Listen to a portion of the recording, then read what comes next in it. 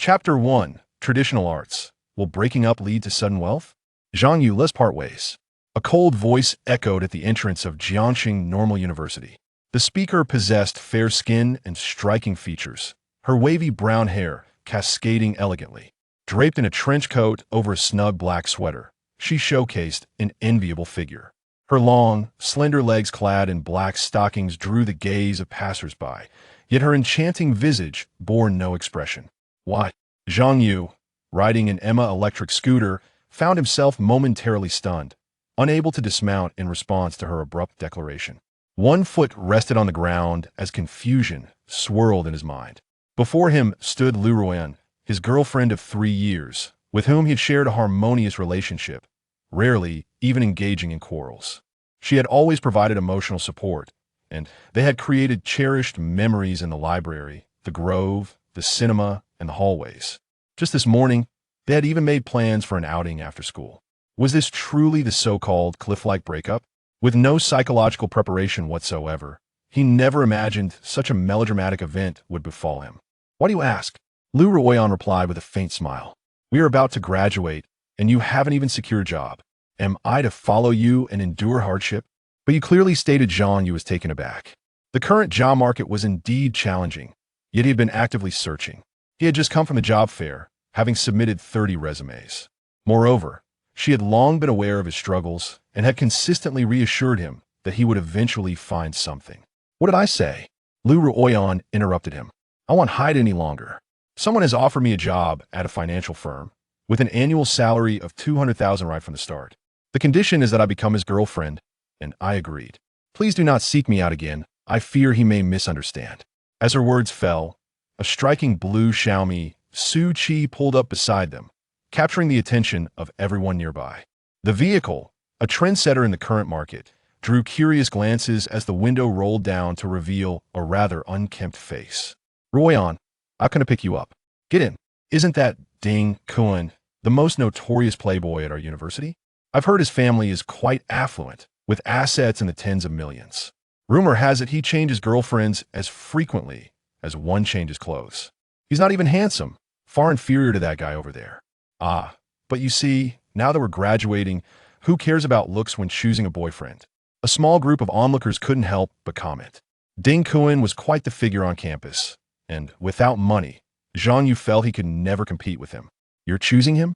Zhang Yu was incredulous, a mix of anger and disbelief bubbling up within him. When did you become so superficial? Do you not know how tarnished his reputation is? What are you talking about? Ding Kun sneered. So you're Zhang Yu? Let me tell you, in this world, wealth is king. Can a toad aspire to eat swan meat? Is it swan meat? Zhang Yu's gaze turned cold. What you paid such a hefty price for is merely what I've chewed up, he remarked. In a sense, am not at a loss. Although he had only just discerned Lu Ruoyan's true nature today, her distorted values, and her duplicity couldn't deny her eloquence and commendable driving skills, she was indeed an adept automatic transmission driver. Moreover, he was her first boyfriend, which, upon reflection, made it somewhat more palatable. Zhang Yu, how could you say such things? Lu Ruoyan was taken aback by his words, her expression darkening instantaneously. What would Ding Kun think of this? Especially as he observed the murmurs of those around them lingering any longer could lead to Zhang Yu revealing some scandalous secrets. After all, they had been together for 3 years, and there were no secrets left between them. We're leaving. Kun, ignore this lunatic, she declared, pulling open Ding Kun's car door and climbing in. The car sped away, leaving the onlookers, who had anticipated a spectacle, to disperse and murmur amongst themselves. Before long, this incident would surely grace the front page of the campus forum. Yet, with graduation approaching and only a few days left at school, the dormitory had been actively clearing out residents. Zhang Yu paid no heed to such matters. His heart was heavy with dejection. Noticing a bouquet of neatly wrapped roses in the bicycle basket, he picked them up and tossed them into a nearby trash bin. Ding! At that moment, he suddenly heard a sound. Was it the beep of someone's microwave? Upon reflection, this was the university gate. Where would a microwave come from? Just then, a voice echoed in his mind. Do you wish to change your destiny? Please confirm. Yes or no? Could it be that a system had arrived? Zhang Yu, a devoted reader on the Tomato Reading Network with over 1,000 hours of reading time, quickly grasped the situation. Wasn't this the law of the breakup reward system? Astonishing. With little time for contemplation, he promptly selected yes. Congratulations, host. You have successfully bound the infinite blind box system. What is a blind box system? He understood what a blind box was, yet had never encountered such a system. Host, the blind box system allows for one draw each day. As your level increases, or through point exchanges, you can gain additional drawing opportunities. This system's blind boxes are categorized into various functions, including skills, items, wealth, and hidden variants. Given that this is the host's first binding of the system, you have received a welcome bonus, 20 million Dragon Country coins. As soon as the system's voice faded, a notification of a transaction appeared on his bound industrial and commercial bank WeChat account. Had he really become wealthy so swiftly? 20 million, and that was merely the welcome gift. For a university student, it was an astronomical sum. Host may draw from the blind box today, one time. Would you like to proceed? As the system elaborated, a virtual blind box machine materialized before him. Dozens of identical blind boxes adorned the display, their outward appearances indistinguishable.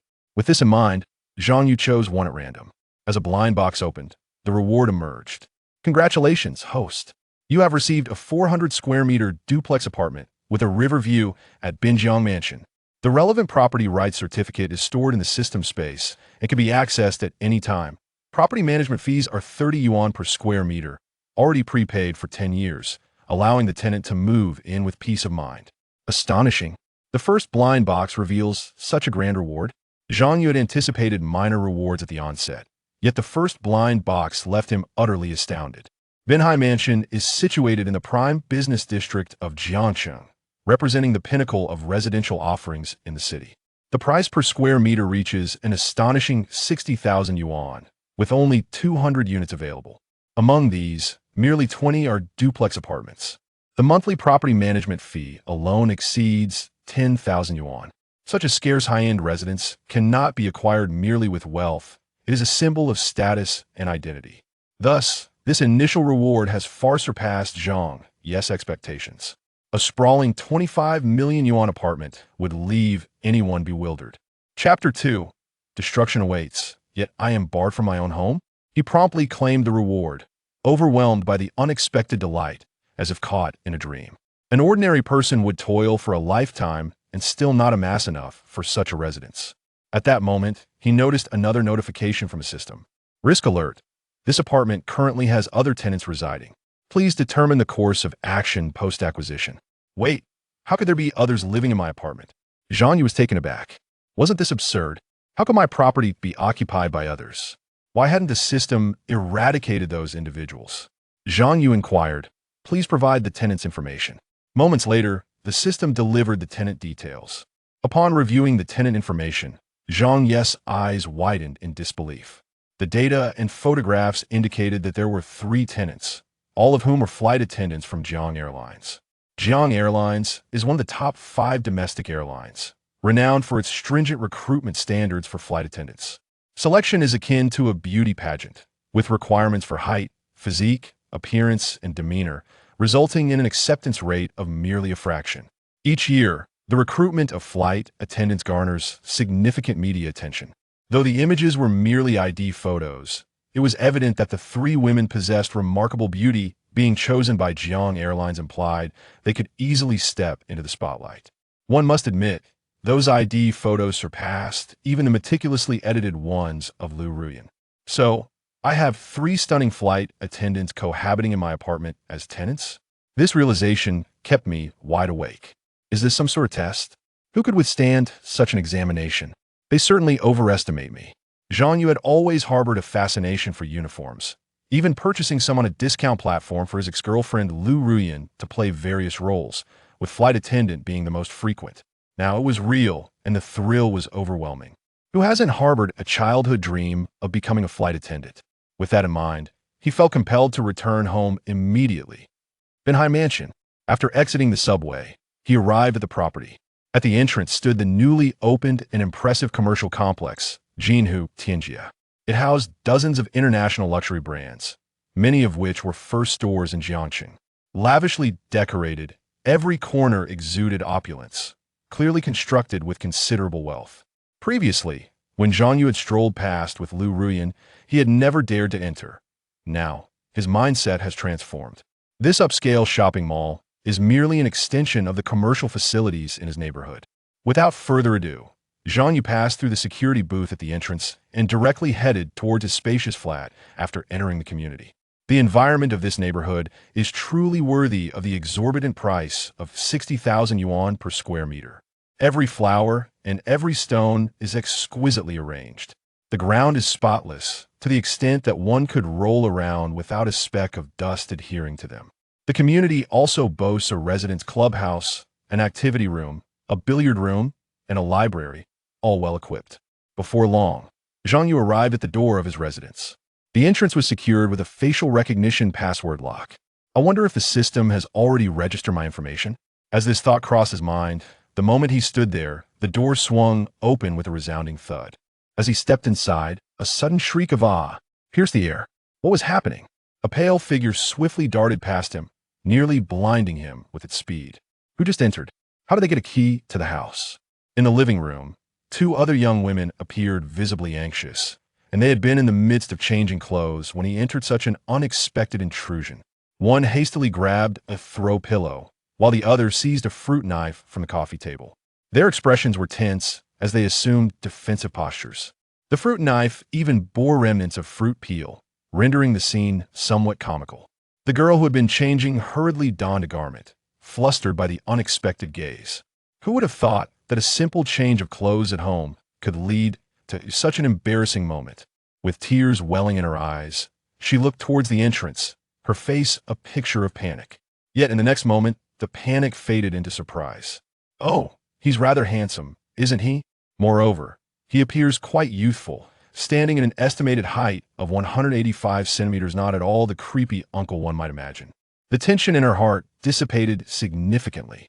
Please don't misunderstand. I am the owner of this apartment, which makes me your landlord, Zhang Yu said, spreading his hands in explanation. As he spoke, he took a closer look at the three young women before him. All three of them were statuesque, each standing at around 170 centimeters. With their alluring curves and long legs, they created a striking tableau simply by standing still. Yet, their styles varied distinctly. According to the information provided by the system, the first was named Lu Hanxiao, 28 years old, an elegant and enchanting woman. With fiery red lips and striking features, her yoga pants accentuated a perfect curve, making her the most statuesque among the trio. The second, Di Xiaoba, hails from Beijing and is 25 years old. With an oval face, a prominent nose, and light blue eyes, she possesses an exotic charm reminiscent of mixed heritage. Her distinctive style leaves a lasting impression. The third, the one who had been changing clothes, is named Pan Yuyao, a delicate young lady from the south, only 22 years old and a recent university graduate. With her hair styled in twin ponytails and a bell around her neck, dressed in a JK skirt paired with white stockings, she exudes a sweet and innocent charm. Who could have imagined that her ID photo featured a standard flight attendant uniform? Upon shedding her work attire and donning casual clothing, the transformation was striking. Moreover, the three flight attendants appeared tenfold more beautiful than they did in their photographs. This time, it became evident who appeared more attractive than in their photographs. For a moment, Zhang Yu found himself somewhat dumbfounded. Moreover, he noticed that above the heads of the three individuals, a few stars were displayed, at least 2 stars for one person and up to 4 for another. Glancing at the system, he realized these were peach blossom points, a comprehensive evaluation based on impressions and affection towards the host. Are you the landlord? Questioned Lu Hanxiao, who bore 2 stars, expressing skepticism. How can you prove it? The person who signed a contract with us was not you. Her vigilance remained unabated. That's simple enough. My name is Zhang Yu. Feel free to verify with the property management, he replied, both amused and exasperated. I don't perceive him as a liar, he added. Pan Yuyao, having calmed down from her earlier panic, now appeared more composed. Such a handsome young man cannot possibly be a bad person. No, Yuyao, have your principles gone awry along with your senses of aesthetics? Your current task is to limit your consumption of romantic web novels. Di Xiaoba, whose Mandarin was not particularly refined and carried a hint of a northern accent, observed Pan Yu's infatuation with an expression of exasperation. Being the youngest among the three, she was a genuine beauty enthusiast, easily captivated by handsome men. However, she had never truly experienced love, as her infatuations did not impede her expectations of a future boyfriend. "Excuse me, while you're busy chatting, may I enter my own home?" Zhang Yu felt an urge to call the police. Was he being held at knife point to enter his own residence? "This is your home, of course. You can enter," Pan Yu hastily replied, seemingly oblivious to the fact that he had just been exposed to her. Lu Hanxiao, supporting her forehead, found herself at a loss for words. At that moment, she had just inquired with the property management, and they replied via WeChat, confirmed he is indeed the owner of the property, having just taken over this flat. Zhang Yu, standing before them, was truly the owner. Looking at his attire, adorned with the Adidas logo, his entire outfit likely cost no more than 200 yuan. Could it be that he was the proprietor of a spacious duplex? Chapter 3. How small can they be? I see they're not small at all. At this moment, Zhang Yu stepped into the living room and was captivated by the exquisite decor of the house. The property had been delivered with high-end finishes, with a decoration standard of up to 8,000 yuan per square meter. Consequently, the total expenditure on the renovations exceeded 3 million yuan. The house was fully equipped with a fresh air system, central air conditioning, and underfloor heating. The balcony, overlooking the river, stretched an impressive 10 meters, adorned with floor-to-ceiling glass that maximized the breathtaking river view. Merely enclosing this balcony would cost around 40 to 50,000 yuan. As he ventured further inside, he encountered several bedrooms and bathrooms. In one of the bathrooms, he spotted a large bathtub. He leaned in for a closer look and noticed a few floral undergarments hanging in the bathroom. Lu Hanxiao's attempt to stop him was too late. His face flushed with embarrassment. How thoughtless. Was it intentional or merely a lapse in judgment? "I apologize. I forgot that the first floor has already been rented to you," Zhang Yu said, offering an apology as he ascended to the second floor. According to the system's description, the entire first floor, which included the living room, kitchen, 3 bedrooms, and 2 bathrooms, had been leased to the 3 of them, while the duplex second floor remained vacant. At the end of the corridor was a spiral staircase. The layout of the 2 floors was quite similar. However, the second floor contained only 1 bedroom, with the other serving as a media room, esports room, and billiard room, along with a spacious terrace.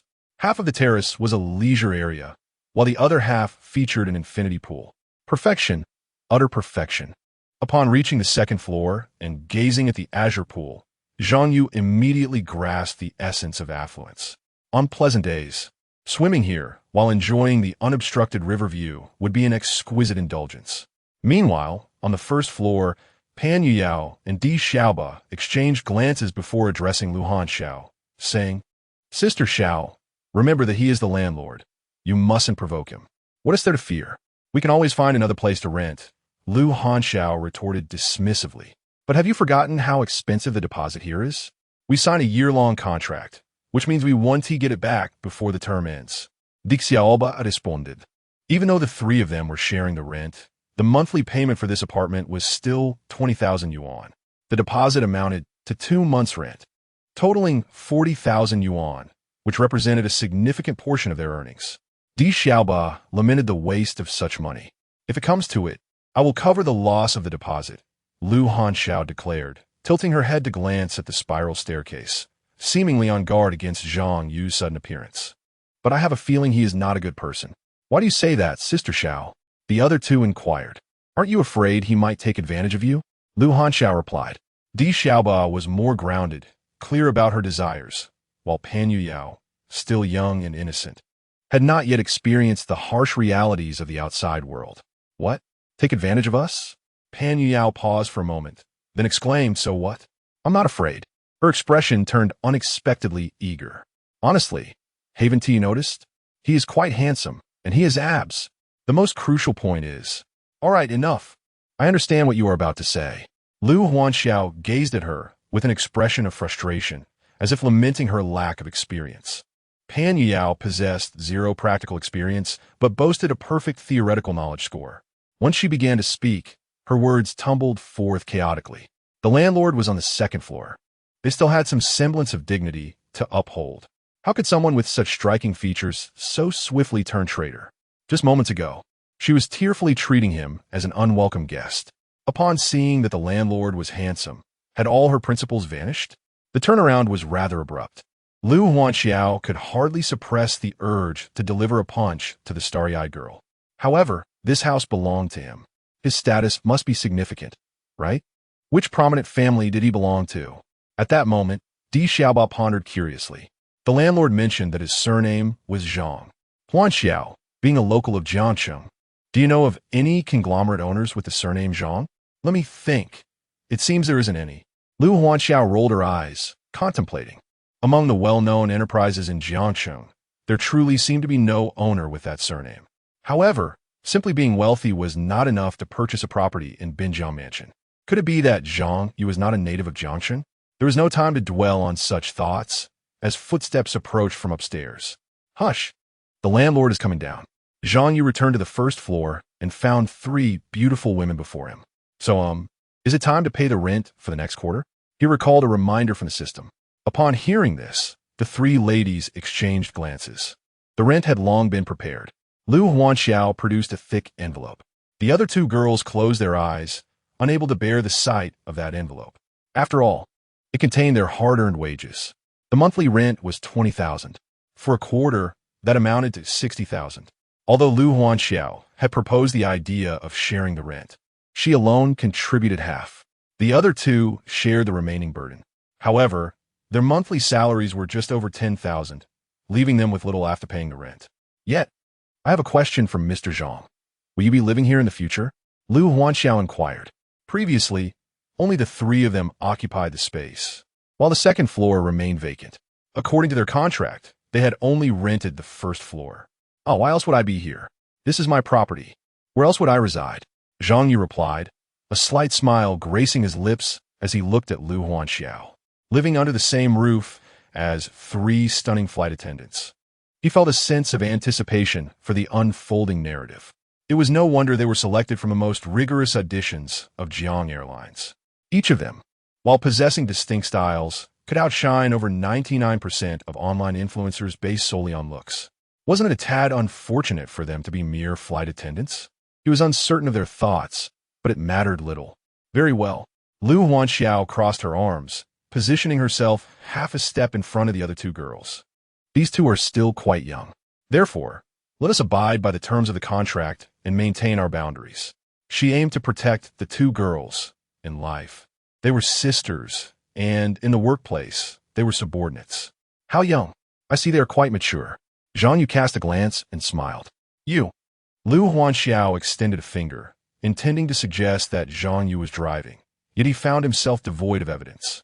Should Zhang Yu turn the tables and accuse him of merely indulging in baseless thoughts, it would not bode well. In any case, we shall adhere to the contract regarding the rent. Aside from the rental payments, it is prudent for us to maintain our distance. As she spoke, Lu Huanxiao pressed a thick envelope into Zhang Yu's hands. Turning, she remarked, it's nearly time for work. Let us depart. After taking a couple of steps, she noticed that no footsteps followed. Glancing back, her blood pressure surged. Landlord, let us add each other as friends for convenience in communication. Pan Yuyao produced her phone, exuding warmth. What landlord? You may call me Brother Yu. From the information at hand, he knew that Pan Yuyao was a flight attendant in turn, a few months his junior. Little Ba, would you like to add me as well? It would facilitate communication. Pan Yuyao was eager to connect with her accomplices. Unceremonious bupan YYO. Di Xiaoba also took out her phone. Then I shall add you too. Wait, why is it that you all have added each other's friends? Lu Huanxiao turned back, her expression tinged with mild irritation. Does this not render me obsolete? Chapter 4. Forming a group, cherishing family bonds as landlords, we share the same building, constantly crossing paths. It is essential to have a means of contact. Pan Yueying appeared quite assertive. Why don't you add me? She suggested. It's not ideal for you to be alone. At that moment, Zhang Yu, with a smile, glanced at Lu Huanxiao. Let us create a group. We can discuss matters there. His words were sincere, leaving her momentarily at a loss for reasons to decline.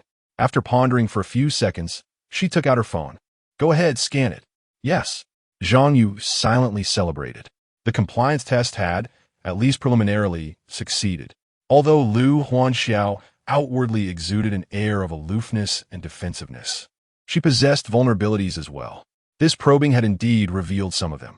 She was not particularly amiable towards men, for reasons unknown. Yet she adopted a sisterly demeanor with the two young women. Once they were engaged, she would inevitably have to follow suit. "Don't you all have work?" "You should hurry," Zhang Yu said, having added the 3 flight attendants as friends before promptly establishing a group chat. The group consisted solely of the 4 of them. After a moment's thought, he renamed the group Cherishing Family Bonds. What a cliché name. Lu Huanxiao frowned. "Who is family with you?" It felt as though the landlord was subtly taking advantage. "Are you allergic to the notion of family?" Zhang Yu retorted. "As a group leader, I find it quite fitting." "Indeed, Sister Xiao, don't we refer to our passengers as family?" Di Xiaoba chimed in.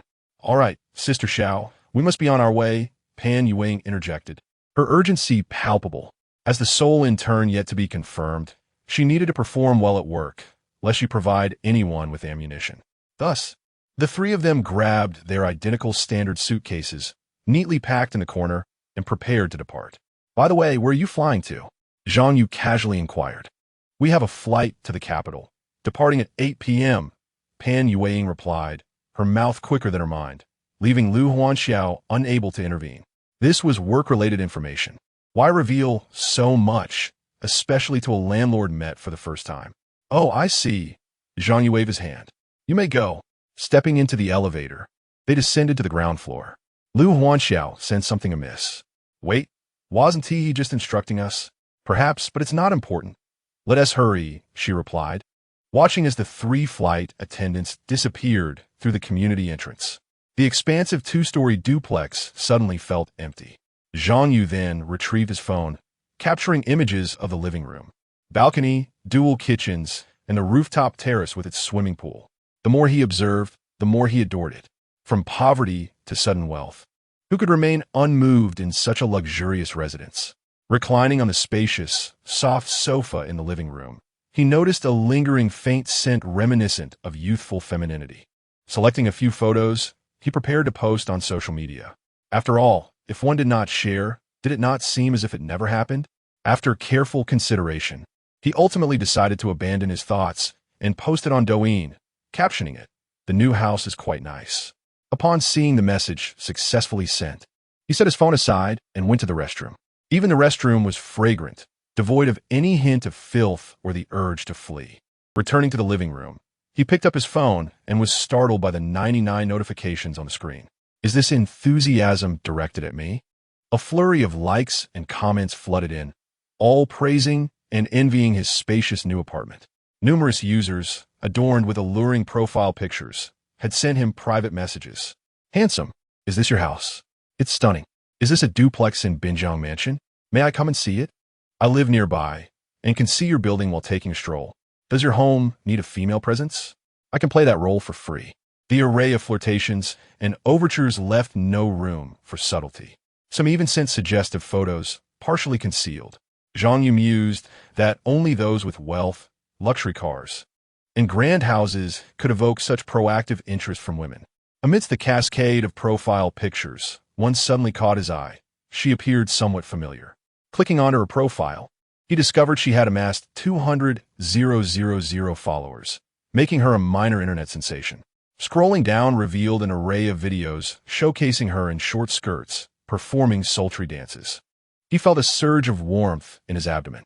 It was through these videos that Zhang Yu recognized her, Chun Wan, the belle of the arts department at Jiangxing Normal University. Having trained in dance since childhood, her physique was remarkably flexible. Her following had surged due to a viral video where she performed a split on a horizontal bar, garnering over 1 million likes. Moreover, Chun Wan was best friends with Lu Ruyan, frequently seen enjoying outings together, and had dined with him a few times. However, Chun Wan had always looked down upon him, deeming him lacking in wealth and sophistication, losing interest after a few encounters. It seemed Lu Ruyan's current materialistic demeanor was influenced by her friend's encouragement. He never imagined she could be so audacious online. What would her reaction be if she knew the owner of the duplex in Binjiang Mansion was him? Zhang Yu was genuinely intrigued. Thus, he replied to Chun Wan's private message, It's almost dark. Do you want to come to my place? Of course. Your house has such a fantastic view of the river. The photos will be stunning, Chunwan responded. Moreover, their SA fireworks show tonight. I checked, and this area has the best vantage point. Aren't you afraid I might be a bad person? Zhang Yu replied. Almost instantaneously, she sent back a shy emoji. How could someone so wealthy be a bad person? Zhang Yu took a deep breath. This was the most aloof beauty of the university. Few boys had ever caught her interest, let alone engaged her in conversation. Despite having met Lu Ruyin a few times, I had not exchanged friend requests or left any contact information. I never anticipated that she could display such unabashed interest in wealthy individuals. This truly opened my eyes. Her boldness was so pronounced that it rendered even my cat's extraordinary acrobatics irrelevant. One could simply be straightforward. She must have been mentally prepared for this encounter. All right, let us proceed, Zhang Yu replied. Chun Wan responded affirmatively and hurriedly began her preparations. Approximately 20 minutes later, another message appeared on his phone. Brother, I'm downstairs. How do I get up? Zhang Yu gazed through the floor-to-ceiling windows and spotted a girl with flowing hair, clad in a pleated miniskirt, standing in the center of the community. Indeed, it was Chun Wan from the Fine Arts Department of the Normal University. It had been a while since their last meeting, and she seemed even more beautiful than before. Her attire had shed any remnants of youthful innocence, now exuding a mature charm. Take the first building on your left and go up to the 5th floor, Zhang Yu instructed. Following his directions, Chunwan made her way over. Upon arriving at the door of the 5th floor, she paused for a few seconds before knocking. The door swung open, and their eyes met. Upon recognizing Zhang Yu, Chunwan was momentarily taken aback, then incredulously rubbed her eyes. Gazing at Zhang Yu once more, her eyes widened in astonishment. You were Zhang Yu? How could it be you? How is it that, after a few encounters, you don't remember me? He replied with a faint smile. Come in. Chapter 5. Stop riding share bicycles. Just take a taxi back. Is this house yours? Chun Wan inquired, her confusion palpable. At that moment, she struggled to reconcile Zhang Yu with the affluent. Doubts crept in. Had she not scrutinized him closely enough before? Had she known he was the owner of the Binjiang mansion, she would have pursued him without hesitation, leaving Lu Ruyin in the dust. How about I show you the title deed? Zhang Yu suggested with a smile. No need. Observing his confident demeanor, he exuded a master's presence, a quality that cannot be feigned. Any hint of insecurity would have betrayed him. Yet, how could Zhang Yu, who appeared to be a mere impoverished student, possess such a lavish residence? Standing at the doorway, a mere glimpse of the opulent furnishings within was enough to leave one dizzy. A top-tier mansion with breathtaking views. Its owner was none other than the Zhang Yu she had once underestimated. Had he struck gold, or perhaps won the affection of a wealthy patron? She was aware of his breakup with Lu Ruyin, and it seemed Lu was blissfully ignorant of the fortune she had let slip away. Zhang Yu, I never anticipated your home to be this extravagant, Chunwan remarked as she stepped inside, unable to resist pulling out her phone to snap a flurry of photographs. What are you taking pictures for? Zhang Yu inquired, perplexed by her behavior. It seemed that many felt compelled to capture the essence of luxury, whether it belonged to them or not. This house is simply too stunning. I want to capture a few moments to savor later, Chunwan replied, cleverly omitting her desire to impress others. Later? Zhang Yu chuckled. Suddenly, the sky across the river erupted in a dazzling display of fireworks. The explosions lit the night, their sounds reaching them moments later. Wow, it's breathtaking. The online reviews were spot on. This view is the best, Chunwan exclaimed, rushing to the floor-to-ceiling windows. She positioned her phone horizontally, recording the spectacle across the river, leaning slightly over the balcony railing. At that moment, she felt a hand rest lightly on her waist. Turning to see Zhang Yu smiling gently, she understood his intentions. Without uttering a word, she returned her gaze to the outside, subtly adjusting her posture, a simple yet elegant maneuver for a dancer. How perceptive, Zhang Yu thought to himself. With the stage set, it would be a travesty not to embrace the beauty of the moment. Thus, he cast aside any hesitation. Half an hour later, as the last of the fireworks faded, Chun Wan hurriedly composed herself. Zhang Yu, you mustn't let Rian know about this, she said, her tone laced with urgency. Why mention it to her? We're no longer together. Zhang Yu replied nonchalantly as he settled back onto the sofa.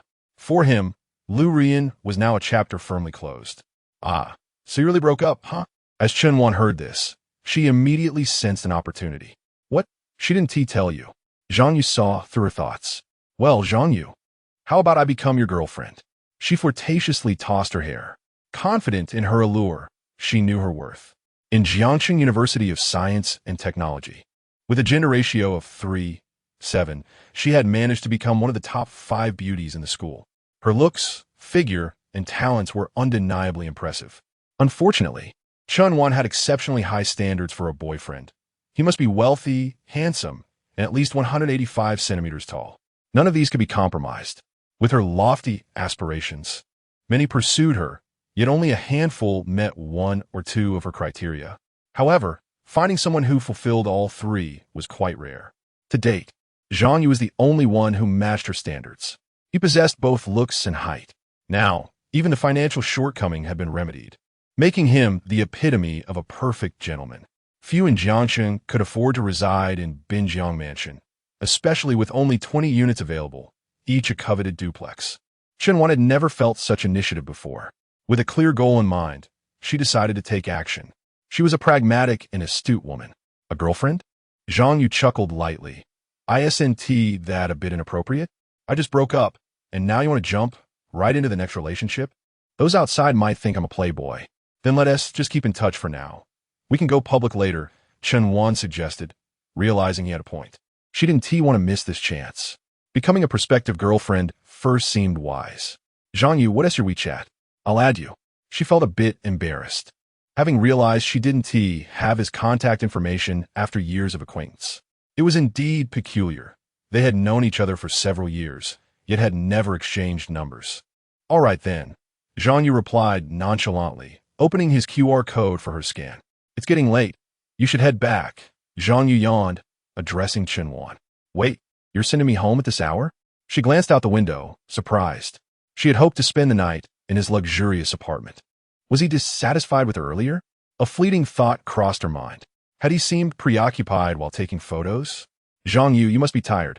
Would you like me to help? She offered. I'm a bit tired and wish to sleep. Zhang Yu's tone was firm. Not everyone can stay over, you know. With that, he transferred 200 yuan to her via WeChat. It's late, and it's unsafe. Don't take a shared bike, just take a taxi home. Chen Wan left Zhang Yu's residence, feeling somewhat disoriented. Is 200 yuan all it takes for me to go home? She thought, a tinge of dissatisfaction creeping in. However, she recognized that she had no grounds for complaint, as her motives were not entirely justifiable. With no choice, she resigned herself to returning home. Moreover, when Zhang Yu expressed concern about safety, was he truly worried about me? This suggests that there may be potential for further developments. With this thought, she felt a sense of relief. The security guard at the entrance gazed at her as she departed, astonished. Who could this fortunate resident be, indulging in such lavishness? Inside the room, after Chen Wan's departure, Zhang Yu entered the shower area and took a bath. The shower room was equipped with an intelligent bathtub and showerhead. Water flowed automatically, the temperature adjusted seamlessly, and soothing music accompanied the experience, infused with aromatic fragrances. She needed to do nothing but recline within. How delightful it must be for the affluent to enjoy such a luxurious bathing experience. Yet, there lingered a feeling of something missing. Suddenly, Zhang Yu found herself regretting that she had sent Chen Wan away so soon. Had she stayed, serving him a cup of tea or giving him a back rub, it would have been the epitome of indulgence. Chapter 6. The New Blind Box Reward, a microloan company. Additionally, the environment at home is undoubtedly secure and utterly discreet. Upon this contemplation, a sudden sound of an aircraft soaring overhead interrupted my thoughts. Momentarily, my legs felt weak. Could those 3 flight attendants be aboard that very plane? At this juncture, the flight piloted by Lu Hanxiao, Di Xiaoba, and Pan Yuyao had already departed from the skies above Jiangcheng and entered a cruising state. Having just concluded their tasks, the trio stepped into the pantry, almost simultaneously letting out a sneeze. Who is cursing us? Di Xiaoba remarked, lowering her hand from her nose. Do you still believe in such nonsense? Lu Hanxiao pointed at the dust in the pantry, questioning who had spilled the coffee grounds, glancing at the intern Pan Yuyao. Xiao Jia, it wasn't me. Pan Yuyao meekly defended herself. Noticing Lu Hanxiao's silence, she looked up to find her smiling at her. Yuyao, I have mentioned before that you must address your position while working. If you keep forgetting, how will you pass your probation? Lu Hanxiao's tone was laced with concern, though she refrained from raising her voice in reprimand. As a chief flight attendant for Jiang Aviation, she had been assigned to oversee the two of them, forming a stable trio. Occasionally, when flying larger aircraft, an additional flight attendant or two would accompany them. However, the matter of probation assessments was left to the company, beyond her influence. Thus, she found herself reminding Yuyao time and again. Chief flight attendant, I understand now, Pan Yuyao stammered, sticking out her tongue in fright. The world of adults, it seemed, was far more challenging than she had anticipated. All right, there's nothing pressing now. You two may take a break. I shall check on the cabin, Lu Hanxiao announced, making her way into the aircraft. The red and blue uniform skirt of the flight attendants, cinched at the waist, accentuated her enchanting curves. A delicate checkered scarf adorned her long, fair neck. The black high heels further enhanced the elegance of her legs. In this uniform, Lu Hanxiao's aura radiated sophistication and grace. As she walked, her naturally swaying hips caught the attention of the passengers, who looked on with envy, captivated by her beauty. Indeed, she was a standout among Jiang Aviation's flight attendants. Though the ticket prices for Jiang Aviation were higher than those of other airlines, patrons understood the value and willingly paid for it. With Xiao Jia's affluent background, why does she choose to work in such a service role? Pan Yuyao and Di Xiaobao whispered among themselves. They referred to Lu Hanxiao as their sister and shared a rented apartment, yet knew little beyond her wealthy family background. Moreover, she is yet to find a boyfriend. Should we introduce someone suitable to her? The two young women were genuinely concerned about Lu Hanxiao's future. At 28, she was considered nearly 30 in their hometown, where peers her age often had children. Who could she possibly date? Di Xiaobao exclaimed, her light blue eyes widening. What do you think of our landlord, Zhang Yu? Although we have only met him once, Di Xiaobao believed that Zhang Yu's height and charm were well matched with Sister Xiao. As for their financial status, it was uncertain who among them possessed greater wealth, but it was evident that both were quite affluent. Zhang Yu? Pan Yuying shook her head. Did Sister Xiao accept relationships with younger men? Moreover, it seemed that Sister Zhao's demeanor towards him was not particularly favorable. As she pondered this, Pan Yuying's mind drifted to Zhang Yu's captivating smile. He was undeniably handsome. From a very first encounter, he had captured her heart. At her age, still on the cusp of entering society, appearances held significant weight. Now that it was confirmed that neither Sister Xiao nor Xiaobao harbored feelings for him, she decided to be unreserved in her intentions. The thought startled her. The flight was still en route, yet it felt interminably long. She wished the plane would turn back to Jiangsheng immediately. However, according to the flight schedule, upon arrival in the capital this evening, they would rest before flying back to Jiangsheng the following afternoon. This was part of the flight attendant's professional duties, being deployed to various locations. Sometimes, when staff was short, they would be temporarily assigned to assist on other flights. Nevertheless, due to their employment ties, they predominantly worked in Jiangsheng. What mischief are you two discussing about me? At that moment, Lu Hanxiao returned to the break room after surveying the area. We were just talking about helping you find a boyfriend, Di Xiaobao replied with a smile. Boyfriend? Lu Hanxiao chuckled, wagging a finger. No, I disagree. Well, if you two are so restless, perhaps you could serve tea to the passengers. As the two girls were about to speak, Lu Hanxiao shot them a warning glance, prompting them to quickly fall silent. Looking through the window, Lu Hanxiao gazed down below. At their current altitude, Jiangsheng sparkled with lights, divided by a dark river. The most densely lit area was the Binjiang business district, where the Binjiang mansion was located. I wonder what Zhang Yu is doing at home right now. Surely he isn't sneaking a peek in my freshly washed clothes? Thoughts of Zhang Yu suddenly flooded her mind, catching her off guard. What is happening? Have I been bewitched? This was the first time in 28 years that a man had unwittingly led her to reminisce, without any intention whatsoever. Achoo! Zhang Yu, soaking in the bathtub, also sneezed. I should get up, Staying in any longer might lead to a chill. He rose from the tub, dried himself, and wrapped a white towel around his waist. Glancing at the time, he noted it had just passed midnight. Right, he remembered. A new day had begun, and since he was still awake, it was the perfect opportunity to open today's mystery box. He was eager to see what rewards awaited him. System. Zhang Yu whispered to himself. Host, please speak. The system, previously in a dormant state, was swiftly awakened. I wish to draw from a mystery box for tomorrow. Zhang Yu rubbed his hands together in anticipation, preparing mystery box for the host. Upon finishing his words, a virtual blind box machine reappeared before him. Each blind box appeared identical, concealing the secrets within. Zhang Yu, with a decisive demeanor, selected one. This one. Then the blind box opened. Congratulations, host. The system's prompt echoed. You have acquired Papa Loan, a financial lending company. Zhang Yu felt a surge of excitement. Obtaining a company was precisely the solution to his ongoing financial dilemma.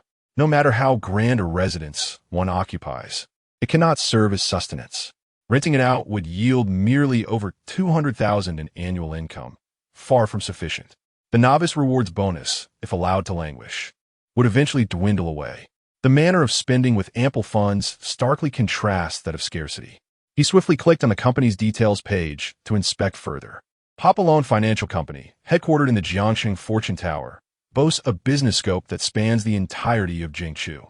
Currently, the company employs over 300 individuals, with a well-rounded structure including marketing, customer service, collections, and concierge departments. The total asset scale amounts to 5 billion, with a client base exceeding 100,000 and an annual profit surpassing 500 million.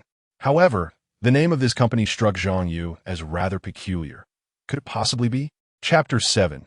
The unadorned art of corporate warfare. Upon reviewing the company's records, it became evident that 60 of the loan clients were female. Rest assured, host, all company operations are lawful and compliant, with interest rates well within standard limits. Annual profits stand at 500 million, entirely risk-free. The system chimed in. 500 million in profit. How many zeros was that? Since the money was clean, Zhang Yu gladly accepted the company as his reward. Would the host like to publicly disclose ownership of the company? The system presented another option. If he chose yes, the company would be registered under his name, making his ownership widely known. Selecting no would keep his identity concealed, visible only to senior executives and key clients. The choice between prominence and discretion. How remarkably considerate. After some thought, Zhang Yu opted for secrecy. He was still establishing his footing in Jiangxing, vulnerable to unwanted attention. Better to remain low profile and consolidate his strength quietly. Host information concealed. Congratulations once more on acquiring the company. Nodding in satisfaction, Zhang Yu was about to exit the system when he noticed a personal center tab. Curiosity led him to the My Assets section, where his Riverside Mansion property and a newly acquired company were listed. Below that, My Points displayed a balance of 525, with 475 more needed for the next level. Additional features like point lottery and reward redemption offered functional perks, though Zhang Yu skimmed past them before closing the blind box system. Fatigue settled in, and he decided to rest, resolving to visit the company the next day. Meanwhile, at Wealth Tower in Jiangxing, the competing financial firm across from Papa Loan was growing restless. The conference room blazed with light as the CEO, grim-faced, addressed his hastily assembled team. What's the matter, sir? Reliable sources just informed me that our rival has changed ownership. I suspect major moves are imminent, the CEO said urgently. Papa Loan had long been their competitor. A change in leadership would inevitably bring aggressive strategies to seize more market share. The lending business was already tougher than before. If Papa Loan capitalized on this transition to dominate, they'd be the ones suffering. Do we know who the new owner is? The employees asked. If I knew, we wouldn't be having this meeting. The CEO sighed, rubbing his temples. The information is tightly sealed. No clues whatsoever. So what do we do? The CEO's gaze swept the room before settling on one person. Pointing, he commanded, You, go take them down. Me. The man lifted his head. It was Ding Kuan. He extended his finger, pointing to himself, a look of incredulity on his face. Why is it always me who gets assigned these tasks? Not long ago, he had just been through a similar ordeal. "Boss, could we perhaps choose someone else?" Ding Kuan lamented. "Ding Kuan, I have high hopes for you. Grow swiftly and become a pillar of the company." The boss replied. "What am I supposed to do this time?" He asked, feeling somewhat lost. "Regardless of the method, create some disruption. We must stifle their momentum." Meeting adjourned. With that, the conference concluded and the attendees dispersed. Ding Kuan wandered around the office a few times before a sudden realization struck him. He grabbed the kettle on his desk and made his way to the entrance of a small loan company. He poured boiling water over the money tree at the entrance. This, however, was insufficient. He reached out and plucked several leaves from the tree. The harsh realities of business warfare are often unembellished. Ding Kuan surveyed the scene, contemplating further acts of sabotage. Suddenly, an alarm blared, and a red warning light illuminated above the entrance. Startled, Ding Kuan quickly fled. The night passed without incident, as the day's exertions had drained him. Therefore, he slept soundly. The following morning, Zhang Yu awoke and took the subway directly to the office. Upon arriving at the entrance, he noticed a crowd gathered. "What is going on?" Zhang Yu inquired. "Who are you?" A company employee turned to look at him, spotting a young man who appeared freshly graduated. His face was unfamiliar, not resembling any of the company's personnel. "This is the new boss of the company. Didn't you know?" At that moment, a woman in a black pencil skirt and black-framed glasses hurried over. The sound of her stiletto heels clicking against the floor resonated crisply. Her hair was elegantly styled, exuding an air of intellectual beauty. "Secretary Yang?" The sight of her made the crowd uneasy. Secretary Yang ignored them and approached Zhang Yu directly, bowing deeply and revealing a pronounced sense of reverence. "Mr. Zhang, I did not expect you to arrive at the office so early. I apologize for not welcoming you properly." Secretary Yang was among the first to learn of the boss's identity. She had intended to report to Zhang Yu upon starting her work, but hadn't anticipated his early arrival. So this is the new boss?" A few individuals had heard whispers about the company's change in leadership, but were unaware it was him. They breathed a sigh of relief, thankful they hadn't spoken ill of him moments ago. Otherwise, they might have been dismissed for stepping through the door with the wrong foot. "Good morning, boss." All the employees bowed in greeting, their expressions full of respect. "No need for that. What is happening at the entrance?" Zhang Yu inquired, noticing the dirt and scattered leaves on the ground. It was particularly unkempt. "Mr. Zhang, I just reviewed the surveillance footage. Please take a look." Secretary Yang held out her phone, leaning in closely. A pleasant fragrance wafted into Zhang Yu's nostrils, quite appealing. He focused on the video, witnessing someone wreaking havoc under the cover of night. "What is this?" He furrowed his brow, recognizing the individual, seemingly Ding Kuan. "What a coincidence. It seems our paths have crossed in an unfortunate manner. I had yet to confront you, and yet you have come to provoke me first." "Boss, this person is from the rival company across the street. I have encountered him a few times. Who would have thought he would resort to such despicable tactics?" Secretary Yang reported, "Let us contact the police." Zhang Yu replied, "We should assess our losses and demand compensation." "Boss, calling the police will be futile. Their actions are utterly nauseating. This is not their first offense. We must curtail their audacity." Secretary Yang adjusted his glasses, perched on his nose. "The rival firm is indeed our sworn enemy. They previously rallied a group of villagers to maliciously borrow money from our company without repayment. When we attempted to collect the debt, the entire village turned against us. Speaking of this matter, the company's employees, particularly those in the collections department, felt a profound sense of injustice. Indeed, not only do they refuse to repay their debts, but they also wield clubs to chase us away. Several colleagues sustained fractures and injuries due to this, incurring significant medical expenses.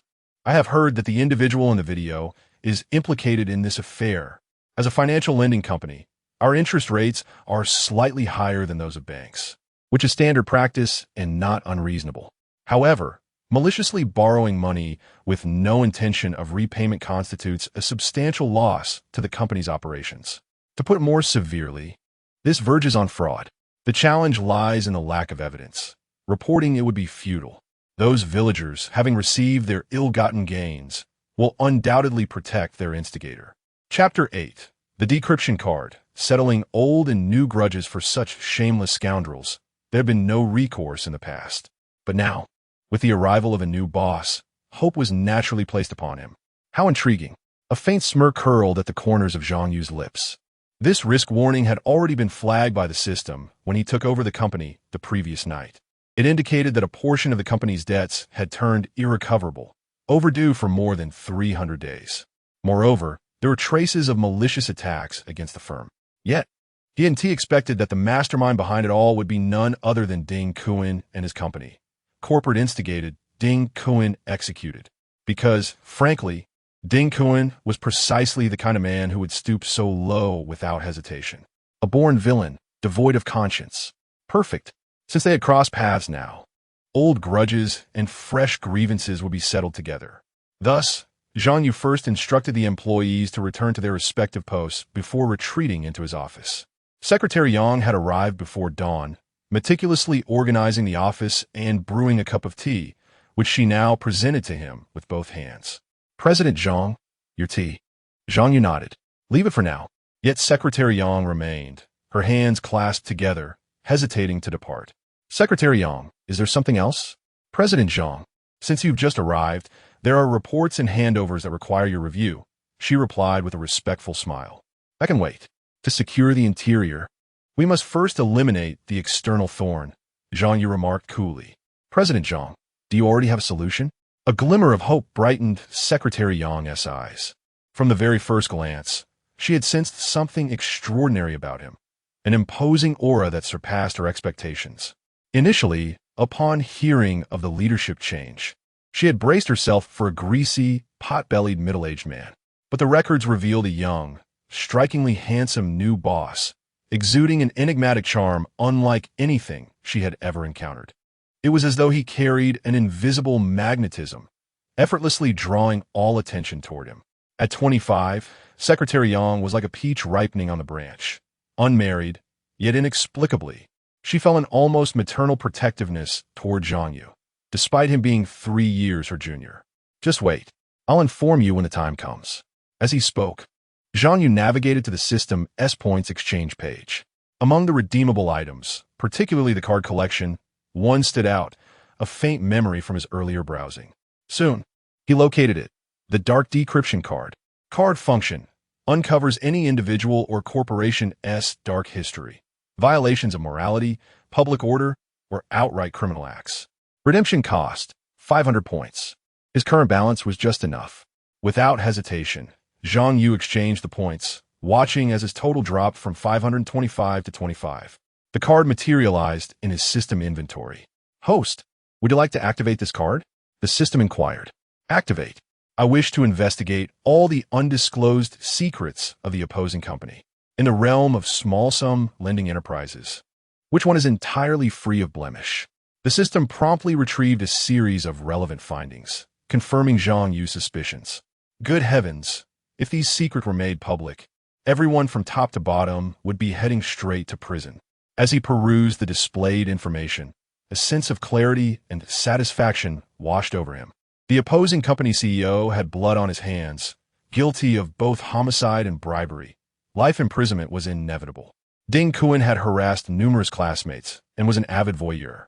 Evidence of orchestrating fraudulent loans with villagers was also uncovered, ensuring several years behind bars. As for the other employees, even the least culpable would face detention. Secretary Yang, I have some information for you to deliver to the police, Zhang Yu instructed. Understood, Mr. Zhang. I'll handle it immediately. Secretary Yang nodded. Upon receiving the documents, she skimmed through them and was utterly stunned. The records detailed the various misdeeds committed by the opposing company's employees. Almost every individual had at least 2 offenses to their name. Who could have imagined that the company harbored such a motley crew, a veritable den of scoundrels? With this information in the hands of the authorities, their rival firm could be declared defunct overnight. You thought watering 2 money trees with boiling water was inconsequential? In return, your entire company will be obliterated. The ruthlessness was staggering.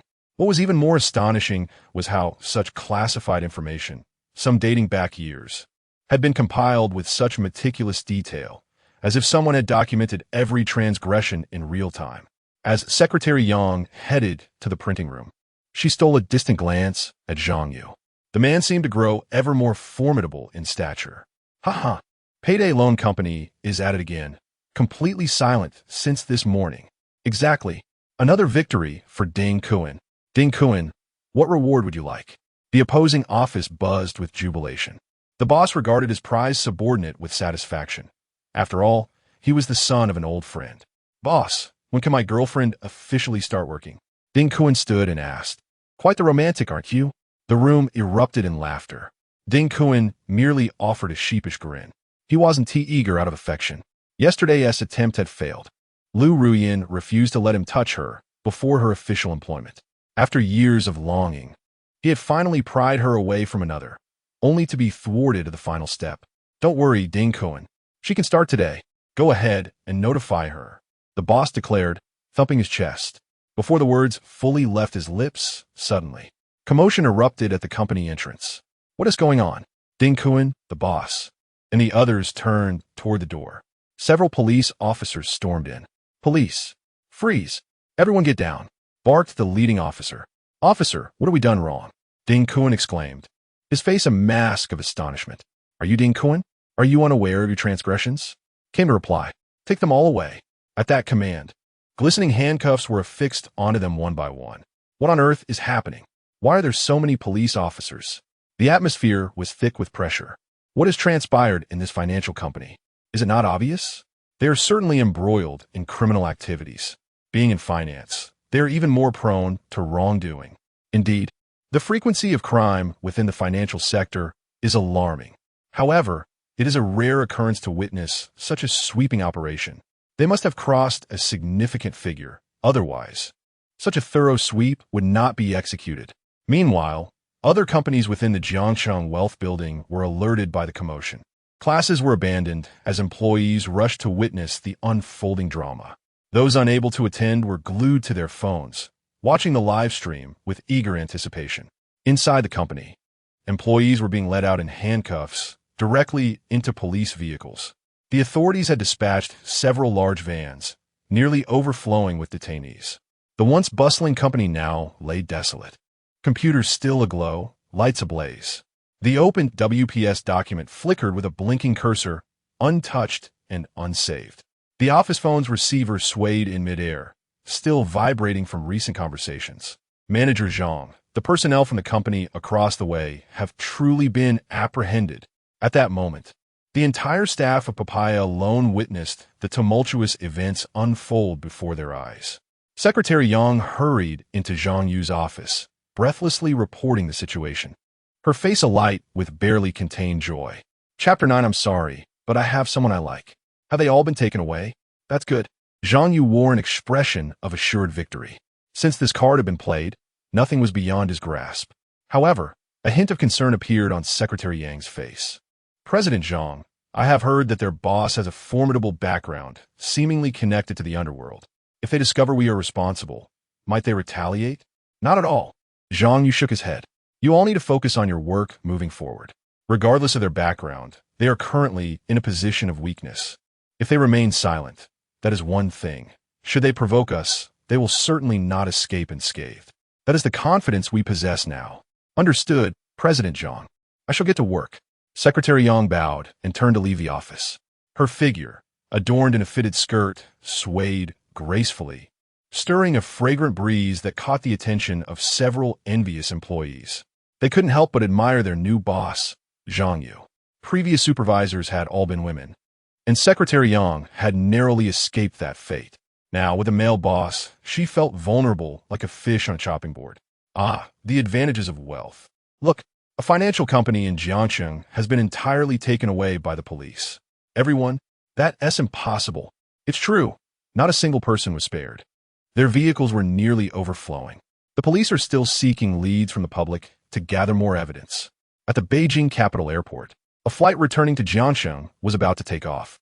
With only 5 minutes left of mobile phone time, Di Xiaoba stumbled upon an online video and quickly shared it with her two friends. Hey, let me see. Lu Hanxiao leaned in to observe, enlarging the video, her brow furrowing. I recognize that person seated opposite. He seems somewhat familiar. Really? Let me have a look. Di Xiaoba followed, Lu Hanxiao's gaze and soon exclaimed in surprise. "Isn't that our landlord, Zhang Yu? What's going on?" At that moment, Pan Yuyao became intrigued by the video as well, confirming that the individual seated in the opposite company was indeed Zhang Yu. Fortunately, the image quality was sufficiently clear, allowing them to read the sign on the door that stated President's office. If there existed someone in the world with an identical appearance, it could be a coincidence. But to wear the same outfit as well, that was no mere chance. The three of them exchanged glances, their eyes reflecting the same realization. Could it be that Zhang Yu is the owner of Pop-Up by Loan? If that were the case, it would explain why he was the landlord of Binjiang Mansion.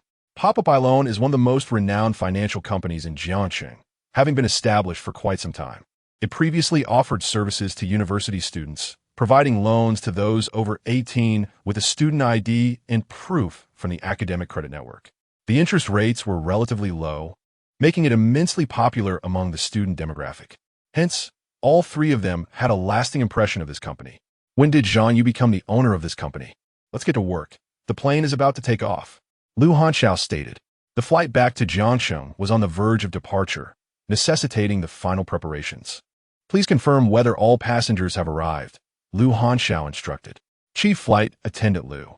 Pan Yuyao checked the list. There was still one male passenger named Wang Xiaocong who had not boarded.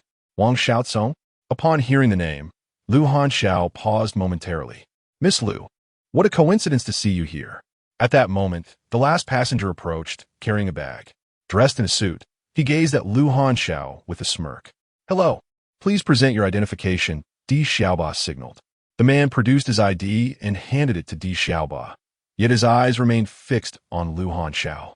Miss Lu, don't tell me you don't recognize me? Sir, please return to your designated seat according to your boarding pass. We are about to take off. Lu Hanxiao replied with an expressionless demeanor. At that moment, Di Xiaoba glanced at the ID and realized he was indeed Wang Xiaocong, a first-class passenger. It seemed he was already acquainted with Sister Xiao. All right, Wang Xiaocong said sheepishly. Chief Flight Attendant Lu, could you please bring me a pot of tea later? Yu Yao, please prepare a pot of tea for Mr. Wang, Lu Hanxiao instructed. Chief Flight Attendant Lu, I would prefer if you personally delivered it. Otherwise, I might have to lodge a complaint regarding the service attitude of your company, which would not reflect well, he added. At this point, Di Xiaoba's expression turned cold. According to the information, Wang Xiaocong was a black gold level VIP client of Jiang Airlines. To put it bluntly, a complaint from a black gold client could have significant repercussions, greatly damaging the company's reputation. Understood, Lu Hanxiao replied with a forced smile. Please return to your seat, Mr. Wang. The tea will be brought to you shortly. Wang Xiaocong then strutted away, somewhat pleased with himself. Chief Flight Attendant Lu. Di Xiaoba and Pan Yuyao watched as Wang Xiaocong's figure faded from view, supporting Lu Hanxiao on either side. We will assist you, they declared, resolute in their intention to not let Wang Xiaocong's behavior go unchecked should he overstep. It's fine. You both carry on with your duties. Please do not involve yourselves in this matter, Lu Hanxiao replied, wishing to spare the two young flight attendants from any trouble. The Wang family's influence was considerable, and what could two junior flight attendants do? The plane ascended from the airport in the capital, gradually climbing towards Jiangxing. After finishing her tasks, Lu Hanxiao brewed a pot of tea, placed it on a tray, and made her way towards first class. Wang Xiaocong was reclining with his legs crossed, engrossed in his phone. Upon seeing her enter, he lowered his legs. Chief Flight Attendant Lu personally attending to me. I'm quite flattered. Mr. Wang, here is the tea you requested. Enjoy, Lu Hanxiao forced a smile, placing the tea on the small table in front of Wang Xiaocong. Just as she prepared to turn and leave, suddenly, he reached out his hand, attempting to grasp her wrist. What are you doing? Lu Hanxiao exclaimed, startled, instinctively stepping back with a jolt, her gaze fixed warily upon him. Wang Xiaocong's hand merely grasped at empty air, lingering awkwardly. Lu Hanxiao, what do you mean by this? He can no longer contain himself. I have sacrificed countless miles just to accompany you on Jianghang, yet you cannot even muster a pleasant expression? Mr. Wang, I believe there has been a misunderstanding. As crew members of Jianghang, we are committed to providing impeccable service, Lu Hanxiao replied. However, I do not comprehend your other remarks. Feigning ignorance, are we?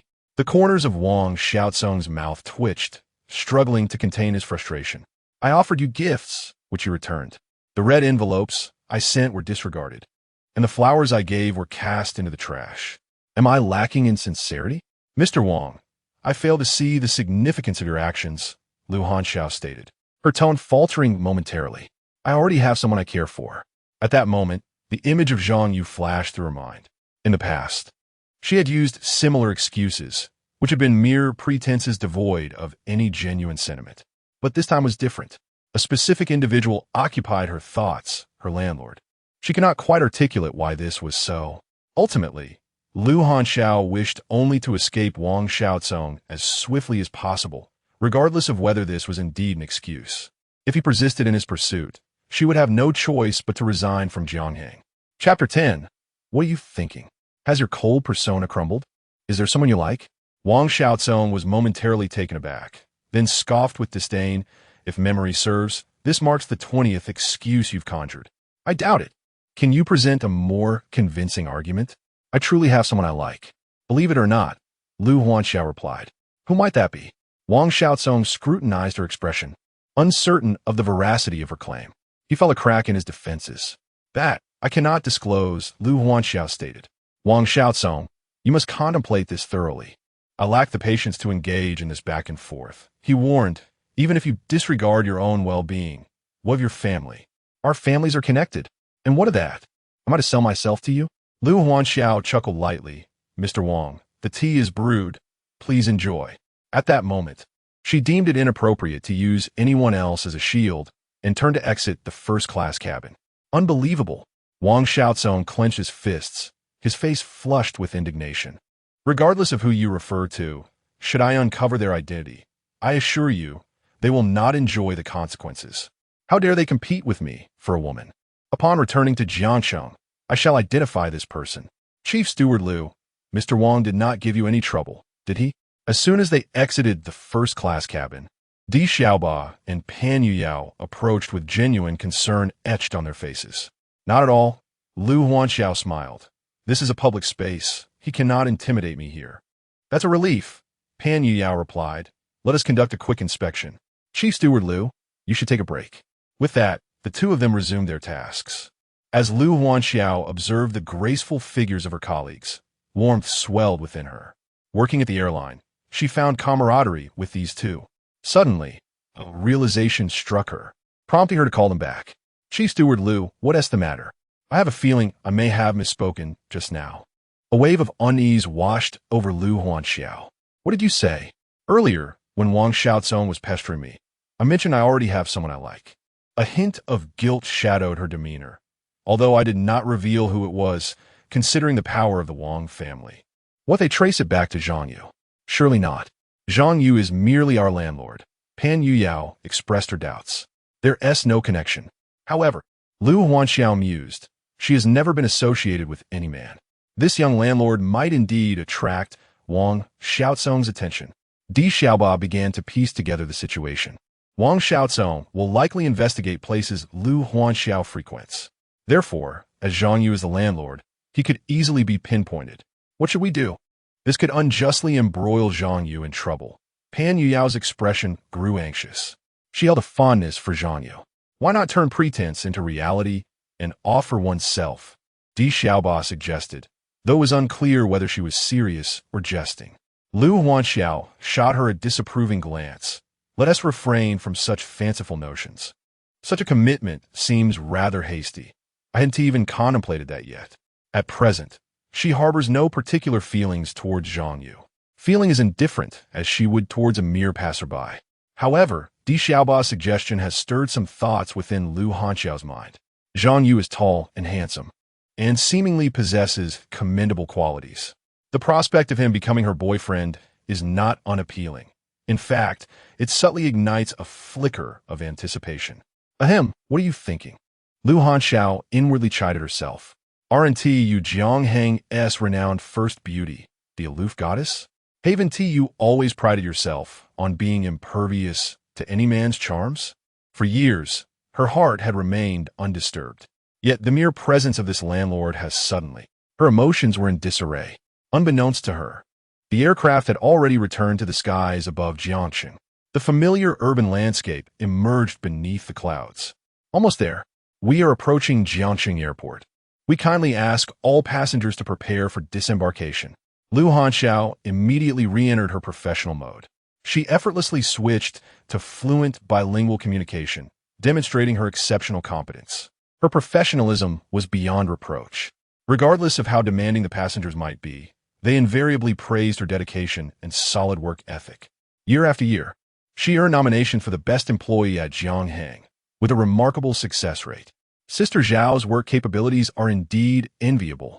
If only we could achieve such excellence one day. Both Di Xiaoba and Pan Yueying, despite being women, were captivated by her charisma. It is no wonder that so many men were enamored with her. Not only outside the company, but within the airline, numerous captains, air traffic controllers, and flight attendants openly expressed their admiration for her. One could only wonder which fortunate man would ultimately win the affections of such a goddess-level flight attendant. Just thinking about it brings a sense of happiness for that man. The plane gradually descended onto the runway, gliding forward. They quickly entered work mode, guiding passengers to exit in an orderly fashion. Once all duties were completed, the three of them left the airport, heading together towards Binjiang Mansion. Meanwhile, Zhang Yu was in his luxurious duplex apartment, organizing various items. With such an opulent residence, he could finally relinquish the previous rental. No longer yearning for that cramped room with barely a dozen square meters, devoid of windows. The poor sound insulation of a shared apartment had made him hesitant to make any noise around Lu Ruyan. The bed frame was also rickety, providing a most unpleasant experience. Yet now, his former girlfriend was a thing of the past, and there was no longer a need to remain in a rental. In fact, he felt a sense of gratitude towards her. Had she not initiated the breakup, he might not have activated his new system. Furthermore, witnessing Ding Kuan being taken away by the police today felt like a form of poetic justice for being cheated on. While he was engaged in tidying up, the door creaked open. Zhang Yu looked up to see 3 flight attendants in uniform, those very tenants returning home. This marked the first occasion he had witnessed the trio adorned in their uniforms. Petite square caps perched upon their heads, form-fitting professional ensembles, sheer black stockings paired with modest heels. Zhang Yu found his thoughts involuntarily stirring. To dwell beneath the same roof as such breathtaking beauties, and not merely one, but multiple. Pray tell, who could remain composed under such circumstances? Moreover, he was at the very zenith of youthful vigor. Have you returned? Zhang Yu inquired. Indeed, we've just arrived back in Jiangxing. Pan Yuyao replied, acutely aware of the heat rising to her cheeks. He was truly handsome, especially with those delicate beads of perspiration adorning his features, rendering him all the more alluring. Di Xiaoba discerned Pan Yuyao's thoughts with ease, as an unabashed admirer of aesthetics. For her to lose composure in Zhang Yu's presence spoke volumes of his striking appearance. I'm preparing noodles in the kitchen. Would you care for some? I can make extra, Zhang Yu offered. Though wealth had come his way, old habits died hard, and thus he still preferred cooking at home. Ah, landlord, you cook for yourself? Di Xiaoba exclaimed in astonishment. For a man of such means, to personally prepare meals was nothing short of extraordinary. Yes, is there an issue? Zhang Yu spread his hands in a casual gesture.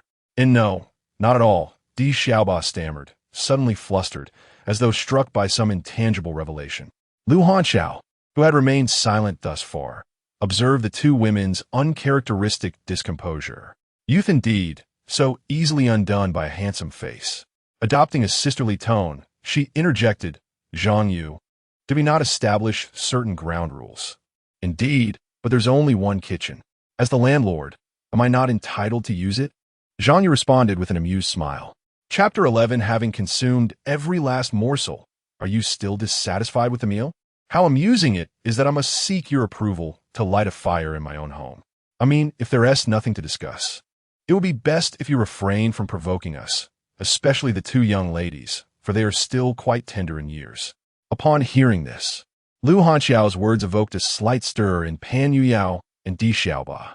Ah, dear landlord, please do not take offense.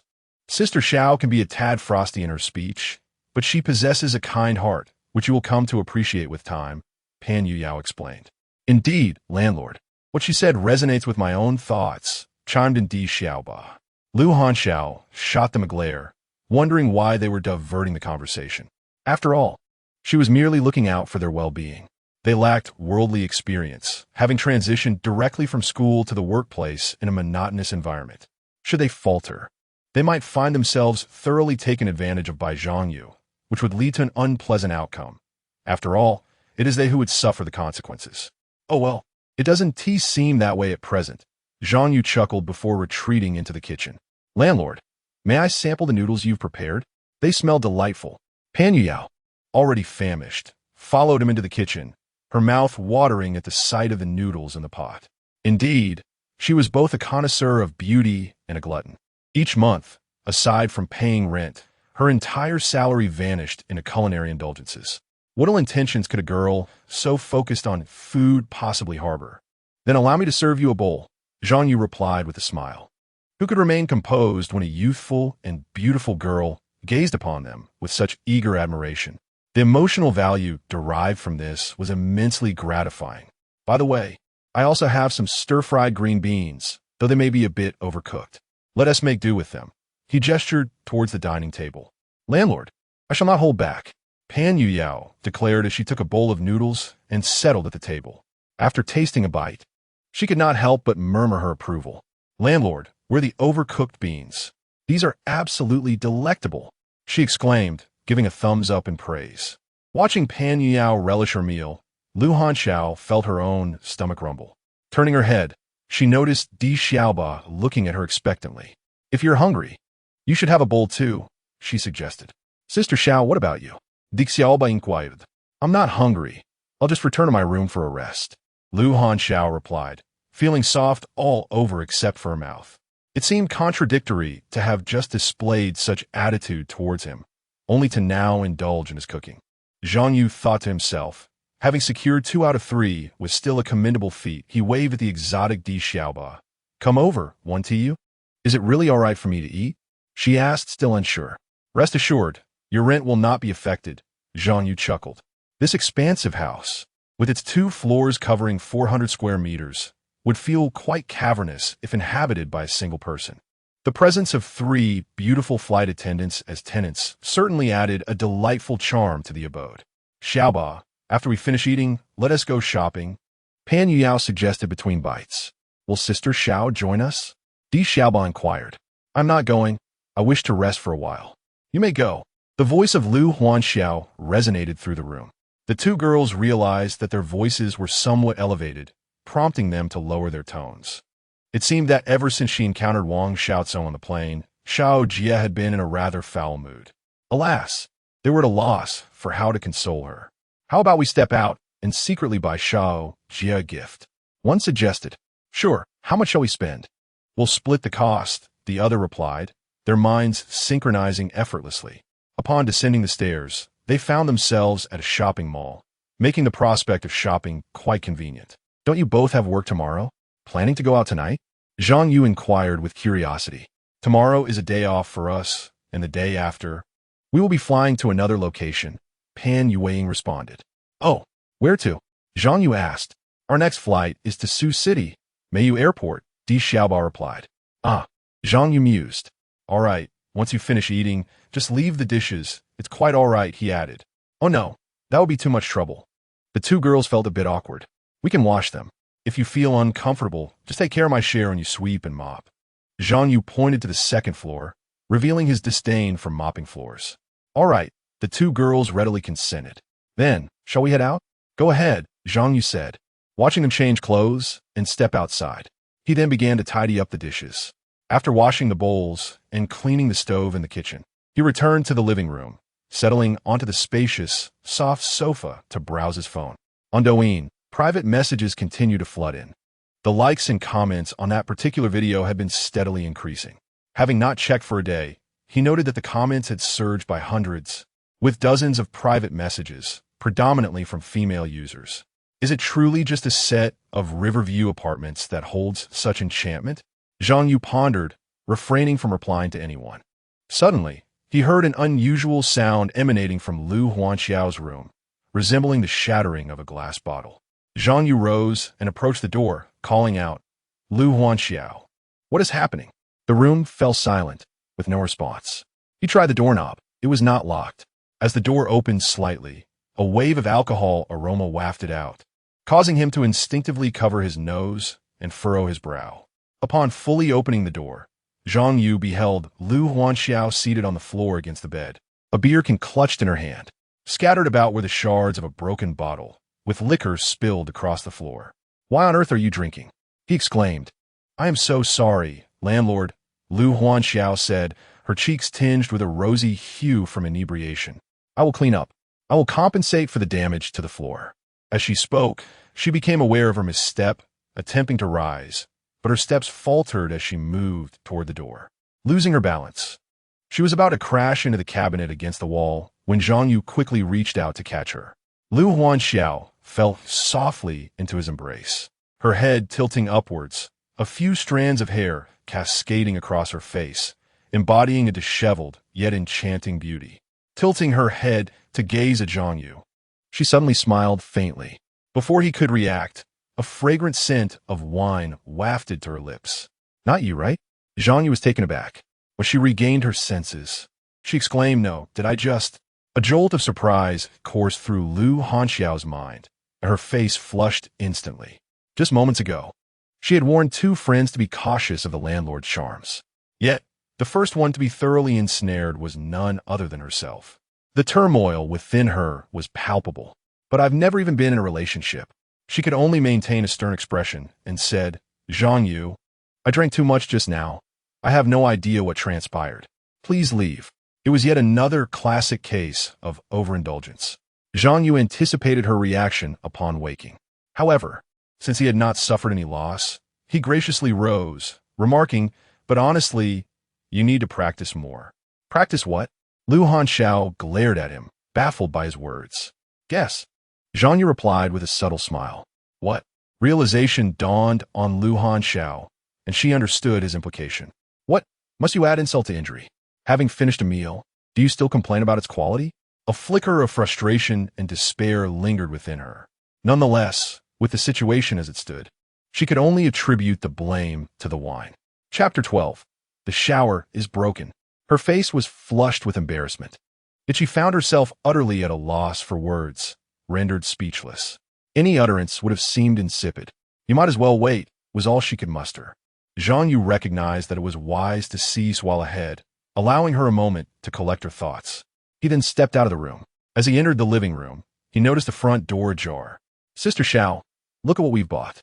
Di Xiaoba and Pan Yuyao stood there, clutching several shopping bags. Before they could finish their sentence, they saw Zhang Yu emerge from Lu Huanxiao's room. "Landlord? You?" The two were momentarily taken aback. What was he doing in Lu Huanxiao's room? Sister Xiao was not particularly warm towards him. How could she have permitted his entry? What had transpired just moments ago? "Oh, I was just having a conversation with her. Nothing much." Zhang Yu intentionally spoke loudly, hoping to ensure Lu Huanxiao heard him, swiftly tidying up the situation. Conversation? Wasn't Sister Xiao rather aloof with the landlord? How could it have escalated to the point of mutual conversation so quickly? They were filled with curiosity as they knocked on Lu Huanxiao's door. Inside, they found her clearing away shards of a broken glass bottle.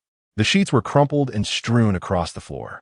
"Sister Xiao, did you spill the drinks all over the sheets?" Pan Ygriko innocently inquired. "Sister Xiao, let me help you." Di Xiaoba gently nudged Pan Yuyao and prepared to assist. "It's fine. I can manage on my own. What were you two up to just now?" "Oh, Sister Xiao, look. We bought a massage device and tried it out. It works wonders. Since you have issues with your cervical spine, it would be perfect for you," Di Xiaoba exclaimed, retrieving a box from one of the bags. "Thank you," Lu Huanxiao replied, realizing that declining the offer would be futile. She resolved to visit the duty-free shop at Sucheng Mayu Airport next time to purchase gifts for the two girls. "I'm glad you like it. We'll head back to our rooms now," Pan Yuyao and Di Xiaoba said as they returned to their respective quarters, preparing to take a shower. They had agreed upon the order in which they would bathe.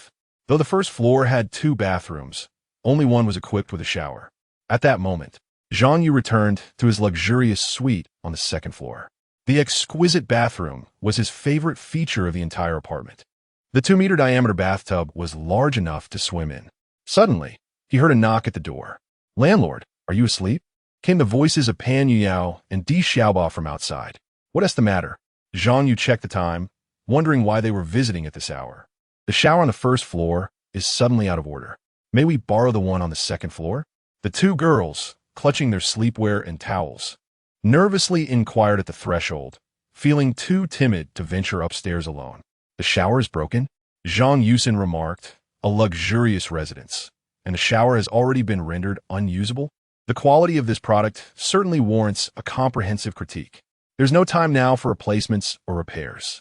I must say, this shower is quite considerate. Is it trying to create an opportunity? Indeed, we are at a loss as to what happened. The shower head only dispenses cold water, and after a prolonged wait, there is still no hot water. Well then, please come in." Zhang Yu opened the door.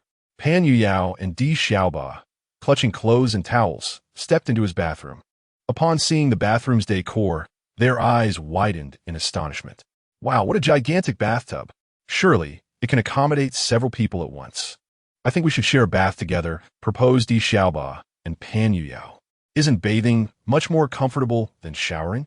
Moreover, a subtle fragrance wafted through the bathroom, enhancing the ambience. How could young ladies resist such allure? Thus, the two girls entered the bathroom together, shutting the door behind them and ensuring the lock was secure. "Are you really wary of me?" Zhang Yu found it somewhat amusing. The frosted glass of the bathroom door obscured visibility, yet the vague silhouettes were even more tantalizing. Clearing his throat, he refocused his attention on the television program, accompanied by the classic background music. Teacher Zhao's narration followed suit. Winter has passed, spring has arrived, and the animals are becoming lively once more. Laughter from Di Xiaoba and Pan Yuyao, playing with water, echoed from the bathroom. "Oh dear, I mustn't let my imagination wander. Otherwise, it could be quite perilous." Meanwhile, downstairs, Lu Huanxiao was meticulously cleaning the floor inch by inch with a cloth. As she straightened up, she heard the laughter of the two girls above. Honestly, how can they be so unreserved while bathing? What will the landlord think? She fretted for the two of them, likening them to antelopes on the prairie, heedlessly courting danger in the presence of predators. Then she turned her thoughts inward, reflecting on her own circumstances. She felt rather unqualified to lecture them. A wave of embarrassment washed over her, regretting the drink she had just consumed. Yet, her mood had been thoroughly disrupted by Wang Xiaocong, who had threatened her with family issues. With no avenue for expression, she resorted to alcohol to numb herself. Additionally, with the shower on the first floor out of order and having just broken a sweat, she couldn't forego washing. Reluctantly, she gathered her belongings and ascended the stairs to the second floor, her heart fluttering with trepidation, feeling increasingly guilty with each step. Zhang Yu, hearing the commotion, turned and smiled. "Oh, you come up too?" His half-smile prompted Lu Huanxiao to recall the events that had transpired in the room. It seemed ill-suited to maintain any aloof demeanor now. Consequently, she was momentarily at a loss for words, wishing she could find a hole in the wall to hide in. "Sister Xiao, are you also here to bathe?" At this moment, Pan Yuyao and Di Xiaoba emerged from the bathroom, their hair still damp and cascading over their shoulders. Clad in pristine white bathrobes that revealed the alluring curves of their slender legs, droplets of water glistened tantalizingly upon their skin. Noticing Lu Hanxiao holding some garments, they inquired, "Have you both finished washing up?" Relieved by their timely appearance, Lu Hanxiao deftly shifted the conversation. "Yes, we're done. You should head in now. Are you two going downstairs?" A flicker of nervousness crossed her mind at the thought of entering the bathroom alone, though she hesitated to voice her wish for them to linger. "Don't worry," Zhang Yu interjected smoothly. "They can wait for you here on the second floor. There's a home theater next door if you'd like to pass the time with a movie." He gestured toward an adjacent room. "Really? A home theater? I adore movies," Di Xiaoba exclaimed, et excitement palpable. "Of course, you're welcome any time," Zhang Yu replied with a smile. Curious, the two girls pushed open the door to discover a dimly lit sanctuary. The walls were adorned with acoustic foam panels, and Dolby surround sound speakers hung elegantly in each corner, promising an unparalleled auditory experience.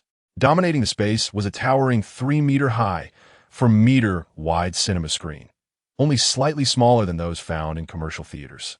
At the center stood 4 sumptuous leather sofas, arranged in pairs with a petite table nestled between each set, perfect for refreshments. Every detail of this home theater exuded meticulous craftsmanship and professional-grade luxury. Wow, this is beyond extravagant. They gasped in awe. I can't even imagine how incredible it would be to watch a movie here. I'm already itching to try it out. Their eyes sparkled with admiration as they marveled at the opulent setup. Chapter 13. A taste of luxury as she extended her hand to caress the velvety sofa. She was enveloped in an exquisite softness and comfort. Even the most luxurious 5-star cinema could not compare to such refinement. Sitting in this chair was an unparalleled indulgence, truly befitting the opulent riverside residents of Jiangshang, justifying its extravagant price tag. Di Xiaoba could not help but let her imagination wander. A devoted cinephile, her greatest passion lay in watching films.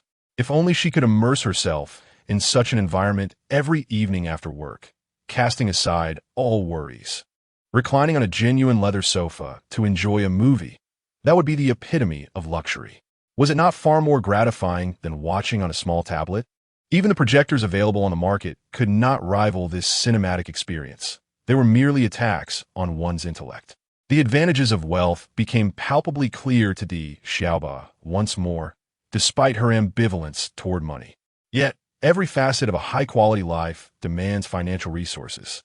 With her monthly salary exceeding 10,000, she could never hope to attain such a lifestyle. What film would you like to watch? I can play it, Zhang Yu offered with a smile. What options do we have? She inquired. In addition to the latest theatrical releases, our library encompasses all films available, including a comprehensive collection of classic domestic cinema. Do we really want to watch something? Pan Yuyao glanced at Di Xiaoba. I do wish to watch something. Yuyao, would you join me for a bit?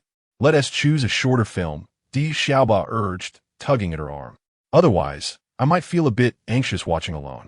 All right then, Pan Yuyao acquiesced with a nod. I'll keep you company. Before long, they had selected a film. As the screen illuminated with vibrant imagery, both women gasped in awe. The laser display was simply magnificent. It truly felt as though they were in a cinema. Di Xiaoba clenched her fists in delight, exclaiming, "The ambience is incredibly immersive." Unbeknownst to them, they became engrossed, fixated on the screen. Suddenly, a thought struck them, and they turned to Zhang Yu in unison, expressing their gratitude. "Landlord, thank you." Such hospitality left them at a loss for words beyond their thanks. Acknowledging their appreciation, Zhang Yu smiled, realizing that, to him, it was merely a home theater. Yet, for the two women, particularly Di Xiaoba, it held a different significance. At that moment, he perceived Di Xiaoba's allure rising from 4 stars to 6, while Pan Yuyao's mood remained steady at 7 stars. There was no rush.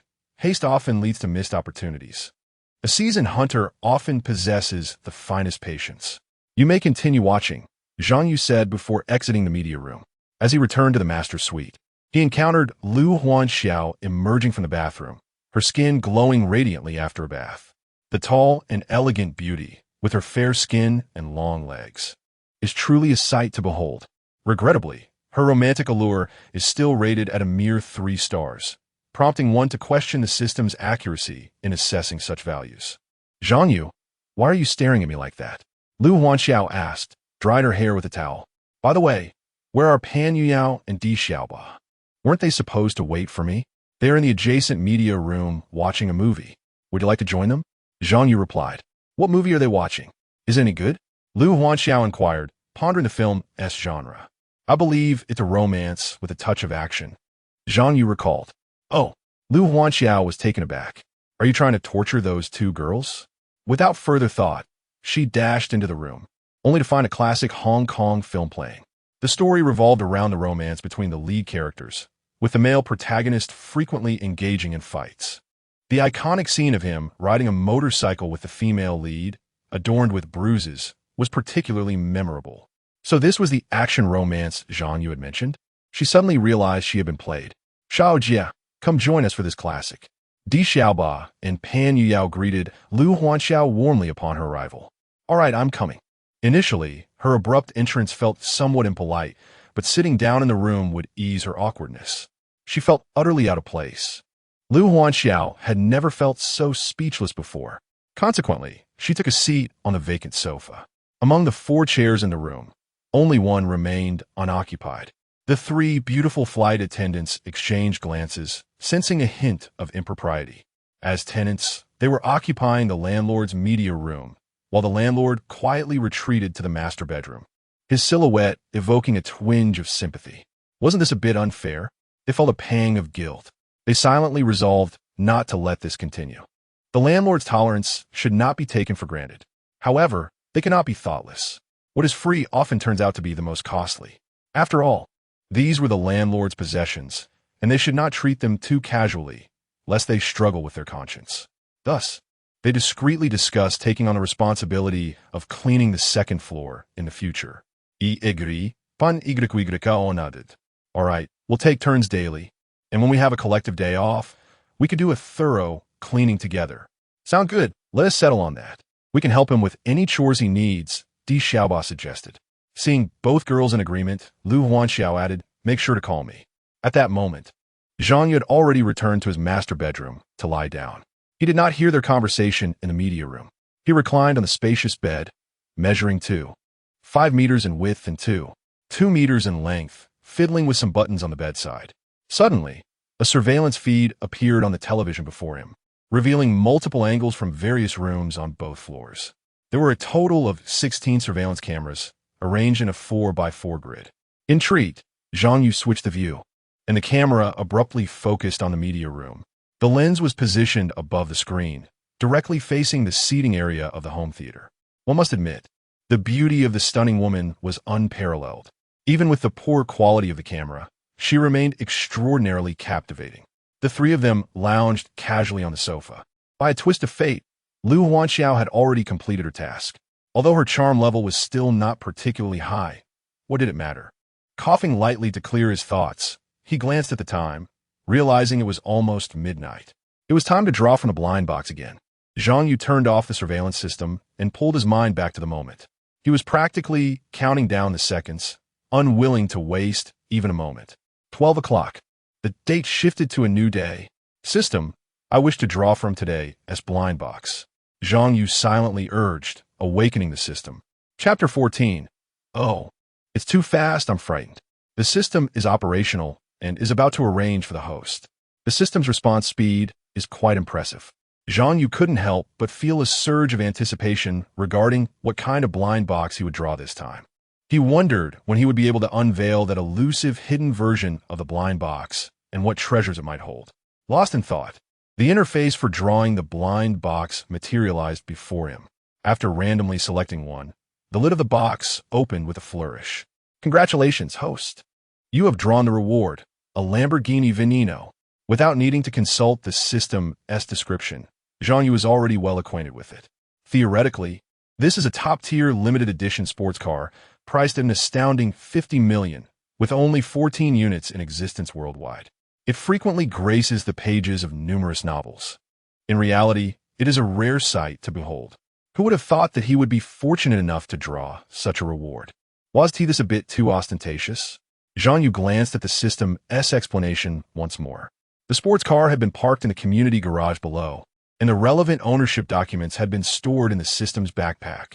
The car key had been dispatched to the drawer of his bedroom.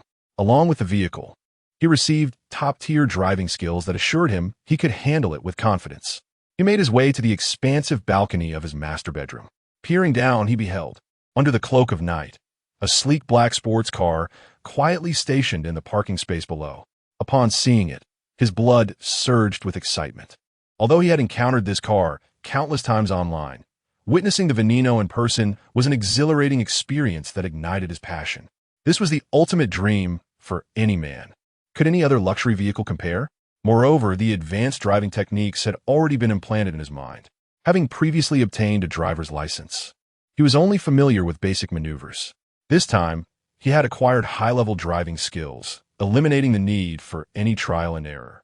With this in mind, Zhang Yu resolved to take advantage of the moment and go for a test drive.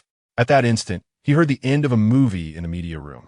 The 3 flight attendants had risen and were heading downstairs to prepare for bed. Consequently, Zhang Yu donned a light jacket and prepared to step out. He descended to the first floor and exited the building. At the elevator, he pressed the down button, and the door soon opened. Wait! Just as he entered the elevator, a voice rang out from the entrance. He turned to see a figure jogging toward the elevator. Bon y.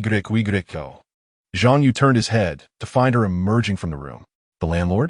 Pan Yuyao appeared surprised upon seeing him. Are you heading out? Zhang Yu observed her attire, an oversized sweatshirt paired with a sporty tennis skirt. Her fair, robust thighs exuded youthful vitality. Yes, I have a habit of night running, and am planning to jog a few laps downstairs. Pan Yuyao felt a bit shy. It was their first time speaking alone, and her breath quickened as she sought a topic to alleviate the awkwardness. Landlord, are you also going out? Indeed, I shall take a drive. If you have no objections. Would you care to join me? Zhang Yu remarked with a smile. Ah, is it so late already? Where shall we go for this drive? Pan Yuyuan's tone carried no hint of refusal. Exiting Binjiang Mansion leads us directly to Riverside Avenue. The road should be quite deserted at this hour, Zhang Yu replied cheerfully. Wonderful. The river breeze will surely be refreshing. Pan Yuan responded with a smile of her own. The two descended the stairs. Wow, there's a stunning sports car parked here. Even in the dim light of evening, Pan Yuan recognized the luxurious vehicle at the entrance. I believe this is the first time I've seen such a car in our community. I wonder to whom it belongs. She circled the car, unable to suppress the impulse to capture the moment with a photograph. Young girls often find it impossible to resist the allure of such extravagant automobiles.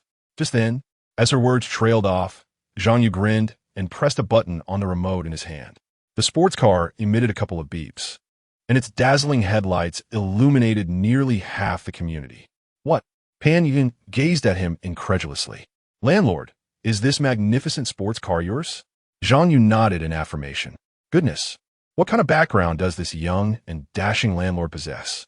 Not to mention that exquisite duplex in Binjiang Mansion, but this car is globally limited, with only a handful in existence. There are likely no more than 3 in the country. One can only imagine the profound connections of someone who owns such a vehicle. It was simply unfathomable, a reality beyond her comprehension. All right, hop in. Zhang Yu chuckled. Pan Yuyuan felt her heart skip a beat, her mind momentarily blank. It felt as if she were dreaming. Even those who are indifferent to cars cannot resist the allure of such a masterpiece. The charm of a top-tier sports car is irresistibly unique.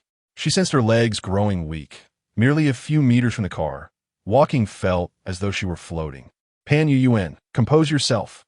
You must not reveal any trepidation and give the landlord a reason to laugh at you.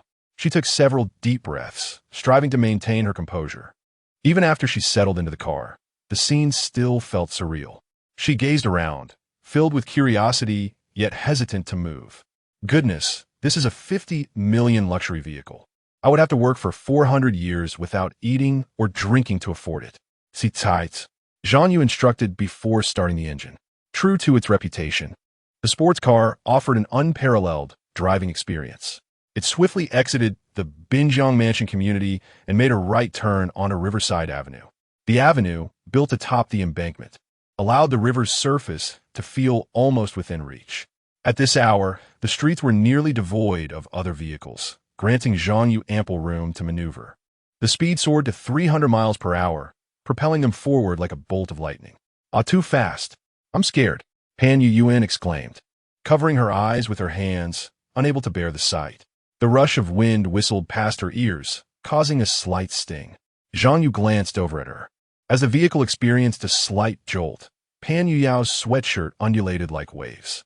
This garment is remarkably elastic. No, the seatbelt is incredibly soft. It was evident that it was made of genuine material. In a moment of distraction, the car slightly veered off course. Pan Yuyao's face turned pale with fear, and she couldn't help but plead, "Landlord, the speed is too fast. You should slow down." Her heart raced at 180 beats per minute, almost leaping out of her throat. After indulging in the thrill, Zhang Yu did indeed reduce the speed somewhat, yet it still hovered around 150, which was exceedingly swift. Several girls by the roadside were caught off guard by the gust created by the speeding sports car, lifting their skirts. Startled, they hurriedly covered themselves. Attention, all units. Along the Riverside Avenue, we have reports of street racing. At that moment, the patrolling officers on motorcycles communicated through the radios. They had recently noticed a surge in nighttime racing, intensifying their surveillance during the evening hours, particularly in the Riverside area. The results of their efforts had been promising, and they had hoped for a peaceful night, thinking their operations would soon conclude. Little did they expect that another racer would emerge. Was this not a direct challenge to their authority? It must have been intentional. The voice on the radio belonged to a female officer clad in a helmet, one long leg planted firmly on the ground. Her helmet concealed all but her piercing eyes, which radiated determination. "Captain, that car is simply too fast. Our motorcycles cannot keep up," one of her subordinates assessed, deeming it an almost impossible task. "This is a matter of principle," the female officer asserted, resolute and unwavering. Regardless of how fast the car was traveling, she was determined to issue a citation. Chapter 15. Then don't you owe me one? At this moment, Zhang Yu drove his Lamborghini Veneno along the riverside, arriving at a stretch of tidal flats. The water level had receded considerably, leaving the shore covered in fine, soft sand. Looking back, the glittering lights of the skyscrapers were already more than 10 kilometers away. "Landlord, where is this?" Pan Yuyao asked as the car gradually slowed down. She turned her head to see the buildings on the opposite bank, now much shorter and sparser. "This is the outskirts of Jiangcheng," Zhang Yu replied. "The air is nice here. Let's take a break." Pan Yuyao nodded. "Wow, you can even see the stars here," she remarked, tilting her head back to gaze at the sky.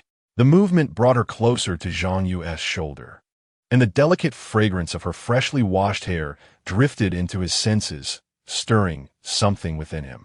Pan Yuyao nervously glanced around. There was no one else nearby, and she relaxed slightly. "Wait, why am I even thinking like this?" "Yuyao." Zhang Yu suddenly smiled at her. "Huh?" she responded, quickly turning her face away.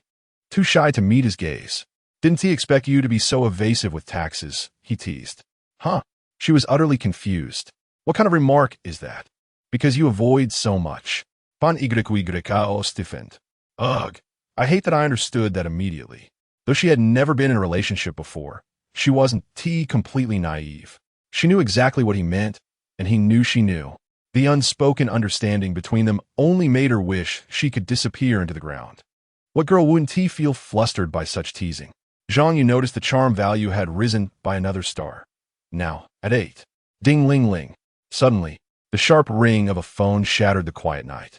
Pan Yuyao jolted in surprise, quickly retreating to her seat in the passenger side. Pulling her phone from her pocket, she saw it was Lu Hanxiao calling. "Hello, Sister Xiao. Yuyao, where did you go for your run? Why aren't you back yet?" Lu Hanxiao's voice came through from Binjiang Mansion. Normally, Pan Yuyao would have returned from her evening jog long ago. But tonight, she was late. No call, no message. Growing increasingly worried, Lu Hanxiao had decided to call. Relieved by the immediate answer, she exhaled. "Sister Xiao, I'm on by the river." "The river? Alone?" "No. The landlord is with me." Pan Yuyao couldn't help but confess. "Why is he there?" "We ran into each other when I went out. So we came to the river for a walk," she summarized. "All right. It's getting late. You should come back soon." We're heading back now." After hanging up, Pan Yuyao glanced at Zhang Yu with a hint of guilt. He felt a twinge of guilt towards him. Such interruptions midway through an experience are rather disheartening. "Landlord, let us return, otherwise." She still had her pride. Earlier, she had steeled herself, ready to embrace the moment. However, this phone call made it difficult to regain that state of mind. Moreover, it was quite late. If they lingered here any longer, who knew what time they would return? Potentially disrupting tomorrow's plans. With a sigh, Zhang Yu started the sports car and turned the steering wheel. "So does that mean you owe me one?" "Huh?" Pan Yuying glanced at Zhang Yu with her beautiful eyes, then lowered her gaze, softly murmuring an acknowledgement.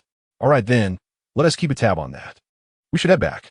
Zhang Yu chuckled, and the Lamborghini Veneno made a U-turn, heading towards Binjiang Mansion. Silence enveloped them during the drive. Pan Yuying was still shaken. Had Sister Zhao's call not interrupted, today would have unfolded differently. Stealing a glance at Zhang Yu, she noticed him focused on driving, a slight smile gracing his lips. A wave of anxiety washed over her.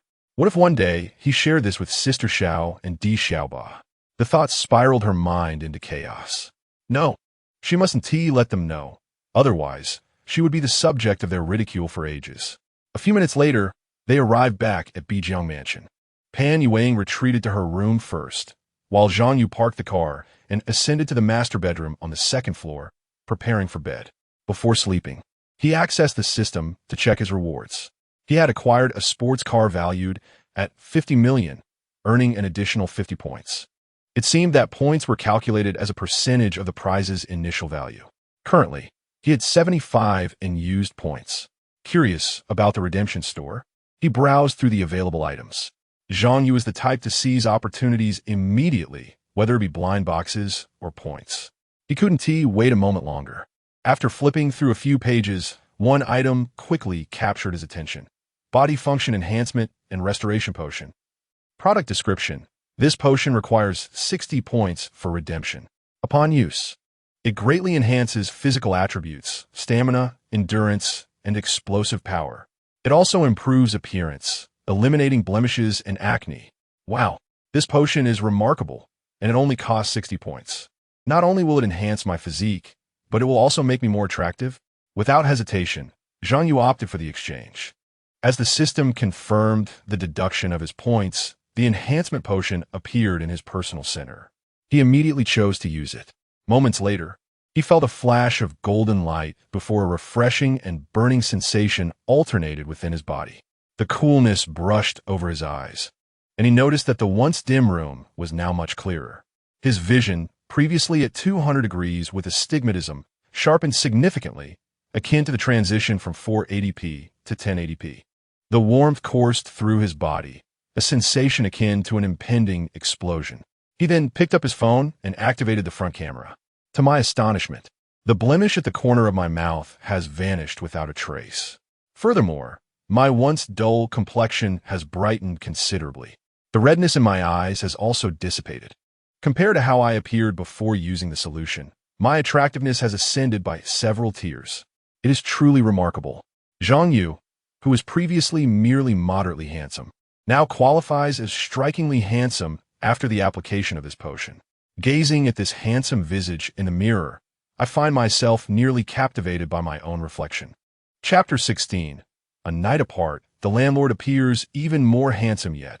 No matter how handsome one may be, sleep remains a necessity, though the elixir still possesses invigorating properties. Allowing for merely 4 hours of slumber to yield effects akin to 8, it was late, and there was little else to occupy my time. That night, nothing of note transpired. The following morning, as Zhang Yu awakened, he received a phone call. "Hello, Mr. Zhang, good morning. I apologize for the interruption. May I have a moment of your time?" The call originated from an unfamiliar local number. "Who am I speaking with?" he inquired, curiosity piqued. Few were aware of his identity and the address, as Mr. Zhang narrowed the possibilities even further. "Mr. Zhang, this is Wang Taijun, your company's partner. Do you have time today? I would be honored to invite you to a meal." Wang Taijun? Zhang Yu's mind swiftly conjured an image. Upon engaging with this company, the corresponding client list had been etched in his memory. Wang Taijun was indeed one of the borrowing clients from the Papa Loan Company, having secured a substantial loan of 10 million yuan. It was one of the larger sums disbursed by the firm, thus leaving a lasting impression.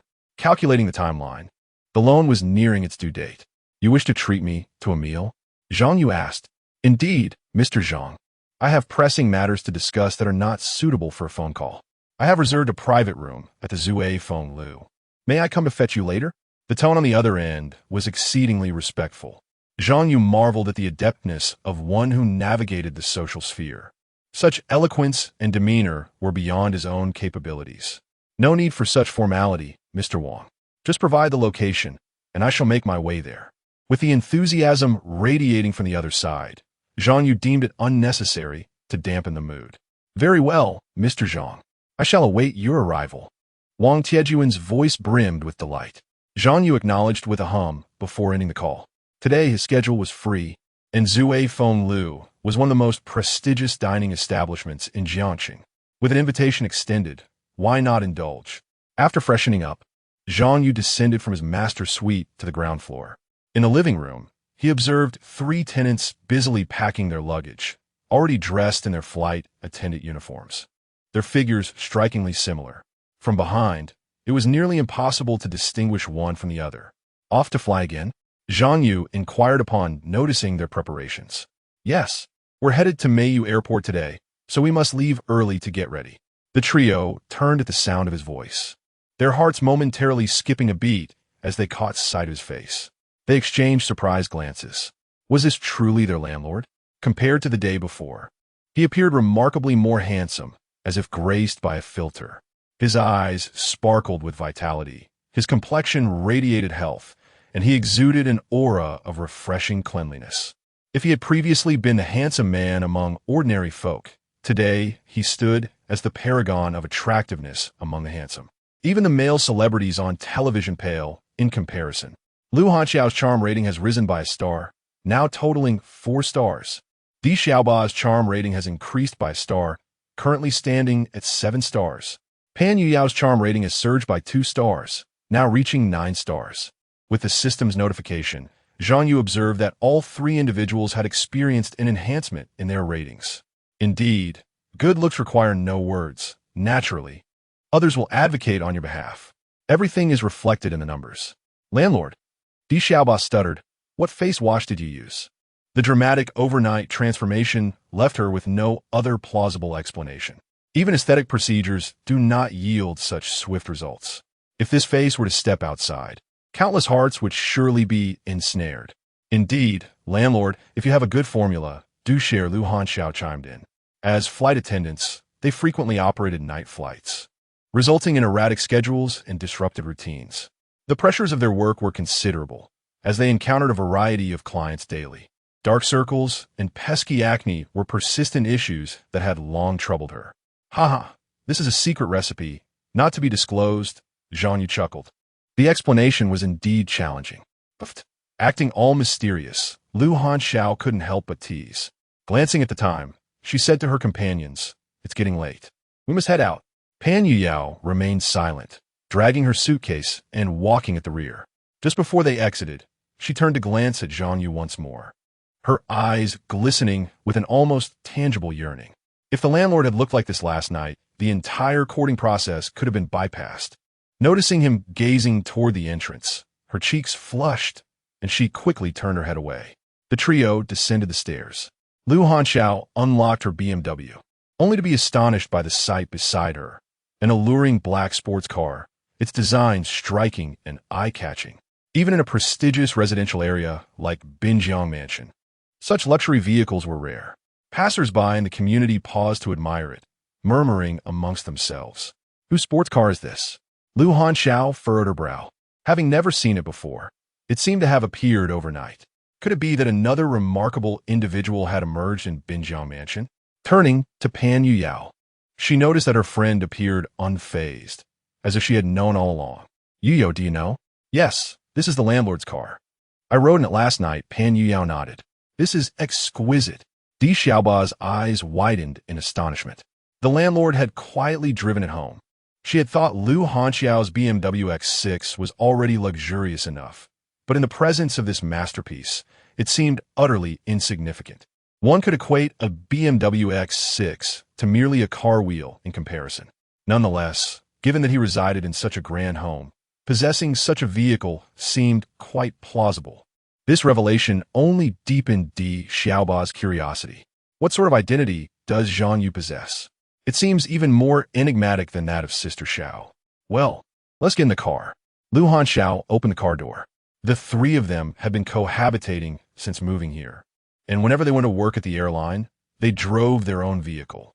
Sister Xiao, there's a question we've been eager to ask you. Pan Yuang could no longer contain herself. Go ahead, Lu Hanxiao smiled. You drive a car worth over $1 million. Your family must be quite affluent. Why would you choose to work as a flight attendant and live away from home? Pan Yuang inquired, adding hastily, Sister Xiao, please don't scold me. Although Lu Hanxiao had never disclosed this information, it was evident to them that her car, her jewelry, and all aspects of her life suggested her family was exceedingly wealthy, perhaps even wealthier than the landlord, Zhang Yu. Yet, she never spoke of it. Sighing, Lu Hanxiao replied, you're not at fault, so why would I scold you? As she drove, She continued, "In any case, I simply do not get along with my family. Living away offers more freedom." As she uttered these words, a contemplative look crossed her face before she started the car. Meanwhile, after a brief tidying up, Zhang Yu drove toward the Zue Fenglu.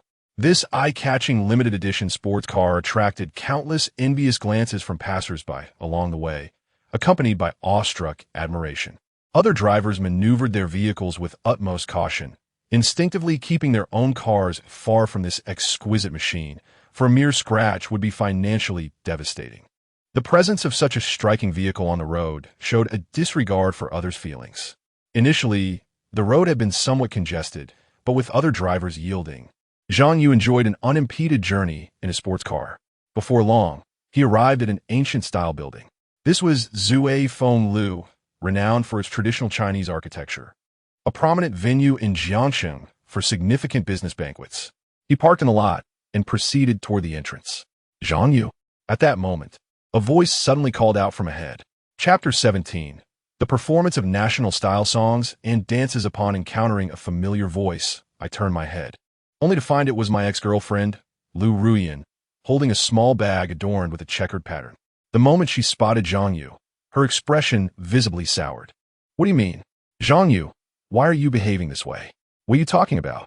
"I can't comprehend your words," Zhang Yu replied with a smile. "Still pretending? Ding Kuan was perfectly fine until you orchestrated this, right? Are you so unwilling to see me thrive?" Lu Ruyan bit her lip, her frustration boiling over. "How do you know?" Zhang Yu inquired, intrigued. "Is the news spreading this swiftly? I saw you in that video. When did you start working at that company? You caused me to lose my job." Lu Ruyan's ire was palpable as she recounted how Ding Kuan's entire company had been apprehended and shut down. The job opportunity she had been eagerly anticipating vanished in an instant. Lu Ruyan could hardly swallow her indignation. Frame by frame, she had scrutinized the video, and there was Zhang Yu, an old acquaintance, naturally placing the blame on him. Zhang Yu found it amusing. "Is that what you should be concerned about? Which of his charges is unfounded? Are you questioning the police's investigation? Do you not realize what kind of person Ding Kuan is? He had no desire to entangle himself with his former girlfriend, instead managing to turn the tables on her, rendering her speechless. Then why did you do this? What brings you here? Surely, you do not still harbor feelings for me?" Lu Ruyan's agitation grew as she saw him at Zue Fenglu, deepening her irritation. In her mind, she pondered why he lingered in her life, even after their separation. "Excuse me," Zhang Yu chuckled in disbelief, having never realized how self-satisfied Lu Ruyan truly was. "Is Zue Fenglu your family establishment? I wonder what your purpose is here. This high-end venue is not accessible to just anyone." Given that Lu Ruyan's boyfriend had been apprehended, she certainly lacked the means to indulge in such luxury. "It's none of your business," she retorted coldly. "As long as you're not here to bother me, that would be best." With that, she turned away, sashaying into the establishment, drawing the attention of the welcoming staff. Such a stunning beauty. Even amidst the throngs of attractive women, Lu Ruyan's graceful demeanor was undeniably captivating. After all, she embodied the beauty of an art school muse, effortlessly drawing attention wherever she went. Zhang Yu, however, felt little. After 3 years together, even the most exquisite beauty could no longer stir his emotions. Furthermore, the 3 flight attendants renting rooms in his home surpassed her in every aspect of charm and grace. Having witnessed the grandeur of a forest, who would still yearn for a gnarled tree at the village's edge? All of that was now a matter of the past. Regaining his focus, Zhang Yu continued toward Zue Fenglu. "Ah, Mr. Zhang, you have finally arrived. We have been waiting for you for quite some time." As he entered the lobby, a middle-aged man spotted him and quickly rose, accompanied by several aides, extending his arms with a beaming countenance. Zhang Yu gazed at the middle-aged man before him. This was Wang Taijun, the client from Papeland who had called him earlier. To think the company's owner would be so young. Wang Taijun couldn't conceal his astonishment upon seeing Zhang Yu.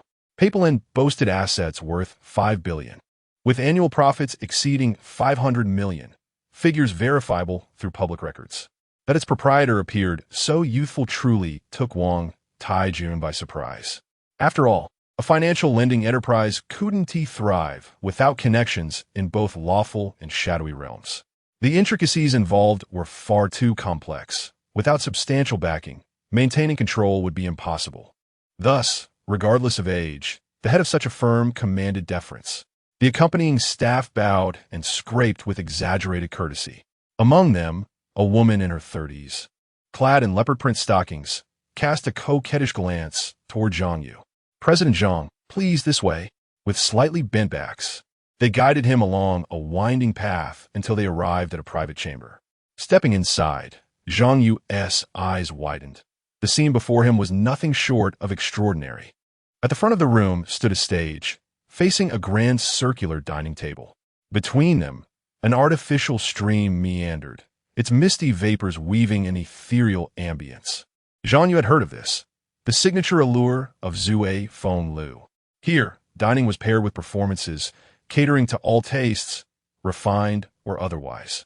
The performers, adorned in traditional attire, tailored their acts to the guests' whims. Thus, a meal here transcended mere sustenance. It was an indulgence in atmosphere, a fleeting taste of imperial decadence. The cost of the performances far eclipsed that of the cuisine itself. And, should patrons desire additional services, so long as they were willing to pay and the performers amenable, negotiations were not off the table. A single visit rarely concluded without a 5-figure sum per head. This singular charm had cemented Zue Feng Lu's dominance in Jiangxing. Imitators had emerged, yet none could rival its allure, whether due to lackluster beauty or inadequate artistry, faltering in the face of its supremacy.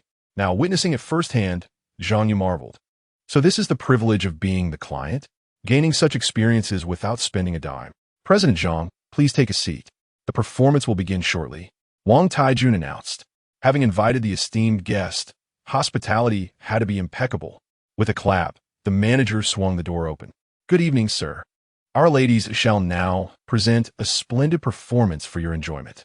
At these words, a procession of women glided in, each draped in flowing traditional gowns, their silhouettes slender and graceful. Standing in perfect formation upon the stage, they concealed their faces behind delicate fans before curtsying in unison. Their voices honeyed as they chimed. Good evening, sir. Enough of that. Lower the fans. President Zhang wishes to see, came the command. Wang Taijun waved his hand with a hint of impatience. He leaned closer to Zhang Yu and, with a conspiratorial smile, said, Mr. Zhang, a few new ladies have arrived today, and they are exceptionally beautiful. If any catch your fancy, I can make the arrangements. Wang Taijun certainly knew how to navigate social situations.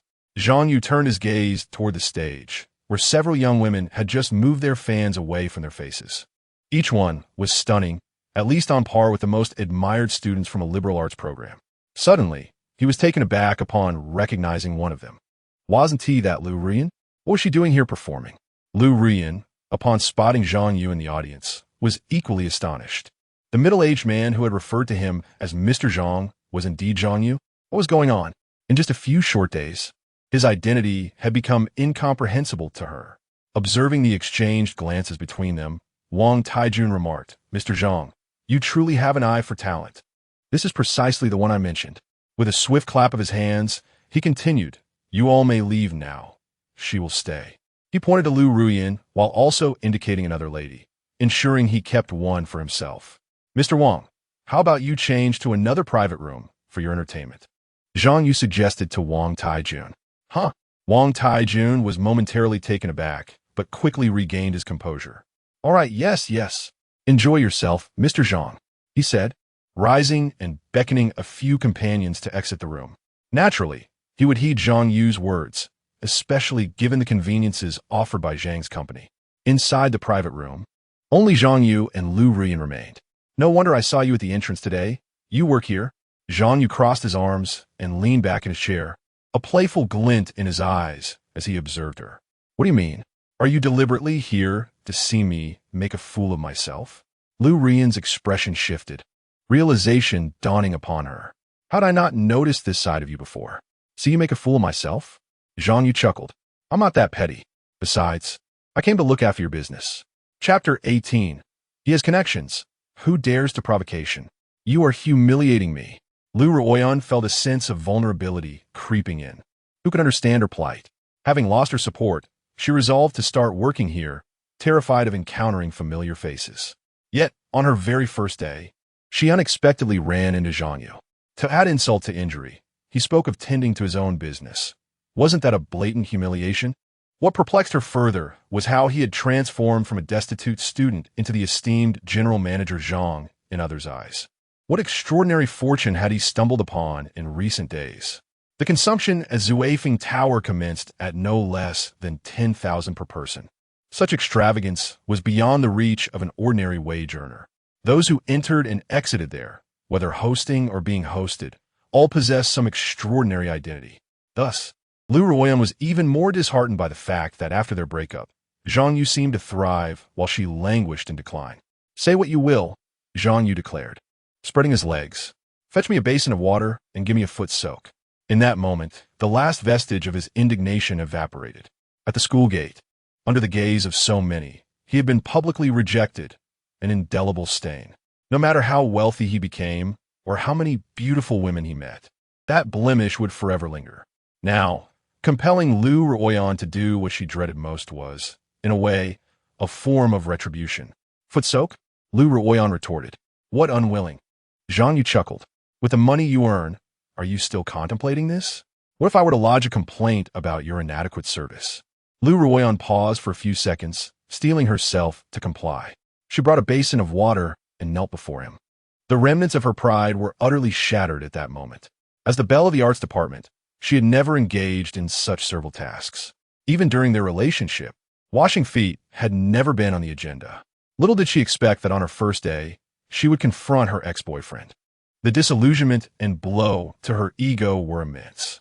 "By the way, also scrape the old grime off my soles," Zhang Yu added with a smile. Lu Ruoyan lowered her head, tears welling up in her eyes.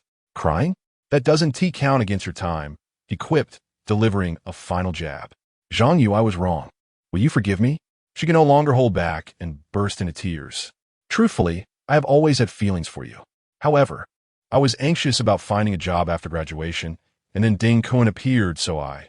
Lu Ruoyan played the emotional card, hoping to rekindle their relationship with the 3 years of affection they shared. In the past, a few tears had softened his heart during their disputes, but this time was different. Her weeping elicited no response from Zhang Yu. His expression remained impassive. "I believe you're mistaken. I am here as a customer today, and you are merely employee 003. I do not comprehend what you are saying. If you provide a satisfactory service, I may consider a tip," he stated matter-of-factly. Lu Ruoyan fell silent, lifting her gaze to reveal reddened eyes. Yet there was no recourse. Everything that had transpired today was of her own making, leaving her with no choice but to comply. "Zhang, do you think the strength is acceptable?" "Yes, just like that." Zhang Yu crossed his arms and reclined on the sofa. An hour later, Lu Ruoyan lifted the basin and stood up again. Her hands felt sore, as if they were no longer her own. "Very well. You performed admirably." Zhang Yu nodded. "I will transfer a tip to you. Please check WeChat later." Lu Ruoyan bowed slightly and left the private room in haste. Her steps hurried, as if she had made a firm decision to exit. "Zhang, how do you feel?" At that moment, Wang Taijun pushed the door open and entered. "If you fancy that girl, I could arrange another program for you." He was a frequent visitor here, well aware that as long as the money was right, nothing was beyond arrangement. It would be an opportune moment to cater to the interests of the client. "Never mind." Zhang Yu smiled. "Let us not trouble her any further." "Since you say so, I shall comply." Wang Taijun raised his glass, saying, "Come, I toast to you." "I'll drink to that. You may partake at your leisure. By the way, you summoned me today for a reason?" Zhang Yu glanced at the time. Having seen all that needed to be seen, he deemed it unnecessary to linger any longer. "Indeed, it is as follows." Wang Taijun began. "The last loan I borrowed from your company is nearing its due date, and I would like to apply for an extension. Rest assured, I will repay the principal along with interest." Zhang Yu had anticipated this matter. "However, our company has never made such an exception before. If we were to open this door, it would spell the end of our operations. Thus, I sought your counsel, Zhang, to discuss how we might resolve this." Wang Tiejuan's demeanor was sincere. "Perhaps we could proceed this way. I've heard that you, Wang, are engaged in substantial business. Given the difficulties with this loan, you need not repay it. Consider it an investment in my company." According to the information, Wang Taijun was involved in earthwork contracting, a field that often straddles the gray areas of legality. Not everyone can delve into this domain, indicating he had significant backing. The borrowing party was not just himself, and rather than allowing him to postpone indefinitely, it would be wiser to proactively transform the debt into equity while simultaneously expanding one's business portfolio. An investment? Wang Taijun was taken aback, not expecting Zhang Yu to propose such a course of action. This was indeed an unconventional approach. Is there a predicament you are facing, Wang? Not particularly. It's just that the board of directors will need to deliberate on this matter. Very well, should you reach a decision, do keep me apprised. Zhang Yu stood, finished his drink, and prepared to leave. Observing his silhouette fade at the door, Wang Taijun could not help but tighten his grip on the glass. His eyes dimmed. Taijun? Several brothers inquired. This young man, Zhang Yu. In the future, he shall undoubtedly secure his place in the business world of Jiangcheng. He mused. At such a tender age, freshly graduated, he navigated situations with remarkable composure, devoid of any youthful naivety. Instead of succumbing to his own assumptions, he had presented himself with a formidable challenge: repay on time or accept an equity stake. Either way, one cannot gain an advantage. If so, shall we send someone? A few brothers perceived Wang Taijun's predicament. Do not act recklessly, Wang Taijun admonished them with a glare. Zhang Yu is undoubtedly a person of considerable influence. How many of you possess the audacity to provoke him? At such a young age, he manages a lending company that operates in the gray areas of legality, and he has even expressed a desire to invest in his own firm. This indicates a profound understanding of his enterprise and an astute intellect. It is a feat beyond the capabilities of an ordinary individual. He must harbor some undisclosed connections. Yet, the specifics of his formidable background remain elusive and unfathomable at this moment. What shall we do next? Should we heed his words? Is it prudent for me to probe into his origins? The woman in leopard print stockings inquired. Let us return and await the decision of the boss. Wang Taijun pondered, then waved to summon the lobby manager, settle the bill. Meanwhile, on the other side, Zhang Yu exited the Drunken Wind Pavilion, climbed into his car, and prepared to depart. As the vehicle turned a corner, he spotted Lu Ruoyan sobbing on the steps at the entrance. Her attire had shifted from the elegant traditional gown to the more casual appearance she had upon arrival.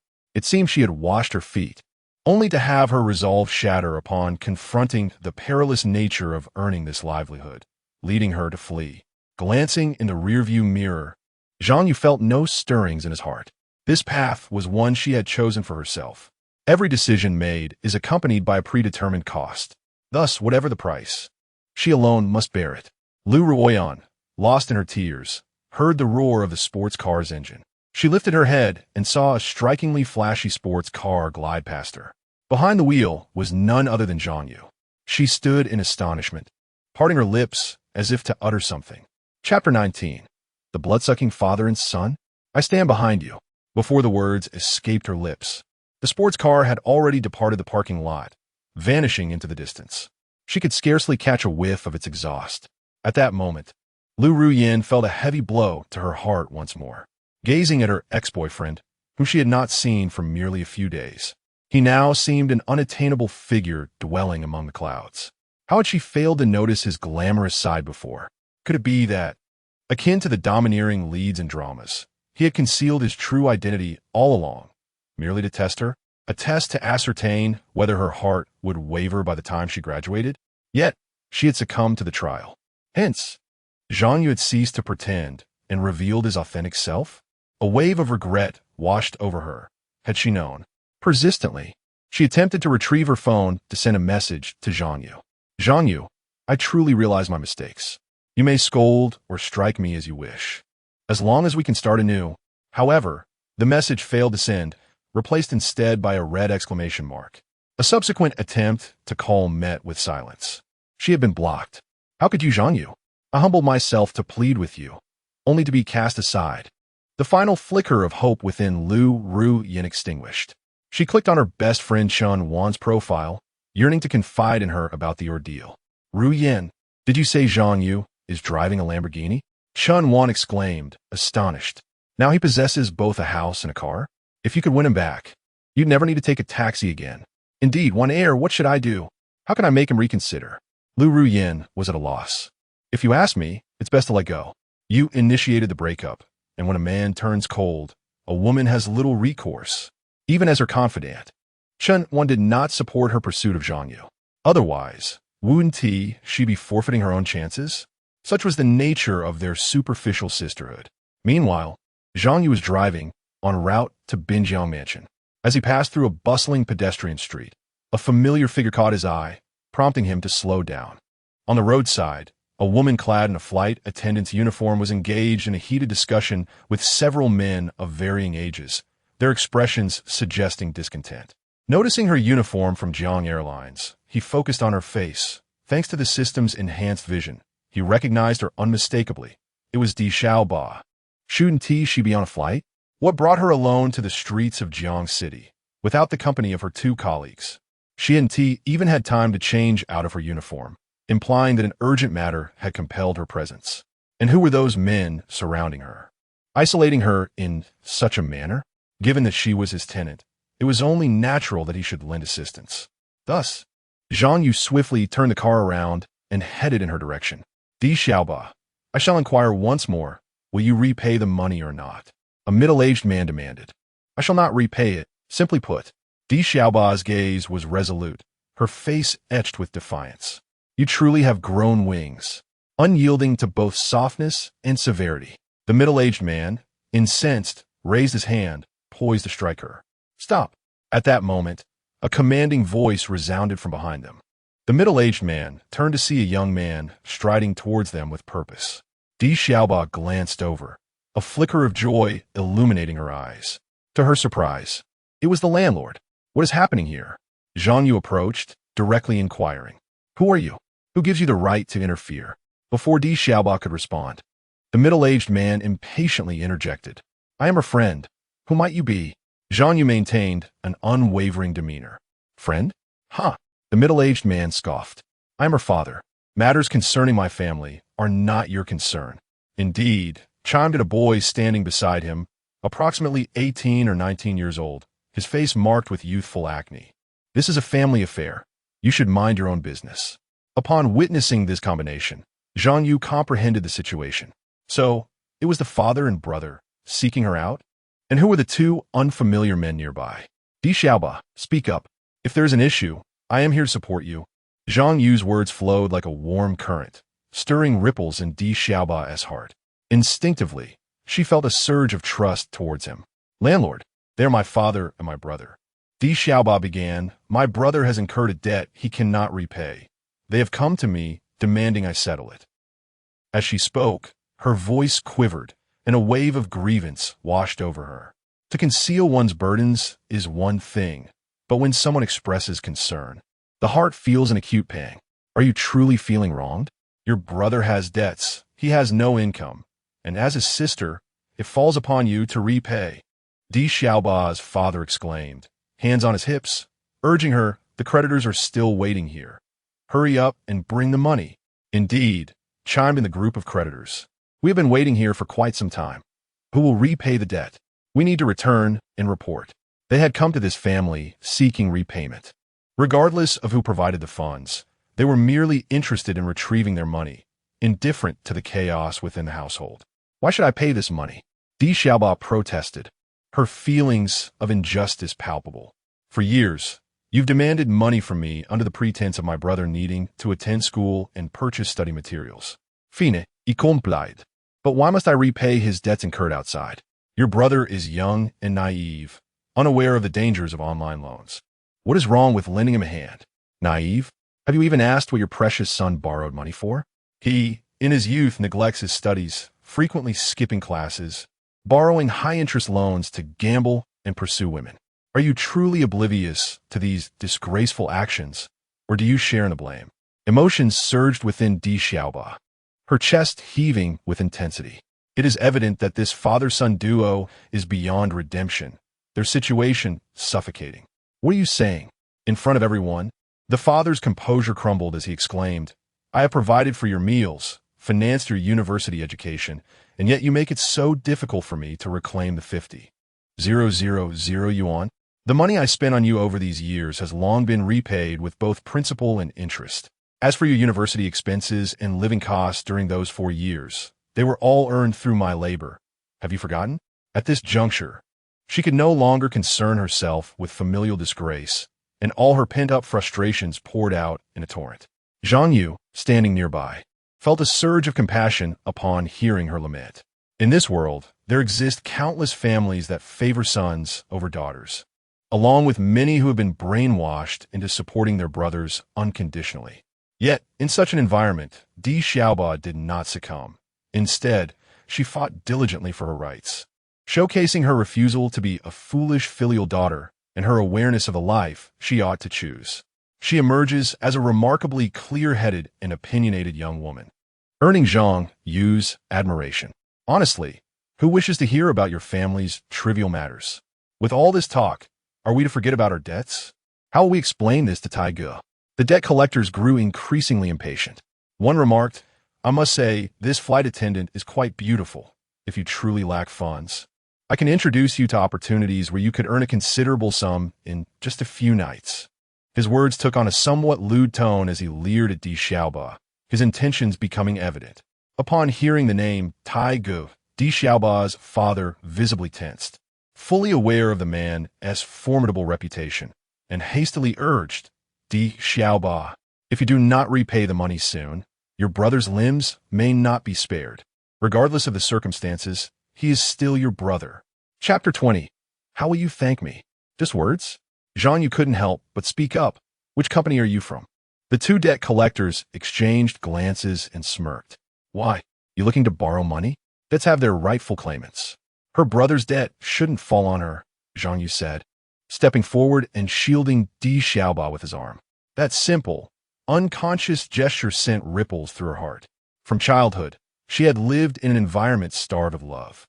Ever since her brother was born when she was 6, she had shouldered the responsibility of caring for him. The slightest misstep would earn her beatings. Her earliest memories were filled with scenes of being bullied. When it came time to choose a university, she seized the chance to escape, traveling thousands of miles from the northern border to study in Jiangxing. Yet, she still couldn't break free from her family's control. They demanded money from her under various pretexts, time and again. After graduating and securing a job with a decent salary, her father, upon learning she earned over 10,000 a month, grew even more relentless. He treated her like an ATM, squeezing her dry. Unable to bear it, Di Xiaoba would rather splurge on expensive rent than keep money in her hands, because she knew it wouldn't stay there anyway. Now, her brother, indulging in reckless pleasures, had racked up a massive loan he couldn't repay, and once again, they came to her. As Zhang Yu's tall figure stood protectively in front of her, warmth surged through Di Xiaoba's heart. In that moment, thoughts of gratitude, of offering herself in return, flooded her mind. Are you the police of the Pacific? Mind your own business. The debt collectors grew impatient. She's the only one in her family with money. If she doesn't pay, who will? If I'm not mistaken, the iron brother you mentioned is Wang Taijun, right? Zhang Yu suddenly asked. He had seen these two at the entrance of Zui Fenglu, though they weren't guests, just leaving. Hearing them refer to Iron Brother, he guessed they were likely underlings of Wang Taijun. The two collectors froze. How did this guy, barely in his 20s, know their boss's name, and dare to say it so casually? Bold of you. Who are you to call our boss by his name? I'm Zhang Yu. He smiled. Go back and tell your boss. This matter is mine now. Zhang Yu? Never heard of him, but his confidence gave them pause. Could he be a friend of Iron Brother's? They were just low-level collectors, unaware of their boss's dealings. But the man before them carried himself with undeniable authority, someone they couldn't afford to cross. If he really was connected to Iron Brother, causing trouble wouldn't just mean failing to collect the debt. It would cost them their jobs. Their bravado faltered. Fine, you wait. This debt isn't going anywhere. With that, the two climbed into a van and drove off. You know their boss, Wang Taijun? Di Xiaoba's father finally grasped Zhang Yu's significance.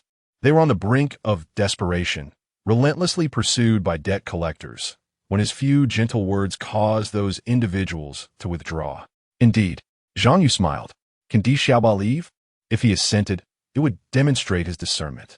If he refused, there would be no room for niceties. As for my son's debt, before Di's father could finish his sentence, Zhang Yu interjected, he signed a contract and his ID is on it. He is of age. Can he truly expect to rely on his sister for a lifetime? This time, the debt amounted to tens of thousands from online loans. If she repaid this, there would still be hundreds of thousands in bride price and the down payment for a house to follow. It would be an endless abyss. Even if she consented, he would not. However, if he truly wishes to repent, I can offer a bridge loan, Zhang Yu remarked with a smile. A bridge loan? The father and son were taken aback. However, this money must be repaid.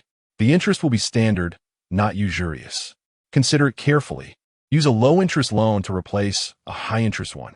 This resolves the issue while also bringing business to my company. Upon hearing this, Di's father eagerly exclaimed, "It can be done. It can be done." Landlord, Di Xiaoba gently tugged at his sleeve from behind. What if you lend them money, and they abscond without repayment? She was well aware of the father's and son's character. With debts hanging over them, they would certainly devise ways to evade repayment. After all, they had nothing to lose. Which financial company lacks its own means? Zhang Yu chuckled. Rest assured, the indebted only escape if they choose not to engage. There is no one they cannot manage. Landlord, Di Xiaoba felt a pang of guilt and turned back. I will repay you as soon as my salary arrives. Repaying her brother's debt? Absolutely not. However, she was determined that Zhang Yu should not incur any loss. Have you made your decision? Zhang Yu inquired once more. We have. Di's father and son nodded vigorously. Then bring your documents and come to my company for a face-to-face signing tomorrow. Do not forget to repay on time. Zhang Yu instructed. Certainly. Absolutely. They understood that Zhang Yu could command respect even from Iron Brothers men. The power behind him was assuredly formidable. Who would dare to owe him money without repayment? Having become somewhat subdued, the father and son quickly turned to Di Xiaoba and urged, Aren't you going to thank your friend? Zhang Yu couldn't help but roll his eyes at them. Let us go, he said, turning to Di Xiaoba. She, clad in her flight attendant uniform, struggled to keep pace in her short skirt. She had to quicken her steps to match Zhang Yu's rhythm. Thank you, she said softly. Were it not for his sudden appearance, diffusing the situation today, the outcome would have been unbearable for her. Moreover, his intervention had shown the father and son that she had someone to protect her, making them think twice about approaching her again in the future. Di Xiaoba was indifferent to money and did not have a penchant for handsome men. Yet, she found herself particularly enamored with those who exuded masculinity and power, capable of shielding her from harm. Such a man exudes an overwhelming masculine charm. What did you say? Zhang Yu failed to catch her previous words. I said thank you. Who are you thanking? Naturally, I am thanking myself, Di Xiaoba replied. If it weren't for you, I truly would not have been able to leave today. As her words fell, Zhang Yu noticed the system's prompt. Di Xiaoba's romantic value increased by 2 stars, now totaling 9 stars. Just 1 star shy of perfection. Full stars not only signify her emotional disposition, but also, as the system indicated, could trigger a special reward. Haha, how do you plan to thank me? With mere words of gratitude? Zhang Yu chuckled. Certainly not. Di Xiaoba shook her head. I would like to treat you to a meal as a gesture of thanks. Is that acceptable? You may choose the location. Only after speaking did she realize that Zhang Yu's words seemed to carry another implication. Her face flushed and she fell silent. Chiding herself for understanding so swiftly, Zhang Yu smiled slightly, evidently aware that she had grasped the situation. Observing her reaction, he felt no displeasure. This was what truly brought him secret delight. At that moment, a group of male university students passing by looked on in astonishment, as if witnessing a scene from a science fiction film. A stunningly beautiful lady, clad in a flight attendant uniform that seemed to enhance her allure, was audaciously inviting a man to dinner. It was utterly infuriating. They, who would invite ordinary-looking girls from school to dine, often received nothing but disdain when the meal was not to their liking, let alone being treated by a girl, especially one as exquisite as her. In that instant, the stark disparity between individuals became glaringly apparent, akin to the vastness between heaven and earth. Truly, it was a day of unexpected revelations. Chapter 21. Your girlfriend is truly beautiful. How about we indulge ourselves in some delectable barbecue and spicy hot pot, accompanied by a few beers? What do you think? Absolutely. Di Xiaoba nodded, glancing furtively at her dwindling change. She was contemplating a splurge today, perhaps borrowing a little from Sister Xiao. Unexpectedly, the landlord was surprisingly amiable, imposing no demands whatsoever. Her gaze towards Zhang Yu nearly shimmered with admiration. It seemed that only through deeper acquaintance could one unveil the allure radiating from the landlord. Let us hop in the car swiftly, Zhang Yu urged Di Xiaoba. She nodded, lifting her foot to prepare for entry. Clad in her flight attendant uniform, it felt a tad snug, and she had to be cautious getting in to avoid any embarrassing mishaps. Are you ready? I'm about to take off. Zhang Yu refrained from turning around, as the low profile of the Lamborghini Veneno made it all too easy to catch a glimpse of things better left unseen from the driver's seat. Wait, I haven't gotten in yet, Di Xiaoba said bashfully, her cheeks flushed. Finally settled into the passenger seat, she softly remarked, Landlord, I'm all set.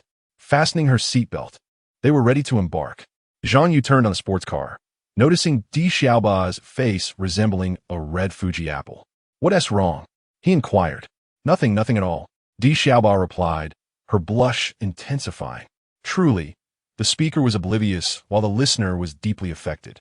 She dared not divulge her previous thoughts to Zhang Yu, fearing he might turn it into a source of jest. Observing such a lovely girl, how could her mind wander elsewhere? Thus, it was wiser to remain silent. As the Lamborghini returned to the bustling streets, such a vehicle inevitably captured the attention of all. Look, that sport car is so cool. The emblem seems to be Lamborghini. Not just any Lamborghini, that S. A Veneno, one of only 14 in the world. Among the onlookers, there was never a shortage of self-proclaimed experts. Wow, is that really a Veneno? What incredible luck to see the real deal. This car is so limited. This is only its second appearance in the country. Indeed, it's the first time in Jiangsheng. And look at the license plate. It's Jiang A. Who asked this remarkable person from Jiangxing? Exactly. And there's even a flight attendant from Jiang Airlines in the passenger seat. They're all stunning beauties. If I'm not mistaken, that beauty must be Di Xiaoba, the only girl from a North Frontier in Jiang Airlines. No way, Di Xiaoba, the 170 centimeters beauty from the North Frontier. She gained some fame online several years ago. How enviable. Being wealthy certainly has its perks. Such beauties are within reach. Ah, for the poor, the goddess only exists as a fleeting dream. All we can do is envy. Wherever the Lamborghini Veneno roamed, it was met with awe and admiration. An unparalleled visual feast. This sensation was profoundly gratifying. It is no wonder that the affluent have a penchant for purchasing sports cars, nor that beautiful women are drawn to luxurious vehicles. It is not merely vanity or superficiality that propels them. Rather, the moment one settles into the seat, adrenaline surges uncontrollably, sending one's spirit soaring. The opinions of onlookers become trivial in comparison. Passers-by gossip and eagerly whip out their phones to capture this rare moment, sharing it online. Before long, the local channels of various social media platforms are inundated with images of the sleek black sports car. From every direction and vantage point, the presence of this opulent vehicle is ubiquitous. Comment threads abound, and it swiftly ascends to become the local sensation. Once again, the wealthy flaunt their status on the streets. I recall glimpsing this car once, perhaps during a night of racing by the riverside. How enviable, especially with such a stunning companion by their side, far superior to those with gaunt, angular features. I do not see her as being particularly extraordinary. It seems when one dons trousers, confidence flows. Who knows which affluent heir is behind the wheel, though he appears rather handsome. Car owner, do not rejoice too soon. I've already urged my father to strive harder. A wave of envy permeates the comments. Netizens fervently discuss the luxury automobile. Di Xiaoba, too, retrieve her phone, receiving similar notifications. Her inbox is flooded with messages from unfamiliar users. Di Xiaoba, I just saw you. You look even more stunning in person than in the videos. Xiaoba, I owe you an apology. I once doubted the existence of such beauty, attributing it to heavy filters. I was mistaken. I have followed you. and from now on, you will be my sole focus. It is astonishing how quickly these users have located her account. Her follower count skyrockets from the initial tens of thousands to an impressive 500,000 in no time. The flood of private messages becomes overwhelming, rendering her incapable of keeping up. Just as she attempts to read the comments, they vanish beneath a deluge of new notifications. Her newly acquired phone begins to heat up, lagging under the pressure. It is utterly insane. Is this what it means to have influence? The sensation is exhilarating. Di Xiaoba has never encountered such a scene. She has done nothing but ride in a Lamborghini, and yet the commotion is palpable. Startled, she hastily conceals the few videos on her profile. She has no desire to be in the limelight, especially not amidst such overwhelming attention. She is merely a flight attendant, utterly unprepared for this whirlwind. Turning her gaze to Zhang Yu, it is evident he is engrossed in driving, oblivious to the online frenzy. Observing his exquisitely sculpted profile, her heart skips a beat. A gust of wind brushes past, bringing her back to reality, and she quickly retracts her thoughts. Di Xiaoba, when did you become so enamored with appearances? She chastises herself inwardly. Ahead lies a street food market. Let us dine there. Before her, a vibrant street lined with food stalls emerges, the air thick with the enticing aroma of cumin. The diners, scattered in groups, clinked their glasses, creating a lively atmosphere. I shall heed your words. Di Xiaoba nodded in agreement. Zhang Yu parked the car in front of a hotel, and then the two strolled to the snack street, casually selecting an empty table to sit down. What a stunning beauty, he thought. She resembles a mixed-race individual, exuding such style. She must be from the northern regions, tall with exceptionally fair skin. Her legs are long, extending from her neck downwards. The surrounding tables soon took notice of the flight attendant, Di Xiaoba. As she retrieved a pack of tissues, she first wiped the grease off the table in front of Zhang Yu before cleaning her own side. Good evening. What would you like to eat? A proprietor hurried over, placing the menu on their table. Upon glancing at the striking couple, he was momentarily entranced. After years in business, having encountered thousands, he had never seen anyone as beautiful as Di Xiaoba. Instantly, he felt his humble establishment brighten. Of course, Zhang Yu was also a rare find, handsome in his own right. Yet, from a man's perspective, the proprietor could not help but feel envious of Zhang Yu. This exotic beauty was not only tall, but also incredibly considerate. Young man, your girlfriend is truly beautiful, and she is a flight attendant, isn't she?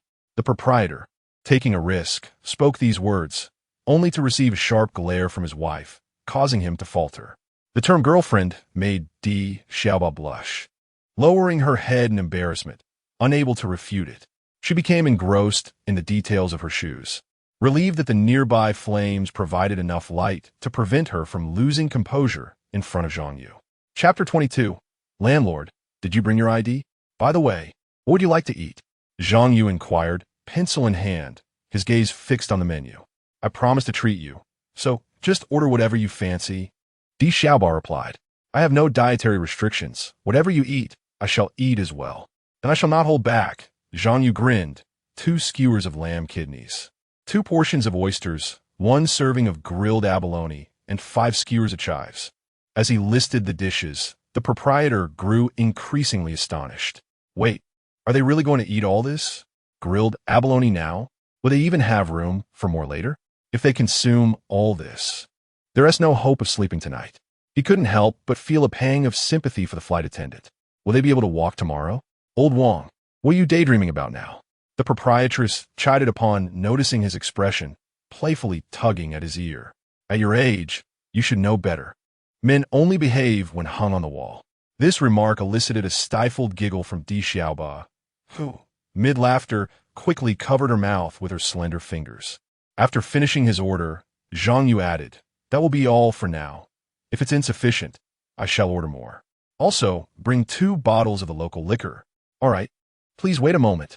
The barbecue restaurant owner noted the order and took the menu away, glancing at the proprietress with a thought. A little drink to feel pleasantly tipsy would certainly ease the task. Ah, the youth truly know how to enjoy life, he sighed, returning to his work. While waiting for the food, Zhang Yu turned his gaze towards Di Xiaoba. under the dim, low-quality lighting of the barbecue stall. Her face appeared as if graced by a soft, golden filter. Sitting there, she exuded an aura of serene elegance. Truly a top-tier beauty. She was a picturesque sight from every angle, effortlessly standing out even amidst the chaotic ambience of the night market. Were someone to capture her image and share it, onlookers might believe it to be a meticulously edited photograph. Looking around, he noticed fellow diners stealing glances in their direction, their appetites for the delectable barbecue momentarily forgotten. Upon catching Zhang Yu's gaze, they quickly averted their eyes, as if caught in an act of theft. Your barbecue is ready. About 10 minutes later, the owner brought over a stainless steel platter laden with an array of grilled skewers, approximately a dozen, both meaty and vegetarian, emitting a rich, savory aroma. Zhang Yu, feeling famished, picked up a meat skewer and took a bite. Quite delightful. You should give it a try. Is it truly that delicious? Xiaoba asked. Watching Zhang Yu relish the food, she cautiously took a skewer and, upon tasting a piece, exclaimed, Indeed, it's exceptionally good. Let's raise a toast. Zhang Yu lifted a plastic cup filled with a brown liquid, the local liquor known for its popularity in Jiangxing, said to include ginseng and deer antler, boasting remarkable health benefits. Thus, it became the signature drink of the night market. Di Xiaoba, who had never tasted alcohol, not even beer, was willing to accompany her landlord Zhang Yu in drinking as long as it pleased him. Therefore, she filled her cup and raised it, saying, To you, landlord. Lacking the eloquence for toasts, her gratitude was contained within that drink. Upon taking a sip, her features scrunched together, overwhelmed by the strong medicinal flavor that surged to her head. Nevertheless, Di Xiaoba closed her eyes and downed the entire glass in one go. She preferred to endure discomfort rather than disappoint Zhang Yu. Such was her true sentiment. After finishing her drink, she choked and coughed, her face flushed from the effort. If you can't drink, then don't force yourself, Zhang Yu advised, recognizing her lack of experience. In the realm of drinking, those who sought favors often felt compelled to comply, believing that the more one drank, the more pleased others would be. Yet, he held a different perspective. It was sufficient to drink well, and if one could not, then abstaining was perfectly acceptable. He would not have insisted had she simply declined earlier. No, I'm not forcing myself, Di Xiaoba insisted, waving her hand as she poured another glass. I truly am happy. After today, that parasitic father and son duo will no longer trouble me so easily. Despite their blood ties, she had never felt any affection from them and longed to sever all ties. The resolution of this predicament was indeed thanks to Zhang Yu. Had he not been acquainted with the bosses of those debt collectors, the matter would not have been so effortlessly resolved. With this thought, Di Xiaoba raised her glass once more, saying, To you again, landlord. Enough, enough, don't drink anymore. Zhang Yu quickly declined, having never intended for her to drink so much. However, she was undeterred. After toasting, she tilted her head back and consumed the contents of her glass. Observing a girl so resolute, Zhang Yu felt compelled to match her spirit. Thus he downed his second glass as well. As they indulged in food and drink, an hour passed, and the crowd at the snack street gradually thinned. Many seats became vacant, and stalls without customers began to close. The table shared by Zhang Yu and Di Xiaoba was littered with remnants of bones and shells, and the 2 bottles of liquor lay empty, toppled on the table. Zhang Yu shook his head, feeling the potent aftermath of the alcohol. What had seemed manageable moments ago now rendered his head heavy. Turning to Di Xiaoba, he noticed her cheeks were aglow, enhancing her allure, even as her awareness dulled. With the alcohol consumed, driving was out of the question, but fortunately, an array of hotels lined the nearby street. Hinting hotels, Motel 6, urban convenience hotels, all prominently displayed under the night sky. Landlord, do you have your ID? Di Xiaoba called out, her words slightly slurred. I didn't bring it. Why would I need it? Zhang Yu replied. I have mine, hee, she giggled. Di Xiaoba, with a flick of her wrist, revealed her identification card. As a flight attendant who frequently traverses the skies, such documents are indispensable. Feeling somewhat drowsy, she turned to her landlord and inquired, Could you escort me to the hotel? The effects of the alcohol had loosened her tongue, and her demeanor was far less timid than before. Really? Zhang Yu regarded her, as if gazing upon a doppelganger of Lu Hanshao. The last time, she had been alone, drowning her sorrows in drink, and upon his arrival, she had practically leapt at him. Was history about to repeat itself?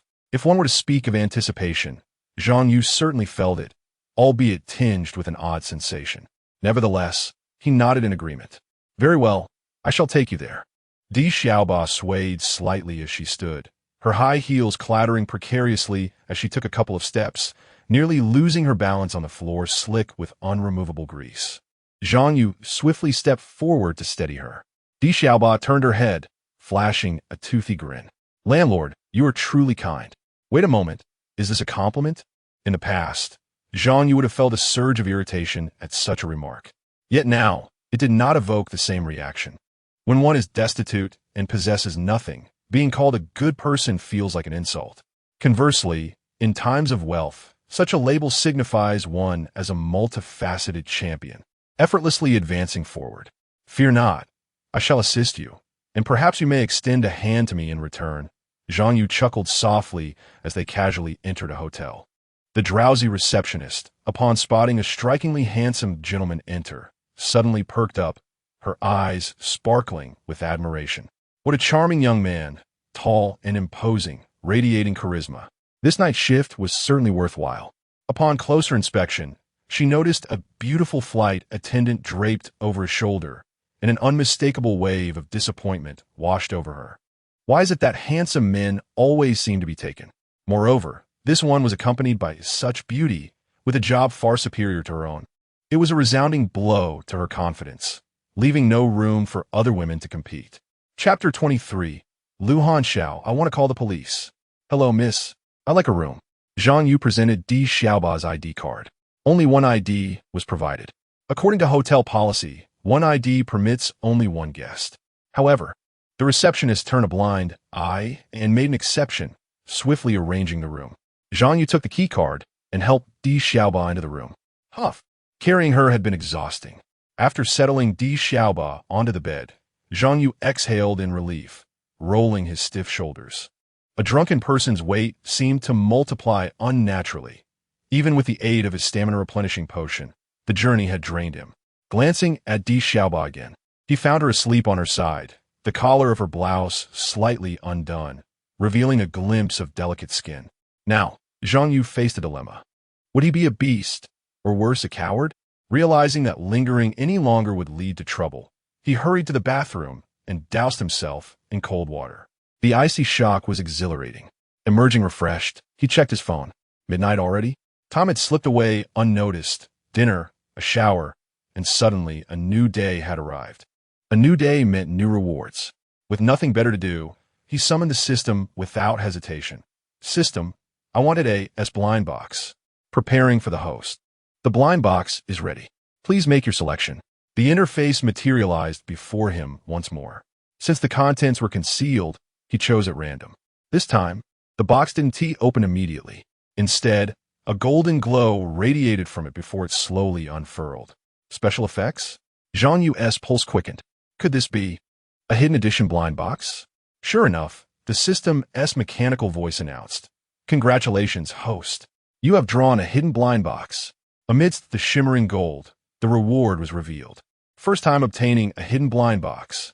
Thrilled, he held his breath and eagerly examined the prize. Host has obtained Future Event Foresight Modifier. What is this? Puzzled, Zhang Yu checked the instructions. Future Event Modifier. Current level, the host may alter events occurring within the next week. Usage limit, 3 times. After activation, the world's framework will refresh accordingly, and the memories of relevant individuals will be rewritten. Damn, this was beyond extraordinary. Owning property, luxury cars, or even a company, those were ultimately tied to wealth, requiring gradual accumulation. But this was power over fate itself. This could save him from many detours in life. If he ever felt like slacking off, he could simply write that a wealthy widow would appear a week later, adamantly insisting on marrying him and transferring all her assets to him.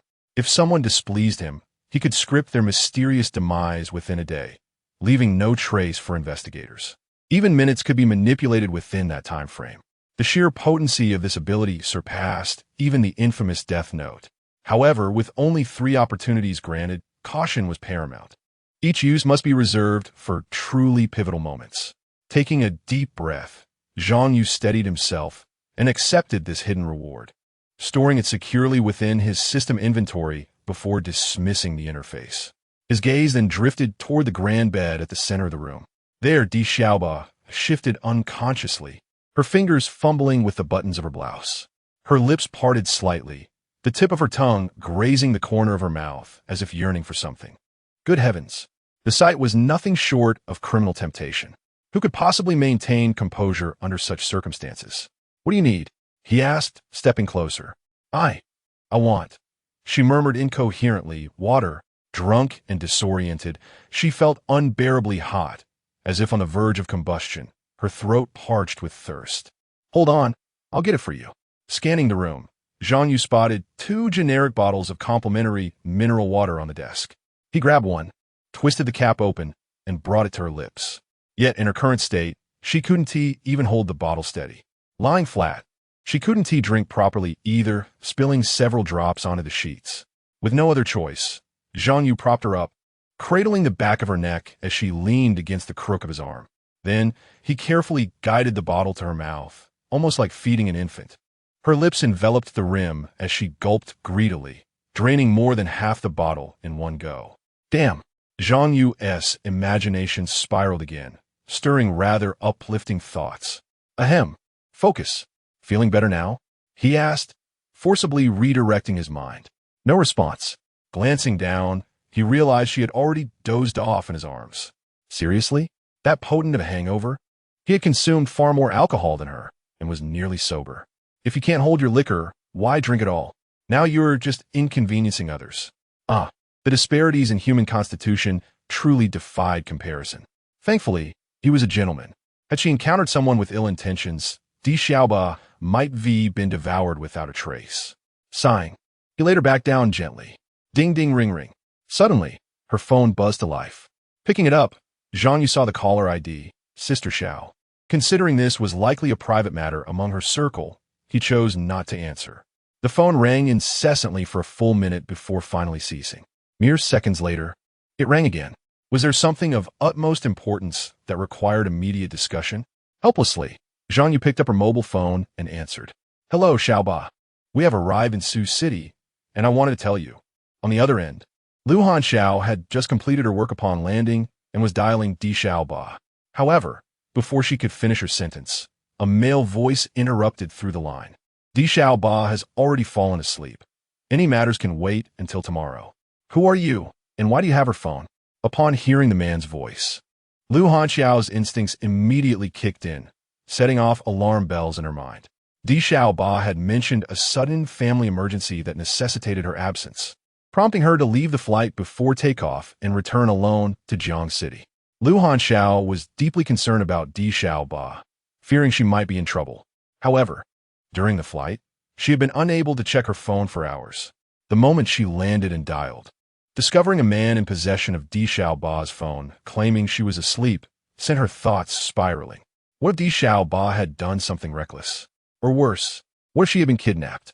The more she pondered, the more frightened she became, and she found herself on the verge of calling the police. It's me. Can't you recognize my voice? Zhang Yu interjected. Are you the landlord? Lu Hanxiao listened intently, realizing that it indeed sounded like Zhang Yu. The first time she had heard his voice over the phone, it bore a slight difference from reality, which led to her initial confusion. Yet, Di Xiaoba had mentioned dealing with family matters. How could she be in the same room with her landlord, Zhang Yu? Lu Hanxiao was utterly perplexed. Chapter 24. Am I not pretty enough to be noticed? Indeed, it is I. Zhang Yu chuckled softly. So what is the matter with Di Xiaoba? Why isn't tea? She answered her phone. Lu Hanxiao inquired, a hint of anxiety in her voice. Di Xiaoba had a bit to drink. She is currently at the hotel and has already fallen asleep. Zhang Yu replied succinctly. What? A hotel? Have you two booked a room? Lu Hanxiao's voice escalated, capturing the attention of Pan Yueying, who had just emerged from her shower.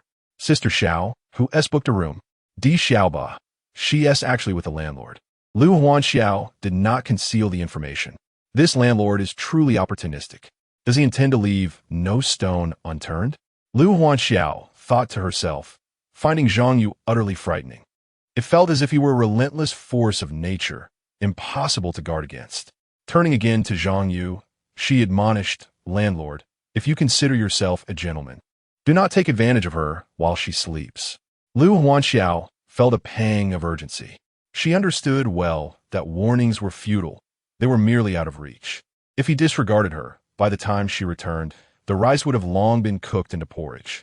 If it weren't for the vast distance separating them, she would have flown back immediately, feeling as if a lamb had already entered the tiger's den, mere moments from being devoured. Yet with such distance, if he truly wished to act, it would be too late by the time she returned. Who understands this sense of helplessness? "I never claimed to be a gentleman," Zhang Yu remarked with a knowing smile, grasping her concerns. "But rest assured. By the way, what did you wish to convey to her when you called? I can inform her once she awakens." "Oh, it's like this," Lu Huanxiao recalled, feeling flustered as she had forgotten the main point in her haste. Although it was intended for Di Xiaoba, conveying it to the landlord would suffice as he would relay it. "Yueying and I have made plans to explore Sioux City tomorrow and will return later." "Is that all?" Zhang Yu raised an eyebrow, expecting something of greater significance. "Just that," Lu Huanxiao nodded. "If there is nothing else, I shall hang up."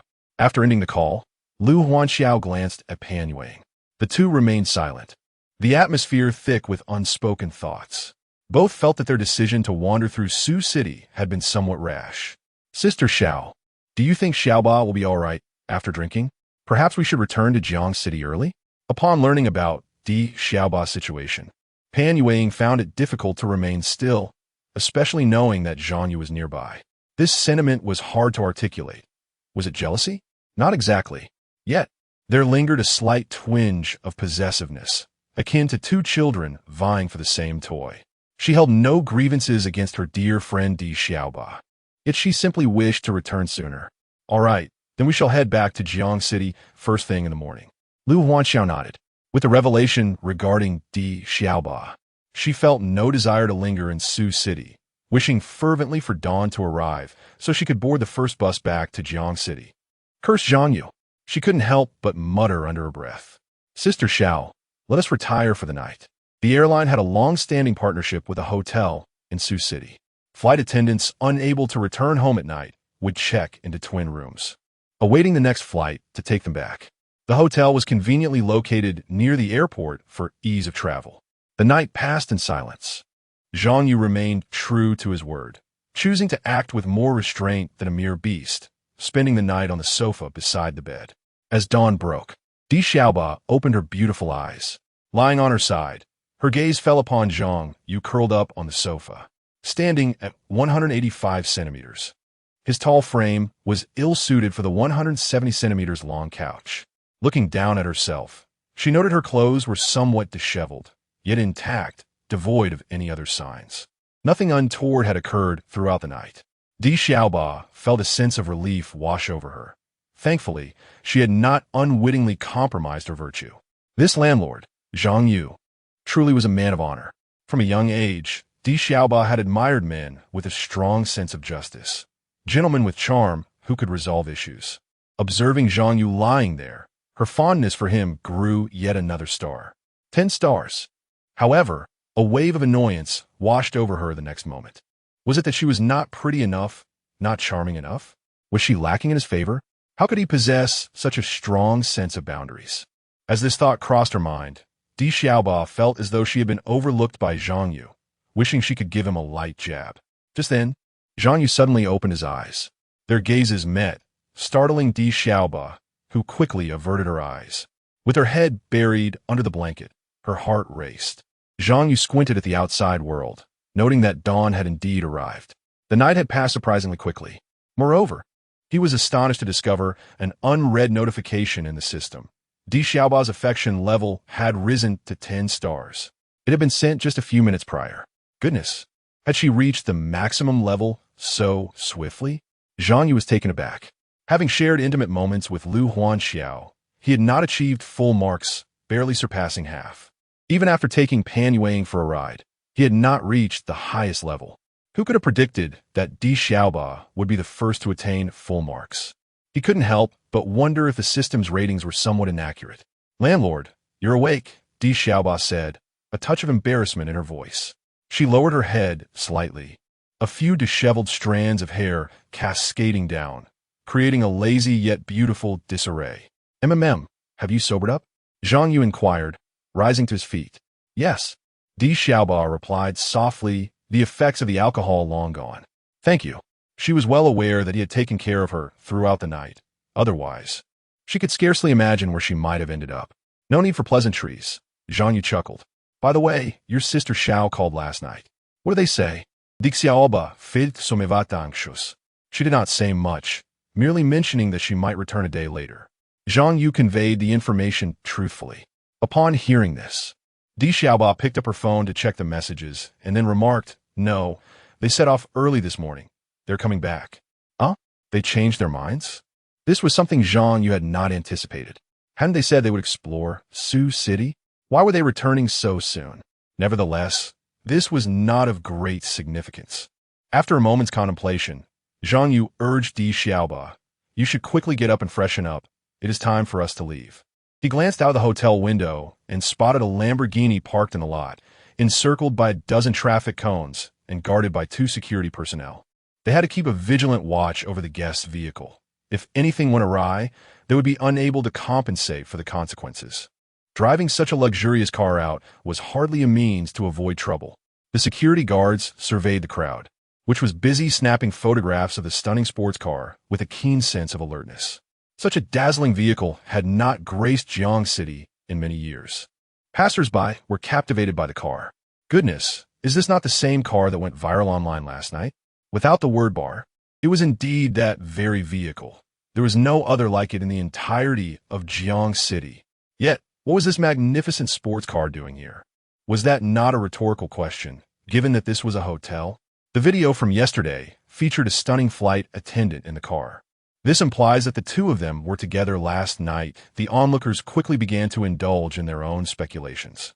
Chapter 25, Public Opinion Explodes. The sports car owner spotted with a young flight attendant? Indeed, I can attest to it. I witnessed them enter the hotel while enjoying barbecue yesterday. Is that true? Could it be that this incident has no repercussions? Wearing the company's attire embodies its image. The crowd buzzed with fervent discussions, their faces alight with excitement as they indulged in the latest gossip. Such topics always ignite the highest levels of discourse. In the room, Di Xiaoba was in the bathroom, tidying herself up anew. She applied makeup and styled her hair, only to be met with the cacophony of voices from downstairs. What is happening? She was perplexed by the commotion outside. Suddenly, her phone rang. Assuming it was Sister Xiao and the others arriving, a smile graced her lips. However, upon seeing the caller ID, her expression darkened. The call was from Manager Li. Manager Li was their immediate superior, overseeing recruitment and performance evaluations. Due to various reasons, he had a poor reputation within the airline, and everyone harbored disdain for him. There was not a single matter related to him that could uplift one's spirits. Yet, she dared not ignore his call. Hello, manager. After a brief hesitation, she answered. Di Xiaoba, why did it take you so long to pick up? Where are you right now? What was the reason for your leave yesterday? His tone was somewhat irritable. Di Xiaoba pondered for a moment before responding. I had some family matters to attend to yesterday, so I couldn't fly. I already informed Sister Xiao. Family matters? Manager Li's voice escalated. Are you still lying? Did you not accompany some wealthy individual to the hotel? Manager Li, are you surveilling me? Di Xiaoba's expression turned icy. Little did she know, 2 incidents from yesterday had been pieced together into a video, omitting the dispute with her father and the dining experience at the barbecue stall. The final result was misleading, presenting her as if she had not changed out of her company uniform before being whisked away by a man in a luxury sports car to a hotel. It is well known that videos cannot be altered. Such a spliced video would easily be taken as truth by countless viewers unaware of the context. Moreover, those who scroll through short videos often lack the ability to discern the authenticity of the information, making them susceptible to manipulation, or simply too preoccupied to care. They see what they see, and that is all. Surveil you? This incident has spread like wildfire online. Do you comprehend the uproar it has caused? Our company's reputation is tarnished, and stock prices are plummeting because of you. While society often views flight attendants through a lens tinted with prejudice, such judgments were typically confined to private conversations. This is indeed the first time, without changing clothes, rushing directly to the hotel seems rather reckless. Jiang Heng is left utterly bewildered. Manager Li, I fear you have misunderstood. The situation is not as you perceive. Di Xiaoba, realizing what he was referring to, hurried to clarify the events leading up to this moment. Please refrain from saying anything further and come to the company at once. Otherwise, you shall bear the consequences. With that, Manager Li hung up the phone. Di Xiaoba listened to the busy signal, momentarily lost in a daze, overwhelmed. How could everything have changed overnight? At that moment, Zhang Yu also picked up his phone and connected to the internet. He quickly encountered the myriad of comments online, videos, GIFs, and various compilations from different angles. The netizens were abuzz with speculation. A wealthy heir driving a supercar, escorting a flight attendant to a hotel for a rendezvous. Each word was explosive, and when pieced together, they became even more captivating. Those self-media bloggers, in pursuit of traffic, concocted all sorts of fabrications, posting whatever footage they could find. Some influencers also shared their so-called exclusive insights on the incident. What do you think of a supercar owner meeting a young flight attendant? From what I understand, what has transpired with Jiang Heng is merely the tip of the iceberg. The tale of wealthy elites and beautiful women, which should be a charming narrative, has somehow turned into something unsettling. What went awry? Zhang Yu, reading the online reports, felt a surge of anger. Despite having done nothing wrong, he found himself the subject of baseless rumors, as if he were on the brink of social ruin. The eager netizens continued to flood in, amplifying the chaos. Soon, it was conceivable that someone would splice together those videos, revealing a scene of clandestine recording. As for himself, he was unbothered. He had thick skin. A few words wouldn't cost him anything. However, Di Xiaoba was not in the same position. A woman, especially a beautiful one, is often the target of slanderous rumors. And the truth can be elusive. One misstep could lead to ruin. The viewers only sought amusement. The truth mattered little to them. Dear landlord, I sincerely apologize for the impact this has caused you. I will head to the company now to clarify the matter. Di Xiaoba felt a pang of guilt as she spoke, preparing to leave the room. Wait, let me accompany you, Zhang Yu offered. Since he was one of those involved, he could not stand idly by. This predicament not only troubled him, but also unjustly affected Di Xiaoba. Huh? Di Xiaoba was taken aback. It's settled then. Let us go, Zhang Yu declared with an authoritative tone that left no room for refusal. Very well. Witnessing Zhang Yu's sense of responsibility and determination to face this ordeal together deeply moved Di Xiaoba. The two exited their room. As they descended the stairs, the crowd surrounding the sports car noticed the two of them emerging. They lingered at a distance, whispering and gesturing. Zhang Yu, with a stern expression, shot them a glare that silenced their chatter. His gaze was formidable, instilling fear. After all, who could fathom the background of someone capable of owning such a vehicle? A mere jest might be tolerable, but upon encountering the principal figure, it was prudent to refrain from further provocation. One should not invite trouble for the sake of momentary amusement, risking injury that would prove detrimental. Once they settled into the car, he ignited the engine and steered towards the Jiangheng company. Simultaneously, he recalled the hidden mystery box he had acquired the previous night to mitigate the unfavorable public sentiment. The functionality of this mystery box was precisely what he needed. Otherwise, it would truly be unmanageable. System, activate the future event modifier. Zhang Yu summoned the system within his mind.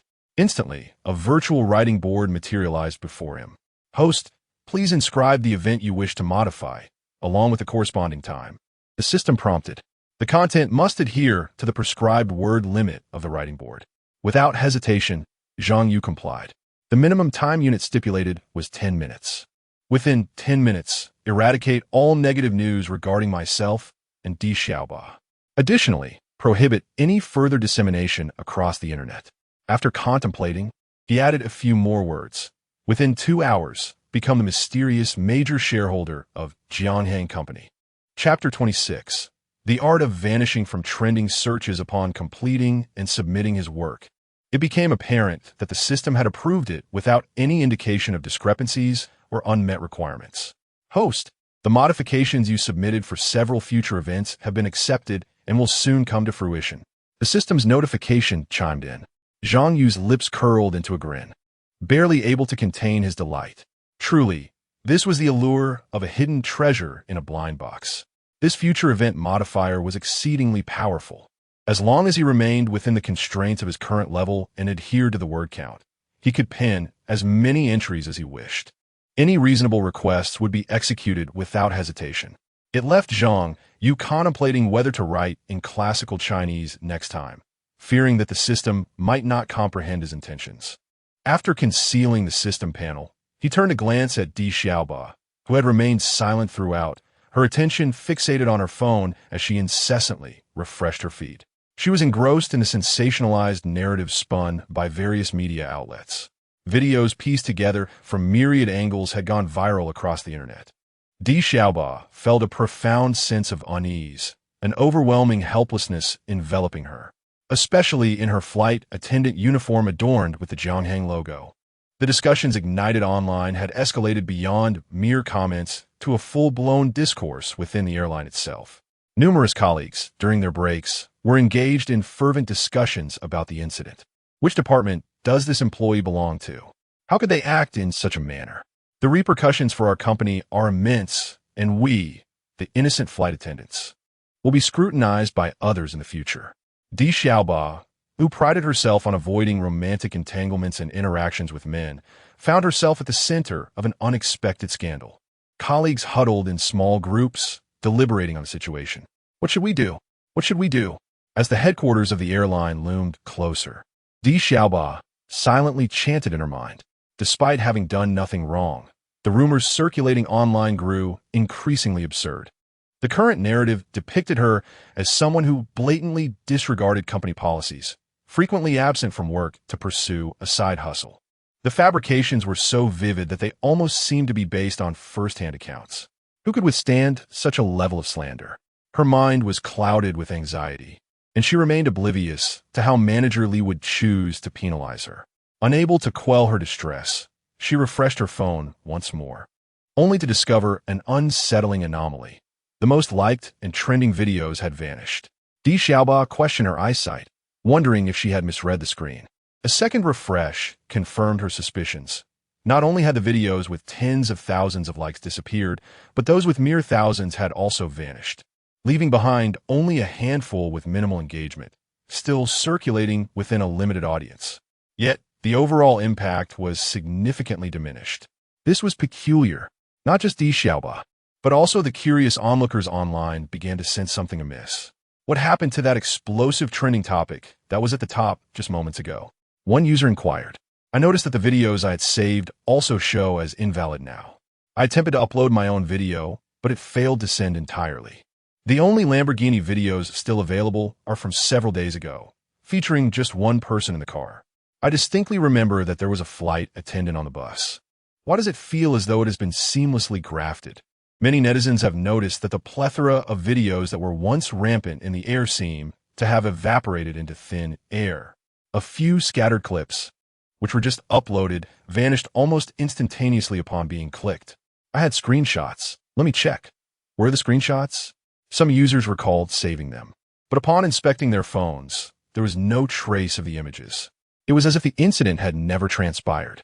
Am I dreaming, or did I mistakenly delete them? If that is the case, are we all mere figments of a dream? It is exceedingly bizarre. Who is orchestrating this trending topic to such an extent that it could disappear so completely? The mysterious force behind this is astonishingly potent. Could it be that Zhonghang paid to have the trending topic removed? That seems implausible. The cost of such extensive damage control for an airline would be astronomical. Besides, the airline is preparing to sever ties with that flight attendant, according to insiders. What could possibly be the reason? Could it be that the handsome man in the sports car intervened? At Zhonghang's headquarters, employees also discovered that all videos and images online had vanished. Apart from the impressions retained in their minds, there was no remaining material. The documents compiled from the relevant photos collected by the airline inexplicably transformed into indecipherable garbled text. All of this occurred within a matter of minutes. What on earth is happening? Manager Li also recognized the issue. With no evidence remaining, how could they possibly confront Di Xiaoba? As he pondered this, a subordinate approached with a report. Manager Li, Di Xiaoba has arrived at the company. Let her in, he commanded, immediately adopting the demeanor of a high-ranking executive. He set his phone down and sat upright at his desk. The elevator doors opened, revealing Di Xiaoba. Her tall stature and exotic beauty captured the attention of all employees upon her entrance. It must be said, Di Xiaoba is truly stunning. Her long legs and fair skin are simply perfect. This significant uproar may not solely be her fault. Perhaps someone is orchestrating her downfall. Yet, could her benefactor possess such formidable influence that all videos and images could vanish without a trace? What are you all discussing? I don't understand, inquired the diligent employee, oblivious to the viral videos circulating online. Not everyone, after all, is glued to their phones or engaged in gossip. Some remained unaware of the events unfolding. Hearing everyone speak of Di Xiaoba left him utterly bewildered. No worries, just continue your work, others reassured him as they dispersed. Di Xiaoba, feeling a twinge of anxiety, entered Manager Li's office and closed the door. Let's begin, Manager Li stated, casually crossing his legs, exuding a sense of superiority. His sidelong glance at her sent her heart racing to her throat. With a cautious gesture, she gently closed the door. Di Xiaoba, do you have any idea of the trouble you've caused the company? Manager Li exclaimed, his fingers rapping emphatically on the table. His company uniform making his presence even more imposing. You have violated company regulations. But Manager Li, wearing the company uniform was my mistake, Di Xiaoba explained, her voice trembling. However, I did not commit any wrongdoing. Those rumors circulating online are malicious fabrications. Are you still trying to defend yourself? Your attitude is utterly inappropriate, Manager Li retorted, his fingers striking the table once more. This matter requires punishment. His booming voice sent shivers down the spines of employees passing by, the oppressive atmosphere palpable. Some could not help but feel a pang of sympathy for Di Xiaoba, yet none dared to approach. Manager Li, I truly did nothing wrong. Di Xiaoba reiterated, her voice rising with desperation. Moreover, the video has already been taken down. What are you talking about, Di Xiaoba? Manager Li's eyes narrowed behind his glasses, fixed upon her. Just because the video is gone, does that mean nothing occurred? Word of this has spread throughout the company. What further punishment do you intend to impose on me this time? A salary deduction, a performance penalty, or perhaps termination? Di Xiaoba recalled the landlord, Zhang Yu, urging her before she left the car, telling her not to be afraid and assuring her he would resolve the matter, though uncertain of his methods. Recalling his words bolstered her confidence somewhat. Chapter 27. Di Xiaoba, you wouldn't want to get fired, would you? Upon entering, the initial tension had yet to dissipate. But now Di Xiaoba was no longer as afraid. Her thoughts had cleared, sharpening into focus. Manager Li hadn't expected her to suddenly adopt such a firm stance. Fine. According to regulations, you should be terminated. He stared at Di Xiaoba. Do you have anything to say about that? Terminated? Di Xiaoba countered. Correct. Manager Li stood up. Of course, but in my hands, this matter can be handled either lightly or severely. As he spoke, he moved toward her. As for what I'll do, that depends on your performance. You wouldn't want to lose your job, would you? His voice lowered, the implication unmistakable. He had seized upon Di Xiaoba's vulnerability, threatening her with dismissal. To keep her job, she would have to offer something in return. Manager Li had long coveted Di Xiaoba, but he had never found the right opportunity. Moreover, her crew chief, Lu Hanxiao, was not someone to be trifled with in the company, making him somewhat wary. This time, however, he had finally caught her in a compromising position, and Lu Hanxiao happened to be absent. A rare opportunity, one he intended to exploit. His boldness stemmed not only from his high-ranking position, but also from his habitual misconduct. Using the same tactics, he had harassed several flight attendants before, none of whom dared to speak out. Without evidence, any accusations would only backfire, allowing him to twist the narrative and discredit them.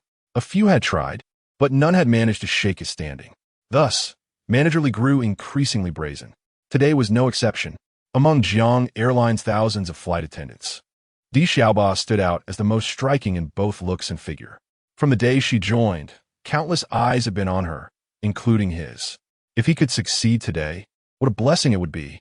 The mere thought excited him. Yet, Di Xiaoba showed not a trace of fear, her expression calm. Managerly, are you finished? She smiled faintly, then raised one hand, and it was unmistakably a voice recorder. At the sight of it, his heart skipped a beat. But he scoffed. Di Xiaoba, you dare record me? Do you know what happened to the last person who tried that? Managerly, I don't care to know. All I know is that you're exploiting your position to threaten a subordinate, Di Xiaoba stated firmly. Hand over that recorder quietly, and I'll pretend nothing happened today. Otherwise, you 1T leave this room. Managerly scrambled for a solution. It seemed his plan had failed now. The priority was retrieving the evidence before it could spread and cause trouble. Knock, knock, knock. A rap at the door interrupted them. Managerly, it was one of his subordinates. I'm busy. Come back later. He snapped impatiently. Did they have no sense of timing? Couldn't they see he was occupied? No. Managerly, I am here to deliver the notice of your termination. His subordinate continued undeterred. What did you say? A termination notice? How could I possibly be unaware of this? He was incredulous. Managerly, this directive has been issued directly from the upper echelons of headquarters. And the entire company is now aware of it. How could this be? As reality dawned upon him, he erupted. I am a veteran of this company. Who dares to dismiss me? I demand to see the vice president. The vice president? Even if Di Xiaoba were to divulge this matter, it seems far too swift. She is still in the office. Could the upper management have reacted so promptly? Cease your shouting. At that moment, the vice president of Jianghang appeared at the doorway. His expression severe. Vice president, you have arrived.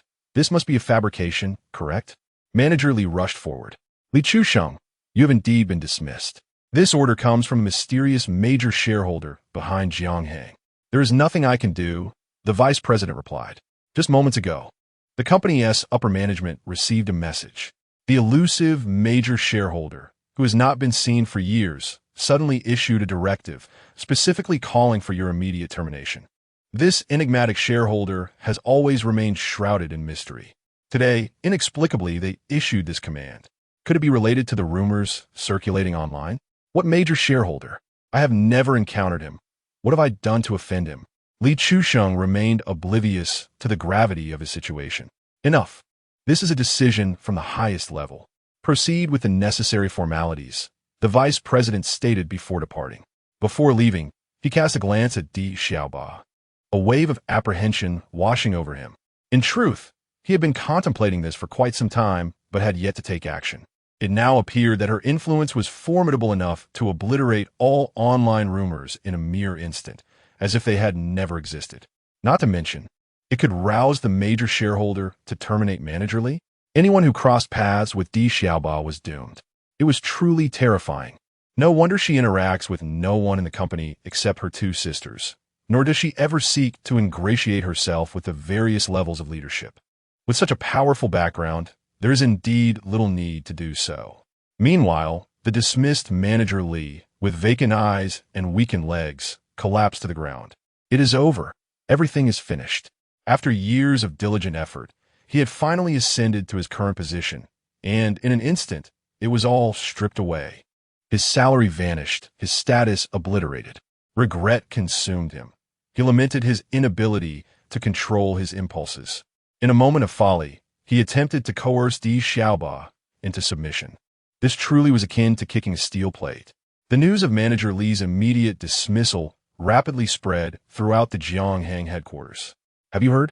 Di Xiaoba entered the door, and within 5 minutes, manager Li was dismissed. How do you know? I was just pouring water and happened to overhear the vice president's announcement. Goodness, yet again, it is Di Xiaoba. Today, both incidents are connected to her. Could it be that she is the favored canary of the upper management? How could that be? Yesterday, the individual driving the Lamborghini with her must have infuriated certain high-ranking officials. Moreover, the company's upper management does not possess such immense influence. Could it be that, as the conversation unfolded, a palpable sense of dread flickered in the glances exchanged among the group? Is it that dashing gentleman with the venomous sports car? What is his background, that he could manage this matter with such finesse? It is truly beyond comprehension. My mind is nearly overwhelmed. One shivers at the thought.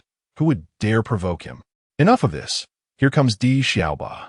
Everyone watched as Di Xiaoba emerged from her office, their eyes betraying a distinct sense of trepidation. They had engaged in slanderous discussions previously, but now they realized the peril of their actions. They simply could not afford to cross her. One might end up like Li Chusheng, unceremoniously dismissed. Securing employment these days is exceedingly difficult. No one wishes to jeopardize their livelihood over gossip regarding her. Quickly, let us examine Di Xiaoba's profile to ascertain whether she meets the criteria for preferential treatment and a salary increase. Indeed, let us explore the possibility of promoting her beyond the standard benchmarks. Her work performance is undeniably commendable. We cannot allow any talent to go unnoticed. We must reinstate her. The Human Resources Department busily retrieved her resume and annual evaluation records, meticulously analyzing whether they could elevate Di Xiaoba as compensation. The Finance Department also felt a pang of regret, reflecting on the allowances and benefits they had previously withheld under various pretexts, now seeking ways to restore them to her. Chapter 28. The intimate photo from the green tea. Di Xiaoba made her way towards the elevator. Upon exiting the company, she was met with expressions of kindness and affability. Each face bore a smile, which she found quite gratifying. This was a stark contrast to the lascivious glances she had encountered previously. It seemed that rumors would no longer circulate. All of this, she quickly realized, was connected to Zhang Yu. Before getting out of the car, she reassured herself that there was nothing to fear. He would handle everything.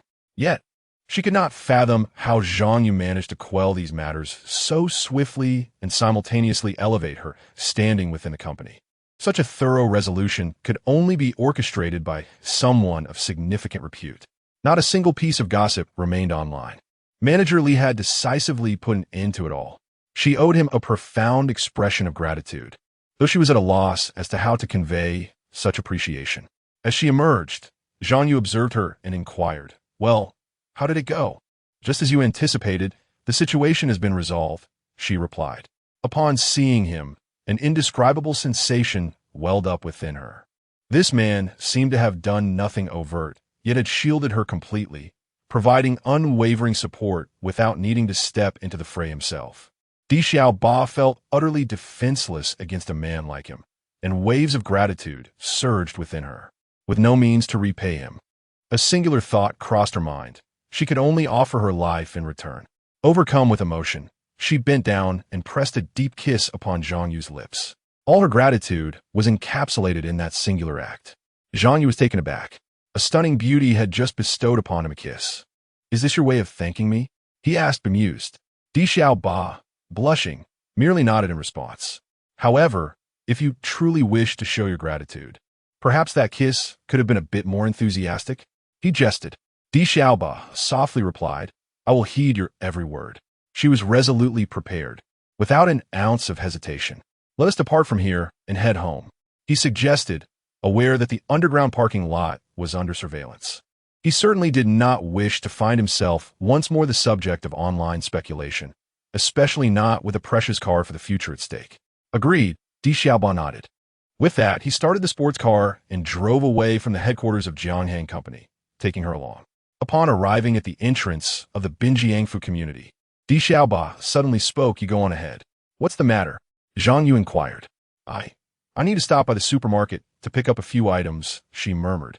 "All right, I shall return home first," he replied, pulling over to let her out before driving into the community. After watching him leave, she turned and entered the supermarket. Though there weren't many customers, her presence seemed to illuminate the store, making it feel significantly brighter the moment she stepped inside. Upon a closer glance, a strikingly radiant and statuesque beauty entered the store, exuding an extraordinary aura. She was accustomed to the sensation of being the center of attention and chose to feign ignorance as she perused the items for purchase. Approaching the shelves, her gaze fell upon a particular brand of petite umbrellas.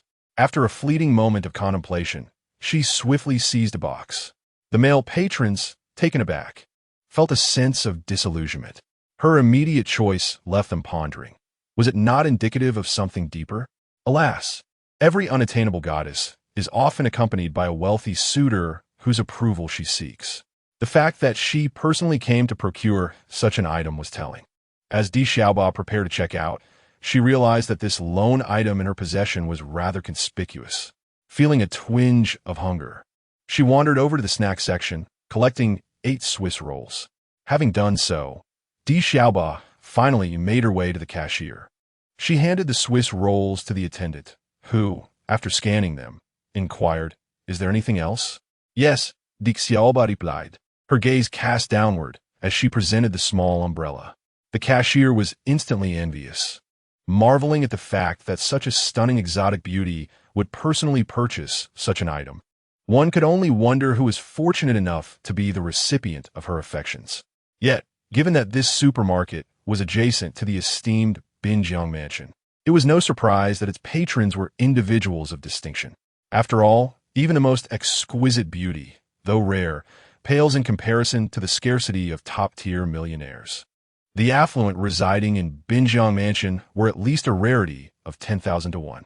Once Di Xiaoba completed her transaction and exited the supermarket, a peculiar sense of familiarity washed over her. Had she seen that woman before? To verify her suspicions, she retrieved her phone, only to discover that her browsing history had inexplicably vanished. It was strange. She retained a recollection in her mind, yet it eluded her on the screen. Meanwhile, Zhang Yu had already returned home. Suddenly, a flurry of message notifications erupted from his phone. Upon inspection, he found they were from Chen Wan. After connecting on WeChat previously, their conversations had been sparse. Despite Chen Wan's repeated attempts to initiate dialogue, Zhang Yu had responded rather nonchalantly.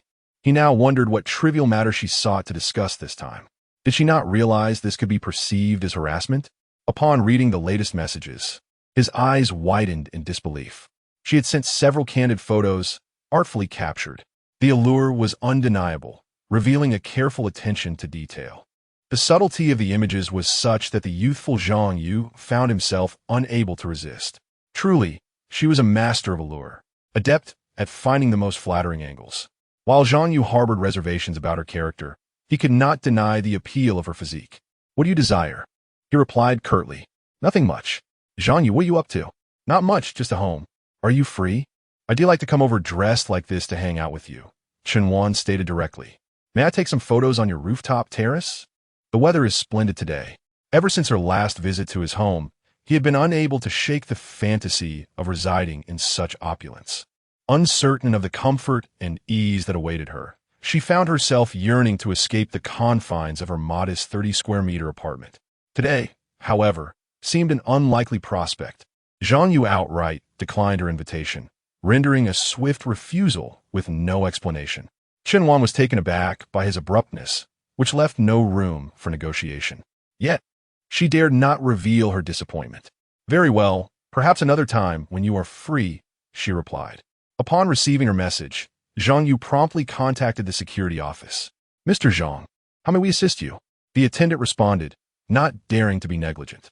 Since his arrival, the property management had been keen to discern the nature of Zhang Yu's background, especially in light of recent events that had garnered attention in Jiangcheng, prompting them to approach his affairs with heightened caution. "It is imperative for my personal safety that any visitors, aside from the 3 tenants residing in my apartment, must schedule an appointment with me in advance," Zhang Yu stated.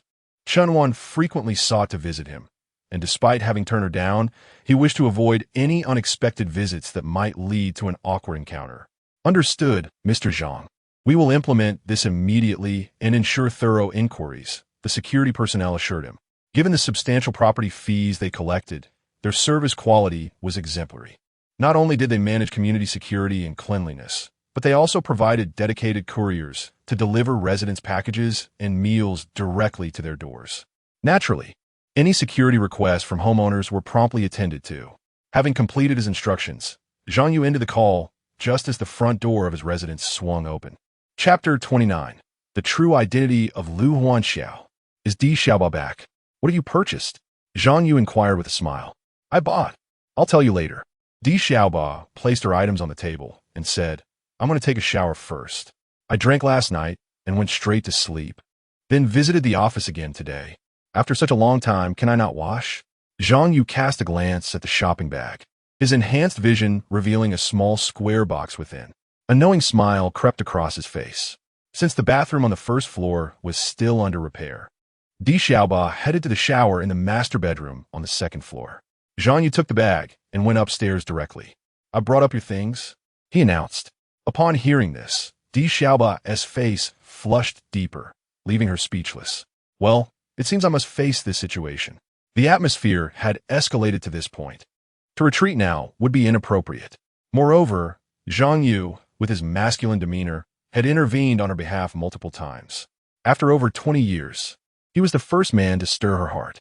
Yet, it was a pity that she was acutely aware of her own ordinariness.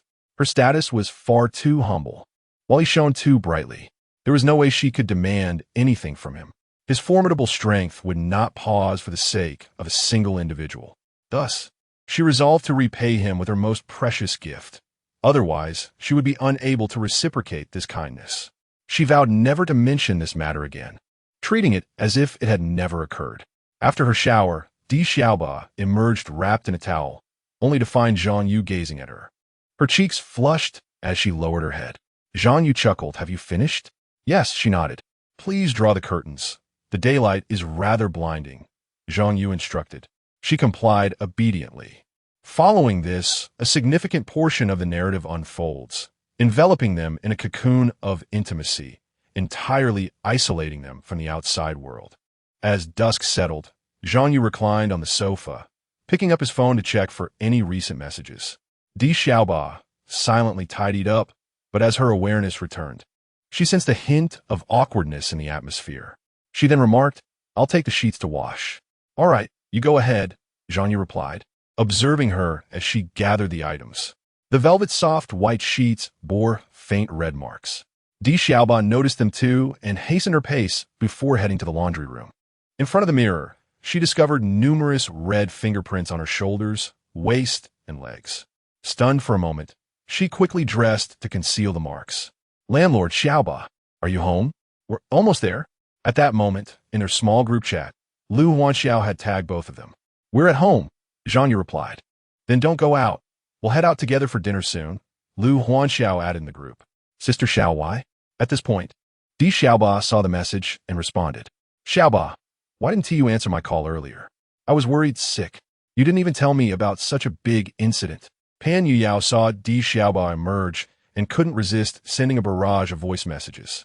"We just took turns calling you over a dozen times, and you didn't answer. Are you that busy?" Di Xiaoba glanced at Zhang Yu, recalling what she had been doing during those calls.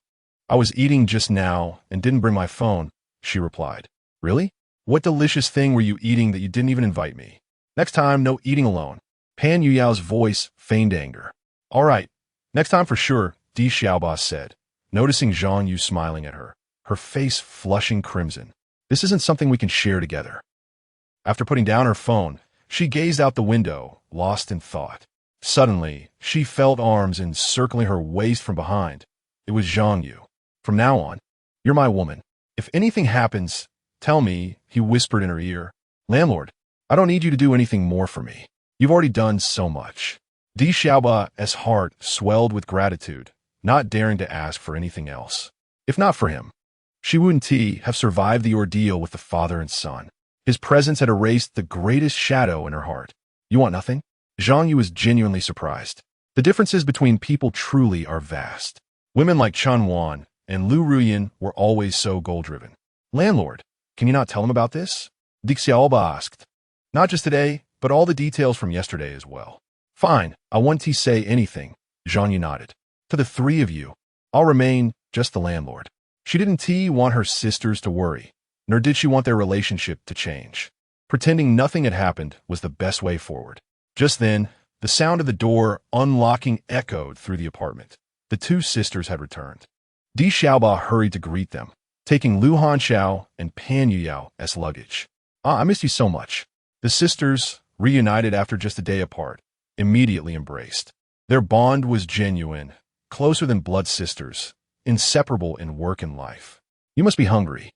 Let me cook something for you," Di Xiaoba offered. "And thank you for covering my shift.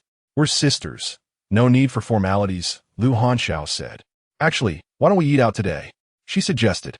Landlord, is that all right? Di Xiaoba turned to seek Zhang Yu's approval.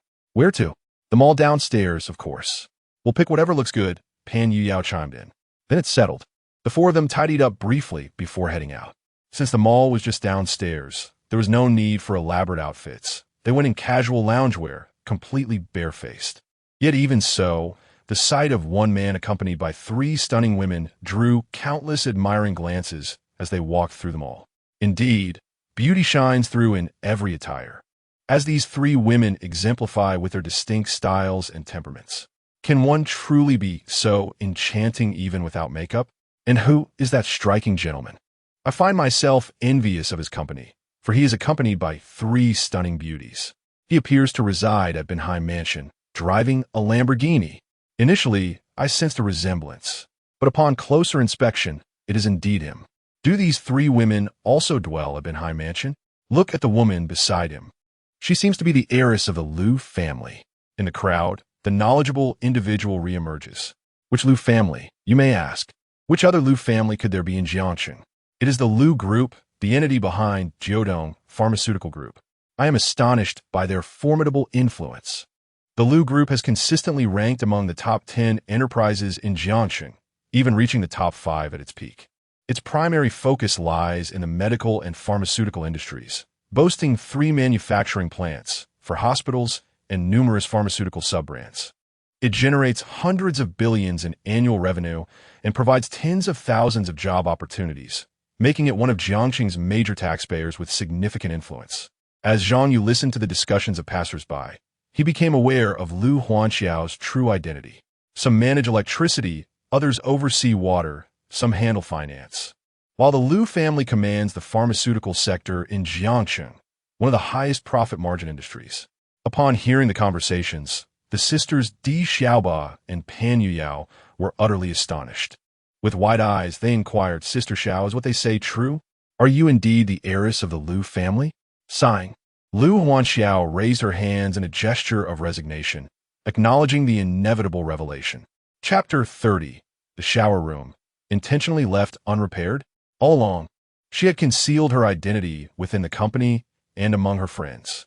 While it was evident that her family was affluent, the exact source of their wealth remained a mystery, for she had executed her secrecy with remarkable finesse. Unexpectedly, in this commercial arena, her disguise faltered and her true identity was unveiled.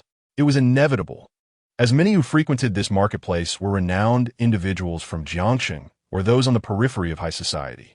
They were well versed in the gossip surrounding the elite, as such information was crucial for their livelihood.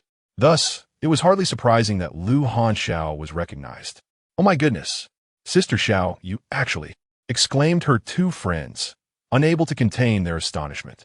Well, today's meal is on you, Sister Xiao. You've kept this from us for so long. Although they had always suspected Liu Hanxiao's family was wealthy, they had not anticipated the extent of her affluence. She was a true heiress of a pharmaceutical giant in Jiangxing, boasting annual revenues in the hundreds of billions. All right, I'll treat you, Liu Hanxiao responded readily, adding, however, you must promise not to divulge this to anyone, especially at the company. Understood, Sister Xiao. Her friends nodded in agreement. There must be a reason for her request for discretion. Let us dine at this restaurant, one suggested. Great, I'm craving hot pot, exclaimed another. The four of them wandered around before stopping at the entrance of the old Heidi Hot Pot City. The staff warmly welcomed them inside and seated them at the best table by the window. This choice not only served the purpose of attracting more customers, but also effectively advertised the restaurant, as the sight of these four striking individuals would draw attention. Indeed, upon noticing the quartet at the entrance, many patrons who had intended to dine elsewhere altered their course and entered Old Heidi instead. The restaurant's occupancy rate surged significantly compared to usual. Make arrangements to have the kitchen prioritize their orders, instructed the front-of-house manager. These customers appear exceptional. We cannot afford any service missteps. Soon, the dishes they ordered were served. Wait a moment, we didn't order these dishes. Liu Hanxiao pointed at several meat platters. Did you order these? Zhang Yu and the two sisters shook their heads. These are complimentary for you all. Feel free to enjoy, the staff member explained with a smile. They were essentially living advertisements for the restaurant, and today's patronage had increased by over 50. Offering a few complimentary dishes was a trivial gesture. Since they are complimentary, let us throw them all into the pot, Zhang Yu suggested. Almost in unison, the other three reached for the raw meat slices. But Lu Hanxiao and Di Xiaoba quickly retracted their chopsticks, allowing the youngest, Pan Yuyao, the chance to serve herself. Steam rose from the bubbling hot pot as the three flight attendants savored their meal while discussing recent events. When girls gather, the conversation flows endlessly. For a moment, Zhang Yu was cast aside. However, he paid it no mind and continued to indulge in the meat simmering in the pot. The exertion of the day had been considerable, and this modest fare was scarcely sufficient to satisfy his hunger. Di Xiaoba, among the four, was the second most voracious eater. Even while engaging in conversation, she prioritized filling her stomach. "Were you two gluttons?" Pan Yuyao marveled. "I've been on the road for 2 days and have never felt this hungry. Here, this piece of meat is ready. You should have it first." Di Xiaoba promptly picked up a piece and placed it in her bowl. "Xiaoba, you are the best," Pan Yuyao exclaimed. With food in hand, all else faded into oblivion. The greedy girl delighted in her meal, for at this moment, nothing brought her greater joy than eating. "Now let's raise a toast." The four of them lifted their juice drinks. "This is the first time our little family of 4 has shared a meal together. Let's take a photograph," Pan Yuyao suggested. "What family of 4? Zhang Yu, Lu Hanxiao, and Di Xiaoba exchanged glances but nonetheless raised their hands in a peace sign. "Isn't that Pan Yuyao? It's been years. What a surprise to see you here." At that moment, a few passers-by glanced over. Suddenly halting, they recognized Pan Yuyao. She had been enjoying her meal, but upon seeing them, her expression changed instantly, and the delicacy in her mouth lost its appeal. Zhang Yu turned to look and saw a mix of men and women, each sporting vividly colored hair, resembling a living rainbow. They were undoubtedly eccentric youths, dressed in flamboyant attire. One girl, with her hair in a mass of dreadlocks and dark eyeshadow, wore tattered pants barely held together by a few threads. She was the one who had recognized Pan Yuyao earlier. "Who are you?" Lu Hanxiao addressed them first, noticing the shift in her friend's demeanor. "Oh, it's nothing. Just an old friend saying hello, right, Pan Yuyao? Hey, why are you so quiet?" The dreadlocked girl called out. Pan Yuyao, however, kept her head down and avoided their gaze, saying nothing at all. "How dull. Still such a coward," they remarked before striding away. Once they had departed, Di Xiaoba whispered, "They are gone. Landlord's sister Xiaoba, you all continue eating. I wish to go back," Pan Yuyao announced as she stood. "Yuing, wait. Let's return together," Zhang Yu urged. Clearly, that group was not only acquainted with Pan Yuyao, but had likely shared some past grievances. Otherwise, her spirits would not have plummeted so drastically. Upon hearing his words, Pan Yuyao felt a warmth in her heart. In moments of despondency, a word of encouragement can wield great power. "Thank you, I'm fine," she replied with a smile. "Then let us go together," Lu Hanxiao added. "The 3 of us will always do everything together." Having just finished their meal, Zhang Yu noticed a somewhat surprised expression on Zhang Yu's face. Reminded of previous events, a pang of guilt washed over him. He then stepped forward and linked arms with Pan Yuyao. Di Xiaoba also approached to comfort her. Behind them, Zhang Yu followed a few paces, observing the trio walking hand in hand. Their heights were almost identical, creating a striking scene as they strolled through the mall, drawing admiration from onlookers wherever they went. An insidious thought crept into his mind. Given time and opportunity, this could yield thrice the joy. Among the 3 sisters, only Pan Yuyao was yet to join. Clearing his throat, he chastised himself for overthinking. The immediate task at hand was to avoid such fanciful musings. Upon exiting the mall, they arrived at the entrance of their community. Returning to Binjiang Mansion, Zhang Yu tidied up briefly. After a quick outing, night had fallen once more. He ascended to his master bedroom on the 2nd floor and switched on the 100-inch television hanging in the room. Tonight featured a match of the national team, and as a devoted fan, he was eager to watch. The large screen truly enhanced the viewing experience. Just then, a voice echoed from downstairs. It was Lu Hanxiao, inquiring about the still-broken shower on the 1st floor. Uncertain, Zhang Yu replied from the floor above, suggesting she use the shower on the 2nd floor instead. Hearing this, Lu Hanxiao huffed in disbelief, suspecting he was deliberately neglecting repairs. Chapter 31. Major shareholder. I owe you nothing indeed. This must be the case. Zhang Yu could fulfill his intentions, leaving the three of them with no choice but to wash in his bedroom. As for the reason behind this, it was merely to take advantage of them. This small scheme was easily seen through. Yet, upon further contemplation, one would wonder how a man residing in a multi-million-dollar mansion and driving an equally extravagant car could be so desperate. After all, he seemed to lack no female companionship. Moreover, for him, secrets had long ceased to exist. She even contemplated inviting a handyman over for repairs. As these thoughts crossed her mind, Lu Hanxiao suddenly realized something troubling. Wait, did I just act coquettishly toward him? That soft hum just now was clearly a display reserved for romantic partners. Although Lu Hanxiao had never been in a relationship, she had seen it depicted in dramas and was aware of what it entailed. Lu Hanxiao, oh Lu Hanxiao, if this continues, you will undoubtedly succumb. The facade of aloofness was crumbling far too swiftly. Not only was her body betraying her, but her heart was also leaning towards him. This was truly terrifying. Despite these thoughts, Lu Hanxiao's body remained unyielding.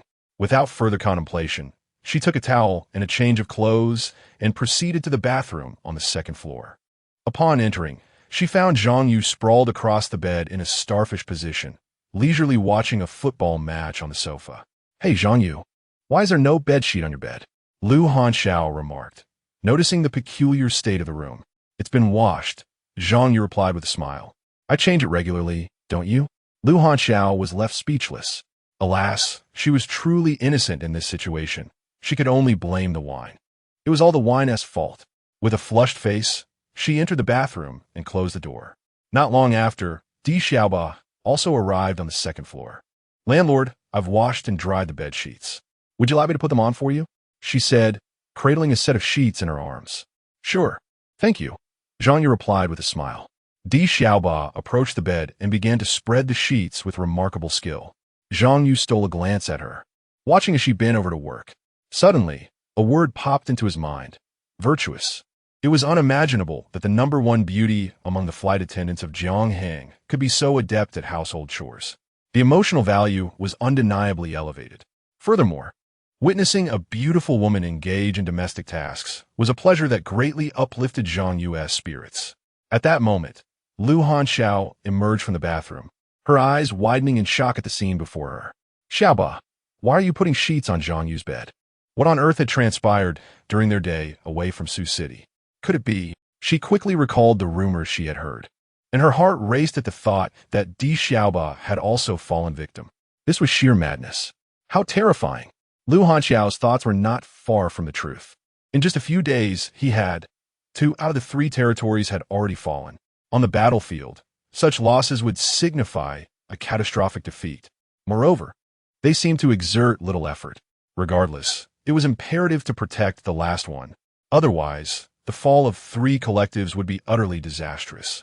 I wonder if Pan Yuyao will be all right.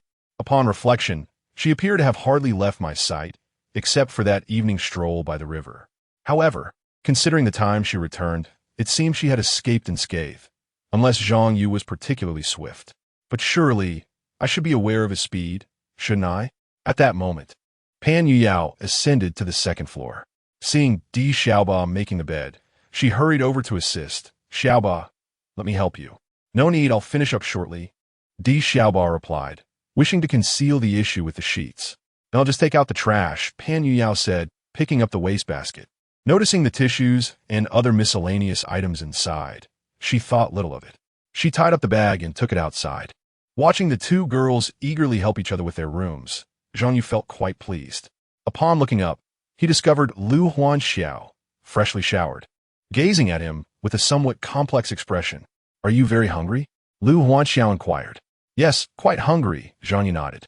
As soon as she spoke, he anticipated her question. Thus, he played along with her line of conversation. Are you just going to eat anywhere? Not anywhere. I only eat at home. Will you change your taste tomorrow? That depends on how good the previous meal was. The 2 engaged in a coded exchange that Pan Yuyao and Di Xiaoba could not comprehend. Wait, landlord, Sister Xiao. What are you talking about being hungry for? Didn't we just eat? Exactly. And weren't we just eating outside? Why does the landlord say it's at home? They curiously asked. Pan Yuyao remained oblivious, an outsider to the conversation. Di Xiaoba, however, was unaware that Lu Huanxiao's position had also been compromised, leading to this gap in information. It's nothing. I was just asking him what he plans to eat tomorrow. Lu Huanxiao swiftly changed the subject. It's getting late. Let's head back downstairs. Watching the two girls descend the stairs first, she followed behind. Oh, by the way, Lu Huanxiao suddenly recalled, we have an international flight tomorrow, and we want TB back until the day after. After speaking, she regretted mentioning it. Why did she need to tell him this? An international flight? Zhang Yu chuckled. So, will I eat tomorrow? You. Lu Huanxiao was rendered speechless. Who could understand? She found herself at a loss for how to handle him. Was she destined to sacrifice herself, feeding the proverbial tiger? As long as the tiger was well fed, it would slumber peacefully and cease to trouble others. After some contemplation, she finally resolved, let's have a late-night snack. Ah, Sister Xiao, are you having a late-night snack? The two girls ahead asked, turning around. Do you want some too? Lu Huanxiao inquired, feeling somewhat embarrassed. Then we want to eat. We're on a diet. Two young women shook their heads and returned to their respective rooms. Lu Huanxiao also went back to her room, her emotions still unsettled. Zhang Yu lay down on his neatly made bed, continuing to watch the football match. As the game concluded, the team emerged victorious with a score of 1-0, the match unfolding with its fair share of twists and turns, laden with drama. The game started late, and the stoppage time was extensive, so it was already midnight when the final whistle blew. System, let us open a blind box, Zhang Yu remarked. Instantly, a virtual screen from the system illuminated before his eyes, the familiar interface greeting him. Let us go with the first one. He felt no inclination to choose. Whatever he drew would be left to chance. Congratulations, host. You have drawn a 55 equity stake in Rice Technology Company, becoming the largest shareholder. Rice Technology Company, valued at $200 billion, boasts core businesses in smartphones, automobiles, drones, and is recognized as one of the most popular tech firms in Huagua. Wow, Zhang Yu exclaimed, sitting upright on his bed in astonishment. Rice Technology Company? This is the first time I've drawn such a substantial company. $200 billion. What a concept! Among the top 10 wealth portfolios in Huagua. The smartphone he uses is even from Rice Company. The sudden influx of immense wealth was somewhat overwhelming. Host, do you wish to conceal your identity as the largest shareholder? Conceal it. Zhang Yu pondered briefly before responding. He was not yet prepared for such a revelation. This information should remain within the highest echelons of a select few. Depending on the circumstances, it may be disclosed to middle management at most. His shareholder identity has been encrypted, classified as S-level. At this moment, Rice Technology Company remained ablaze with lights. The latest research projects were being expedited, with even the senior executives personally overseeing the operations. In the chairman's office, OK Gu gazed at a message on his phone, lost in thought. After decades of hard work, the long-anticipated news from the major shareholder had finally arrived, signaling a return to take over the shares. Reflecting on his entrepreneurial journey, he recalled the substantial support he received from the behind-the-scenes major shareholder. Without that backing, he would not have achieved his current success. I can say that I have been nurtured by the major shareholder, OK Gu silently expressed. Thank you for your years of trust. Henceforth, I am no longer indebted to you. With this day arrived, he had accomplished his goals and could now prepare to relinquish his shares with peace of mind. In truth, he had been prepared for this day long before. Chapter 32. A midnight snack delivered to the door. There were no other questions, except for the surprising fact that the major shareholder in the photograph appeared remarkably youthful, resembling a freshly graduated university student, even younger than myself by a couple of years. When I embarked on my entrepreneurial journey, this individual was likely not yet born. Of course, it is plausible that some formidable force propelled him into this position. That is the only explanation I can muster. The major shareholder of our company. Other executives soon arrived in the office. I'm already aware, spoke Brother OK. What directives does the major shareholder have for us? Inquired the executives. The major shareholder requires strict confidentiality regarding identity information. Therefore, apart from mid-level management and above, all others, including employees and the media, must remain discreet. Understood. We shall attend to it immediately. with the public chairman issuing a gag order. The higher-ups swiftly relayed the instructions to all departments. It was time to retire for the night. After receiving the rewards from the Dammy Technology Company, Zhang Yu turned off the lights, his mind taking a considerable time to settle. Unbeknownst to him, he had drawn the fortunes of a colossal enterprise worth 2 trillion. This had certainly whetted his appetite for more. What would be drawn next? Upon reviewing the system description, Zhang Yu finally comprehended that this blind box reward had been a result of a 10-star bonus, which stemmed from Di Xiaoba. The rewards of conventional blind boxes did not possess such magnitude. After reassessing, he noted that the next individual closest to achieving 10 stars was Pan Yuyao, merely 1 star away from completion. Zhang Yu, a man of action who despised procrastination, realized he needed to expedite Pan Yuyao's journey to 10 stars in order to draw the next substantial reward. Regrettably, they were scheduled to fly internationally the following day, meaning the earliest he could attend to this would be the day after tomorrow. She was likely already deep in slumber. At that moment, Zhang Yu earnestly wished to utilize his identity as a shareholder of the airline to rearrange their schedules overnight. However, he quickly dismissed this idea, fearing it might raise suspicions and alert them. At this juncture, there was a gentle knock at the door. "Who is it?" Zhang Yu perked up his ears. "It's me," came the voice of Lu Huanxiao from outside. 3 question marks rose above his head. No, could it be that she genuinely came for a midnight snack? He had assumed it was a jest. Zhang Yu rose to open the door, revealing Lu Huanxiao standing there with an air of indifference. He couldn't help but marvel at her demeanor, truly the embodiment of a high and aloof goddess. Even here for a midnight snack, she wore such a countenance, seemingly reluctant, creating a paradoxical impression. Have they all fallen asleep? Yes. Lu Huanxiao felt an overwhelming sense of shame, as if under a spell, her body no longer heeding her mind's commands. "Let us not waste time. I must rise early tomorrow." Her tone echoed that of a long-married couple discussing routine matters. However, as Lu Huanxiao stepped inside, she cautioned, "Pan Yuyao is still an intern. Her thoughts are the most innocent, having not yet encountered the world's perils. This sacrifice is indeed substantial." Zhang Yu found herself perplexed, unable to comprehend her motivations. Was it perhaps due to her upbringing in a wealthy family, accustomed to the treachery that often accompanies affluence, that she instinctively felt the need to protect Bai Ji and Pan Yueying? Such musings left her heart racing. Or could it be that Lu Hanxiao, having tasted the sweetness of life, was merely pretending disinterest while her body betrayed her true desires? After all, she was already 28, a blooming peony in her own right. Nevertheless, she had arrived at this juncture, and Zhang Yu understood her intentions. "Do not linger at the door. Come inside," she beckoned, grasping her arm. Inside the master bedroom, the atmosphere was charged with electricity. Meanwhile, outside the community, a black luxury van lingered in the shadows, its presence shrouded in mystery. Within, someone surveyed the surroundings through binoculars before reporting back via phone. "Young Master Wang, we have gathered information. Lu Hanxiao is renting a room in the residence of a certain Zhang Yu at Binjiang Mansion. She shares the space with 2 colleagues, all residing on the 1st floor." "Who is Zhang Yu?" Wang Xiaozong mused, having never encountered that name before. "She is the individual with the Lamborghini. There are reports about her online," came the response from a subordinate. "So it was that person? What was her background?" Curiosity piqued. Wang Xiaozong pondered how someone living in a more opulent home and driving a finer car could remain an enigma. "Do not fret, young Master Wang. We shall continue our investigation," came the assurance.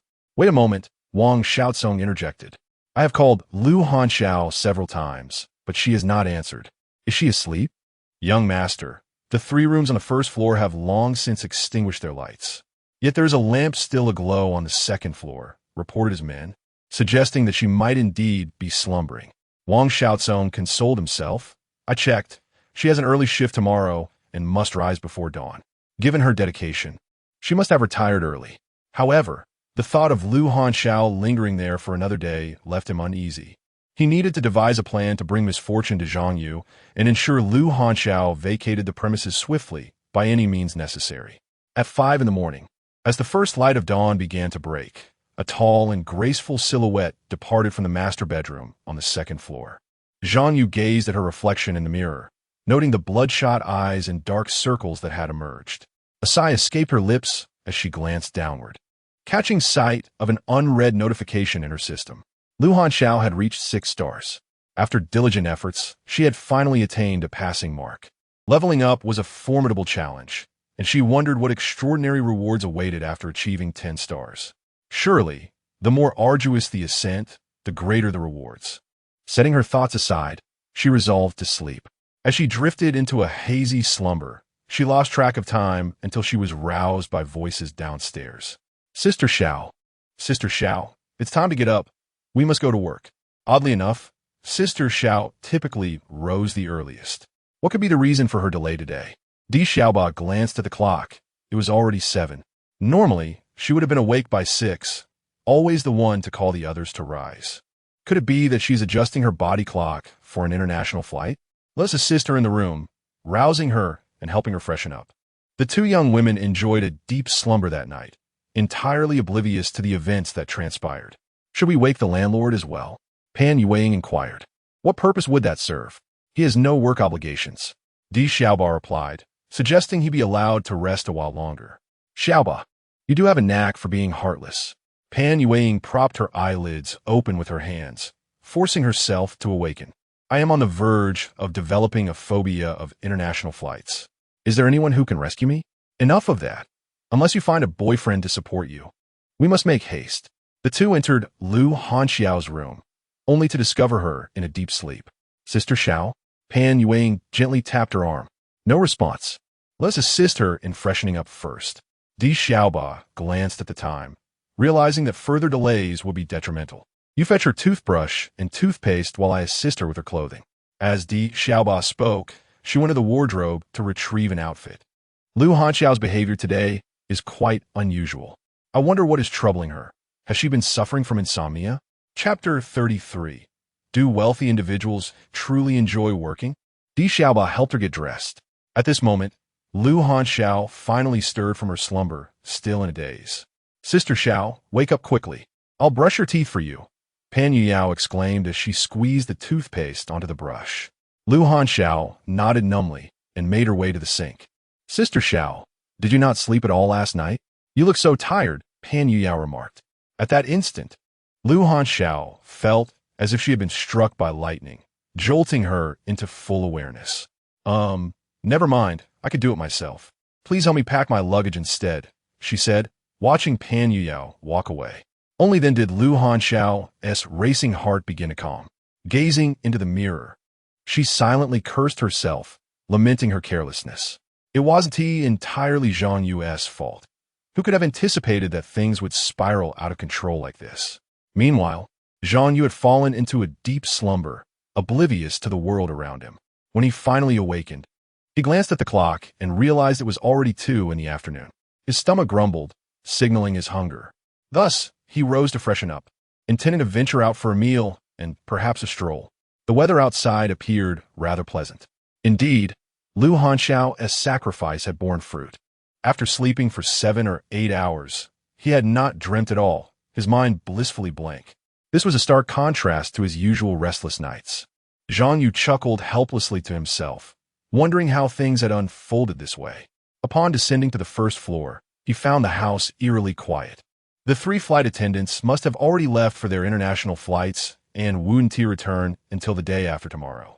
With the prospect of spending the next couple of days alone in such a vast house, he felt little inclination to remain home. He descended the stairs, hopped into his Lamborghini, and exited the community. The sun shone brightly outside. Recalling a restaurant he had previously dined at, which had served delectable dishes, he decided to head there. It was a mere 4 or 5 minutes drive away. At this moment, several traffic police officers in reflective vests were stationed by the roadside, managing the flow of nearby traffic. Among them was a female officer, leaning against her motorcycle while sipping water. When she noticed a Lamborghini coming into view, her gaze sharpened with intrigue. Handing her water bottle to a colleague, she donned her helmet and mounted her motorcycle, setting off in pursuit. Captain, what is going on? Her teammates inquired as she swung her long legs onto the police motorcycle. The racing car from that night has appeared again. I'm going after it. You all stay here and keep watch, she commanded with urgency. having failed to catch up last time and returned with a mouthful of dust. She was determined not to let him escape again. With the throttle twisted, the female officer sped off in pursuit. Our captain is relentless. If she had even half this fervor in finding a partner, she wouldn't still be single after 20 years, her colleagues mused, shaking their heads with a sigh. Let us just focus on our duties here. The police captain, oblivious to her team's murmurs, rode her motorcycle with a singular conviction burning in her mind.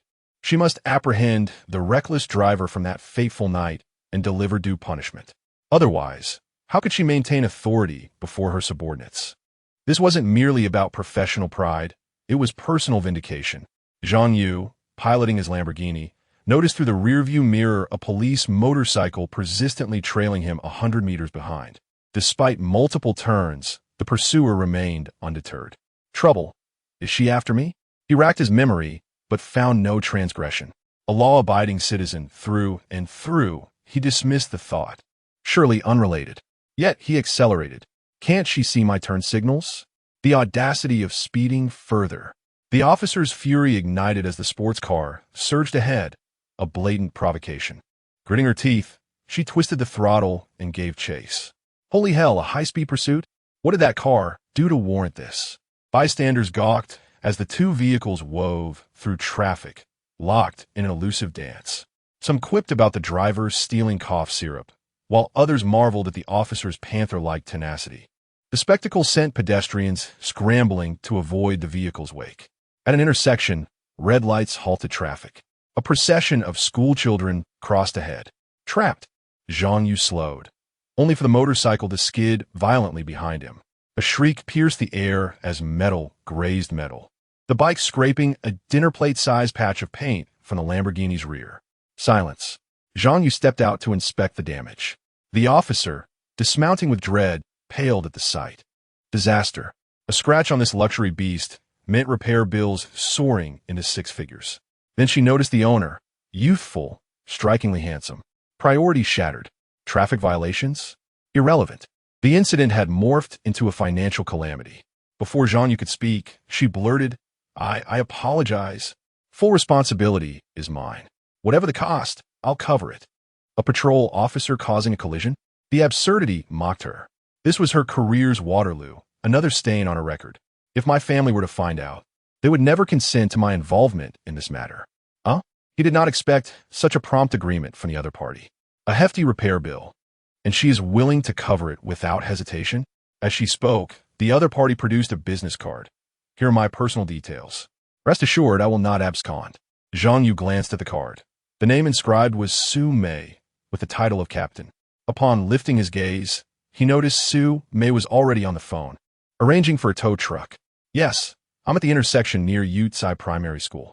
Please send a tow truck as soon as possible to avoid disrupting traffic. Are you towing my car? Zhang Yu inquired. Sir, it was my actions that caused damage to your vehicle. You need not worry about the expenses. I will cover the entire cost. Once the repairs are completed, I shall return your car to you. Su Mei expressed her sincere apologies. Indeed, her demeanor of admitting fault was commendable. Yet, there was something she seemed hesitant to articulate. What is it? Zhang Yu asked, intrigued by her reticence. Please do not file a complaint or post about this online. I assure you I will handle everything. Su Mei reiterated her promise. Oh, so that is her concern. Zhang Yu understood her apprehension. Clearly, Su Mei was aware that the repairs would entail a significant expenditure, far exceeding mere tens of thousands. Her assurance to cover all costs indicated her financial capacity to bear the burden of the repairs. Another affluent heiress seeking to experience life? No. Why do wealthy individuals have such a penchant for work? Zhang Yu recalled a tenant at home, Lu Huanxiao, who fit that description. But what will I do without a car? Zhang Yu queried. Sir, please do not worry. Until your car is repaired and returned, I will lend you my personal vehicle. Su Mei promptly clarified, already en route to assist. Chapter 34. An unexpected encounter with childhood sweetheart. As the words fell, a Rolls-Royce Cullinan approached around the bend. Su Mei, spotting the vehicle, eagerly waved her hand. The car slowed down and came to a halt across the street. Sir, that is my usual car. It's not a particularly luxurious vehicle. Please bear with it, Su Mei said apologetically. The Cullinan is indeed a T1 class luxury car, valued at around 7 to 8 million. However, when compared to the limited edition Lamborghini Veneno, it pales in significance. Is this what you call a mediocre car? One might exclaim. Oh heavens, is the world of the affluent truly this extravagant? This female officer, who could easily live as a lady of leisure, insists on working instead. Bystanders, observing from a distance, were struck with immense astonishment. What kind of statement is that? Another day of shattered perceptions. A delivery truck passed by, igniting a sense of inequity within those who beheld the scene, stirring a desire to act. Are you suggesting I should drive this car? Zhang Yu inquired, circling the Rolls-Royce Cullinan. Unlike sports cars, this vehicle is spacious and imposing, featuring 4 seats and a trunk, offering greater practicality. Were it not for the system's reward, Zhang Yu would find such a car quite satisfactory. Moreover, the license plate caught his attention. Jiang A666666. Such a fortuitous and memorable number. One could only wonder how much it cost to acquire such a plate. Indeed, sir, Su Mei replied. Please leave your name and phone number. I will contact you once the car is repaired. She understood that parts for such a luxurious vehicle were unavailable domestically and would need to be sent back to the manufacturer for repairs. Given the vehicle's opulence, the transport would require utmost care, taking at least a month. Feeling guilty for the disruption caused by the pursuit of the car, she felt compelled to make amends. So, can I drive the car away? Zhang Yu asked.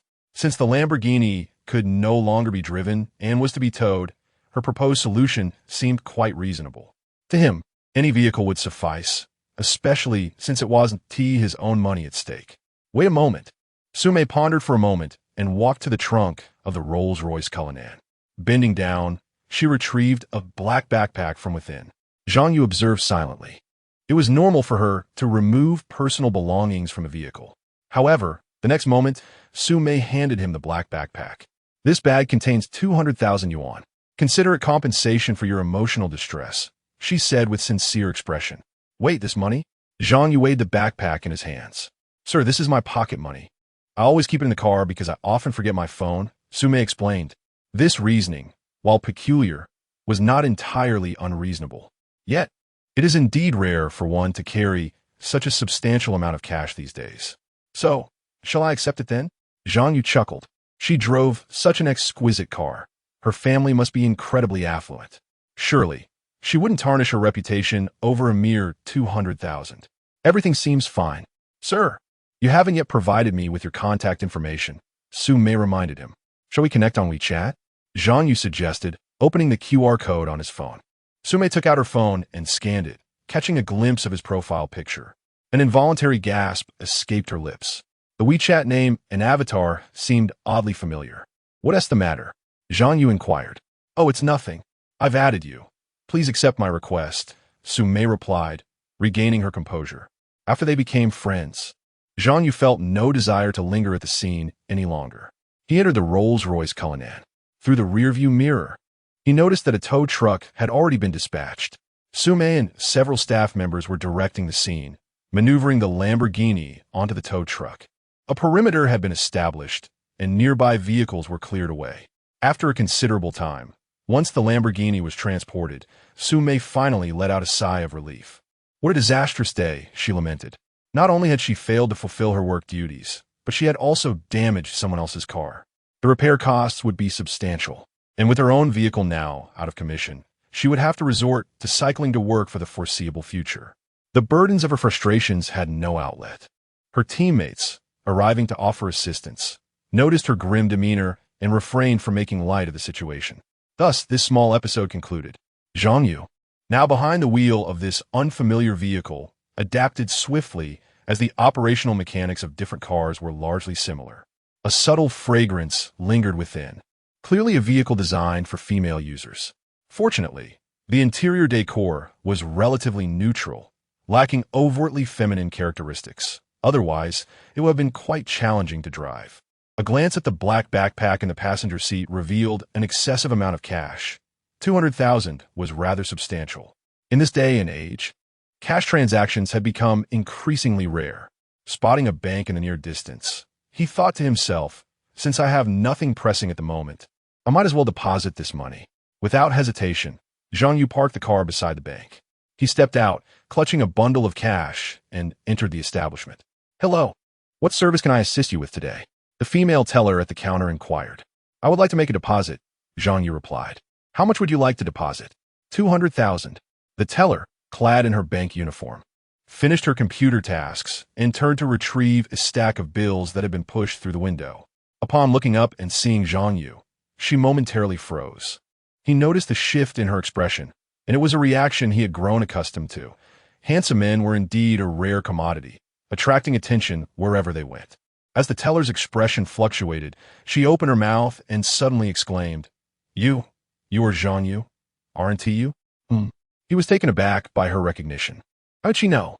Zhang Yu wondered, studying the teller's face with renewed interest. She elegantly styled her hair into a bun atop her head. Her fair, oval-shaped face and petite lips were accentuated by a beauty spot at the corner of her eye, embodying a delicate and refined grace. A flicker of familiarity brushed through my mind as I swiftly searched my memories for a match. Suddenly, it dawned on me. Wasn't this the classmate I had grown up with, Su Mufei? Moreover, she had been my neighbor. Our houses in the village were adjacent to one another. We had shared the same classroom since elementary school, continuing together for 9 years until the end of middle school. We often walked to and from school together, having lived in close proximity, which could be likened to a childhood romance. However, upon graduating from middle school, Su Mufei's family moved away, and we lost contact. Back then, Zhang Yu did not possess a mobile phone, which gradually led to our drifting apart. Now, 7 or 8 years had passed in the blink of an eye. Encountering an old friend stirred a myriad of emotions within Zhang Yu. Fate truly is a wondrous thing. Zhang Yu, please wait for me a moment while I finalize this transaction. Let us catch up properly afterward, Su Mufei said, her excitement palpable. Meeting a childhood companion was indeed a joyous occasion. She secured a sum of 200,000 and instructed a colleague to cover her shift momentarily. Then she stepped out, saying, "Here, take care of this bank book. Let us converse over there." Observing her joyful demeanor, Zhang Yu felt transported back to those cherished times. Reuniting with a childhood sweetheart was inherently a moment to be treasured. I had once been puzzled as to why many parents would engage in lengthy conversations upon encountering acquaintances on the street. Now, I understood that it was precisely the same for me. "Zhang Yu, how had you been these past few years?" Su Mufei inquired with genuine concern. Chapter 35. Is the house in the old home going to be demolished? That's wonderful. How about you? Zhang Yu inquired. I am well, too. Su Mufei gazed at Zhang Yu, and after so many years apart, he had become even more handsome. He had grown significantly taller as well. In her memories, Zhang Yu had always seemed somewhat diminutive. Suddenly, he appeared so tall and striking that she hesitated to acknowledge him, fearful of the embarrassment of misidentifying him. Compared to the past, Zhang Yu had transformed remarkably. He exuded a more masculine charm now. Indeed, I have experienced a growth spurt in recent years. Zhang Yu replied with a smile. During high school, I was not particularly outstanding. In fact, I was even shorter than Su Mufei back then. However, in the ensuing years, I grew considerably, from 165 centimeters to 185. That's great. Su Mufei asked, Have you started dating anyone? Good question. Zhang Yu chuckled. Strictly speaking, I do not have a girlfriend yet. That essay relief, Su Mufei thought to herself, feeling a touch of nostalgia. Do you remember back in the day? Of course, Zhang Yu smiled. If I and T moved away, we might have been together then. Speaking of which, Su Mufei was indeed his first love during adolescence. They had mutual feelings, but had never fully expressed them before her family relocated. Subsequently, they lost contact, and the regrets of their youth abruptly came to an end. It was unexpected to encounter each other again after so many years. Indeed, Su Mufei felt an overwhelming sense of nostalgia, as if her somewhat bleak life had suddenly brightened. By the way, Zhang Yu, what are you doing now? Su Mufei asked. Well, Zhang Yu pondered for a moment, searching for a reason. It's just a part-time job. Nothing worth mentioning. Haha. In truth, he was a shareholder or owner in 3 companies. However, revealing such identities would likely astonish others, so he chose to remain silent. What does it matter? We are all just workers, Su Mufei replied with a smile. Hurry up and come to handle the business. There's a line forming at the bank now, the branch manager urged. All right, I'll be there shortly, Su Mufei responded. Well, I should get back to my work. Su Mufei hesitated to ask. You go ahead. We can chat later, Zhang Yu smiled. Oh, by the way, she suddenly remembered something. The village where I used to live is being demolished. Tonight, the whole village is gathering for a final farewell dinner. Are you going back? What did you say? The village is being demolished? A large question mark appeared above Zhang Yu's head. Yes, you didn't know? Su Mufei inquit pudao. They had even received a notice years after her family moved. Yet Zhang Yu was unaware. I truly had no idea. He shook his head. But then again, Su Mufei suddenly realized that although they had moved, the old house remained. Since you do not own a property there, it makes sense that you wouldn't know. Not quite, Zhang Yu replied with a faint smile. All right, you go ahead and take care of your business. We could talk more after work. As Su Mufei returned to her workstation, Zhang Yu found himself lost in contemplation.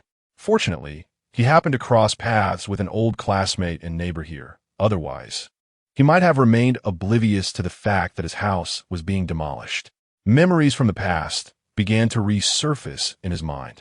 Since he could remember, he had never seen his biological parents. He was raised entirely by his grandparents, along with his uncles and aunts. They resided in a 6-story self-built house, of which 2 floors were registered under Zhang Yu's name, while the others belonged to different family members, as his father, being the eldest son, had invested significantly in its construction. In his youth, Zhang Yu was unaware of these matters, as they were all managed by the elders. Little did he expect that now, faced with the prospect of demolition, they would conceal such information from him. Since entering university, Zhang Yu had not returned home, spending his winter and summer vacations working part-time. His ex-girlfriend, Lu Ruyan, had met him while he was distributing flyers. It was she who pursued him. Now, years later, he owned the most luxurious house and car in Jiangxing and controlled 3 companies in finance, aviation, and technology, amassing a fortune worth billions. Nevertheless, the matter of his hometown still weighed heavily on his heart. Although the 2 floors of the self-built house in the urban village held little monetary value, with compensation estimated at around 1 million based on a standard of 5,000 per square meter, it was a matter of principle.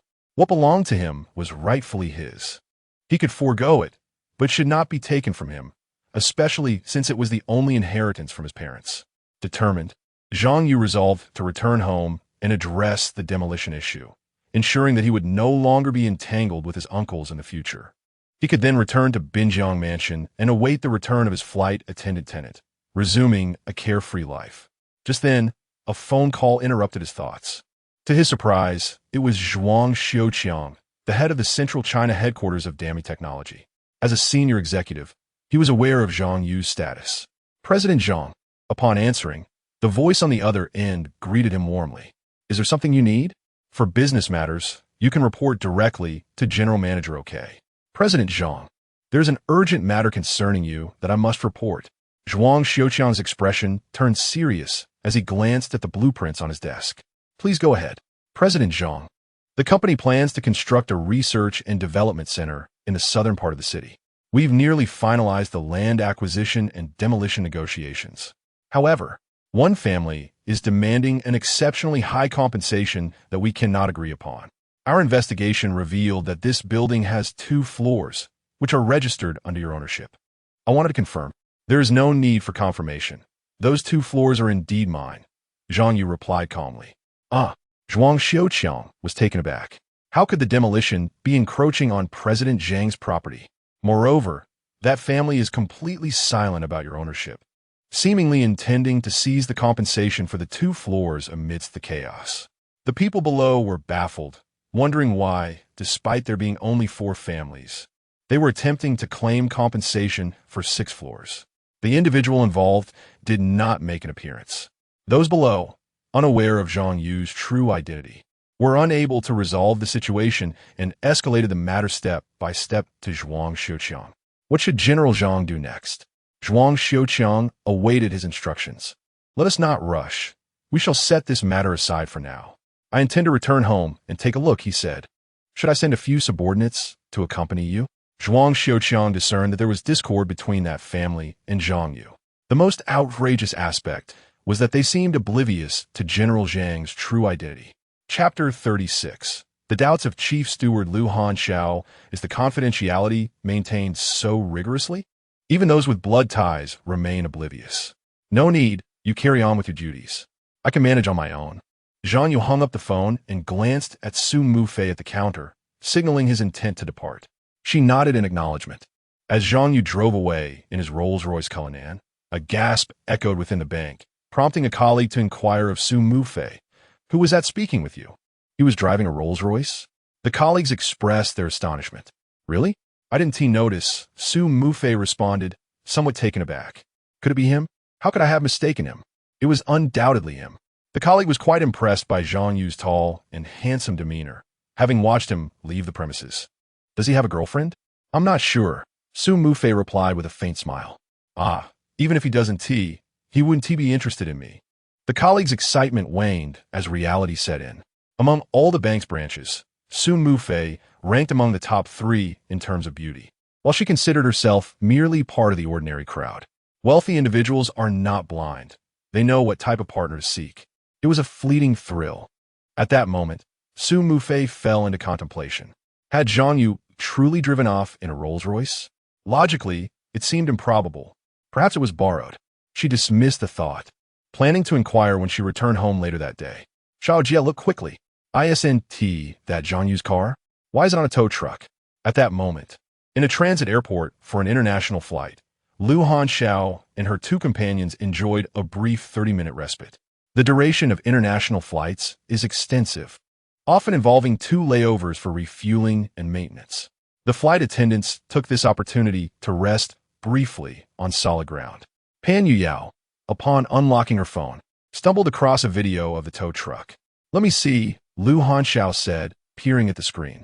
The footage depicted a primary school entrance, filmed and uploaded by an internet user, showcasing several police officers directing a Lamborghini onto a tow truck, the rear of which bore noticeable scratch marks. In the comments section, many users reveled in the misfortune. This car has been flaunting for so long, it was bound to meet its end. Apparently, it was struck by a female officer's motorcycle. I was there at the scene. She even lent her vehicle to the owner of that car. Honestly, she shouldn't have. The users shared their envious remarks, unable to bear witnessing another's success. It truly is Zhang Yu's car, Lu Hanxiao remarked. There's only one Lamborghini in Jiangxing. It would always attract attention, and a collision with a traffic officer's motorcycle is bound to be sensational news. As she perused other related videos, someone captured the scene of a Rolls-Royce departing. That must be the female officer's vehicle. How could she afford such luxury? Surely, she isn't corrupt. Below, numerous comments continued to circulate, having spotted the license plate number. Lu Hanxiao's heart suddenly skipped a beat. That license plate number was all too familiar. Unless it was a counterfeit. She was just about to make an international call to verify the situation when Di Xiaoba hurried over. Sister Xiao, it's time. We need to prepare. Reluctantly, Lu Hanxiao set aside her phone and swiftly shifted into work mode. Only Sister Xiao could pull this off. Pan Yuyao stared in awe. You should really take notes, Di Xiaoba chided, tapping her lightly on the head. The probation assessment is coming up. How can you stay so carefree? Meanwhile, Zhang Yu drove toward his hometown. The houses lining the road grew shorter and shabbier, a sure sign he was nearing his destination. Before him sprawled a vast, low-rise urban village, the place where he had grown up. Soon, this land would be demolished to make way for Rice Technologies' new R&D facility. The village's narrow streets couldn't accommodate a massive vehicle like the Rolls-Royce Cullinan, so Zhang Yu parked in an open lot outside and proceeded on foot. After winding through a few alleys, he arrived at a 6-story, 2-unit self-built house. The building, nearly 2 decades old, bore a tiled inscription on its wall, 2005. The village buzzed with activity, families packing up, others posing for farewell photos in front of their old homes. Many had received substantial compensation and were soon to leave this dilapidated neighborhood for the city. Who wouldn't be overjoyed? Moreover, the payout standards here were higher than elsewhere. Inside the old house, lively chatter filled the air. I've already negotiated with them. If they meet our demands, we can move out tonight. Exactly. Rumor has it Rice Tech wants this land. A giant corporation like that has deep pockets. We should push for more. Once the compensation comes through, we'll gather again and split it proportionally.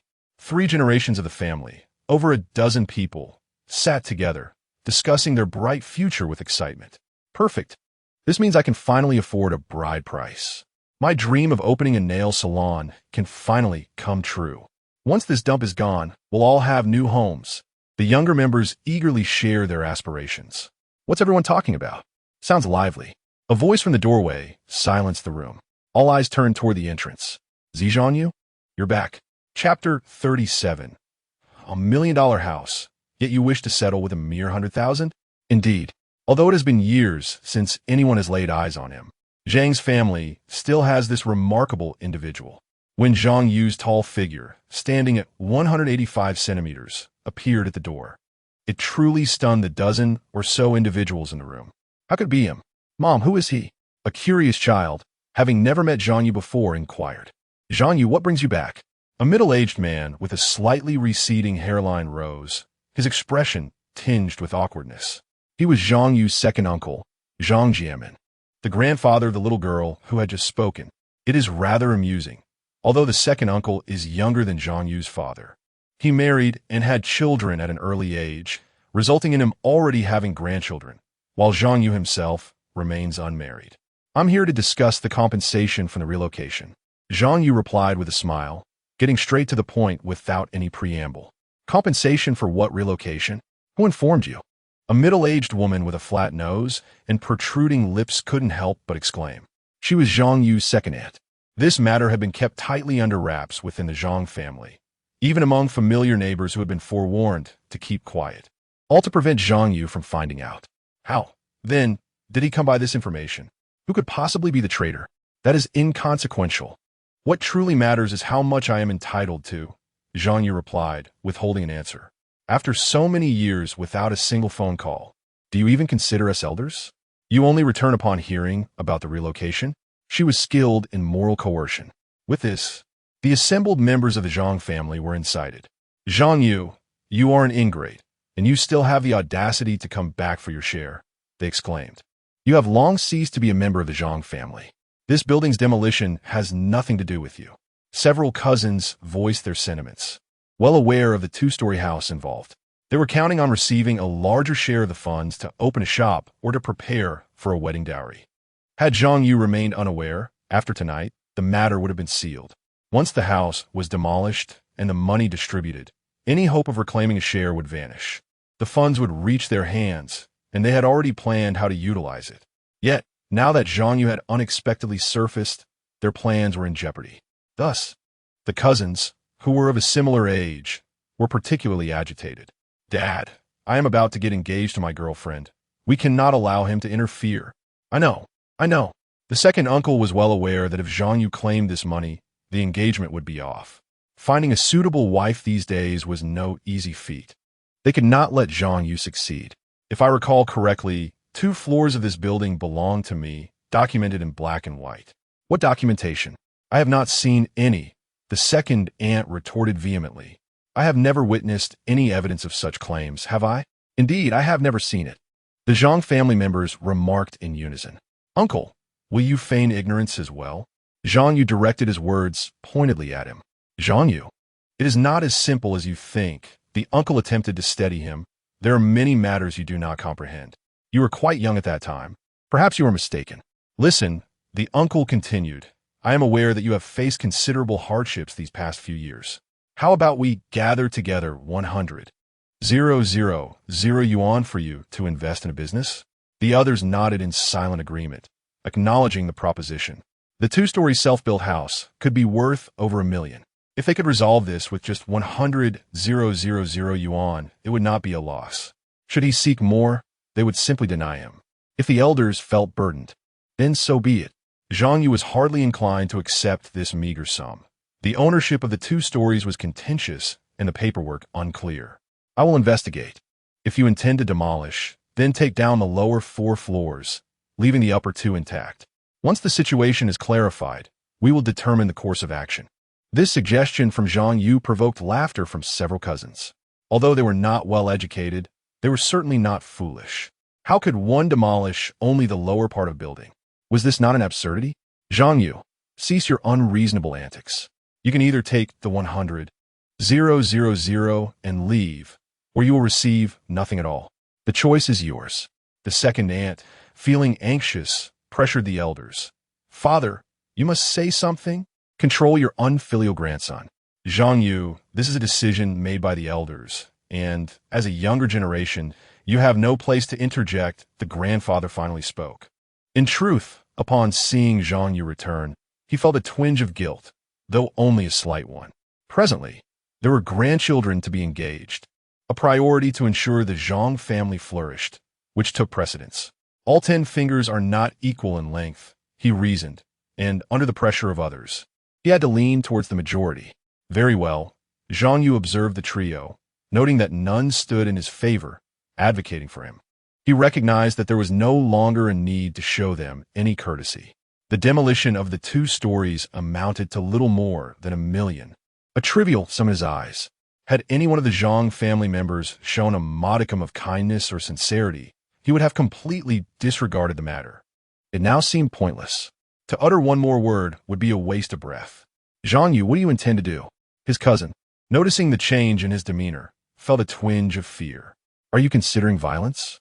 She was dressed flamboyantly, her nails extending several centimeters. A small beauty accustomed to a life of privilege, always receiving others' goodwill. Confronted with Zhang Yu's expression, she felt genuine trepidation. The others too began to feel wary. Zhang Yu, do not act recklessly. Everyone present here is your elder. He let out a cold laugh. Very well. You will not be able to demolish this building. Continue living here as you wish. The situation remains unchanged. All their plans are destined to fail. What a joke. Second aunt remarked. Is the planning bureau your family's business? Are the capitalist large corporations yours to command? Yet, Zhang Yu paid her no heed. Instead, he promptly sent a message to Zhuang Xiuqiang, instructing him to coordinate with the relevant departments to amend the planning scheme. The Zhang family's building will be spared from demolition. Understood, Zhang General. I will attend to it immediately. Zhuang Xiuqiang responded almost instantaneously, as if he had been eagerly awaiting the news. He dared not inquire further. Fully aware that negotiations had certainly collapsed, he had long since witnessed the true nature of the Zhang family. After replying, he hastily made a phone call. Zhang General has returned to the urban village. There may be disturbances. Keep a close watch on the area. If anything unusual occurs, act swiftly.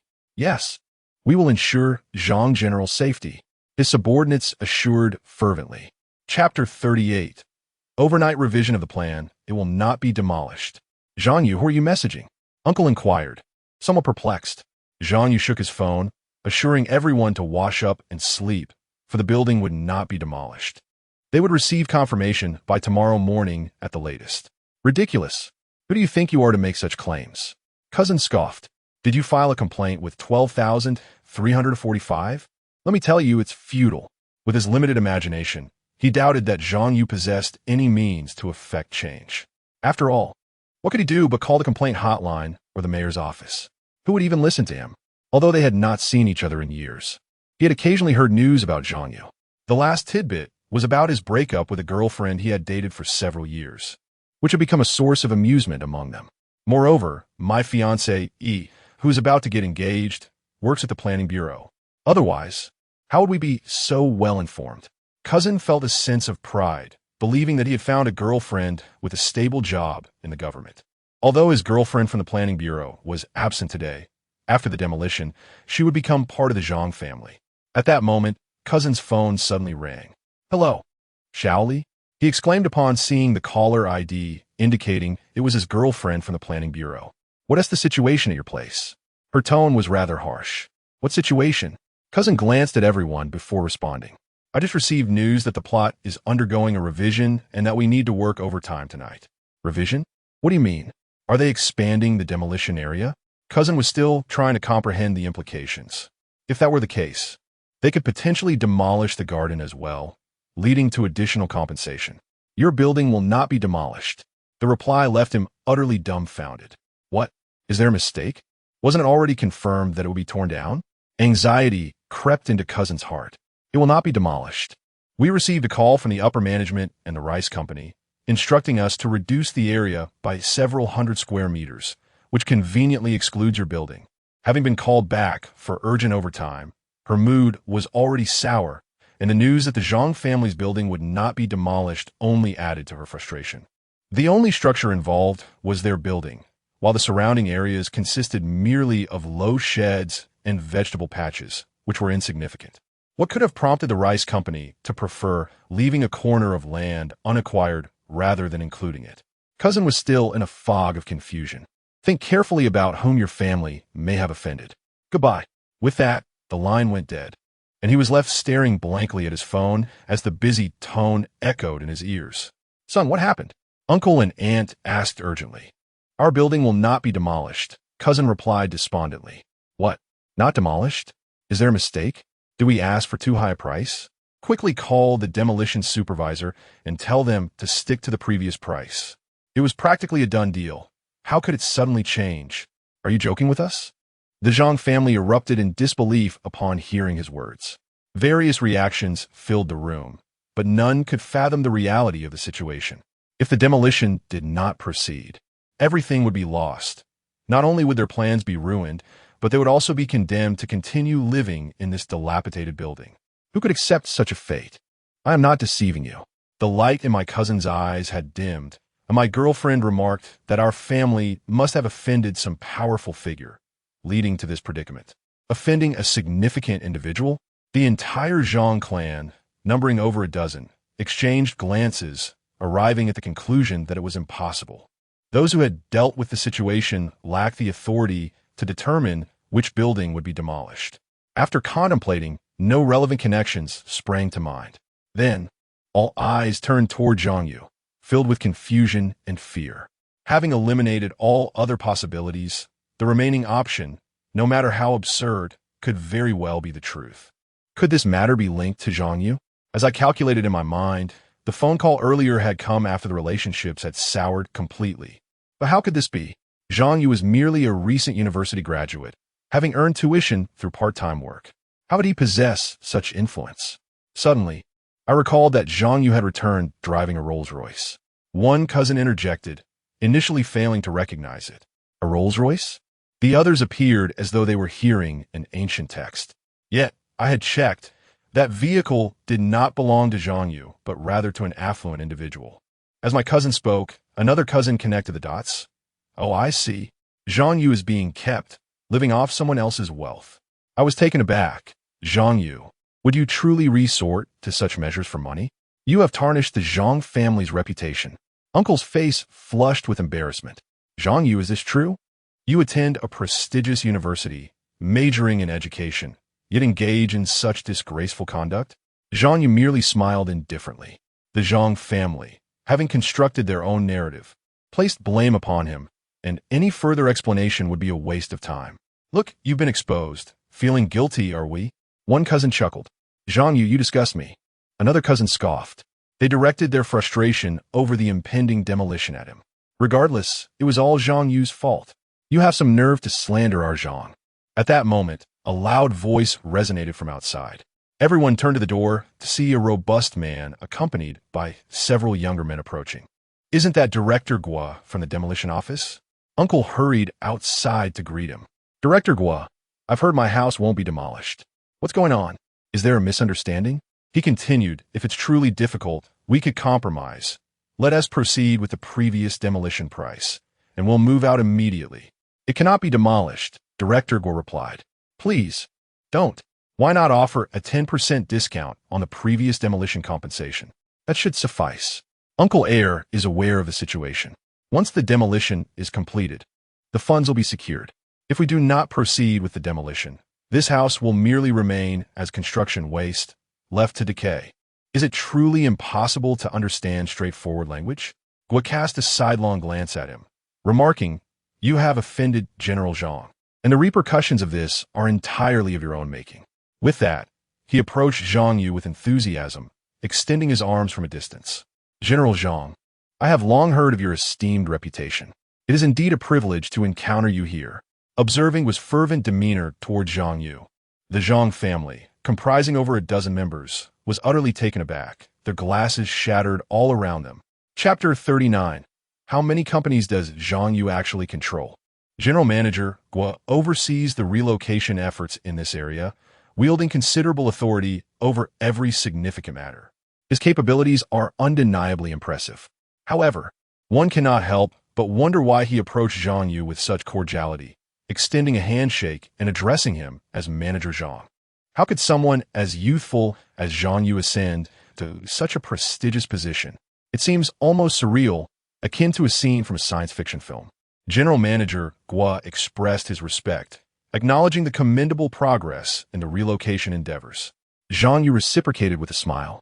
Recognizing the multitude of complexities surrounding the land acquisition for the new research and development base of Dami Technology Company, Gua's ability to finalize the majority of the relocation a full 2 weeks ahead of schedule is indicative of his exceptional skills. Had it not been for the Zhang family's exorbitant demands, the process could have concluded even sooner, saving a substantial sum by commencing development earlier. Zhang Yu, you become a manager? Uncle's gaze lingered on Zhang Yu, filled with unfamiliarity. Could it be that he was the head of the Jiangcheng branch of Dami Technology? This was the only conclusion he could draw, albeit a stretch of his imagination. Zhang Yu, I must apologize for my earlier behavior. Ultimately, we are family, and one cannot write 2 Zhang characters in a single stroke. Zhang Yu, we did not intend to target you. Our perspective was simply too narrow. We hope you can overlook our shortcomings. The Zhang family recognized Zhang Yu's current stature, which commanded respect. Their faces contorted into smiles, eager to curry favor with him. Zhang Yu's position was beyond their wildest imaginings, and they hoped he might extend a helping hand to elevate their standing. It was indeed a miscalculation on their part. Why had they not investigated how Zhang Yu attained his managerial role? What formidable forces lay behind his success? Surely, it was not too late to seek his favor now. The head of a branch? Allow him to take that role? Zhang Yu's cousin scoffed derisively. Even as the Zhang family adeptly adjusted to the shifting winds, he found it difficult to swallow his pride. He had originally anticipated securing the 500,000 yuan dowry from the relocation to marry his girlfriend from the planning bureau.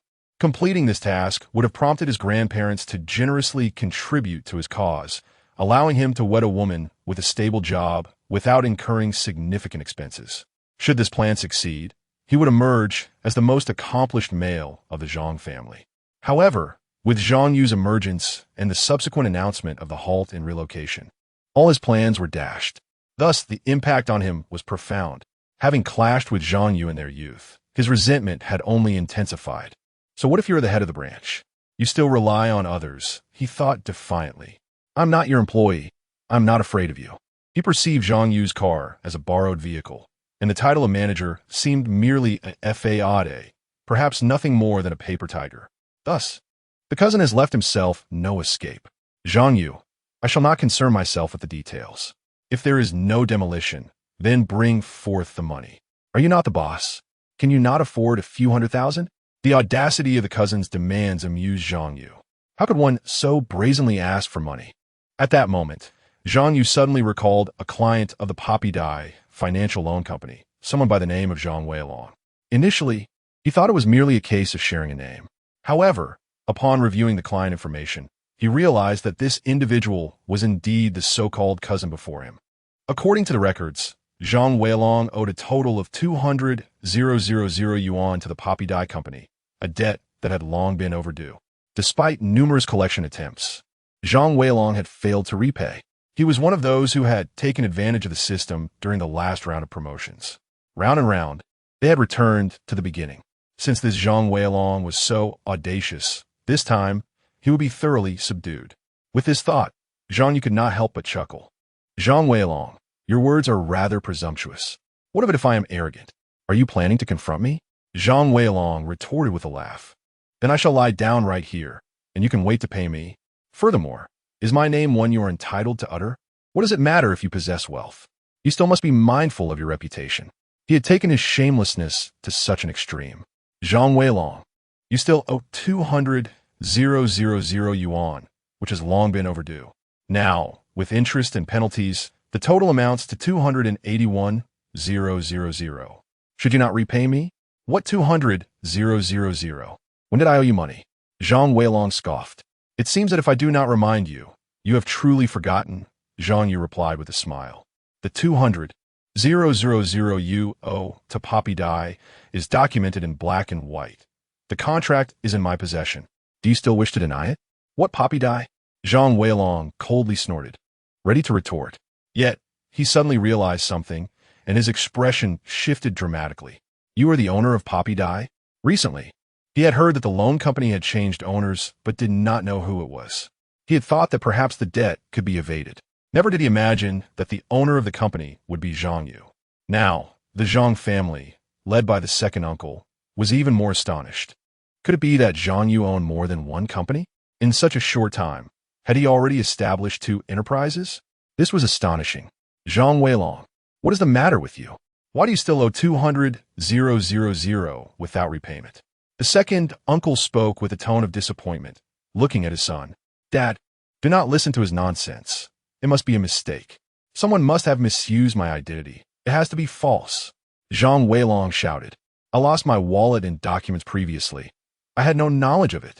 Now he was merely trying to evade responsibility, hoping to dismiss the matter. As long as he adamantly denied it, perhaps it would not be true. Are you suggesting that the facial recognition linked to your ID card was also coerced from you? Zhang Yu mercilessly exposed him. Beside him, General Guo and several subordinates widened their eyes in astonishment. Who would have thought that in paying a visit to General Zhang Yu, they would encounter such a sensational revelation? The Zhang family, a peculiar bunch indeed. How is it that among them, only Zhang Yu stands out as the true dragon? Zhang Weilong hesitated momentarily before declaring, Zhang Yu, I must confess, since the company is yours, I shall not be returning the 200,000. Let us see what you could do about it. He had already resolved to delay the repayment for as long as possible. Upon realizing the company belonged to Zhang Yu, he was even less inclined to repay the debt. He doubted that Zhang Yu would disregard familial ties and insist on collecting the debt. Doing so would render him a laughingstock, detrimental to his company's growth. This cunning strategy could be termed mutual destruction. After all, I have nothing to lose. Let's see how you can deal with me. Chapter 40. A sincere apology from my cousin's girlfriend at this moment. Even the members of the Zhang family regarded him with unfamiliar eyes. Compared to a scoundrel, Zhang Weilong was truly a prodigy of shamefulness. How could you be so shameless? Zhang Weilong. Just then, a sudden exclamation pierced the air. Has someone else arrived?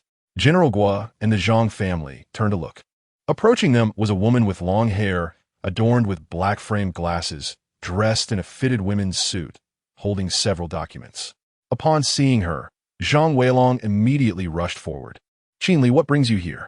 Zhang Yu soon realized that this woman must be the girlfriend who was set to get engaged once the relocation funds were received. She epitomized the standard bureaucratic appearance, and unexpectedly, she was quite attractive. Among the women in the system, she stood out as exceptional. Though not on par with the top-tier beauty of the 3 flight attendants, she would certainly be considered the belle of the class in a school setting, comparable to Chun Wan. Moreover, she exuded an intelligent and dignified aura, suggesting a promising future for her career advancement. It was no wonder the Zhang family valued the relocation funds so highly. If his cousin could marry a public servant of her caliber, it would indeed be a stroke of good fortune. However, given the current circumstances, it seemed unlikely. I came to reassess the site. Qin Li's expression was frosty. Zhang Weilong, is it true that you owe someone 200,000 and have not repaid it? Faced with her inquiry, Zhang Weilong could not conceal the truth. Yes, that's correct. But I have my reasons. What reasons could justify this? Did someone force you to borrow it? And what did you spend the 200,000 on? Gambling? Qin Li, being a civil servant herself, was direct and to the point. I did not gamble, truly, Zhang Weilong replied anxiously. I simply adore you, wanted to buy you bags, clothes, and cosmetics, but I had no money, so... You mean to say that you purchased all those items on credit? Qin Li felt her blood pressure rising. She was not a woman who coveted vanity. Initially, she had no intention of pursuing a relationship with Zhang Weilong, as they seemed worlds apart. However, he had persistently showered her with gifts, which eventually swayed her to give a chance.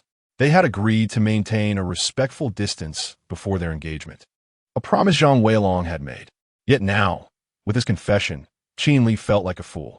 The gifts he had given her were all bought on loan. What did this signify? It meant she was completely unaware and now burdened with this debt. No one could accept such a reality. Lacking the means to pursue her, he resorted to inflating his image, altering the nature of their relationship entirely. Zhang Weilong, how could you do this? Seeing Qin Li's ashen face, Uncle and Aunt Zhang recognized that the fault lay entirely with their son. They hurried to apologize to Qin Li. He was simply too enamored with you, which led him to act foolishly. Please, grant him another chance. Zhang Weilong, I believe there is no need to continue this discussion. I am weary. Qin Li felt utterly disillusioned with him. The changes in the relocation plans were inconsequential. The bride price did not necessarily have to be exorbitant. Moreover, it was Zhang Weilong who had suggested using the relocation funds as part of the bride price. Although disappointed, she could accept it. However, upon discovering that Zhang Weilong had concealed his debts, she felt her limits had been breached. She uttered a brief remark, then turned her gaze to Zhang Yu. I truly apologize, Mr. Zhang. I was unaware of the circumstances. Rest assured, should he fail to repay the debt, I shall take responsibility for it. Qin Li assured him, wishing to use this money to sever all ties with the Zhang family, ensuring no further entanglements. Deep down, she felt a sense of dread. Fortunately, it was Mr. Zhang from Dami Technology who intervened, altering the relocation plans and allowing her to escape a dire situation. Initially, she had been upset about being called in to work overtime, but now, reflecting on it, she felt ashamed. Zhang Yu had effectively rescued her from a perilous predicament. Zhang Yu observed Qin Li, realizing that her nature was not inherently bad. He had previously harbored doubts about what sort of woman within the system would take an interest in someone like his cousin. It turned out she had been consistently deceived. Thankfully, the matter had come to light. Otherwise, it would have brought her harm. No matter. You may proceed as you see fit, Zhang Yu remarked with a smile. Zhang Weilong, witnessing Qin Li speak so politely to him, felt an even greater surge of anger. Qin Li had never addressed him with such courtesy. So, Qin Li, it appears you are indeed one who favors wealth over poverty. With the partnership coming to an end, Zhang Weilong cast aside all restraint.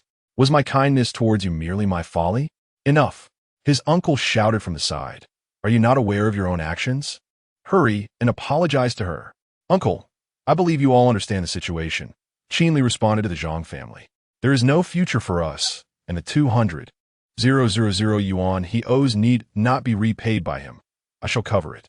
With that, she removed her watch, necklace, and other adornments, offering them to her uncle.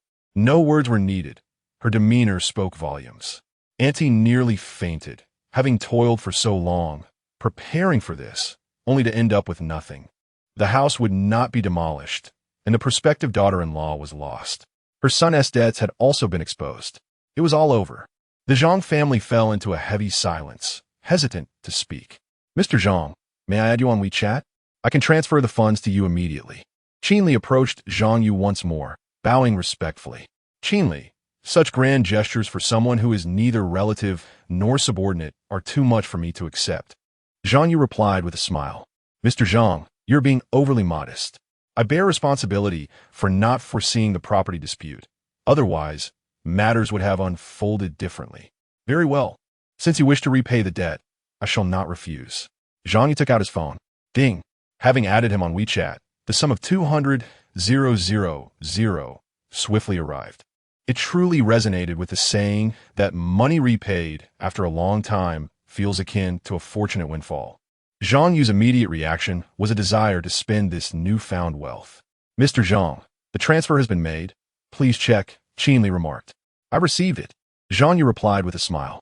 By the way, regarding the subsequent planning for this land parcel, I shall entrust it to you. Rest assured, Mr. Zhang. It is our duty, and we will dedicate ourselves wholeheartedly. Qin Li observed Zhang Yu, feeling as if embraced by a gentle spring breeze. He was handsome, tall, and exceptionally capable, with no apparent flaws. In contrast, Zhang Weilong, also from the Zhang family, appeared rather unimpressive and lacking in presence. Having spent her university days immersed in the library and transitioning directly into the workforce without experiencing the outside world, Qin Li had encountered few men, making her susceptible to deception. It would not be an exaggeration to describe Zhang Yu as her savior. Suddenly, an idea sparked within her mind. Chapter 41. to bow down? Mastering the art of control, Mr. Zhang. Do you have a moment? I would like to invite you to dinner this evening, Qin Li expressed earnestly. Even so, her words could not fully convey her gratitude. At that moment, Mr. Guo, who stood nearby, quickly interjected, "Naturally, this meal is on me. I hope Mr. Zhang and Director Qin will grant me this favor." As a businessman, Mr. Guo was not one to forsake such an opportunity. One was the owner of a rice technology company, and the other was a prominent figure in the planning bureau. Regardless of who it was, their status undoubtedly surpassed his own. The Zhang family was left utterly bewildered. Both Mr. Guo from the demolition office and Director Qin were eager to treat Zhang Yu to dinner. The disparity in their statuses was palpable, and regrets began to flourish in their hearts. Why had they treated Zhang Yu with such disdain and concealed the demolition plans? Not only had those plans fallen through, but Zhang Yu's current prominence was a stark reminder of the countless opportunities they had squandered. Had they mended their relationships sooner, they would not have found themselves in this predicament. "I was completely unaware of all this," Zhang Yu remarked, as his cousin stepped forward, attempting to grasp his arm. "I always thought this house was not in your name. Indeed, had I known earlier, I certainly would not have allowed my parents to act in such a manner." His uncle's daughter chimed in, holding her child. With two women pleading on their behalf, their words, albeit late, bore some weight. Yet, Zhang Yu's gaze lingered on them, indifferent to whether their sentiments were genuine or feigned. "Cousin, you see, our family has long resided here, and the building has fallen into disrepair.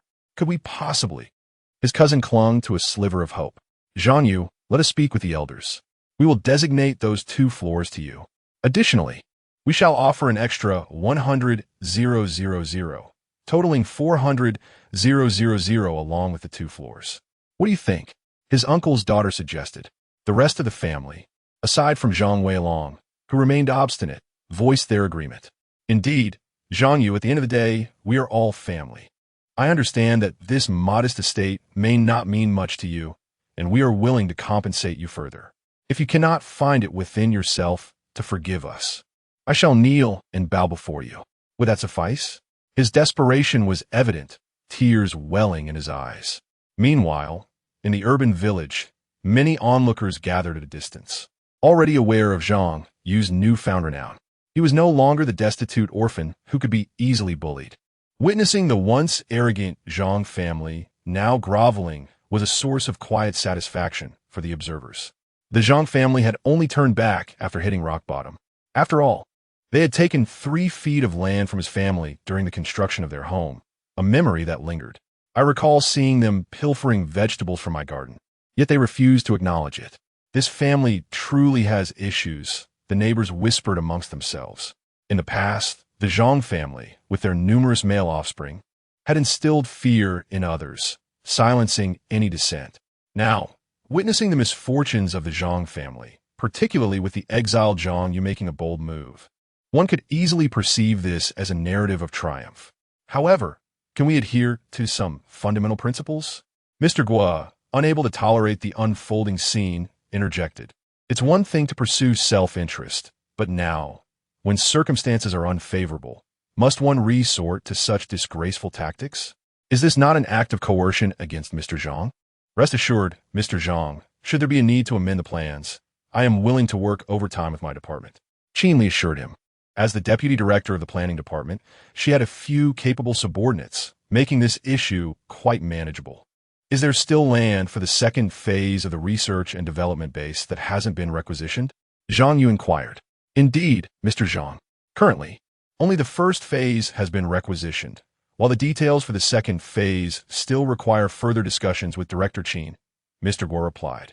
"Very well," Zhang Yu mused. He understood the implications. Having declared that this building would not be demolished, he intended to uphold that promise. This statement effectively sealed the Zhang family's fate. The expressions of the dozen or so individuals darkened considerably. "If land requisition for the second phase is necessary, I would appreciate it if Director Qin could present the proposal to me in advance," he added, instilling a flicker of hope among the Zhang family members. Both Qin Li and Mr. Guo recognized that while Zhang Yu had not conceded, he had also not entirely closed the door. As long as the Zhang family performed admirably before the commencement of the second phase, presenting what rightfully belonged to Mr. Zhang and compensating for the years of emotional distress, there might still be an opportunity for relocation. However, at that juncture, the power of life and death over the family would rest entirely in Zhang Yu's hands. With a firm grip, he could lead the Zhang family to ruin. With a gentle touch, he could allow them to survive. It was all a matter of deft control.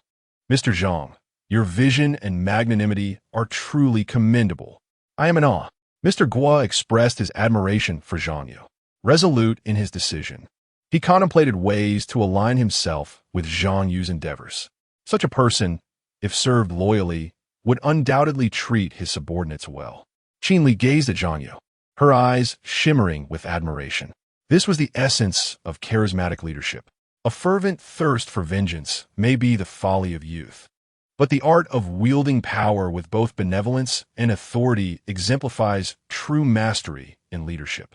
Zhang Yu was acutely aware that among the Zhang family, there were innocent souls. Even though his uncle and Zhang Weilong had been quite adamant moments ago, they had refrained from uttering a word. Maintaining a reputation for generosity would ultimately benefit him. Mr. Guo and Qin Li evidently expressed their respect towards him. Perhaps even the media would seek to interview him. As for the Zhang family, now compliant and subdued, who would dare to overstep their bounds? Forcing them into a corner could lead to unforeseen complications. Very well, let us conclude this matter, Zhang Yu remarked as he glanced at the time, indicating his intention to depart. Mr. Zhang, since you've made the trip, how could you leave without sharing a meal? At that moment, a black Hongqi official car approached, and several individuals clad in administrative jackets emerged. Who are they? Someone wondered. I'm not sure, but they seem to hold significant positions based on their attire. How courteous they are towards President Zhang. The onlookers exchanged glances, their expressions filled with astonishment. What remarkable fortune has befallen Zhang Yu after several years? It turns out to be Secretary Xia. Upon recognizing the visitor, President Guo hurried to greet him. Good day, Secretary Xia, he said. Qin Li also politely chimed in, hello. Allow me to make an introduction. President Guo continued. This is Secretary Xia, who oversees planning in the Binjiang district of Jiangqing City. And this is, I recognize him. This is President Zhang of Dami Technology. It is an honor to finally meet you. Xia Ruikong extended his hand. Greetings, Secretary Xia. Zhang Yu replied with a smile as they shook hands. It is truly unexpected that President Zhang is so young yet accomplished. In particular, your substantial investment in establishing a research and development base in our Binjiang district is a tremendous benefit to the local community. Chapter 42, The Airplane Lands. And the flight attendant suffers from lovesickness. Xia Ruikong gazed at Zhang Yu, feeling a sense of honor. The status of a large enterprise commands respect, even in Jiangqing. A company of the caliber of Dami Technology necessitates direct involvement from district authorities for the establishment of a new project. When setting up a regional headquarters, the mayor must personally intervene. In cases of strategic relocation, provincial officials may visit in person. For instance, at Laowang's Wanda Plaza, many leaders from various prefecture-level cities must take the initiative to visit in order to secure project implementation. The potential tax revenue and employment opportunities generated by a major project or the establishment of a large company are immeasurable in enhancing the city's reputation. It is not an exaggeration to liken them to local benefactors. Smaller companies can hardly fathom the sensation of being sought after by others. Secretary Xia is truly courteous. I have merely contributed in a modest way, Zhang Yu humbly remarked. His return was initially intended to address the issue of relocation housing and to vent some frustrations. He had not anticipated the mobilization of various parties, including Secretary Xia from Bijiang District. This was indeed an unexpected turn of events, especially with Xia Ruikong making the first overture. Such recognition was immensely gratifying, effectively providing him with official support within Bijiang District. Resources are invaluable. One should seize what is available. Bijiang District boasts the richest and most advanced commercial, medical, educational, and entertainment sectors, as well as GDP in Jiangqing. Over half of the advantageous resources are concentrated in Bijiang District. Henceforth, any needs that arise could be resolved with a mere word. The Zhang family observed the reverence displayed by such a prominent figure toward Zhang Yu, now fully aware of the formidable background he possessed. He was not merely the head of a branch office. The treatment he received was akin to that of a senior executive at Dami Technologies headquarters. Mixed feelings of regret, fear, and anxiety intertwined within them. Those among the Zhang family who had remained silent felt fortunate for not having offended him earlier. President Zhang, you're indeed modest. Cool me. Take a look, Sha Ruikong gestured. Zhang Yu walked alongside him, while General Manager Gua, Qin Li, and other personnel followed suit. President Zhang, observe the urban landscape here. Sha Ruikong pointed towards a cluster of dilapidated low-rise buildings. The relocation and redevelopment of this area had long been a challenging issue. It was only when President Zhang's company took an interest in the land for a research and development center that the living conditions of countless residents began to improve. They received compensation for relocation and now have new homes. The establishment of a high-tech company here is undoubtedly a boon from any perspective, and I must sincerely thank President Zhang for this. Had Secretary Sha not mentioned it, I would remain unaware of the significant good I have done, Zhang Yu chuckled. However, since it has been acknowledged, I shall ensure the Research and Development Center is completed, thereby generating additional tax revenue. Increased tax revenue equates to earning more money. And not only that, they would have to express gratitude towards us. This feeling is simply exhilarating.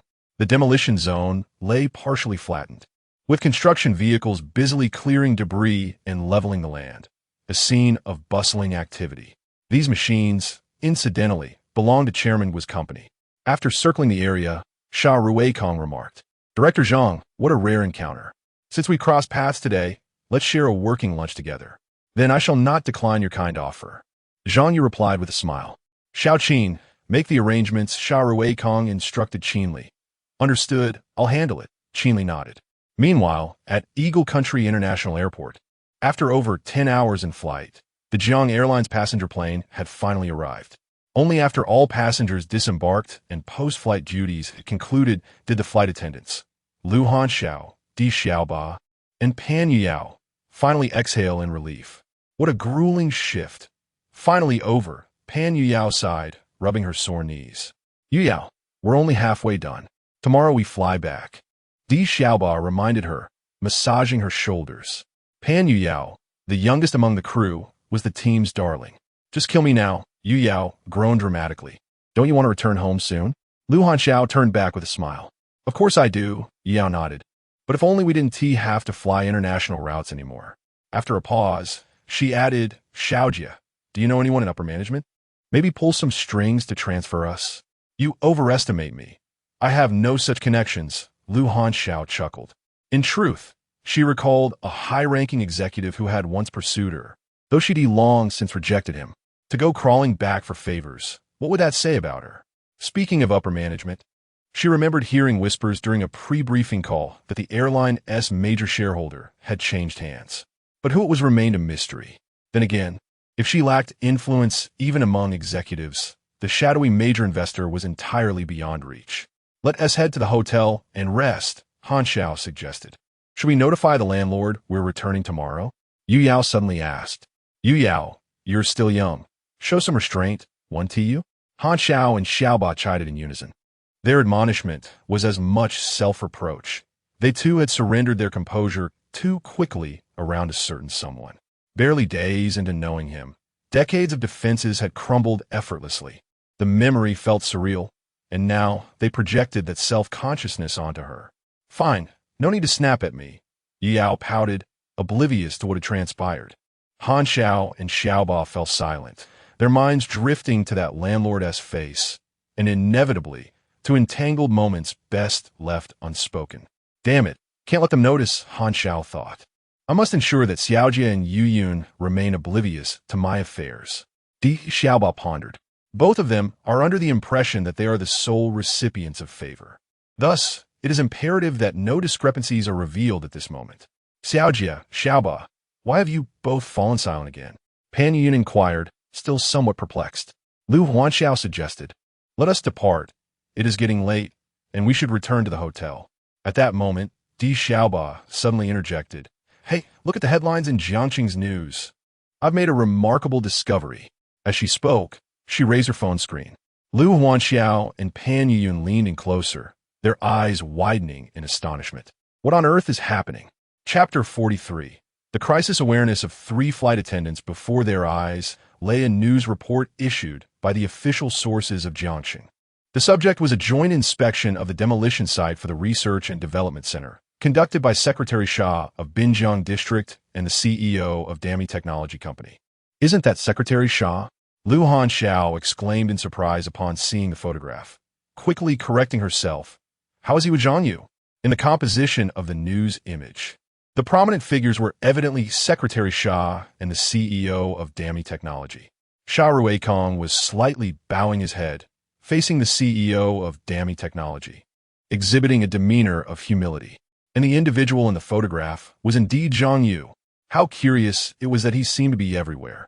The trio of sisters found themselves utterly perplexed. Upon further examination of the news report, they noted the reference to General Manager Zhang.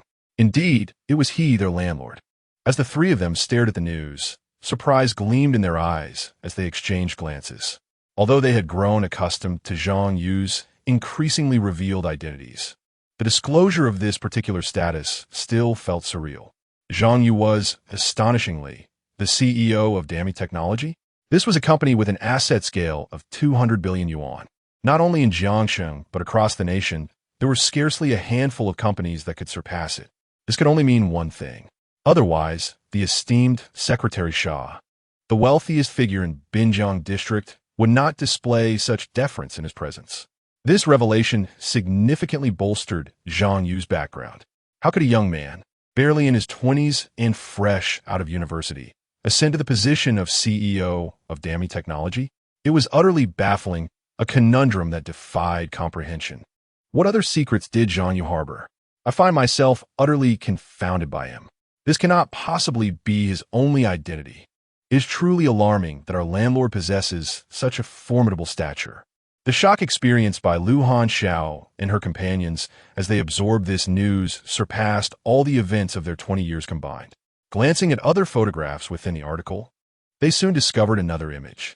A woman adorned in a fitted suit, her black-rimmed glasses accentuating her intellectual beauty, stood closely beside Zhang Yu, whispering something in his ear. Whereas the earlier photograph with Xia Ruikong had only elicited mild astonishment, this second image stirred a deeper unrest within them.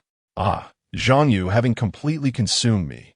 Now another woman is vying for his attention? Is he insatiable? Lu Hanxiao mused inwardly.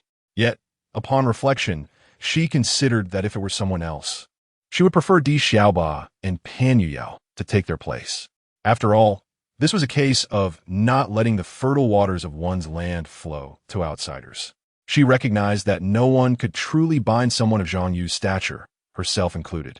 However, with more people involved, there might truly be a chance. After all, human stamina has its limits. If the 3 of us join forces, perhaps we can suppress Zhang Yu, that ravenous beast, and spare other girls from his predations. Thinking of it this way, we might actually be doing a good deed.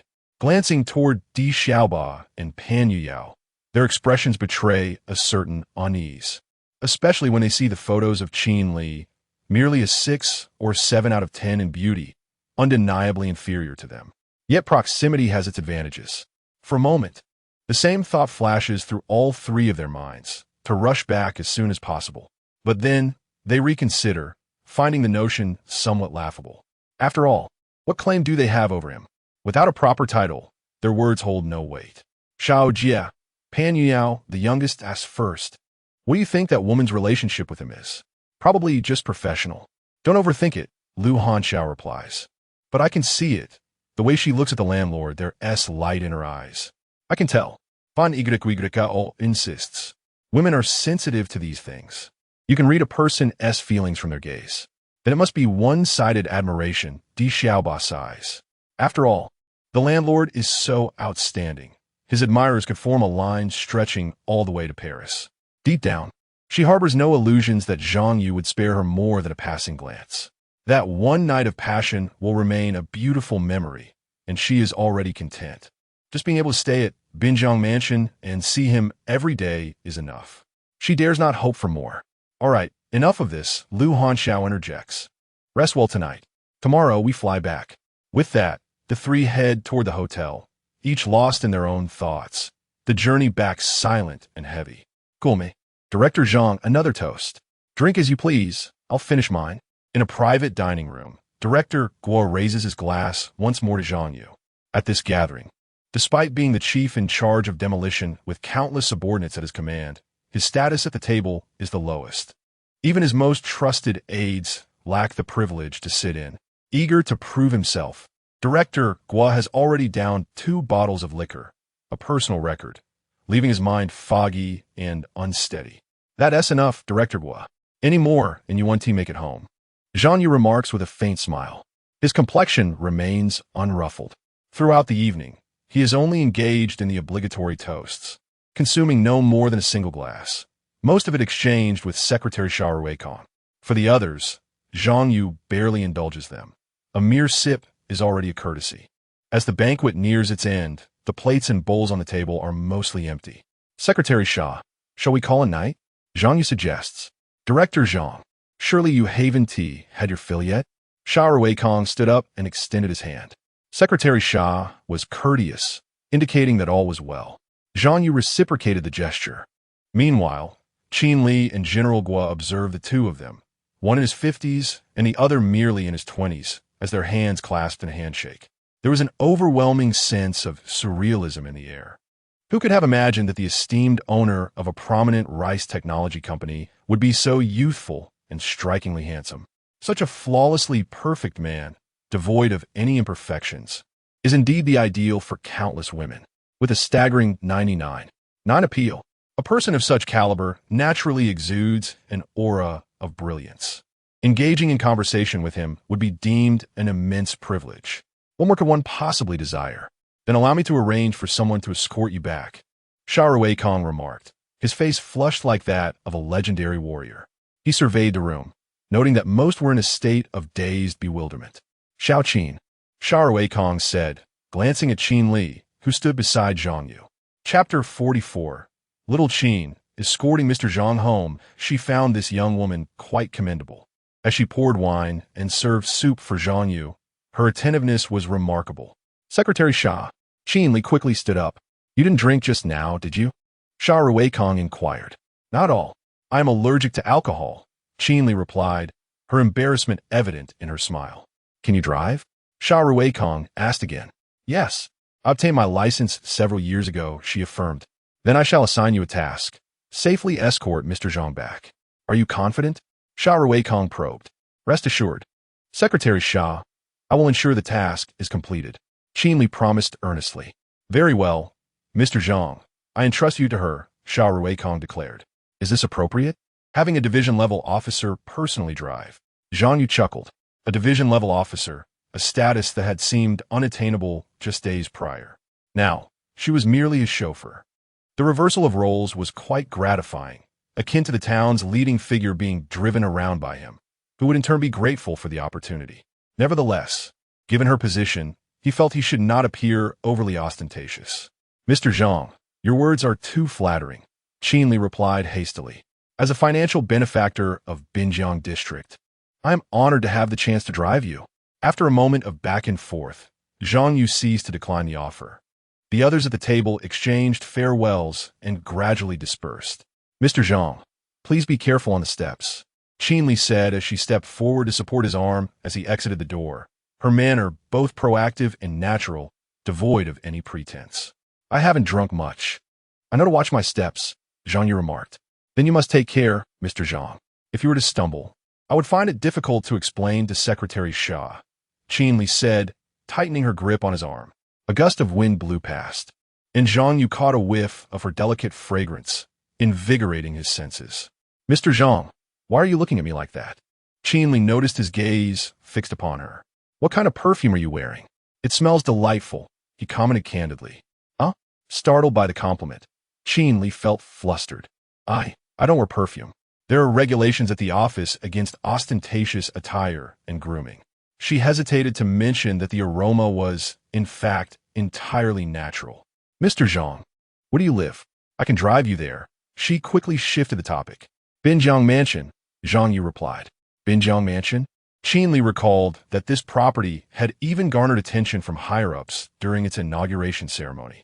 Given Mr. Zhang's stature, only Binjiang Mansion could be deemed worthy of him in Jiangqing. Or perhaps it merely represented the upper limit of Jiangsheng, not of Mr. Zhang himself. However, the distance to Binjiang Mansion was considerable. Without traffic, it would take about an hour, 2 hours round trip. If any unexpected incidents occurred on the way home, such as him dozing off, even if it takes all night, I cannot return. Mr. Zhang, if you do not mind, why not come to my place for now? Let us sober you up, and I shall send you home at dawn. Qin Li gathered her courage and proposed. Return to your home? Zhang Yu felt slightly less intoxicated. Is it merely to assist me? A young man must learn to safeguard himself in the world. Qin Li felt a twinge of regret. Her hasty words could not be taken back. My home is merely 3 kilometers ahead. We shall arrive in 5 minutes. Very well. Zhang Yu chuckled. I fear the bumpy ride may cause me to be sick in your car. Though he had not drunk excessively, his tolerance was not remarkable. The chill of the night air had left him feeling rather unwell. Then, Mr. Zhang, please get in the car. Qin Li supported Zhang Yu as they approached a Passat. She carefully opened the rear door, shielding his head from the roof, and assisted him inside. Subsequently, she made her way back to the driver's seat and started the engine, driving forward. At that moment, an aging Wuling Hongguang quietly followed behind. The driver was none other than Zhang Weilong. When Zhang Yu and Qin Li's group departed from the urban village, he could not suppress his feelings and, disregarding the objections of the Zhang family, followed them in his car. He had waited for 2 hours at the entrance of the restaurant, and when he saw Qin Li helping Zhang Yu out, his heart shattered. Assisting him so closely, his heart was filled with discontent. After pursuing her for so long, even with an engagement promised, they had never even held hands. Yet Zhang Yu, upon their first meeting, was so forward. His composure crumbled in an instant.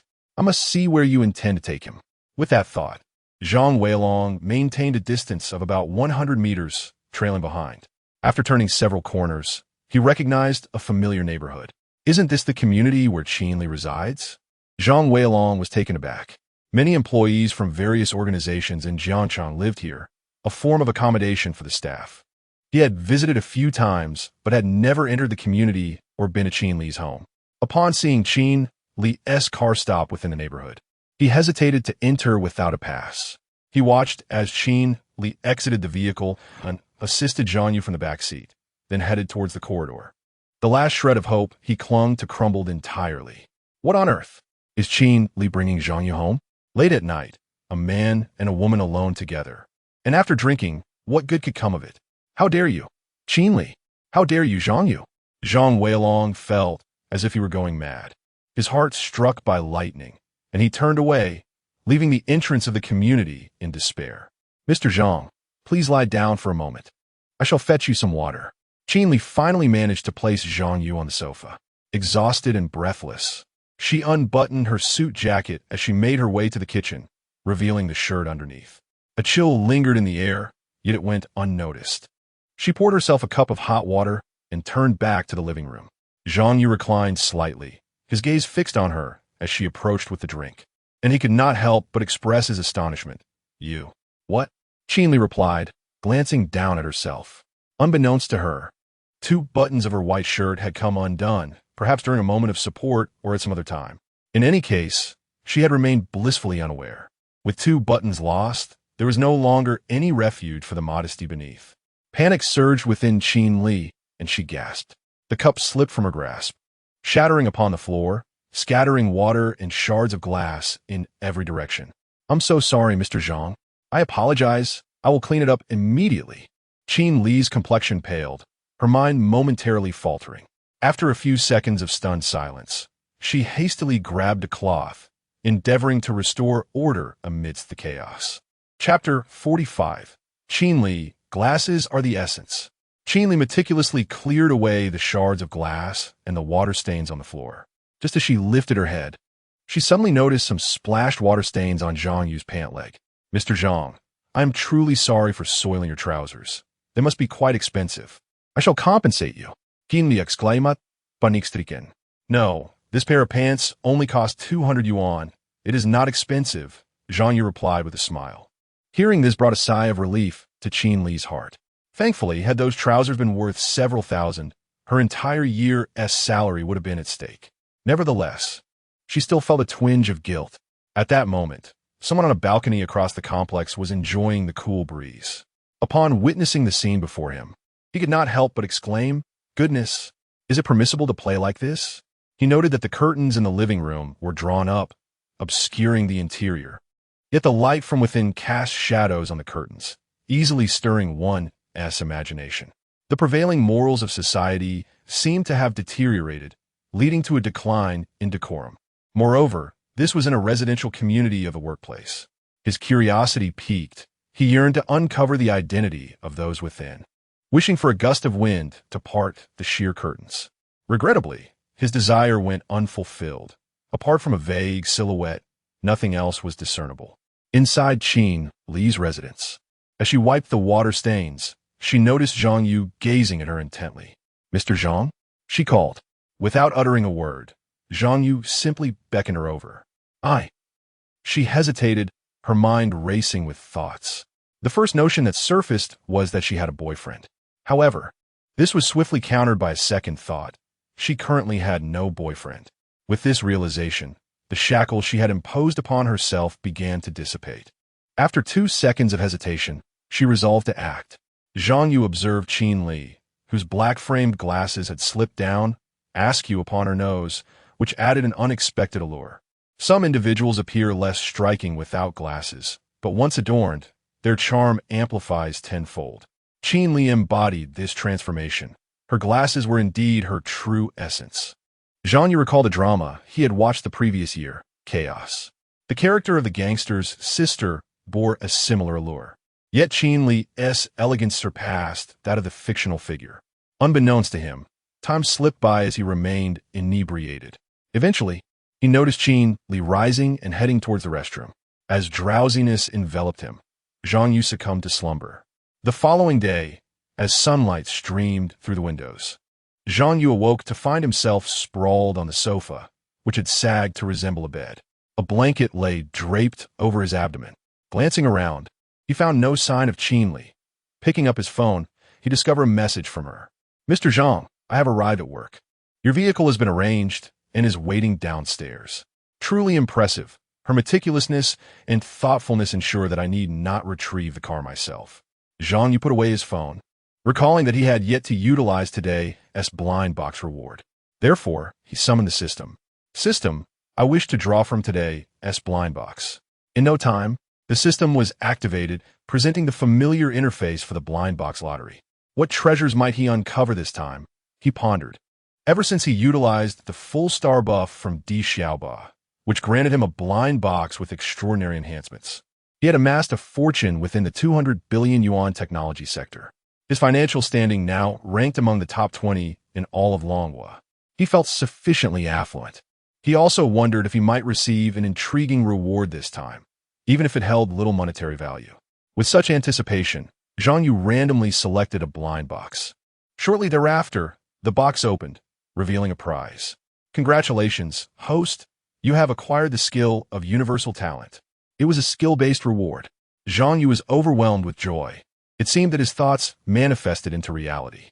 Had the system become clairvoyant?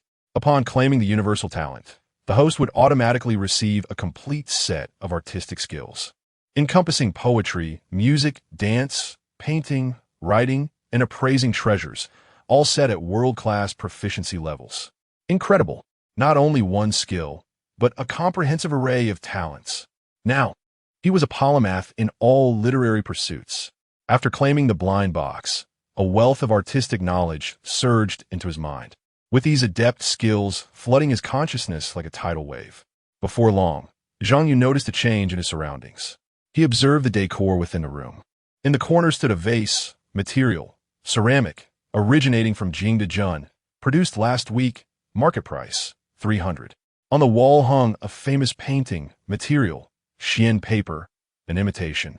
Market price, 500.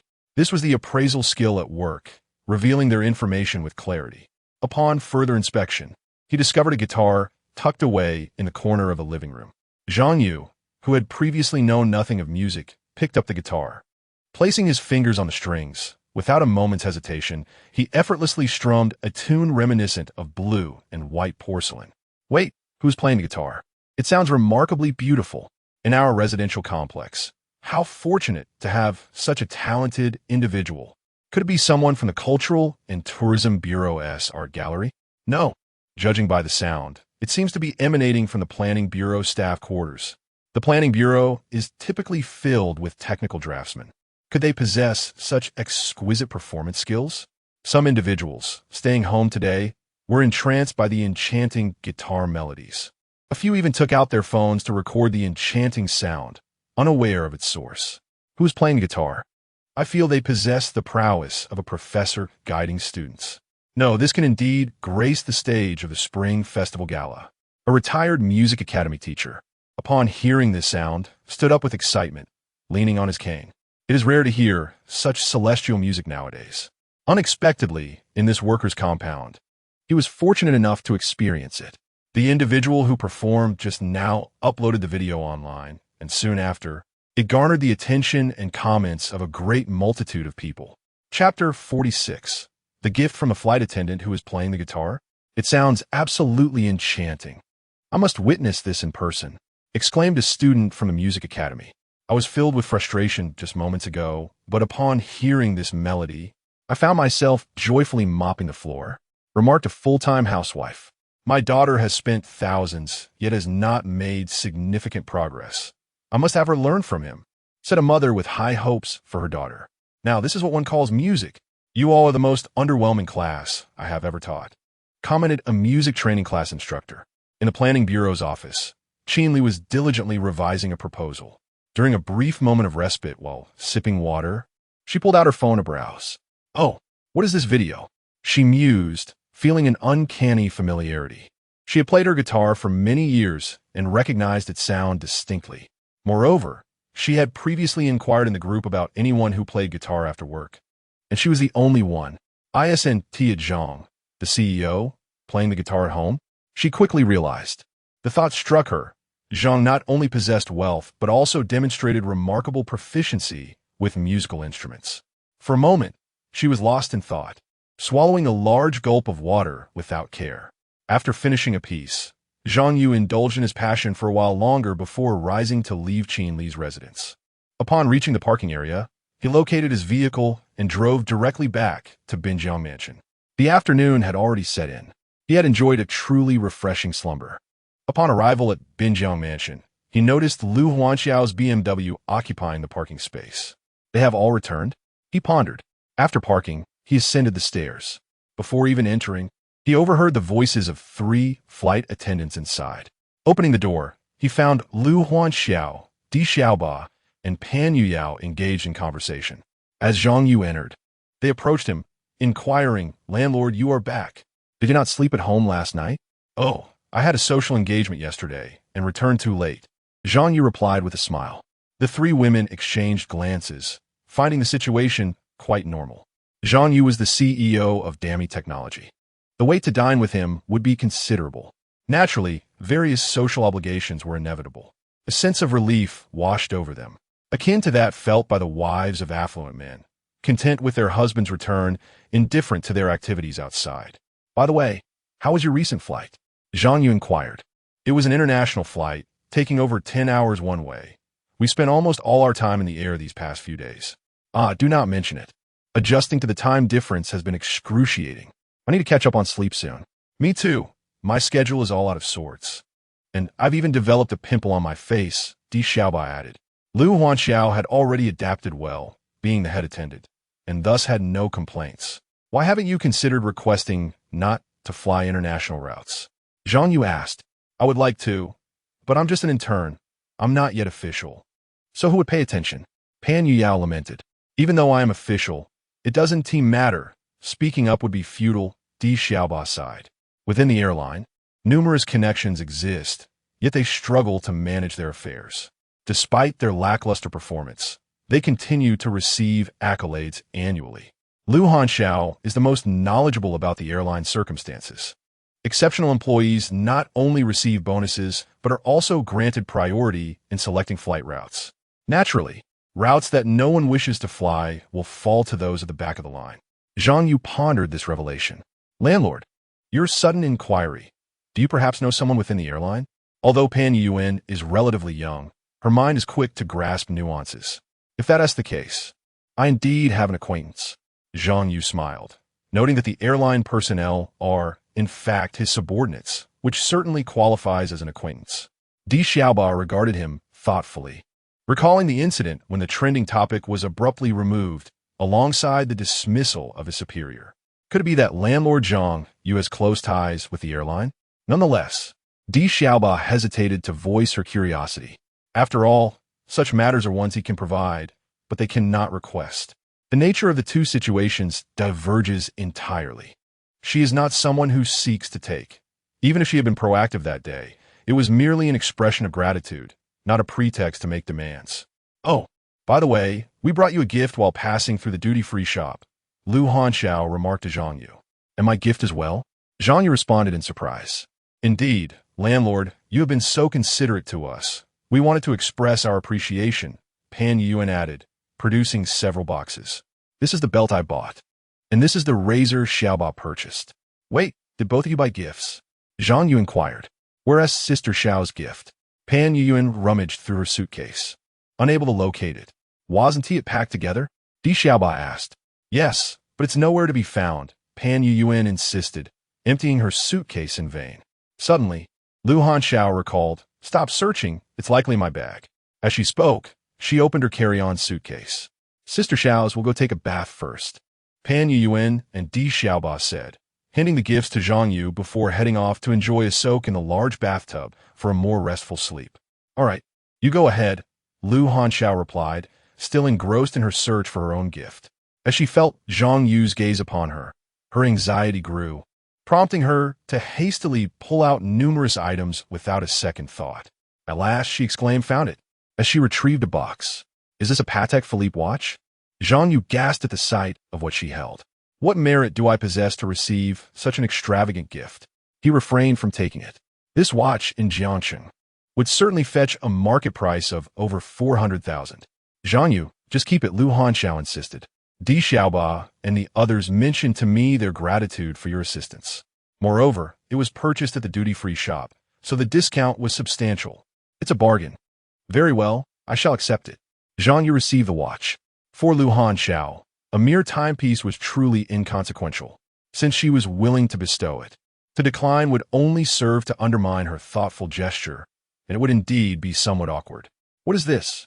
At that moment, Zhang Yu noticed the items she had extracted from her suitcase, piquing his curiosity.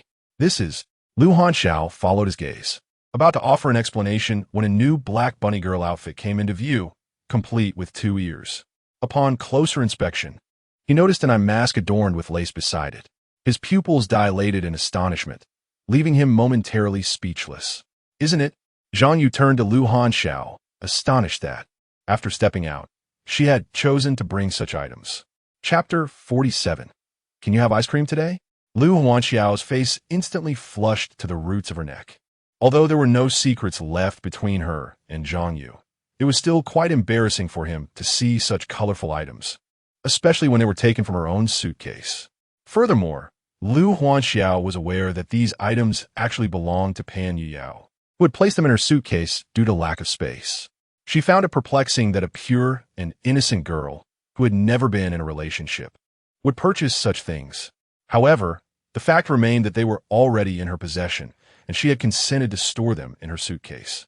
If she were to claim that these items belonged to Pan Yuan, it might only deepen Zhang Yu's misunderstanding. Therefore, she opted to remain silent and took the blame for Pan Yuan. Unfortunately, her usual aloof persona had been thoroughly shattered in front of Zhang Yu. He remained unaware that the true owner of the items was Pan Yuan. Noticing Lu Hanxiao's flushed complexion, he offered a knowing smile. So, Lu Chengwazhang, it seems you enjoy this sort of thing? He remarked. Inside, she desperately wished to retort, that's not me. I didn't buy those. Yet at that moment, deflecting the blame was not an option. Just then, Pan Yuan emerged from her room, dressed in her casual attire. Sister Xiao, let us hurry up and set off. Pan Yuan urged, somewhat anxious about the time. All right, just give me a moment to change, Lu Huanxiao responded, feeling grateful for the timely diversion that masked her embarrassment. Where are you headed? She inquired. We're going to Jiangxing Sports Center to see the concert of Peacock legend, Pan Yuya replied. It's a benefit from our airline. Curious? Zhang Yu questioned, since it's a benefit, why isn't Xiaoba attending? She's not feeling well, so she decided to skip it, Pan Yuya explained, pulling out 3 tickets, one of which was extra. Landlord, are you coming with us? Her eyes sparkled with anticipation. Landlord, let us go together. Lu Huanxiao added. Sure, since it's your invitation, I might as well join, Zhang Yu agreed. After all, it was free, and the concert featured the immensely popular Peacock legend. It was an opportunity that one might not easily secure, even with money. All right, let us tidy up and head out. Before long, the trio arrived at the concert venue, driving in the female officer's luxurious Rolls-Royce Cullinan. Upon reaching the Jiangxing Sports Center, they found a multitude of fans already gathered outside, holding support materials, taking photos, and laughing joyously. Everywhere, there were pairs of fans posing with posters of Peacock legend. Wow, it's so lively, Pan Yuya exclaimed, captivated by the atmosphere. As the crowd noticed Zhang Yu, Lu Huanxiao, and Pan Yuya, their eyes widened in astonishment. Wow, these 2 girls are stunningly beautiful.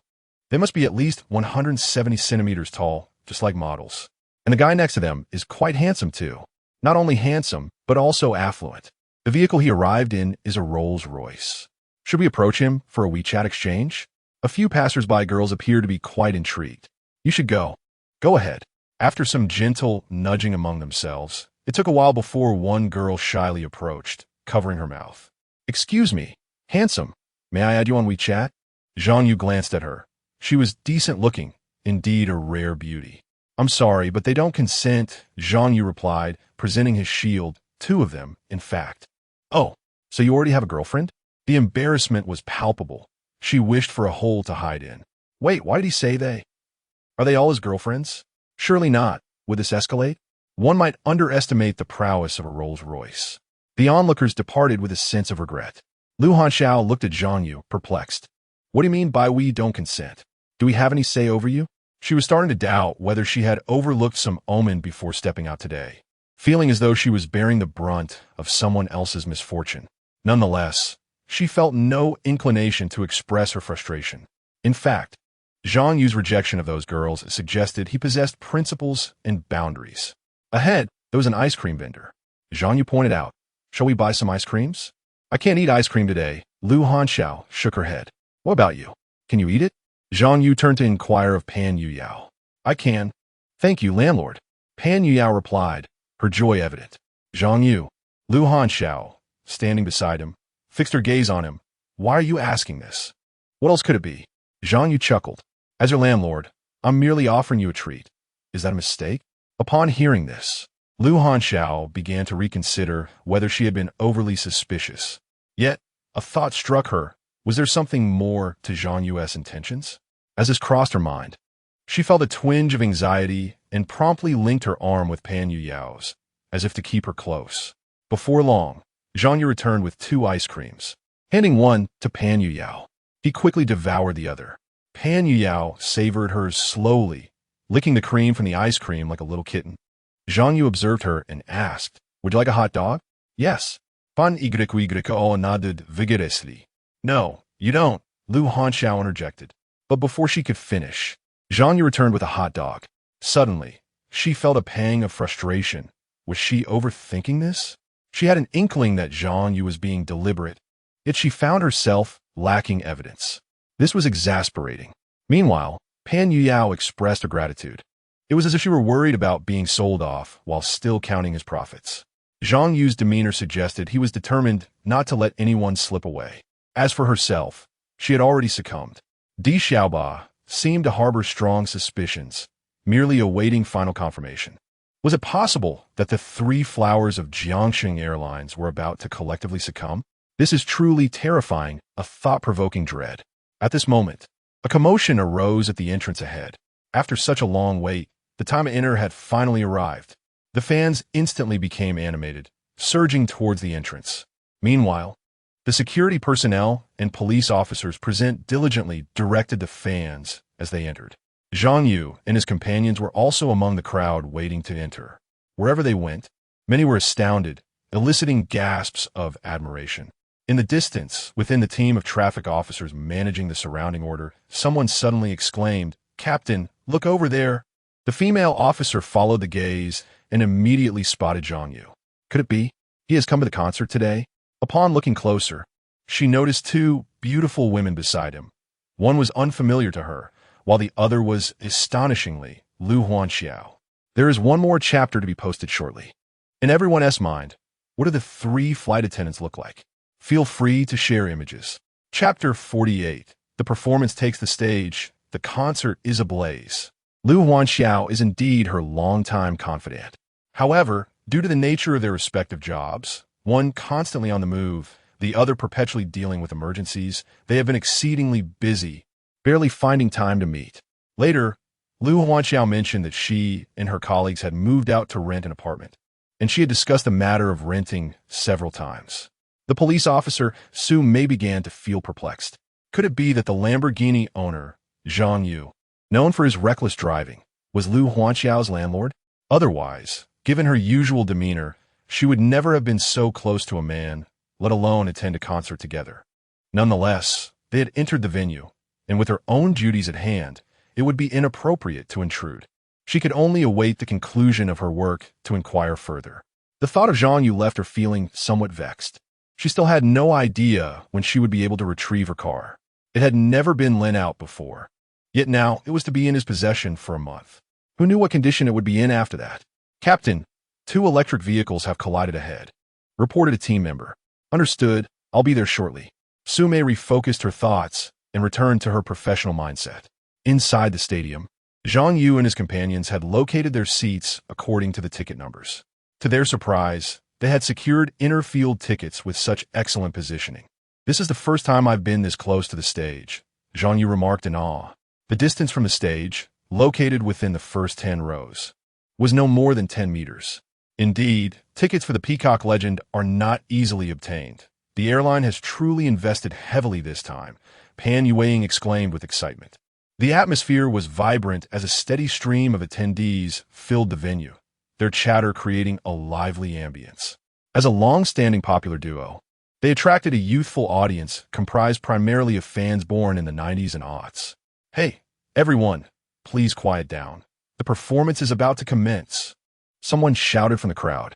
On stage, a woman adorned in splendid attire made her entrance, exuding a mature charm. "Lin Jie, Lin Jie." The fans erupted in enthusiasm. However, some quickly noticed something amiss. Wait, why is it only Lin Jie?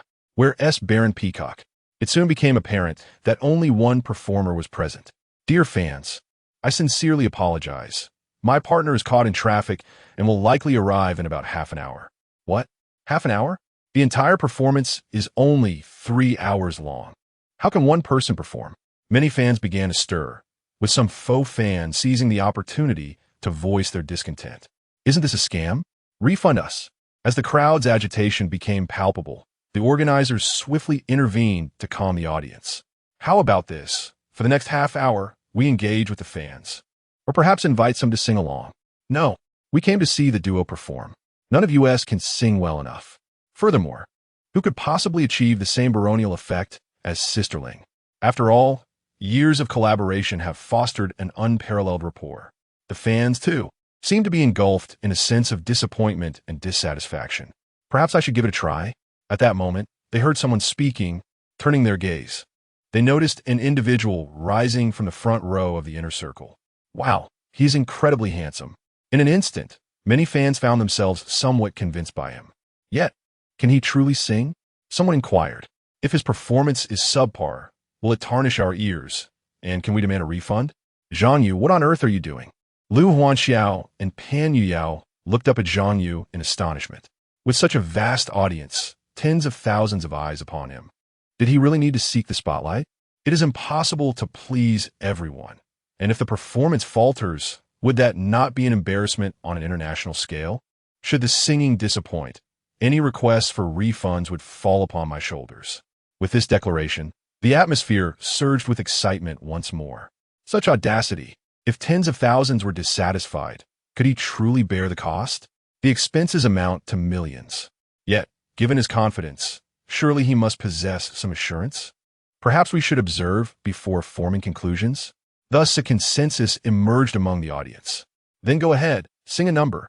Hey, has anyone noticed how familiar he looks? Indeed, I too feel as though I have seen him before. It dawned on them.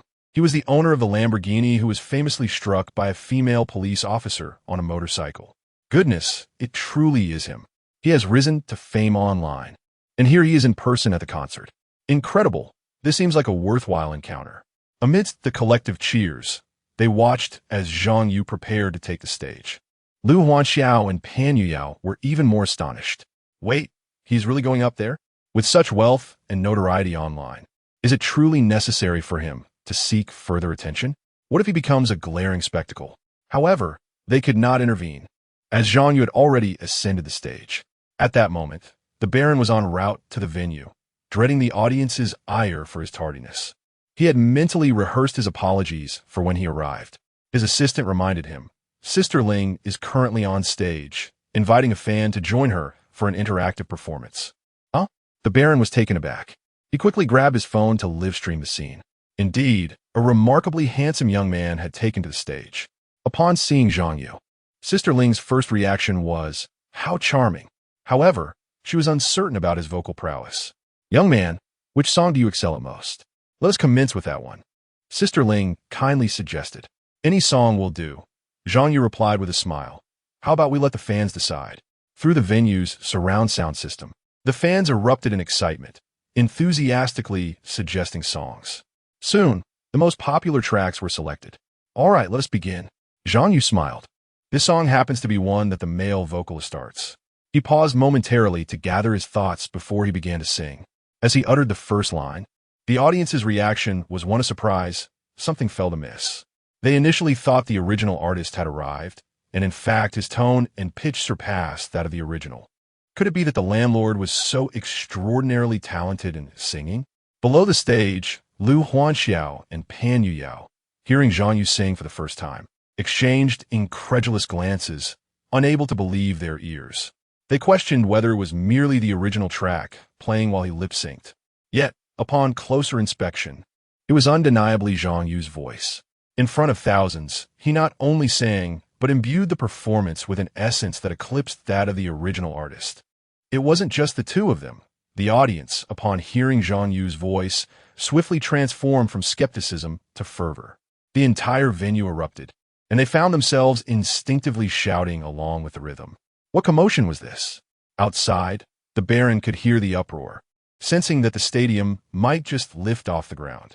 Chapter 49, Pan Yuyao 9. 5 stars. Even though she has not yet arrived at the venue. 2 kilometers away on the elevated road, the roaring cheers from the stadium are already audible. The entire arena vibrates with the jubilant uproar and leaps of tens of thousands of fans, creating a palpable atmosphere. Outside the stadium, countless ticketless spectators, equipped with small stools, are reveling in the excitement. Has the performance commenced with such fervor already? Sister Ling's interaction with that fan seems to be exceptionally effective. The assistant presents the live broadcast on his phone to the Baron. The atmosphere of the scene is undeniably fervent. The Peacock legend nearly always incites a frenzy at every performance. But this time, the collaboration with an amateur has yielded such remarkable results. The Baron observes the fan on stage. With both vocal prowess and stage presence, he hardly resembles an amateur. He embodies the demeanor of a seasoned national-level singer, perhaps even surpassing the Baron's own performance. The synergy with Sister Ling is simply extraordinary. A sudden sense of being usurped washes over the Baron. Sister Ling has been his partner for over a decade. A profound sense of crisis wells up within him. Regret floods his thoughts. If this fan garners universal acclaim, what will become of his own endeavors? At the venue, Sister Ling and Zhang Yu are performing song after song, and her gaze toward him reflects increasing admiration. Who would have thought? What appeared to be a mere novice turns out to be a true champion. This performance far exceeds that of his longtime collaborator. The reactions of the tens of thousands in the audience confirm this, their voices hoarse from cheering. Incredible. I have goosebumps. Who would have imagined his vocal skills to be so exceptional? This is undoubtedly professional grade. As a music academy student, I can attest that even national-level singers pale in comparison. He is so young. Who exactly is he? I can't shake the feeling that he might be our company's boss. One staff member from a lending service comments. No way. Your boss. Indeed, that's him. Though he has only appeared at the company twice, I would recognize him anywhere. Astonishing, handsome, a business owner, and with such remarkable singing talent. He is truly a treasure of a man. Not only is the excitement palpable at the venue, but even online. Zhang Yu's duet with Sister Ling as an amateur has also surged to the top of major websites. Platforms like Zhihu, Bilibili, Weibo, Xiaohongshu, and Douyin are all showcasing clips of Zhang Yu's singing, dominating their homepages. The videos capture this moment from various angles and perspectives. Meanwhile, Officer Su Mei, who has just resolved a traffic incident, hears the uproar emanating from the venue. After a colleague's reminder, she learns that the owner of the Lamborghini, Lan Huanxiao's landlord, has ignited the crowd on stage, leaving her even more perplexed. When did Jiangsheng produce such a remarkable figure, seemingly rising from nowhere? Previously, there was no news at all. Su Mei is part of the police force and comes from a prominent family in Jiang City, which piqued my curiosity about her. Di Xiaoba lay in bed at home, and during this period, the Open App's homepage was almost entirely filled with images of Zhang Yu singing. What was happening? Di Xiaoba hurriedly messaged Pan Yuyao at the scene, inquiring about the situation. What is going on? Why is the landlord on stage? Xiaoba, you have no idea. The landlord's singing talent is exceptional. How did we not notice this before? Pan Yuyao, upon receiving Di Xiaoba's message, couldn't help but record several clips and share them in their small group chat, where they cherished each other's company. Her admiration for the landlord intensified. Lu Huanxiao remained silent, her gaze fixed on the stage, her lips curving slightly into a subtle smile. Ding! On stage, Zhang Yu heard the system's notification. Lu Huanxiao's charm value increased by 1 star, reaching a total of 7 stars. Pan Yuyao's charm value rose by 0.5 stars, totaling 9.5 stars. Wait, why is there still a 0.5 star? Zhang Yu couldn't help but scoff internally, questioning the absurdity of the situation. At that moment, a song had just concluded. The tens of thousands of fans present were enraptured, as if still lost in a dream. After a few seconds of silence, the crowd erupted once more, chanting, "Sing another one. Don't go down, I beg you.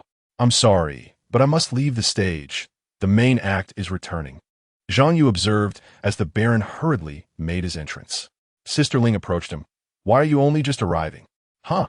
Has the performance ended?" the Baron exclaimed, surprised. He had rushed over, surely only 20 minutes late at most. "It hasn't ended, but it's nearly over," the assistant replied somewhat helplessly. Today's concert had all the spotlight on that young man in his 20s. The trending topics online were all about him. However, now that the Peacock Legend group had returned, Zhang Yu had to retreat to the audience. The organizers breathed a sigh of relief, grateful that Zhang Yu had managed to hold the crowd's attention. Otherwise, it could have turned into a disastrous performance, with an uncertain number of ticket refunds. Not only would they not make a profit, but bankruptcy was also a distinct possibility. Chapter 50. The Harsh Truth of Knowledge. The earth can indeed be ruined. We must seek out that individual later to express our gratitude. The organizer's director has also made a decision. He has resolved to allocate 5 of the profits from this event to him. We shall see if he has any desire for further performances. For our next event, we could split the profits 50-50. The organizer is unwilling to relinquish this tremendous influx of attention, eager to capitalize on the momentum. However, the individual in question is merely an amateur. Will anyone be willing to pay for his performance? There were doubts expressed among the staff. Do you not see the vast potential he possesses? What is an amateur? Every star or influencer has emerged from humble beginnings, replied the organizer's director. It is indeed rare to find such a talented amateur. We must strive to secure him. With this commitment made, the staff hurriedly set to work. A rough estimate suggests that this concert has garnered ticket sales of 50 million. After deducting the artist's commission, venue costs, and expenses for staff and security, the net profit stands at approximately 20 million. Thus, 5 amounts to 1 million, a sum that would represent several years' earnings for an ordinary amateur. This individual has certainly struck gold. Having sung just a few songs, he has netted a cool million. How enviable. Meanwhile, on stage, the Peacock legend reunited, and Zhang Yu returned to his seat amidst an uproar of cheers. If it weren't for the dozen or so security personnel holding back the crowd, the audience would have rushed the stage. It was quite overwhelming. Upon returning, Zhang Yu was met with applause from Pan Yuyao, who exclaimed, "Landlord, your singing was truly magnificent." Lu Huanxiao looked at him and said, "You've certainly impressed everyone again. How was that? Not too shabby, right?" Zhang Yu smiled. "Landlord, have you studied professionally? How can you sing so well? You could debut right here." Fan Yguico exclaimed. Unable to contain her excitement, she leaned in closer, nearly encroaching upon Zhang Yu's space. "Yu Yao, try to be a bit more reserved. There are so many people watching," Lu Huanxiao advised. Pouting, Pan Yuyao returned to her seat, yet she rested her chin on her hand, fixated on Zhang Yu. Her gaze was intense, completely ignoring the music. Zhang Yu felt somewhat unnerved by her fervent stare. He could not help but think how fortunate it was that this concert kept everyone in check. Had they been at home, alone, such a gaze could have been perilous. Sparks could easily ignite into flames. "Yu Yao," Lu Huanxiao remarked, observing her infatuation, unable to suppress another reminder. Sitting between the two, she felt a headache coming on. Darn it, this landlord Zhang Yu is exuding an ever-growing charm. What other surprises does he hold that they remain unaware of? Although Lu Huanxiao endeavored to maintain her composure, her mind could not help but drift to thoughts of him, especially the scene of them sharing a late-night snack, which made her blush furiously. "Why don't we head back?" At this moment, Zhang Yu remarked with a yawn. "Are we no longer watching the concert?" "No, it's best to leave now. The crowd will be overwhelming, and I fear we might get stuck in traffic." Zhang Yu's words were met with nods of agreement from both of them. They had already listened to the principal songs of the evening, and the few he had just performed rendered this outing worthwhile. Thus, amidst the gazes of the crowd, the trio retreated from the venue. Upon returning to Binjiang Mansion, the clock had already struck 10. Dizzying Xiaoba, let me tell you, Zhang Yu today. As soon as they arrived home, Pan Yuyao dashed towards dizzying Xiaoba's room, eager to share the breathtaking moments from the concert.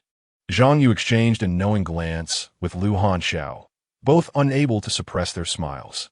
"Zhang Yu, I never expected you to." Lu Huanxiao couldn't help but express her admiration. This man radiated an irresistible charm. Standing close to him made her feel flushed and breathless, prompting her to consider distancing herself from such an enchanting presence.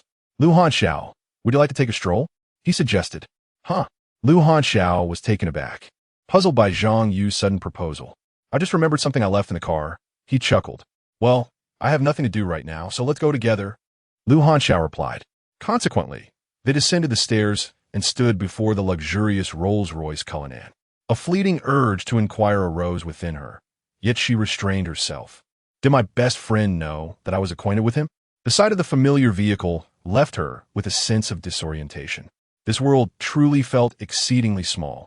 However, there was no time to ponder such thoughts now. As Zhang Yu entered the car, Lu Huanxiao hesitated briefly before taking her seat in the passenger side. "Are you really not allowed to eat ice today?" he inquired. "I truly can't," Lu Huanxiao affirmed. Observing his enigmatic smile, she suddenly realized something. "Zhang Yu, what on earth occupies your mind daily?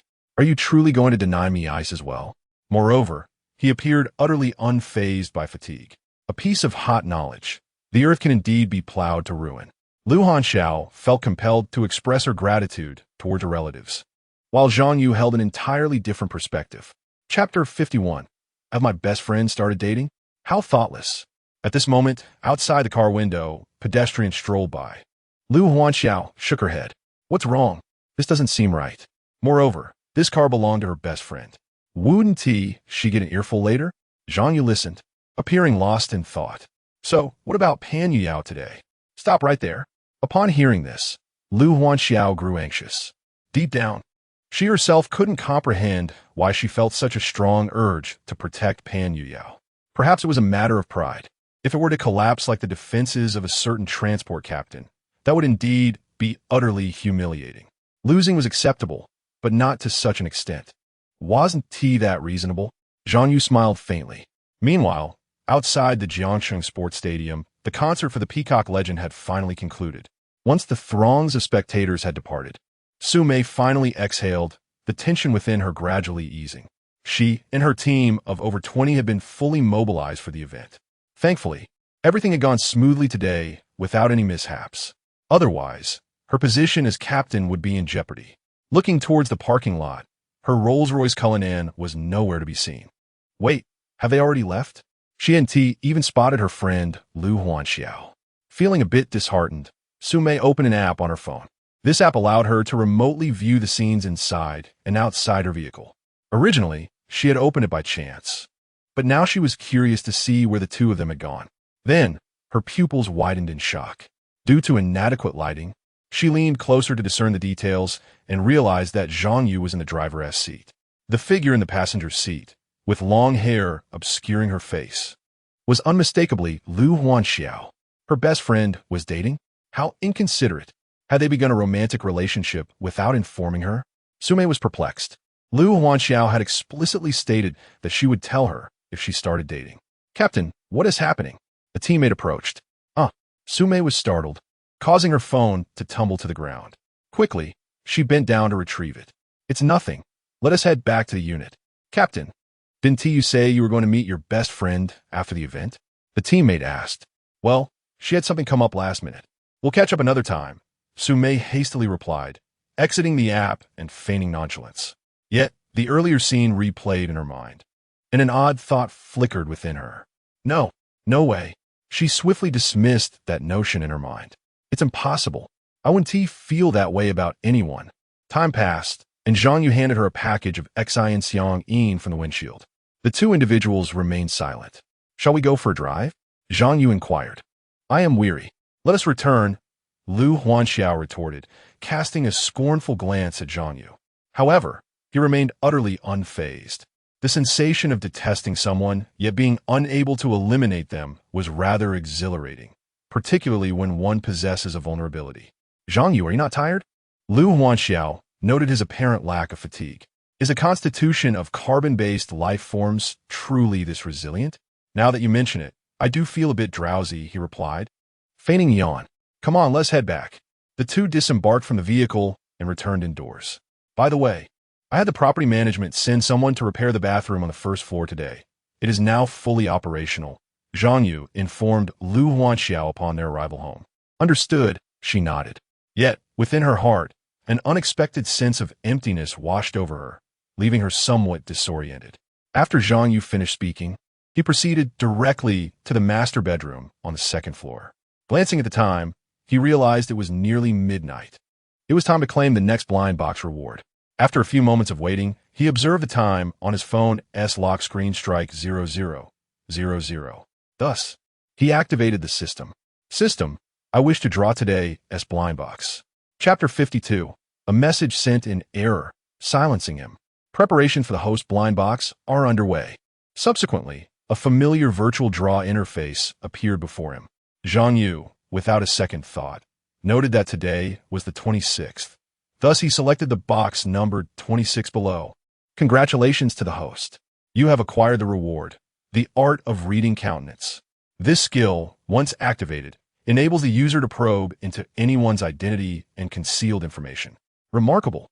Zhang Yu marveled at the explanation of the skill. Although it was not a reward of wealth, it seemed rather overpowered, akin to possessing access to a vast database. As he strolled down the street, he could glean the identities, preferences, secrets, and even past misdeeds of those he passed by. Unless one was entirely blameless or was intent on mutual destruction, manipulating another's disposition would be exceedingly simple.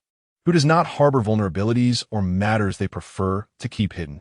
Furthermore, this skill required neither points nor monetary exchange. It was far more versatile than the card he had exchanged a deal with Ding Kuan previously. Zhang Yu gladly claimed the reward, illuminating another slot in his personal skill bar within the system. Then, he readied himself for sleep. At that moment, several WeChat image messages suddenly popped up in the taskbar at the top of his phone, over a dozen in fact. What was curious was that this group chat, established for close-knit family interactions, had been rather quiet since its inception. Why then were there suddenly so many messages in the middle of the night? Zhang Yu, intrigued, opened the chat, his eyes widening in astonishment. Was that not Pan Yuan? He saw her in the outfit she had brought back, striking various poses in her room, taking numerous selfies that exuded an innocent yet alluring charm.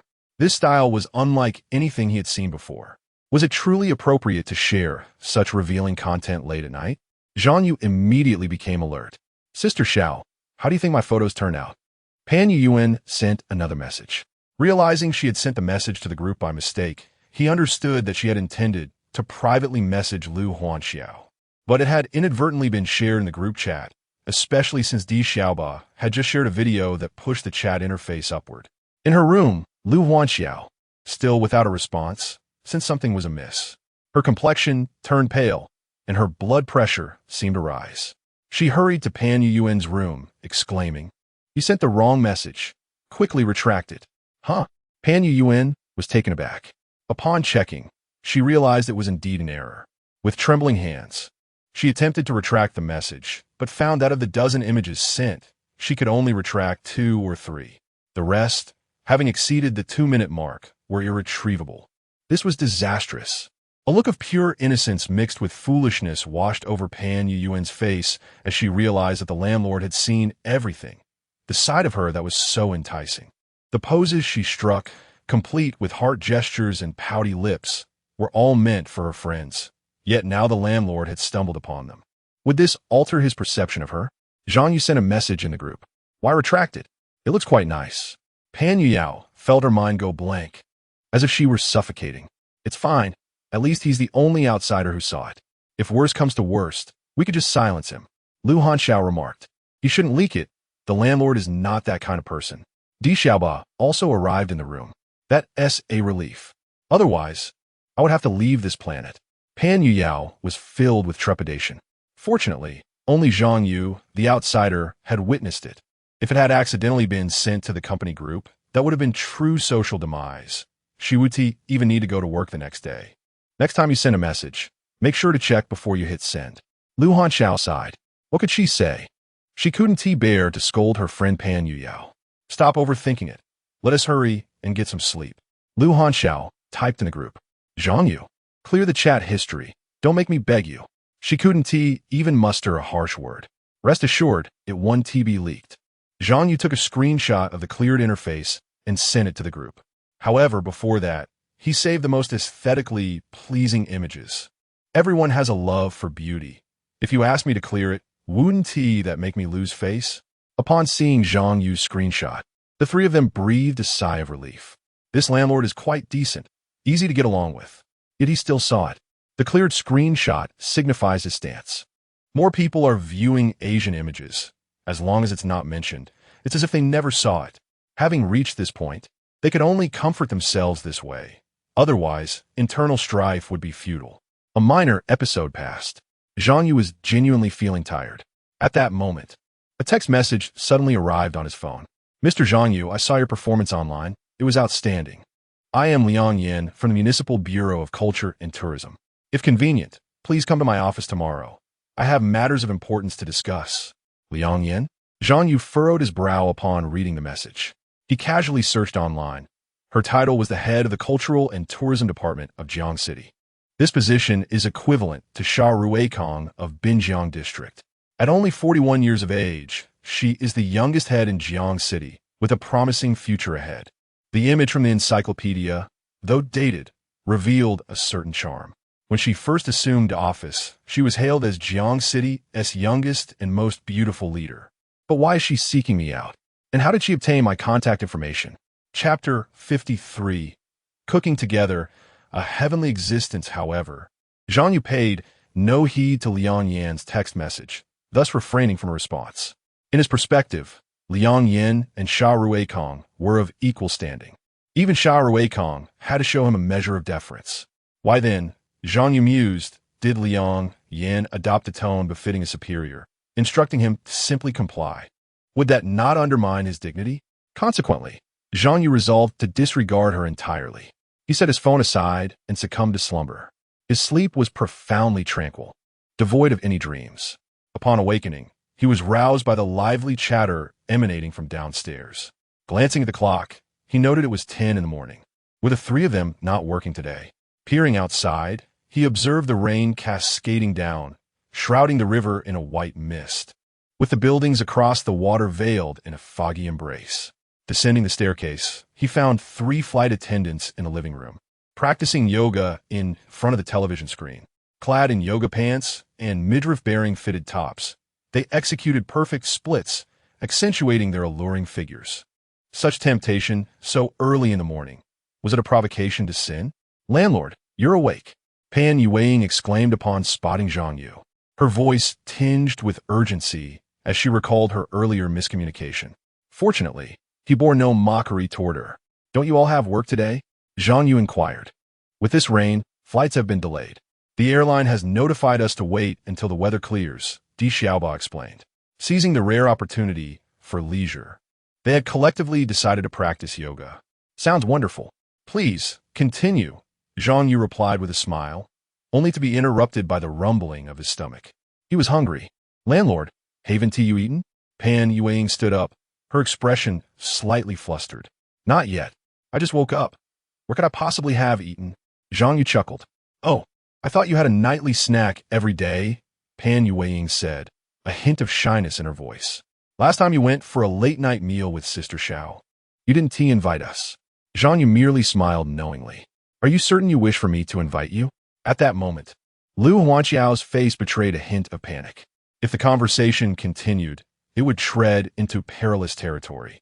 Should the truth be revealed, it would spell disaster.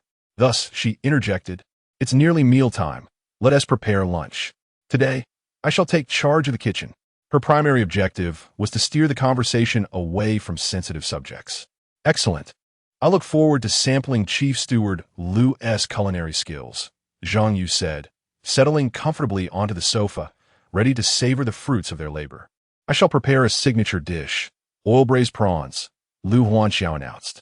"How could I let you toil alone? I'll whip up some fish-flavored shredded pork," Pan Yueying chimed in. "And I shall prepare a specialty from the Northwest, braised catfish." Di Xiaoba did. In an instant, 3 delectable dishes had been promised.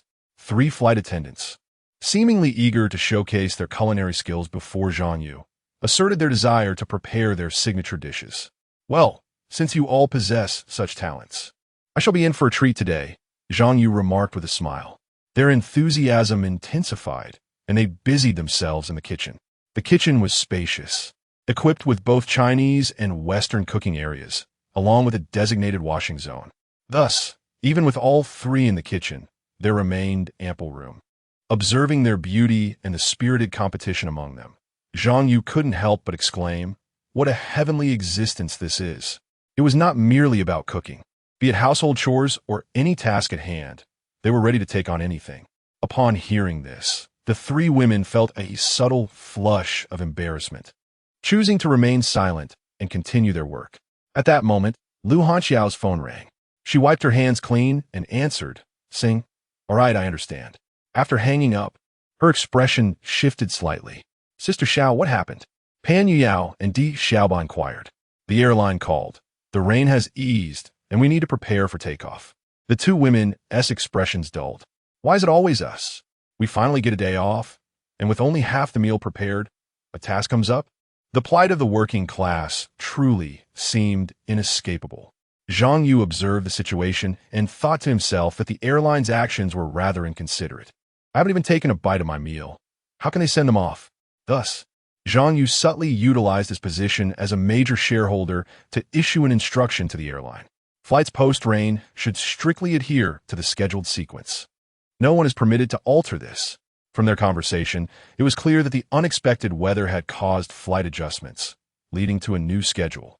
It seemed that some well-connected flight attendants wished to avoid flying and had pushed Lu Hanxiao and her team to the forefront. At that moment, Jiangxing Airlines was preparing for resumption of flights when they received the major shareholder's directive to follow the established schedule. This news spread swiftly throughout the airline. The behind-the-scenes major shareholder intervened, preventing Lu Hanxiao and her team from flying. Wow, this is the first time the major shareholder has intervened in flight scheduling. Could it be that Lu Hanxiao and her team had some connection with the major shareholder? Chapter 54. Affirming Culinary Skills. Master of serving water, it is an open secret that many flight attendants are supported by affluent patrons, as long as it does not interfere with their work. No one seems to mind. Oh, remember the incident with the Xiaoba last time?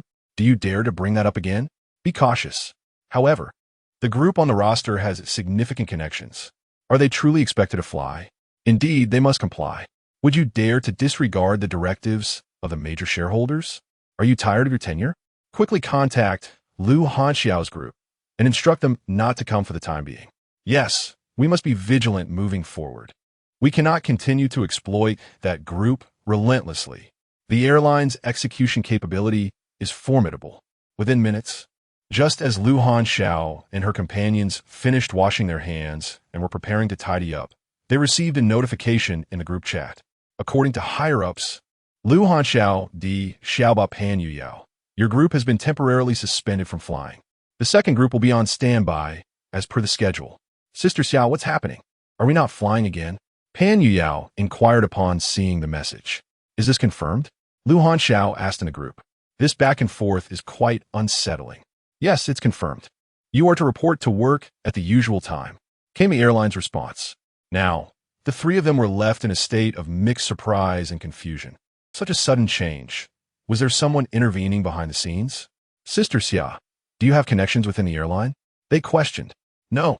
None of my family members have any ties to the aviation industry, Lu Hanxiao replied, shaking her head. Then what could this be about? It seems quite inexplicable. Several of them pondered. Since you aren't going, let's hurry and prepare dinner. I am truly famished. At that moment, Zhang Yu appeared at the kitchen door with a smile. The three women exchanged glances, unable to discern anything amiss, and returned to the kitchen to continue their preparations. Yet, each one bore the same expression of curiosity. Could it be Zhang Yu? Perhaps he has close connections with the airline's senior management? Di Xiaoba recalled that Zhang Yu had assured her not to worry when Manager Li was dismissed. However, she was uncertain and hesitant to broach the topic. Since there was no clarity, they decided to focus on cooking. An hour later, the dishes they had prepared were laid out on the dining table. Not bad at all, Zhang Yu remarked as he surveyed the array of dishes. In addition to each of their signature dishes, they had also prepared a few home-style meals, altogether 5 or 6 dishes that were visually appealing and fragrant. Landlord, you must try this, Pan Yuyao said, clasping her hands behind her back like a student awaiting praise. Zhang Yu picked up his chopsticks and sampled the fish-flavored shredded pork. Quite good, on par with the skills of a professional chef. He exclaimed, Landlord, now try my fish. Dixiaoba, Kaimdin. Zhang Yu took a bite and gave a thumbs up in approval. Lu Hanxiao stood quietly beside them, saying nothing. Zhang Yu casually remarked, Let me see how this oil-braised shrimp fares. He picked up a shrimp, twisted off its head, and extracted the intestinal vein.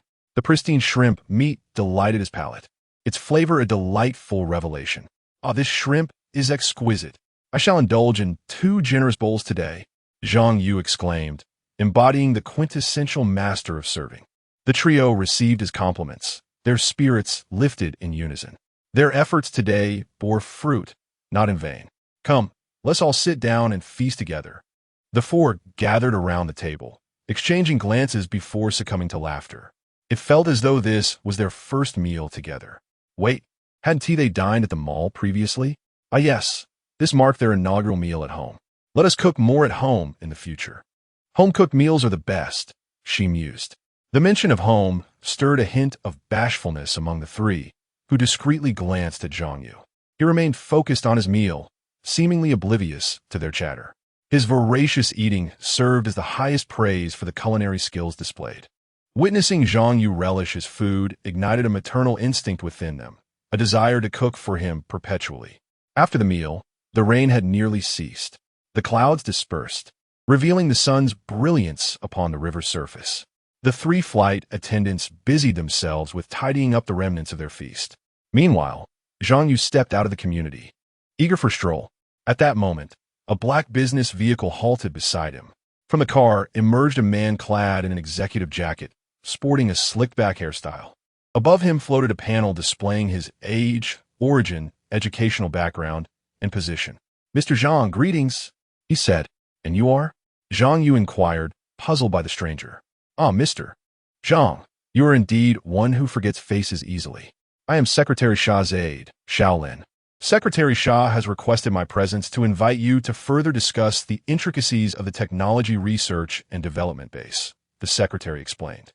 I attempted to contact you earlier, but you did not answer, so I took the liberty of coming here. I hope you can forgive my boldness. Now, this is true hospitality, Zhang Yu thought, appreciating the personal touch. In contrast, the previous evening's encounter with Liang Yin felt overly self-important. Since it was Secretary Shah extending the invitation, it would be rather inappropriate to decline. Zhang Yu smiled. This matter pertained to the construction of the research base, which directly involved him.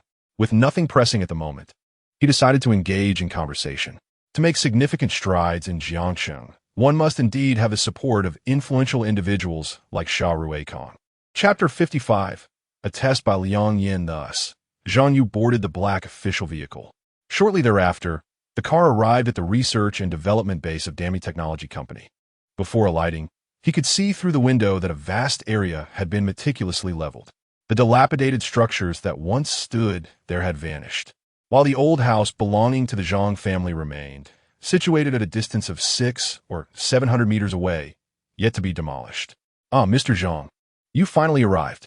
As soon as he stepped out of the car, Sha Ruekong approached from a distance, extending his hand in greeting, accompanied by a number of individuals.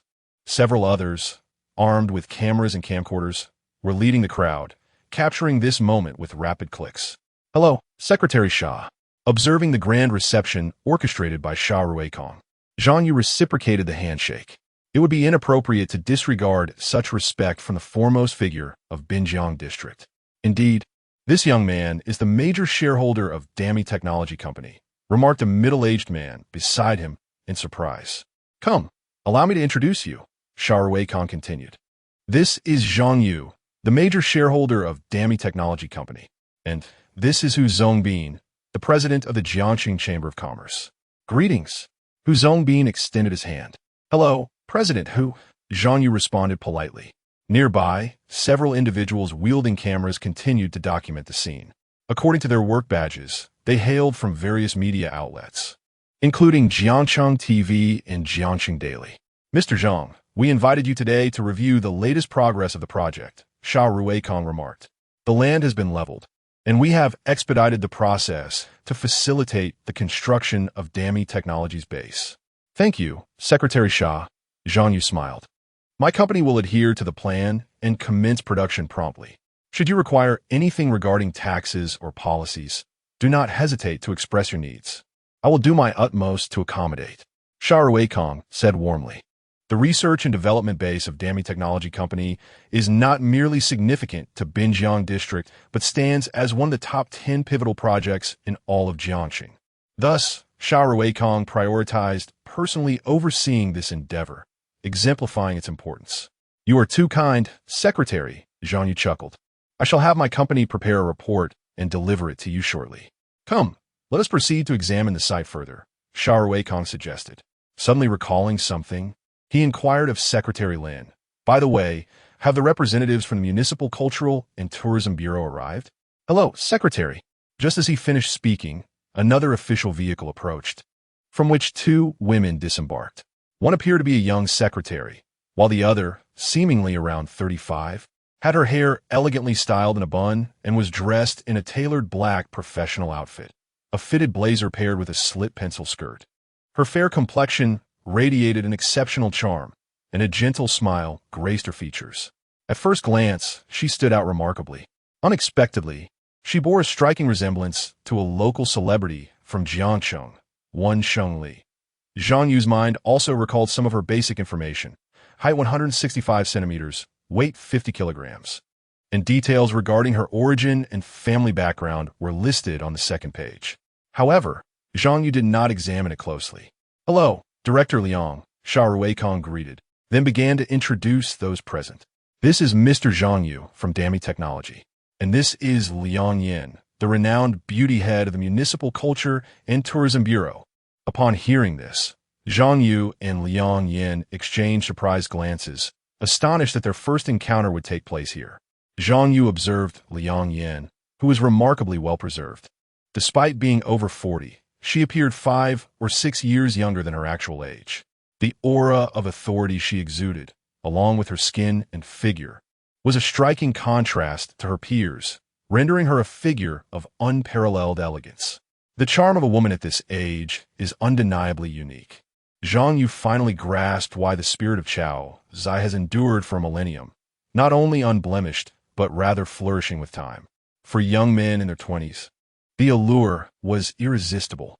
It seems that Secretary Xia holds considerable influence. I've long heard of Mr. Zhang's esteemed reputation, and to my surprise, he is quite the handsome gentleman. Liang Yin smiled, extending her right hand towards Zhang Yu. I see Director Liang is equally remarkable. Upon meeting today, your reputation is indeed well-deserved, Zhang Yu replied, shaking her hand. Liang Yan's fingers were long and delicate, almost ethereal. Following the customary handshake, he felt her fingers lightly brush against his hand. What was that about? He glanced at Liang Yan, who, seemingly unfazed, turned to Awakens and said, Secretary Xia, this RD-based project requires the establishment of a leisure park. I wonder what your thoughts might be. Director Liang is jesting. I am not well-versed in cultural tourism. You are the expert, Awakens responded. The two, of equal rank, engaged in mutual flattery. From my perspective, this project ultimately belongs to Mr. Zhang. His word is paramount. What does Mr. Zhang think? Liang Yin inquired with a smile. Zhang Yu, once again drawn into the conversation, chuckled in response. It became clear why Liang Yin from the Cultural and Tourism Bureau was present at this site. The design plan for the area included a 20,000 square meter urban park, featuring a water play area and recreational zones. This space would serve not only the personnel of the RD base, but also be open to the citizens of Jiangcheng, marking it as a significant cultural tourism project. The group continued to examine and discuss the project's construction on the site, and as time quietly slipped away, 2 hours had passed. Chapter 56. The language of steel wool is resilience. Where has the landlord gone? It has been quite a while since he left. Pan Yuang felt increasingly restless. Could he be out for some urgent matter? Di Xiaoba inquired, sharing her own sense of separation anxiety. No, his car is still parked downstairs. Lu Hanxiao replied, standing by the balcony. The sight of the Rolls-Royce below stirred uncontrollable thoughts within her, recalling the events from the previous night. She wondered if everything had been tidied up. When Zhang Yu's car was finally repaired and returned, would her close friend notice anything amiss with this vehicle? The thought made Lu Hanxiao's heart race. Hey, look, Zhang Yu is in the news again, Pan Yuang announced, sharing a video in their group chat. The scene depicted several high-ranking officials on an inspection, with Zhang Yu among them. It's that Sandruakang incident again, the foremost figure in Binjiang. They say he is moving up to the city soon. Who would have thought this young man is a shareholder in Dammy Technology? I wonder what percentage he holds. He seems more like an executive shareholder. In the comments section, keen-eyed netizens also noted Zhang Yu's reappearance, standing next to the beautiful director Liang Yan. Despite being married, Liang still exuded charm. Did you notice Liang Yan's gaze towards him? It seems rather peculiar, almost predatory. Meanwhile, the 3 flight attendants, having scrolled through the comments, glanced at Liang Yan, whose look indeed held a hint of flirtation. As women, they understood the implications of such a gaze. How could this landlord attract female attention wherever he went? A strong sense of insecurity washed over them, especially between Lu Hanxiao and Di Xiaoba, who exchanged knowing glances that communicated a silent message. As long as Zhang Yu remained at home, away from enticing distractions, all would be well. This thought struck them as amusing, considering their relationship held no formal title. Yet, as the saying goes, the rich water does not flow to outsiders' fields. Sister Xiaoba, what are you thinking about? Pan Yuang, more innocent than the others, probed. Nothing. Carry on with what you were doing, the two replied. Meanwhile, after inspecting the project, Sandruakang hurried off to the next site without even pausing for a meal. The entourage of journalists and the president of the business association followed suit, leaving only Zhang Yu, Liang Yin, and her secretary behind. Mr. Zhang, would you care to join me in my office for a moment? Liang Yin smiled. Our office is just a short distance ahead, past 2 traffic lights. Given that it was an invitation from Director Liang herself, it would be rather inappropriate for Zhang Yu to decline. He smiled in return, eager to discern her intentions as they made their way to Liang Yan's office. The secretary poured a cup of tea for Zhang Yu before exiting. Liang Yan approached the door and closed it behind her. She then crossed her arms and returned to her spacious desk, taking a seat. The atmosphere in the room began to shift subtly. Director Liang, what does this mean? With the door closed and just the two of us, I shall speak plainly, Zhang Yu inquired directly. Mr. Zhang, I sent you a message yesterday, yet you failed to respond. Liang Yan remarked with a slight smile. Were you afraid my appearance would frighten you? Not at all. I have long heard of your esteemed reputation, and upon meeting you today, it is evident that you possess great charm, Zhang Yu replied with a smile. However, I'm curious as to why you sought me out. Of course there is a reason, Liang Yan stated. Do you see how busy I am every day? I wouldn't seek you out without purpose. Is it a matter of official business or personal affairs? Zhang Yu asked. Mr. Zhang, I shall not beat around the bush. Liang Yan laughed. I have a habit of desiring possession of things I admire, regardless of what they may be. Am I then a part of what you wish to possess? Zhang Yu mused, intrigued by Liang Yan's boldness. It was evident she understood her own standing yet spoke so boldly. He was curious about her confidence. If you put it that way, it is quite understandable. Liang Yan smiled. As long as you agree to be my little pet, I can help advance your career further. The flower language of a steel wool ball signifies endurance. Zhang Yu couldn't help but chuckle. Young men must indeed safeguard themselves in the world, for it is all too easy to become a target. Fortunately, his status afforded him some protection. Otherwise, with Liang Yan's tone, he might have been devoured whole last night. This was the first time in recent days that an individual of the opposite sex spoke to him from a position of superiority. As a man of principle, how could he accept being subordinate?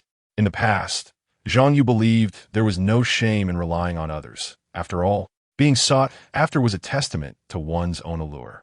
Yet now his perspective had shifted. Having attained his current status and identity, he would not allow anyone to overshadow him. Chapter 57. I find Liang Yan still possesses an alluring charm. Oh, Director Liang, what assistance can you offer me? Zhang Yu chuckled. After all, you are merely a head of cultural tourism. Mr. Zhang, to be candid, that is indeed the case at present. But in 2 months, that may no longer hold true. And if I decline your proposal? Zhang Yu inquired. Declining would not be a significant issue. However, your company might find it increasingly challenging to navigate the complexities of Jiangxing. It would require your firm to frequently accommodate inspections related to fire safety and other regulations. Yet, I trust your company can withstand such scrutiny, Liang Yan replied, crossing her arms, exuding an air of determination. Upon seeing Zhang Yu online, Liang Yan felt a surge of desire. Employing certain tactics, she managed to uncover his contact information. It had been a long time since she had felt such a potent sense of possession over someone. Moreover, her elderly husband had lost his capabilities many years ago, rendering her situation less than favorable given her youth. What does that inscription on the wall say? Loose woman. At that moment, Zhang Yu noticed a piece of calligraphy on her office wall and shifted the topic. What are you talking about? Liang Yan's expression changed. It reads open-minded. I see it as loose woman, Zhang Yu remarked with a smile. By the way, are you implying that you are about to be appointed as the foremost figure in the city, with everything at your command? Indeed, Liang Yan nodded, suddenly realizing something. Her expression shifting. Did you deduce this? This news has only recently been confirmed among the upper echelons. Even if rumors circulate, they would not spread swiftly. Only those of high rank would be privy to such information. He is merely a businessman, yet he does not appear to be speculating aimlessly. Moreover, Zhang Yu grinned. I am aware of many of your secrets. Secrets? Liang Yan paused, her demeanor remaining composed. Do not deceive me. What secrets could you possibly have about me? If I were to reveal 2 secrets, and you find them to be false, you may do as you please. Zhang Yu's expression grew serious. What do you intend to say? Liang Yan suddenly realized that Zhang Yu was becoming inscrutable to her. The psychological advantage she once held dissipated instantly. The position you occupy now was significantly influenced by 2 individuals, your former father-in-law and your current husband, 7 years and 3 years ago, respectively. Am I mistaken? Upon hearing this, Liang Yan's countenance darkened visibly.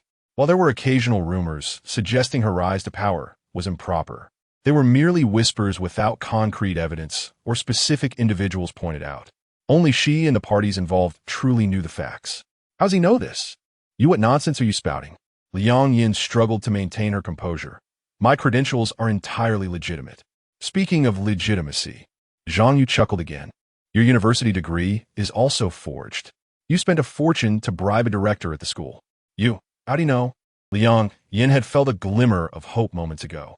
Now, she realized that no matter what she said, he had a retort ready to counter her, which was utterly terrifying.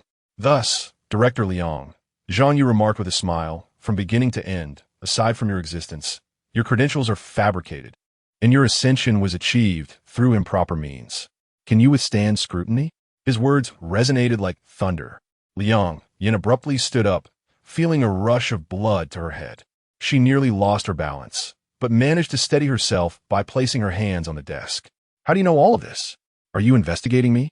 Liang Yin was perplexed, unable to comprehend where the problem lay that allowed Zhang Yu to uncover so much about her. That was inconsequential. What mattered was, Zhang Yu gestured, you are in the palm of my hand. Mr. Zhang, what exactly do you intend to achieve with this? Liang Yin felt her voice trembling. Just moments ago, she had regarded Zhang Yu as a mere lamb.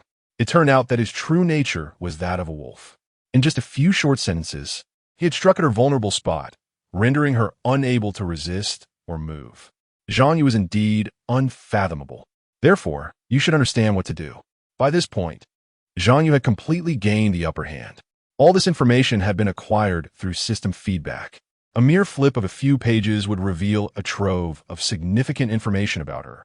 This information was sufficient to leave a person utterly devastated. Using it to manipulate her was alarmingly simple. Mr. Zhang, I was wrong. Liang Yin began to show weakness. Consider it a jest on my part. From now on in Jiangsheng, I will do my utmost to cooperate with your company. Should you require any support, feel free to ask. But who would believe mere words? Zhang Yu smiled and stepped closer. Mr. Zhang, don't you have certain intentions towards me? Zhang Yu gently pushed her. I see you still possess your charm. Then I shall reluctantly concede a little. Then, Liang Yin leaned over her desk. Directly in front of her was a brown photo frame, within which was a picture of her with her family, all smiling radiantly. From her current perspective, under the gaze of her family in the photograph, she, Chapter 58, just stepped out, encountered first love. Liang Yin prided herself on overseeing cultural tourism, holding a prominent position in Jiangsheng, managing hundreds of subordinates. Those engaged in culture and tourism treated her with utmost respect, and manipulating them was almost effortless. Yet, at this moment, she found herself completely subdued by Zhang Yu from behind, a profound sense of humiliation rising from the depths of her heart, while she felt utterly incapable of any resistance. From Zhang Yu's perspective, Liang Yan's esteemed status placed her among the elite of Jiangsheng, exuding an air of superiority. She had evidently devoted time to her appearance, appearing to be only in her early 30s, her skin fair and taut, devoid of any excess flesh. She bore a striking resemblance to Zheng Li, embodying the perfect image of a devoted wife. Thus, he felt he had not squandered his efforts. Suddenly, a knock resounded from outside the door. Who is it? Liang Yin inquired. Director Liang, I have a report to deliver. May I come in? It was the voice of her secretary. No, you may not. Liang Yin's voice elevated several decibels, a hint of panic crossing her features. I am currently occupied. We will discuss this later. Understood. The secretary turned to leave but paused, furrowing her brow as she sensed something amiss within the office. However, Liang Yin had explicitly denied her entry, and the secretary lacked the courage to insist. What did the leader say? A few colleagues inquired. She is in a meeting with an important client. Let's return later, the secretary replied, handing over the report materials to them. The colleagues accepted the documents and departed. Inside the office, after a long sigh, Zhang Yu stepped back out. What were you doing? Liang Yan's expression shifted as she caught sight of him putting away his phone. Her thoughts, previously scattered, suddenly crystallized into clarity. Nothing of consequence. I was merely exercising caution in light of potential retaliation, Zhang Yu remarked, shaking his phone. As long as you remain compliant, everything will be safe.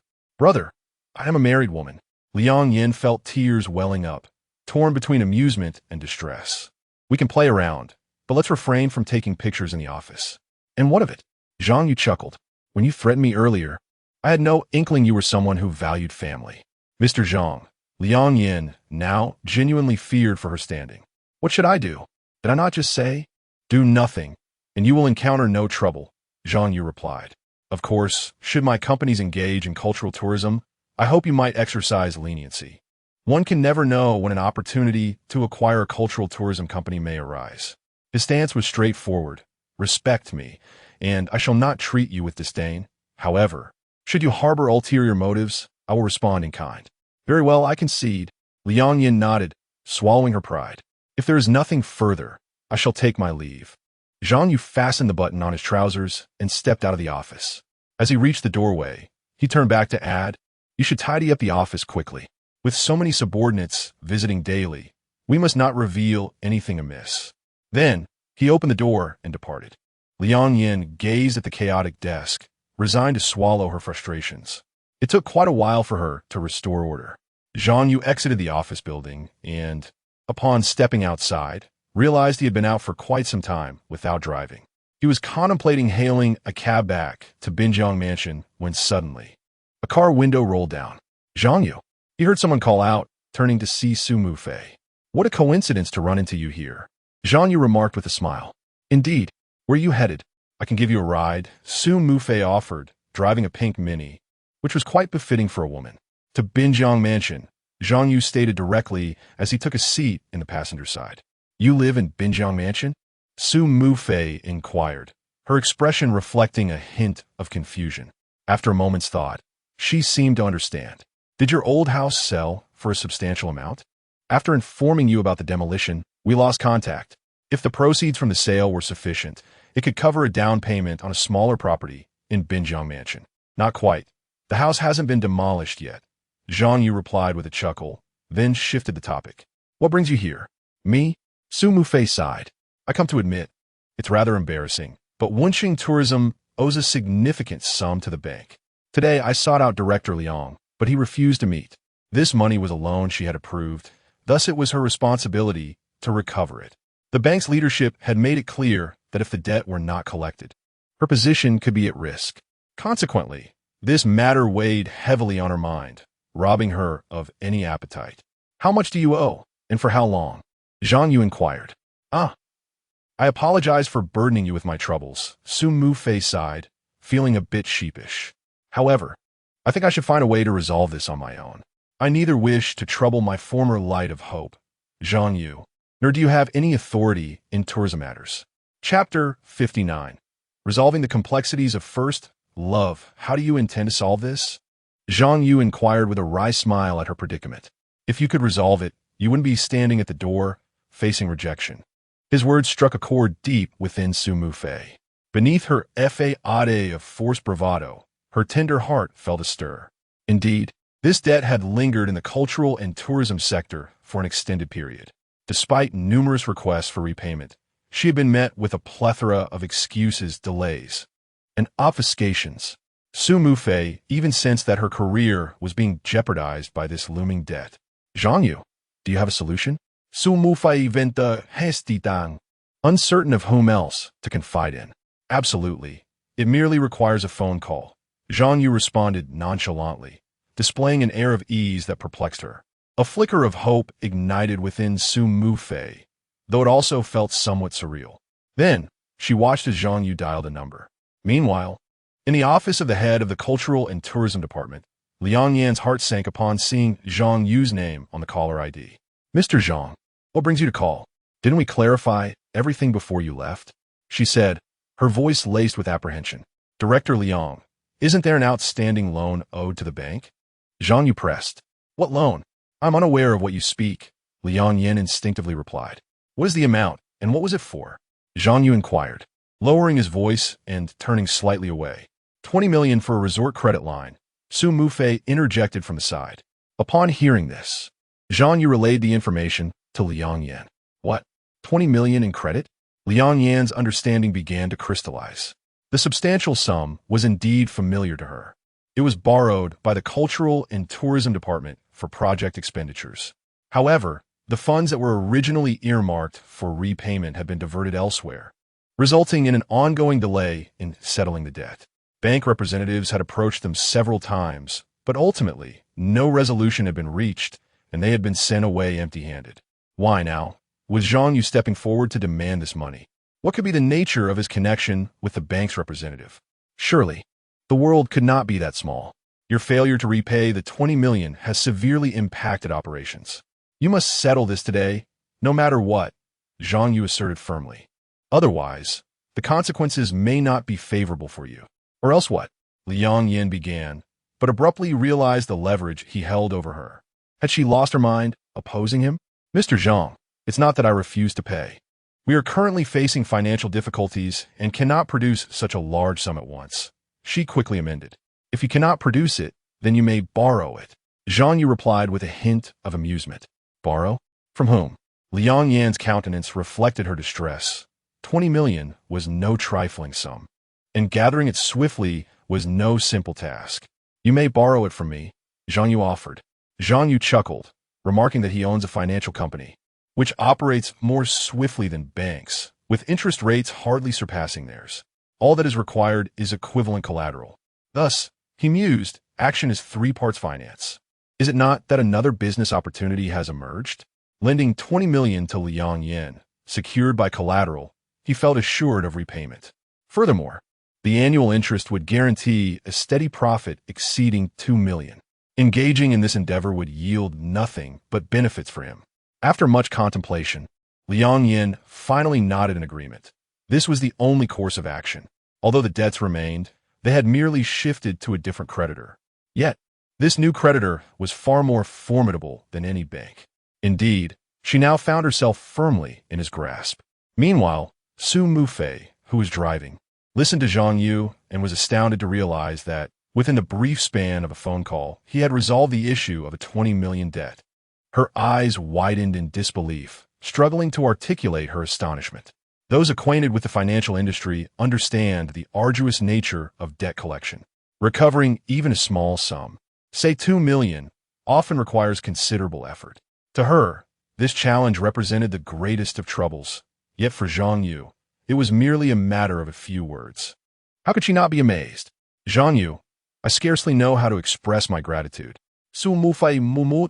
After several years apart, the boy with whom she once shared school days had transformed into a figure of remarkable presence and capability, deserving of admiration. As a woman, who does not harbor a desire for strength? In this moment, Zhang Yu's image loomed larger in her memories, stirring feelings within her heart. She pondered whether he still held any remnants of affection from their past. If you truly wish to express your gratitude, perhaps you should complete that unfinished matter from years ago, Zhang Yu said, casting her a mysterious smile. Chapter 60. Leg massage in exchange for rent waiver? What? Really? Su Mufei exclaimed in astonishment, her cheeks visibly flushing as she spoke. Zhang Yu observed her reaction, realizing she too was reminiscing about an incident from years ago, back before Su Mufei had moved away. It happened one day when she had come over to visit him. The house was empty then, just the two of them. They had been watching a VCD in the attic, the disc unmarked. When it started playing, a warning message flashed on the screen. Assuming it was a Hong Kong action film, they were stunned when, moments later, the content turned out to be something entirely unexpected. The atmosphere grew increasingly heated, and before they knew it, they found themselves embracing. Just as they were on the verge of crossing a line, someone returned home. Panicked, they quickly shut off the TV and pretended nothing had happened.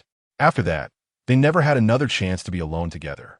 Then Su Mufei's family moved away, leaving that moment as nothing but a lingering regret. Now, with Zhang Yu bringing it up again, Su Mufei was utterly flustered. Deep down, she was willing, but what would he think of her if she didn't hold back? Would he assume she had been living recklessly all these years? Zhang Yu, I've never been in a relationship before. I'm not ready yet, she stammered nervously. Back then, hormones had clouded their judgment, but now, she still had some semblance of restraint. Yet, she also knew she couldn't refuse to express gratitude after all the help he had given her. Maybe. I'll call you once I've thought it through. She ventured cautiously. Zhang Yu chuckled. Haha, I was just teasing. Don't take it so seriously. Seeing how flustered she was, he quickly lightened the mood. After all, she had been his first love, and he wasn't that desperate now. Just take me back, he said, changing the subject. All right, Su Mufei replied, but to her surprise, a pang of disappointment welled up inside her. Was she not attractive enough? If he had been more assertive, she might have reluctantly given in. After all these years without romance, the embers of her feelings for him had been rekindled after just 2 meetings. Why hasn't the landlord come back yet? It's been so long. Could something have happened? Should we call him? Ask where he is?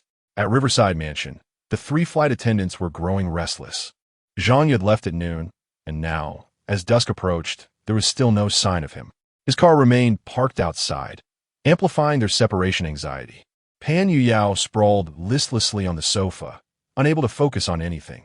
Di Xiaoba and Lu Hanxiao busied themselves in the kitchen, though their minds were equally unsettled. So much so that Lu Hanxiao, while cracking an egg, accidentally discarded the yolk and white, leaving only the shell in the bowl. Startled, she glanced back, relieved that the 2 of them had not noticed her. Otherwise, who knew how she would mock herself? The esteemed chief attendant, unflappable in the face of various matters, yet unable to crack an egg properly. Look, the landlord has returned, Di Xiaoba suddenly remarked from the balcony. The group moved to the balcony and spotted Zhang Yu descending from a mini car, which promptly turned around and exited the community. The landlord is truly handsome, standing at an impressive height of 185 meters. His physique is remarkably statuesque. Watching Zhang Yu stride home, the trio found themselves once again captivated by his charm. The anxieties that had clouded their minds moments ago vanished in an instant. How could someone be so extraordinarily handsome? Truly, he is flawless from every angle. I heard that tall people, Pan Yuyao began, only to notice Lu Hanxiao and Di Xiaoba staring at her, feeling somewhat wronged as she continued. That's what they say online. Did I say something wrong? How would I know? In response to her question, Lu Hanxiao and Di Xiaoba replied almost in unison. They exchanged glances, seemingly reading an odd undercurrent in each other's eyes. My goodness, this is quite surreal. Yet, faced with the innocent expression of Pan Yuyao, they hesitated to seek clarification. Just then, the door swung open, and Zhang Yu walked in. Welcome back, landlord, Pan Yuyao exclaimed as she approached him. Zhang Yu, we are preparing dinner. What would you like to eat? Lu Hanxiao asked. Anything is fine. I'm indifferent, Zhang Yu replied, somewhat surprised. Had their enthusiasm for cooking been sparked by his earlier compliments? If so, he was in for a treat with ready-made meals. How about hot pot? We've prepped all the ingredients, he suggested. Sounds great.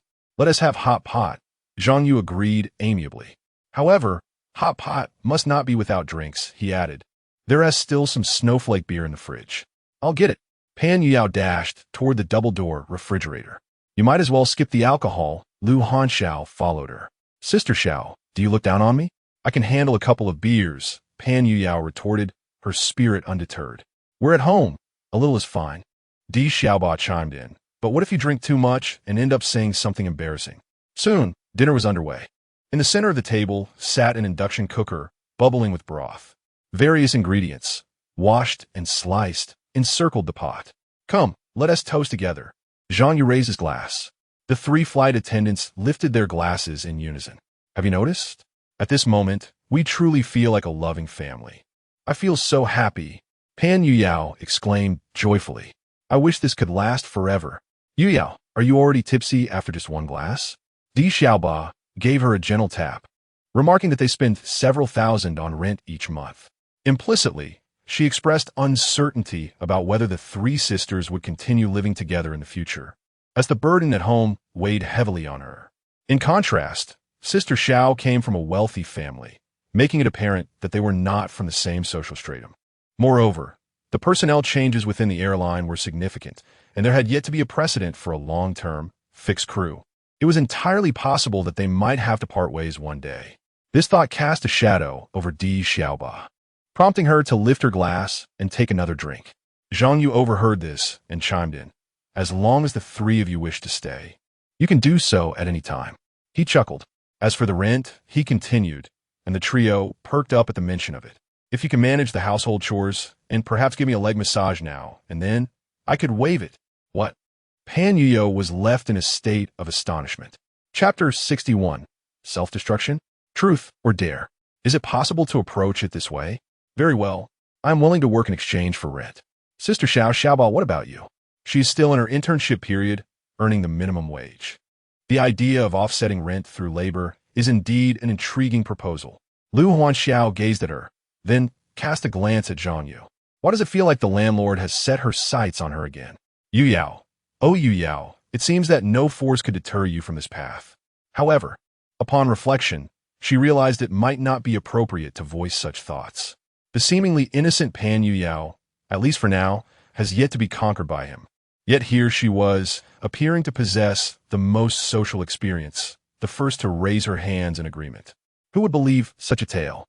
Nevertheless, the atmosphere at the dining table became notably livelier. 2 hours later, they had finished their hot pot meal. Initially, the four of them had only opened 6 bottles of beer. As they began to tidy up, they discovered nearly 20 empty bottles scattered across the table and floor. Regardless of the low alcohol content, excessive consumption still leads to dizziness. The 3 flight attendants wore rosy complexions, their cheeks flushed even down to their collarbones. Their fair skin only accentuated their vibrant appearance. Having spent so much time in the air, such indulgent moments were rare. Hence, they savored the experience of drinking freely. Are you all still able to continue? Or shall we call it a night? Zhang Yu inquired. Not yet. It's a rare day off. And I haven't had my fill of fun, Xiaoba replied. So what shall we do next? How about we play poker? Upon hearing Xiaoba's suggestion, both Zhang Yu and Lu Huanxiao exchanged glances. I meant playing cards, Xiaoba clarified. Only then did she realize something was amiss. Strange. Why do I need to explain myself? All right, I want to play as well. Pan Yuyao chimed in enthusiastically. Thus, a card game was set in motion. Sister Xiao, will you join us? Pan Yuyao asked. I'll pass. I'd rather watch you all play, Lu Huanxiao responded. Then let us play Do Di Zhu. Di Xiaoba and Pan Yuyao said in unison, looking at each other. You both really wish to challenge me alone? Zhang Yu chuckled helplessly, but was not bothered by it. First, let us establish the penalty for losing, Di Xiaoba inquired. How about we play truth or dare for the penalties? Lu Huanxiao proposed. Sound great. Let us go with truth or dare. The first round commenced. The 3 of them received their respective hands of cards. Sister Xiao, could you help me out here? Pan Yuyao sought assistance from the sidelines. Your hand is quite good. Upon inspecting it, Lu Huanxiao realized her luck was indeed remarkable. She held a hand of 17 cards, including 2 bombs and a wild card. Wow, my hand is fantastic. With the wild card, I actually have 3 bombs. Pan Yuyao exclaimed in delight. Zhang Yu listened and smiled knowingly. It's all over now. Xiaoba observed the landlord's expression. This was practically laying all the cards on the table. Zhang Yu, being so sharp, could easily deduce everyone's hand with a simple calculation. Pan Yuyao was truly an unreliable teammate. As expected, Zhang Yu, playing as the landlord, won the first round. Truth or dare? He asked. Dare. They both replied after a brief discussion, bracing themselves for the punishment. Then, both of you, put on your work uniforms and perform an APT dance, Zhang Yu said with a grin. Ugh, so tacky. I refuse. Pan Yyo protested, only to realize she was the one who had lost and dragged Xiaoba down with her. Reluctantly, she sighed, fine, I'll do it. And so, the 2 changed into their uniforms and danced to the music. Admittedly, though the choreography was outdated, their performance was still a delight to watch. Even the most cringeworthy dance could be transformed by the grace of beautiful women. Not fair. Let's go again. Pan Yuyao's competitive spirit flared up as soon as the dance ended. The second round began. Their coordination improved. Airplane. Xiaoba laid down 6 cards triumphantly. Only 1 left. Zhang Yu glanced at his hand. Nothing could counter it. He mentally prepared for punishment. But then, I have it. I have it. Pan Yuyao blurted out, slapping down 6 cards of her own. Xiaoba's eyes widened in shock. The landlord is the opponent. Why are you targeting me? Huh? Pan Yuyao scratched her head. I still had so many cards, I got too excited and forgot. Xiaoba seriously questioned whether her teammate was an AI. Sometimes, she wished she could switch to human assistance. Relax, you only have 1 card left. We've got this. Pan Yuyao split her smallest pair and played a single 6. Dixieba didn't team move. Wait, you can't even beat a 6. Fan Igrikwigrica gasped. Seizing the opportunity, Zhang Yu took control, slamming down a high card and swiftly playing out his remaining hand. Dixieba had no counter. Lu Hanxiao, watching from the sidelines, nearly collapsed from laughter. Sister Hanxiao, maybe you should take over. We lost again. Dixieba pleaded in defeat. This time, what is your punishment? Zhang Yu asked. Truth, they both answered. Then draw a card. Answer whatever you pick. Zhang Yu held a stack of truth or dare prompts. Pan Yuyao drew one. What is your greatest wish right now? After a moment's thought, she replied, my greatest wish is to officially transfer into the airline and keep working with Sister Hanxiao. The words warmed Lu Hanxiao's heart. Pan Yuyao never lied. This was her genuine sentiment. Lu Hanxiao had seen potential in the adorable twin-tailed girl from the moment she joined as an intern. Nearly a year had passed since then. Di Xiaoba drew a card that read, what is the most unforgettable day of your life? After a moment's contemplation, she glanced around at the others and replied, the most unforgettable day for me was the day before yesterday.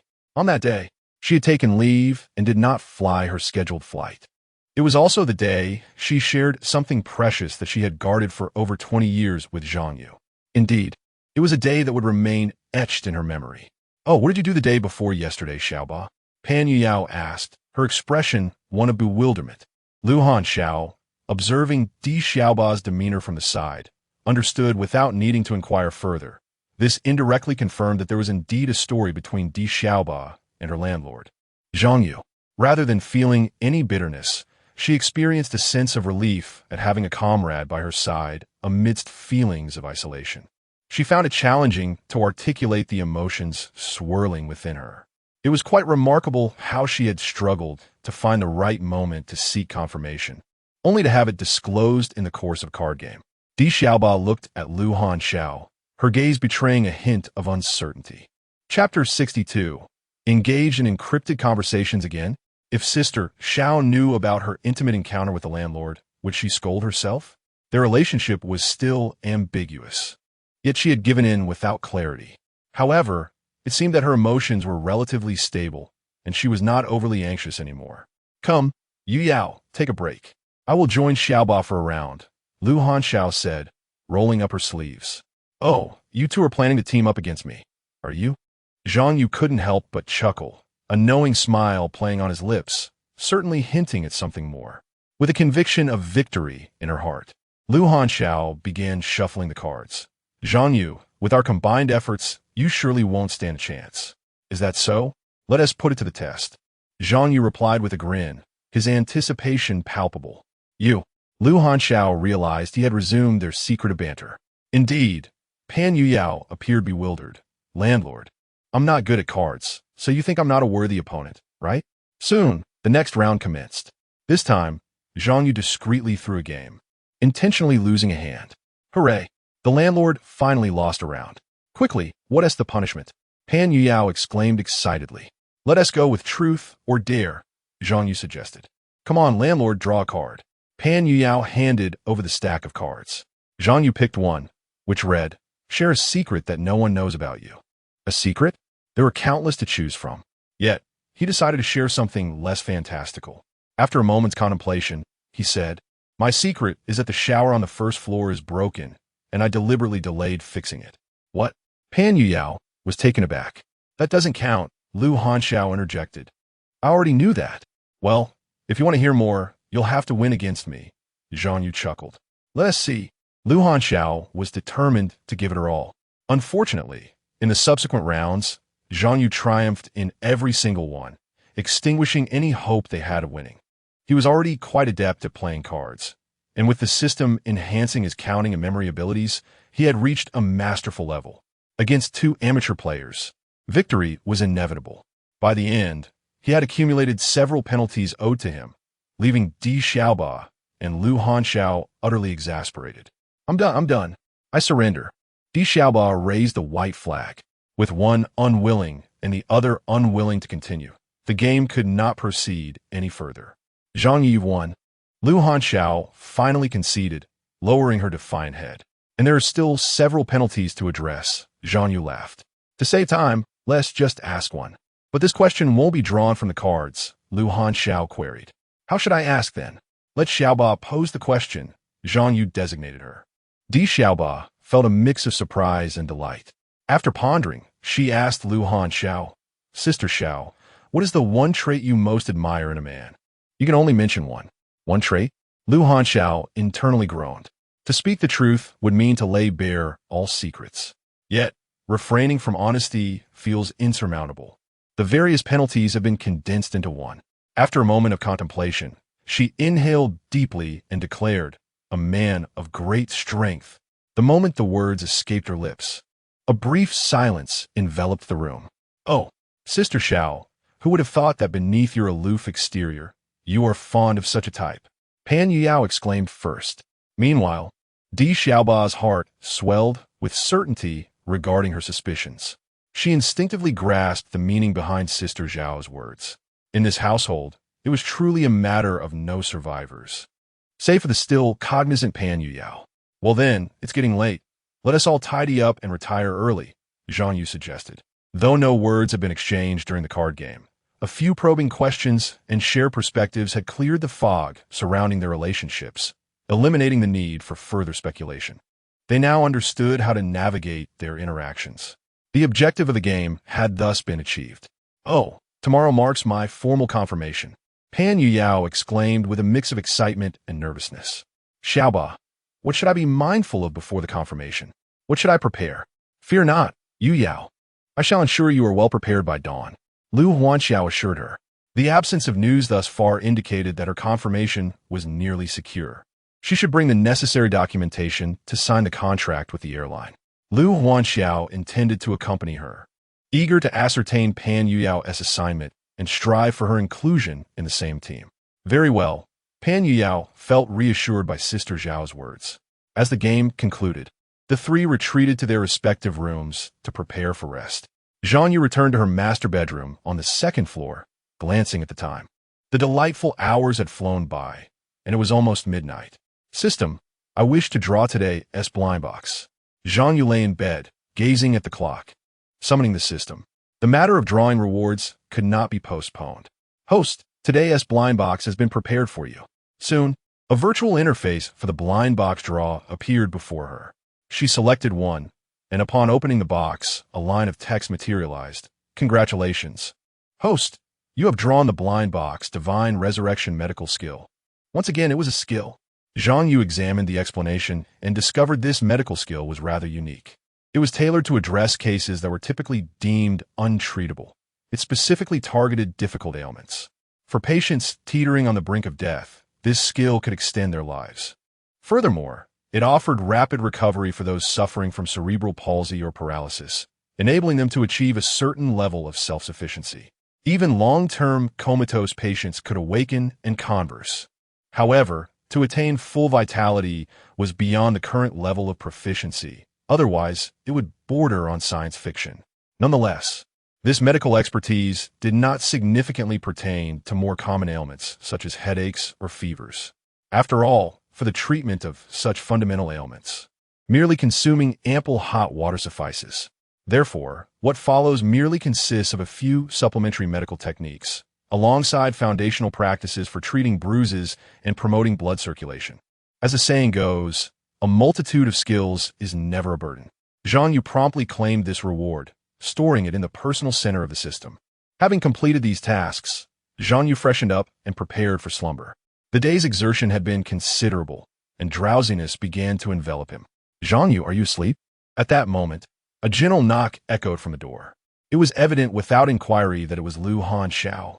Among the three of them, the other two referred to the landlord as Du, while she often addressed him by name. It was quite late, and she had come to seek him out once more. He wondered what could possibly be the matter. Could it be that she had come out longing? Chapter 63. Night swimming, changing swimsuits. It was said that if you voluntarily come to my door, I would no longer feel drowsy. Zhang Yu remarked, please wait a moment, before donning a pair of shorts without putting on a shirt and proceeding to open the door. After all, it was late in the evening, and who would bother to dress formally to step outside? Moreover, Lu Huanxiao was no longer a stranger to him, but rather someone with whom he had established a deeper connection. As he opened the door, The smile on Zhang Yu's face instantly froze. Before him stood Lu Huanxiao, Di Xiaoba, and Pan Yuyao. Oh no, he thought, feeling a wave of embarrassment wash over him as he quickly shut the door, throwing on a jacket before reopening it. What brings the three of you to my room at this hour? It's like this, Lu Huanxiao explained. We're planning to go swimming at the community pool and would like your opinion on what outfits we should wear. Seriously? Swimming at this late hour? Zhang Yu expressed his astonishment. The community, being one of the most upscale in Jiangsheng, boasted exclusive amenities for residents, including a gym and a swimming pool. The pool was heated and accessible via facial recognition, with water changed daily. It was built to international competition standards, exuding an air of sophistication. Zhang Yu had heard of it, but had yet to visit. Nonetheless, swimming in the middle of the night felt rather peculiar. Indeed, landlord Di Xiaoba added, Yu Yao is about to be officially confirmed tomorrow, and she is feeling a bit anxious and excited. We thought we would accompany her for some exercise to calm her nerves. Right, Yu Yao? She nudged Pan Yuyao gently with her elbow. However, what Pan Yuyao said next made Di Xiaoba consider calling the authorities. Xiaoba, did you see the landlord's bulge? It's absolutely alarming. The way Pan Yuyao looked at the landlord was almost scandalous, the previous scene lingering in her memory. Yu Yao, what on earth are you talking about? Lu Huanxiao quickly interjected, sensing the awkwardness. This girl certainly possessed a wealth of theoretical knowledge. Isn't it true? Don't you all agree? Pan Yuyao's rhetorical question left both Lu Huanxiao and Di Xiaoba momentarily speechless. Let's not dwell on that, Di Xiaoba cautioned. You can speak of such things in private, but the landlord is right here. Oh, Pan Yuyao suddenly realized, apologizing, I'm sorry about that. Where shall we look at the outfits you want me to see? Zhang Yu asked, noticing that the three of them were empty-handed. Come with us to the living room on the first floor, Lu Huanxiao instructed. Zhang Yu followed the three of them back to the living room, where he saw 3 piles of swimsuits on the sofa. Each pile contained several styles, including one-piece swimsuits made of opaque fabric and 2-piece sets consisting of a top and skirt. There exists a bikini with the least amount of fabric, which upon viewing, evokes the sense of warmth and excitement. Are you certain you wish to don it for my evaluation? Zhang Yu inquired with a hint of surprise. Indeed, the three of us are struggling to choose, and we merely wish to see what appears appealing in the eyes of a man, Pan Yuying added. Very well. Will you come out one by one, or together? Zhang Yu asked. We shall return to our respective rooms. Whoever is ready will emerge directly. If it doesn't meet our expectations, we can always change again. The three of them gathered their respective swimsuits from the sofa, feeling a tinge of embarrassment. Some matters are easier to discuss privately, yet to openly display them feels quite daunting. I shall await the spectacle, Zhang Yu remarked with a smile. I had intended to retire for the night, yet it seems there are unexpected delights in store. Subsequently, they returned to their rooms. Shortly after, Pan Yuying emerged, adorned in a pink one-piece swimsuit. Landlord, what do you think? Allow me to turn for you, she requested. Complying with her request, she twirled gracefully. Quite adorable. Though it might be a tad juvenile, he commented. I shall change into another, Pan Yuying exclaimed as she dashed back to her room. Next, Lu Huanxiao stepped out of her quarters, clad in a long-sleeved swimsuit that resembled everyday attire. We're about to swim, yet you choose to wear that? Zhang Yu remarked. What do you think? Lu Huanxiao queried. I would suggest perhaps opting for long pants. That way, everything remains covered, he advised, prompting her to realize the underlying sarcasm. So he is implying that her choice is overly conservative? Yet, upon reflection, such an outfit would indeed lack allure. She turned and retreated to her room. Moments later, Di Xiaoba appeared, and before she could utter a word, Zhang Yu's gaze was filled with astonishment. She wore a halter-style V-neck swimsuit, the hem gracefully covering her hips, exuding both charm and sensuality. Landlord, what do you think? Di Xiaoba asked, feeling a tad shy and unsure of where to place her hands and feet. You pass, Zhang Yu declared, genuinely appreciating her ensemble, which resonated deeply with his aesthetic sensibilities. So I need not change? Di Xiaoba was pleasantly surprised by the immediate affirmation. No need. Let us see how the other two fare, Zhang Yu replied. Come and sit on this side of the sofa to join the discussion. He then observed as Lu Huanxiao and Pan Yuying paraded like models, changing several times before finally settling on their final selections. Ultimately, Lu Hanxiao donned a bikini that showcased her perfect S-shaped figure, while Pan Yueying opted for a pleated skirt and short-sleeve swimsuit, fully revealing her legs and exuding a sense of purity. Shall we proceed to the pool now? The three exchanged glances at their final choices, feeling a tinge of shyness. Landlord, will you accompany us? At this moment, Pan Yuyao inquired, with no men present. I fear the presence of lecherous individuals. Lu Hanxiao and Di Xiaoba could not help but sigh quietly. Where are such lascivious men? If there were, it would undoubtedly be the landlord, Zhang Yu. Thus, upon this revelation, I, as the proprietor, indeed bear the responsibility of ensuring the safety of my tenants. Zhang Yu, taking the hint, remarked, Please wait a moment while I change my clothes. Soon, all four had donned their attire and made their way towards the swimming pool, each cloaked in a light jacket that would be shed upon arrival. The pool was situated at the heart of the community's clubhouse. As they approached the entrance, a few individuals were still swimming. Upon noticing the entrance of the four, their eyes widened in astonishment. Goodness, three stunning beauties. This pool is incredibly pristine, no? This swimwear is simply exquisite. Having resided at Binjiang Mansion for several years, I have yet to encounter such breathtaking allure. Chapter 64. Should we confide in the landlord? Who is this owner, accompanied by three individuals? Jealousy can create a profound divide. The people in the pool are all owners of Binjiang Mansion, prominent figures in various fields. They have encountered countless beauties. Even now, they are accompanied by several enchanting female companions. Each of these companions is valued at no less than 50,000 in the social circle, possessing exquisite beauty. Yet, in the presence of these three women, their allure pales in comparison. Even clad in swimsuits, they exude charm without any trace of vulgarity. The foremost among them possesses an air of nobility. The mixed-race beauty is unforgettable. The youngest appears as a pure campus belle, reminiscent of a poolside photo shoot. Each woman boasts her unique allure. Then there's the man, seemingly in his 20s, freshly graduated from university, standing at an impressive 185 centimeters, with striking features. He is truly a sight to behold. Who is this man? He seems unfamiliar within the community. It is remarkable how well the three of them interact. Someone clutches their knee, sensing a twinge of pain. Could he be the one who drives the Lamborghini? It appears so. Indeed, he was the one singing at the Peacock Legend concert. It's astonishing. The person who is so popular online is actually an owner at Binjiang Mansion. Our community is indeed a hidden gem brimming with talent. We should leave. We wouldn't want to humiliate ourselves further. Remaining here could subject us to more harsh realities. Under their envious gazes, Zhang Yu and his three companions also entered the water. The temperature of the pool was a comfortable 30 degrees, making it pleasant even at night. Once in the water, Lu Hanxiao and the others began to frolic joyfully. The scene before them was a dazzling blur, indistinguishable between splashes and reflections. Landlord, you should join us. At this invitation, Zhang Yu felt as if he had stepped into a magical realm. Who could resist such temptation? Without hesitation, he dove into the water, performing a graceful dive. In the south, surrounded by rivers, lakes, and ponds, swimming is an essential skill.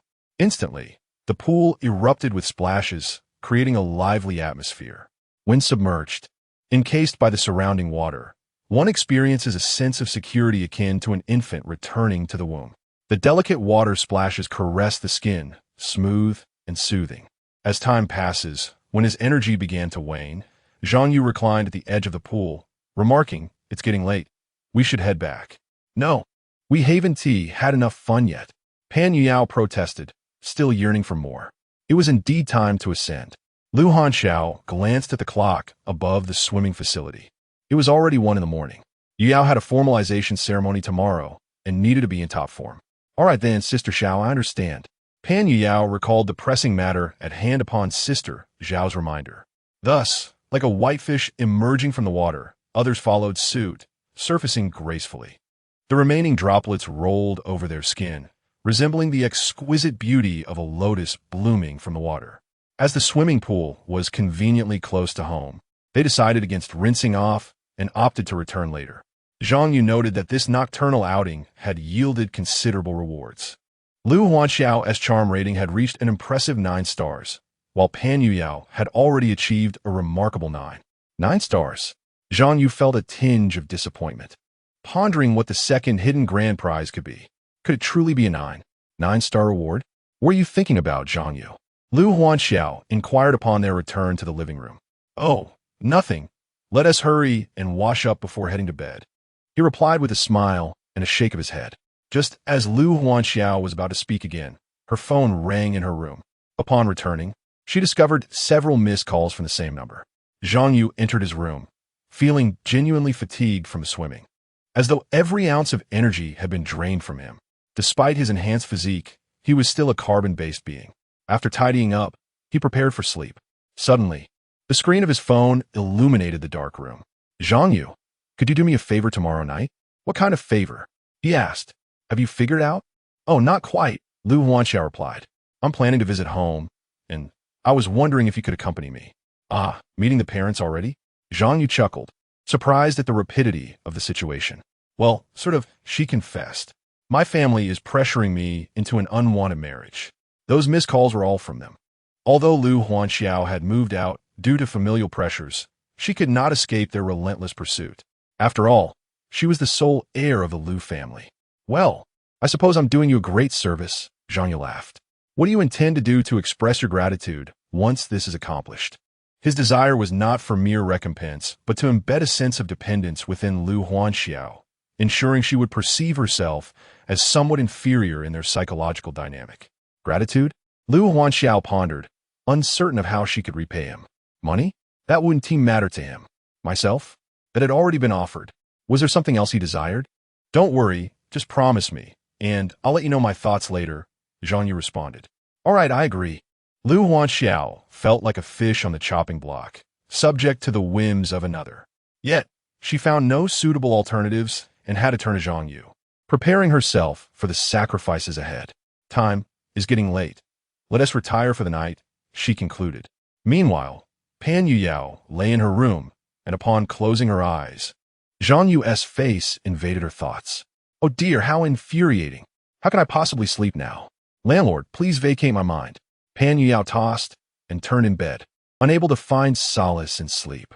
She touched her cheek, finding it as fervent as if she were burning with a fever of 39 degrees.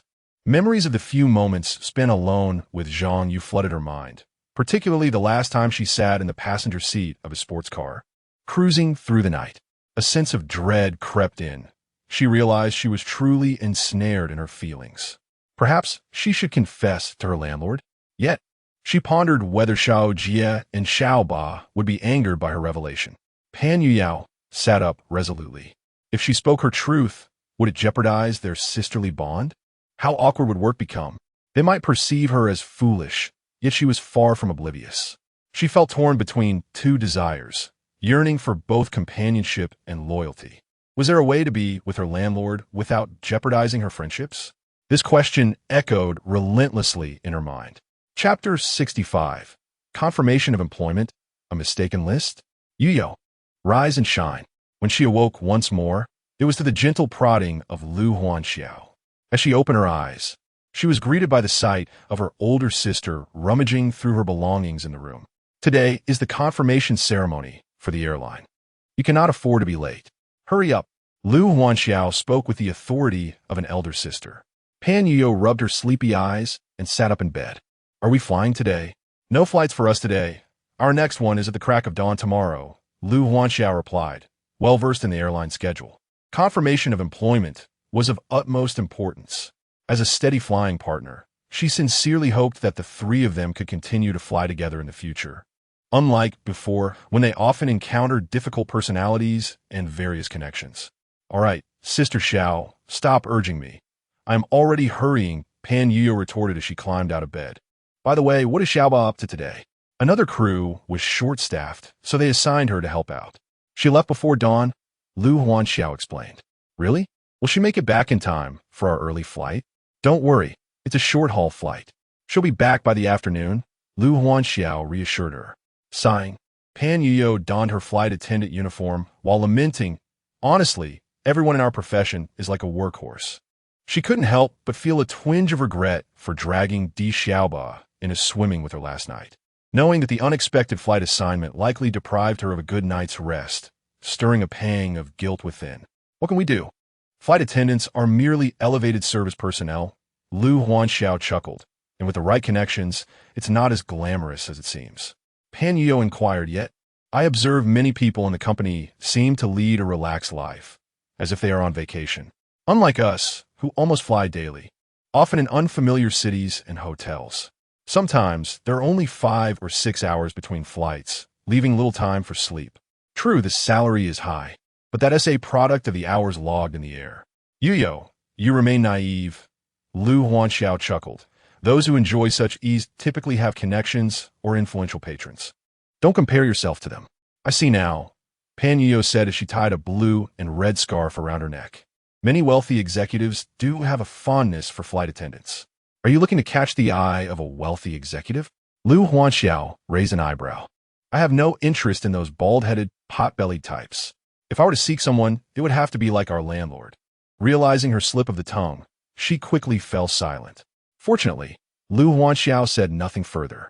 Once they were ready, the two made their way to Jiangxing Airlines. Sister Xiao, I'm still a bit anxious. What if my confirmation doesn't go through? Pan Yuo expressed her apprehension.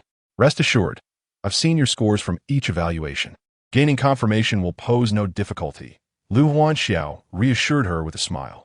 At Jiangxing Airlines, there were over 100 intern flight attendants this year, with only 30 positions available for confirmation. 1/3 is not an insignificant proportion, given Pan Yuyo's demeanor and performance. Although she may not secure the top position, a place among the top 30 is assured. Her assessment scores have consistently ranged between 25 and 28, which is satisfactory. With this, Pan Yuyo felt a sense of relief. Mr. Zhang, here is the list of interns who have been confirmed for permanent positions at this airline. I wanted you to take a look. In his bedroom, Zhang Yu lay on the bed, having just awakened. He received a list, and as a major stakeholder behind the airline, he did not concern himself with the day-to-day operations. However, various reports and lists were routinely sent to him for review. Upon glancing at the list, Zhang Yu immediately noticed the absence of Pan Yuyo's name. Instead, there was another individual with the surname Pan, named Pan Jinha. What is the meaning of this confirmation list? Zhang Yu pondered, realizing something was amiss. He promptly contacted the airline to inquire why someone whose assessment scores were subpar had ultimately been selected.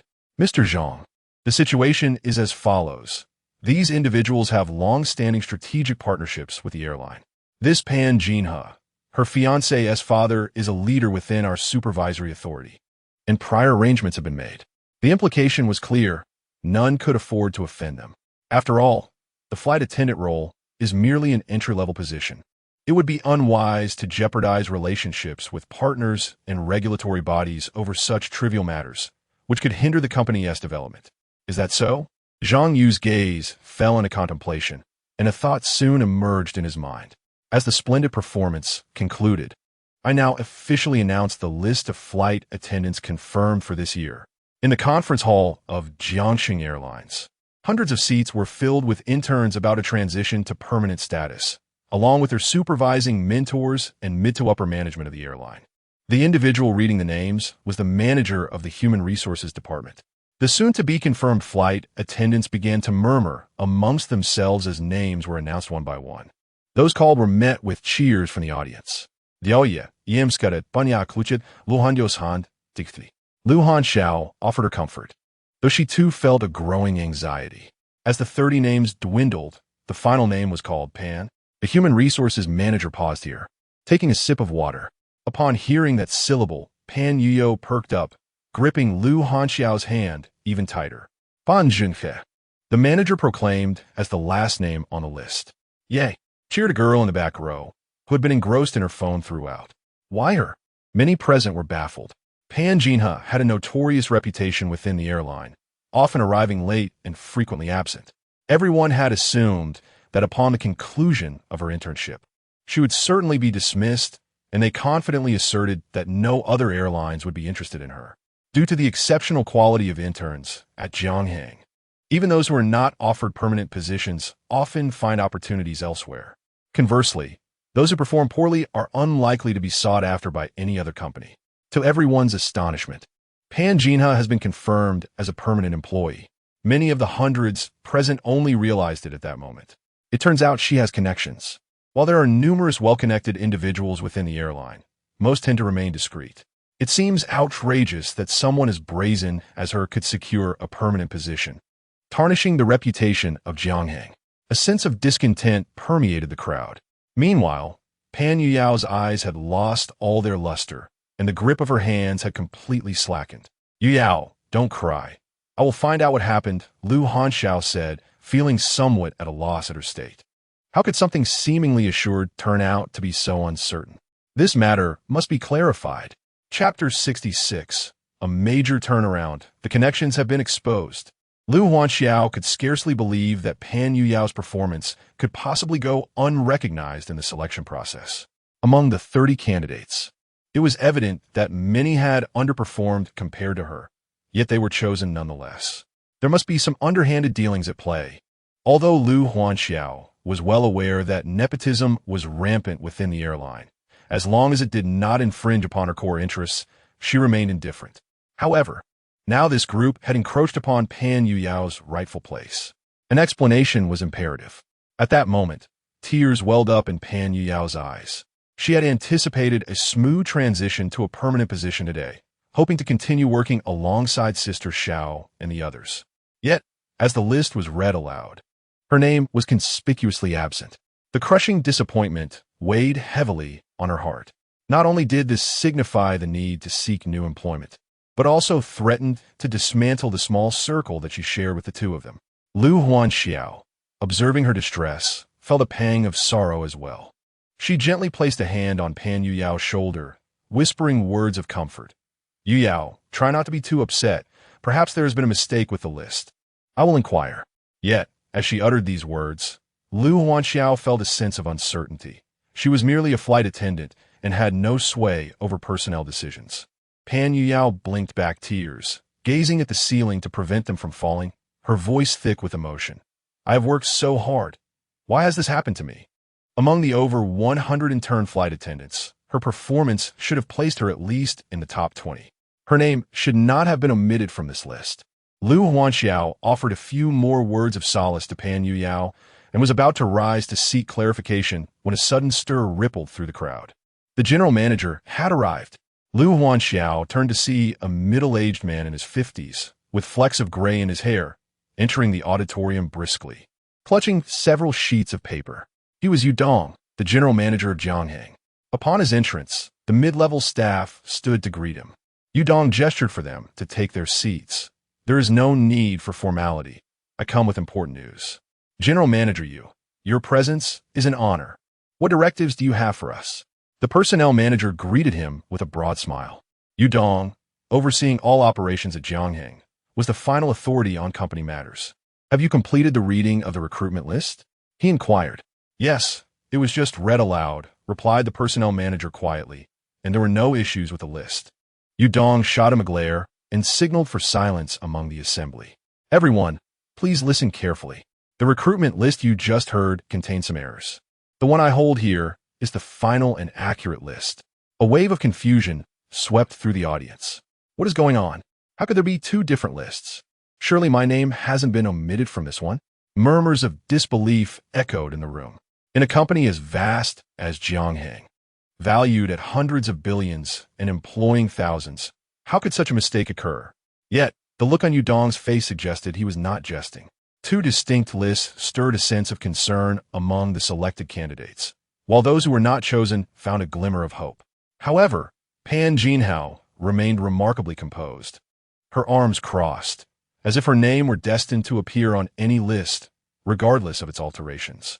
Yu Yao pondered, believing that the earlier list must have been erroneous. Lu Hanxiao, noticing a shift in the situation, promptly alerted her, yet a sense of doubt lingered in her mind. What was the true nature of this list? To everyone's astonishment, General Manager Yu Dong personally announced the final version of the list, a task he would have previously deemed trivial. Was there some enigmatic force orchestrating these events from behind the scenes? Who could it be? Lu Hanxiao pondered, finding herself at a loss. Yet, She recalled the incident involving Di Xiaoba, where everyone presumed she would be dismissed, only for manager Li to be the one let go. She sensed an unspoken connection between these two occurrences, believing they were not isolated incidents. Silence enveloped the room as Yu Dong cleared his throat, preparing to announce the definitive list of selected candidates. The initial names mirrored those from the previous list, eliciting murmurs of realization among the audience that there seemed to be little alteration.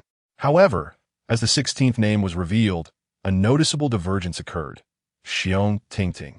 This announcement astonished the middle management, crew leaders, and interns in attendance, as the original name had been someone with connections. Next came the 27th name, Lin Mingyao, another unfamiliar name. The crowd erupted in surprise, for Lin Mingyao was a well-regarded intern who had not been selected. Many had been consoling her, and hearing her name felt surreal. Yu Dong continued until the 29th name, with a list showcasing several significant changes. A commonality emerged among those reinstated. They were all individuals who had previously performed commendably yet had not made the original cut. Conversely, those who were now excluded had shown only mediocre performance with identifiable shortcomings. Curiously, had General Manager Yu indeed made his selections based strictly on merit this time? Speculations rippled through the audience. As he announced the 30th name, both Pan Yueying and Lu Hanxiao felt their hearts leap to their throats. Pan Yueying even covered her ears and shut her eyes, unwilling to confront the unfolding reality. The 30th name is Pan Yueying. Let us congratulate the 30 interns who have officially become members of Jianghang. With the conclusion of the announcement, the large screen in the auditorium simultaneously displayed the list of 30 names. Yueying, you made it. Lu Hanxiao repeatedly verified those 3 characters, glancing over the list several times before addressing Pan Yueying. Huh. She was jolted from her reverie by Lu Hanxiao's shaking, turning her gaze to the screen. Her name glaringly stood out. In that moment, her mind struggled to grasp the reality of it all. It felt utterly surreal. Have I been selected? Yes, Yu Yao. You have been chosen. How wonderful. Lu Hanxiao embraced her tightly. I must share this joyous news with Xiaoba. The other reinstated interns, including Xiong Tingting and Lin Mingyao, were equally jubilant, their hearts brimming with gratitude, yet unsure where to direct their overwhelming emotions. However, amidst this elation, the rejected Pan Jinhe and several others cried out in disbelief. How can this be possible? The list was finalized. It cannot be altered at will. I have connections with the Civil Aviation Administration. Do you dare to show disrespect to the higher-ups? My future father-in-law is the owner of Jianghang's largest partner. My godfather has ties with the top 7 in the Jiang city government. Can Jianghang bear the responsibility for our disqualification? The other eliminated interns echoed her sentiments, brandishing their influential connections. The promise of permanent positions had turned into public disqualification before so many witnesses. Who could endure such humiliation? They initially approached the airline merely for a leisurely experience, planning to coast through, perhaps even taking a long maternity leave to enjoy Jianghang's various benefits. Jianghang offered some of the best treatment among domestic airlines, coupled with stability. Now, faced with rejection, their facade was shattered, and they resorted to threatening Jianghang. Yet, General Manager Yu Dong maintained his composure, responding calmly, I understand your feelings, but this decision is not mine. It comes from the directives of the major shareholders. As a subordinate, I must comply, and there is no need for further discussion. The mention of major shareholders stirred a wave of astonishment among the hundreds present. The major shareholders of Jianghang had never made a public appearance. All matters were reported solely to the general manager, including inspections and business agreements, which were all conducted by Yu Dong. Curiosity and speculation about the identity of the major shareholders ran rampant, as no one could decipher it. The only notable incident was the dismissal of Li Chusheng, rumored to have been influenced by the major shareholders, yet they remained elusive and unseen. Whispers filled the room as attendees fervently speculated about this enigmatic figure behind Jianghang. Who could this major shareholder be? Each individual removed from the list held significant standing. Their connections were potent enough to jeopardize Jianghang's operations. Why would a major shareholder dare to offend so many powerful figures? despite their disdain for those with connections. They were even more wary of the repercussions of crossing them. For years, they could only harbor silent resentment towards the existence of these privileged individuals. Watching them effortlessly navigate the most favorable routes without the burden of late nights or overtime, still reaping benefits and accolades at year-end evaluations. With the major shareholders' intervention, it felt as though dawn was finally breaking. Lu Hanxiao, observing Yu Dong's mention of the major shareholder, felt an intense surge of emotion. The beneficiaries of the two incidents, Di Xiaoba and Pan Yuyao, share a connection. Zhang Yu. Indeed, an instinct whispers that Zhang Yu is the principal shareholder behind Jianghang. If this holds true, then Zhang Yu's identity is utterly astonishing.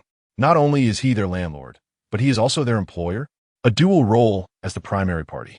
What other recourse is there but to kneel and call him father? Sister Xiao, what do you suppose is going on?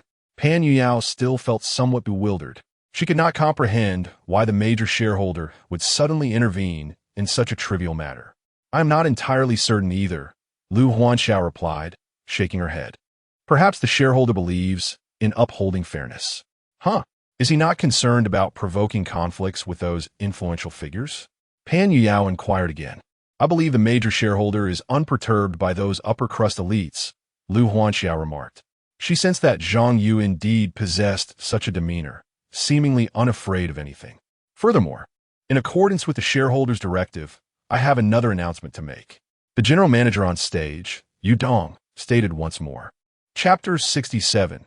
Lu Hanxiao's expression of gratitude. Ladies and gentlemen in the audience, including the management and crew leaders, I implore you to take note. From this day forth, the airline will adhere strictly to the flight schedule and conduct evaluations based solely on performance. For those who previously secured their positions through connections but have underperformed, I shall refrain from naming names. I urge you to proceed to the Human Resources Department to complete your resignation process. A stone cast into the water elicits the loudest splash from that which suffers the greatest impact. Soon enough, several individuals from the audience voiced their discontent. What exactly does Jiang Aviation intend to accomplish? If you dismiss us, then your flights shall surely remain grounded. Bring forth the major shareholder. I am eager to witness what schemes he is concocting. I apologize.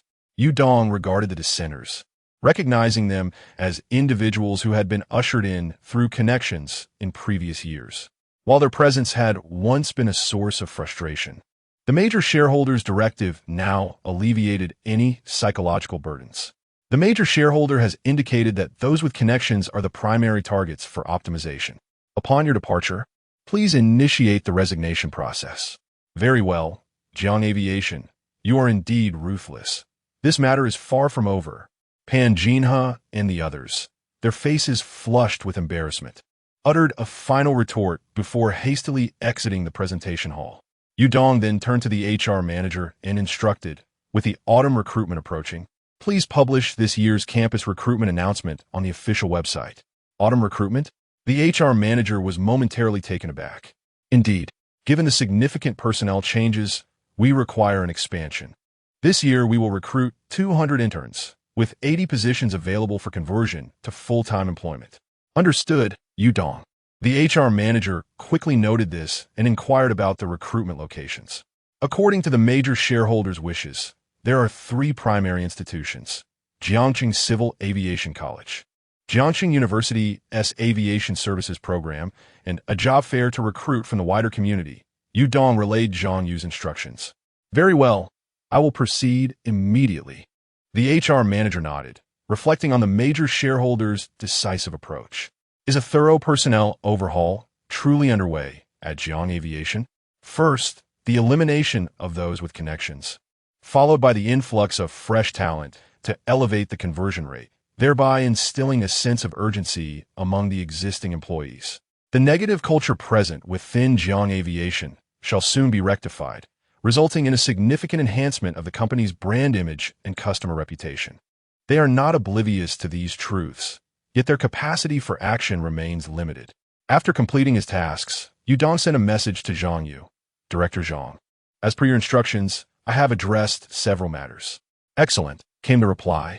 Please send me a copy of the recruitment and conversion plans for the next session. I will conduct surprise inspections at any moment. Certainly, Director Zhang. Once the plans are finalized, I will send them to you without delay. Yudong replied cautiously. Should I retain Pan Yueying and her colleagues for a separate discussion? Yudong understood that Zhang Yu had reached out to him after reviewing that initial list. On the second list, those who have been reinstated may very well be under Zhang Yu's influence. However, the most likely candidate remains Pan Yuyao, as she is the sole individual connected to the previous Di Xiaoba incident. As for Xiong Tingting and Lin Mengyao, they seem to lack any significant association. This matter is not of your concern, Zhang Yu replied curtly. Focus on your duties and refrain from making unnecessary assumptions. Understood, Mr. Zhang, Yudong responded, fully compliant with the major shareholders' directives. The internship confirmation conference concluded amidst a cacophony of excitement, with attendees gradually dispersing. The 30 individuals who were confirmed beamed with joy. Securing a position as a formal flight attendant for Jiangheng translated to an annual salary of 200,000, along with comprehensive insurance, retirement benefits, and an array of perks including cosmetics, movie tickets, and concert invitations. For the young women, there seemed to be no better employment opportunity available. Those who were not selected, while disappointed, accepted the outcome gracefully. Armed with a year's internship experience from Jiangheng, they would be highly sought after by other airlines. Jiangheng's operational proficiency and etiquette training have always been held to the highest standards. The aesthetic appeal and physique of the attendants are already well regarded, creating a notable brand effect. Only a rare few, whose performance was subpar, would have to depart from the aviation industry entirely to pursue other professions. Sister Xiao, I am truly elated today, Pan Yuyao exclaimed as she exited the conference hall, her face radiant with joy. The roller coaster of emotions had been exhilarating. She had successfully transitioned to a permanent position, allowing them to continue as colleagues. Let us celebrate this momentous occasion. Lu Huanxiao, observing her excitement, couldn't he help but smile and nodded in agreement. Certainly. But let us first complete the formalities of our confirmation. Oh right, the contract has yet to be signed, Pan Yuyao exclaimed, tapping her forehead. Subsequently, the two made their way to the Human Resources Department to finalize their employment paperwork before returning together to Binjiang Mansion. Along the way, Pan Yuyao chattered animatedly about her plans for future earnings, while Lu Huanxiao smiled throughout, listening intently to her aspirations. Meanwhile, within the upper echelons of Jiangxing's elite, the developments at Jiangheng were met with incredulity. What? Jiangheng has dismissed numerous flight attendants today? Exclaimed the first mogul. How could my goddaughter's name be absent from the confirmation list? Questioned the second. Has Jiangheng become audacious enough to take such drastic action? Pondered the third. Were they attempting to achieve? Are they signaling a desire to cease collaboration? Mused the fourth. I invest 1 billion annually to partner with Jiangheng, and they treat me as if I were invisible? Seated the fifth. All were gathered in a private room of an exclusive club, their faces flushed with indignation upon hearing the news. The informant, head bowed, dared not utter a word, merely affirming, it is indeed true. The departure procedures have been completed. Moreover, Jiangheng is already preparing for a new recruitment round to fill the vacancies. Impossible. Absolutely inconceivable. The magnates roared in fury. Even if Yudong had 100 times the audacity, he wouldn't dare to do this. Bring it before us. Boss, the messenger said. It is rumored that these decisions stem from the behind-the-scenes major shareholders of Jiangheng. Behind the scenes, major shareholders? The rotund gentlemen exchanged glances. They had heard of Jiangheng's elusive major shareholders, yet had never encountered them. Previously, these shareholders had maintained a hands-off approach, reaping dividends while remaining perfectly incognito. Now, it seemed they wished to step into the limelight. However, these 5 prominent figures were not unfamiliar with the grand stage. They wielded significant influence over Jiangxing and the aviation authority across 5 provinces. Airport construction, the establishment of airlines, and route design could not proceed without their consent. Even the height of a new building in the city required their endorsement. They possessed the power to elevate an airline to prominence or tarnish its reputation at will. Thus, their status within the aviation realm was unparalleled. The dismissed flight attendants were merely their canaries, easily replaceable. Yet their dismissal was undoubtedly a blow to their prestige. What future would they have once word got out? In light of this, the five luminaries swiftly reached a consensus. Jiang Heng must bear some consequences. Let us investigate the background of Jiang Hong's major shareholders. We shall see if they are as formidable as they appear. They resolved that Jiang Heng must face dire repercussions. Back already? Lu Huanxiao and Pan Yuyao returned to Binjiang Mansion. As they opened the door, Zhang Yu was busy in the kitchen. "Landlord, are you preparing another meal for us? Let's eat out today," Pan Yuyao suggested. "You seem in good spirits. Have you been confirmed?" Zhang Yu inquired nonchalantly.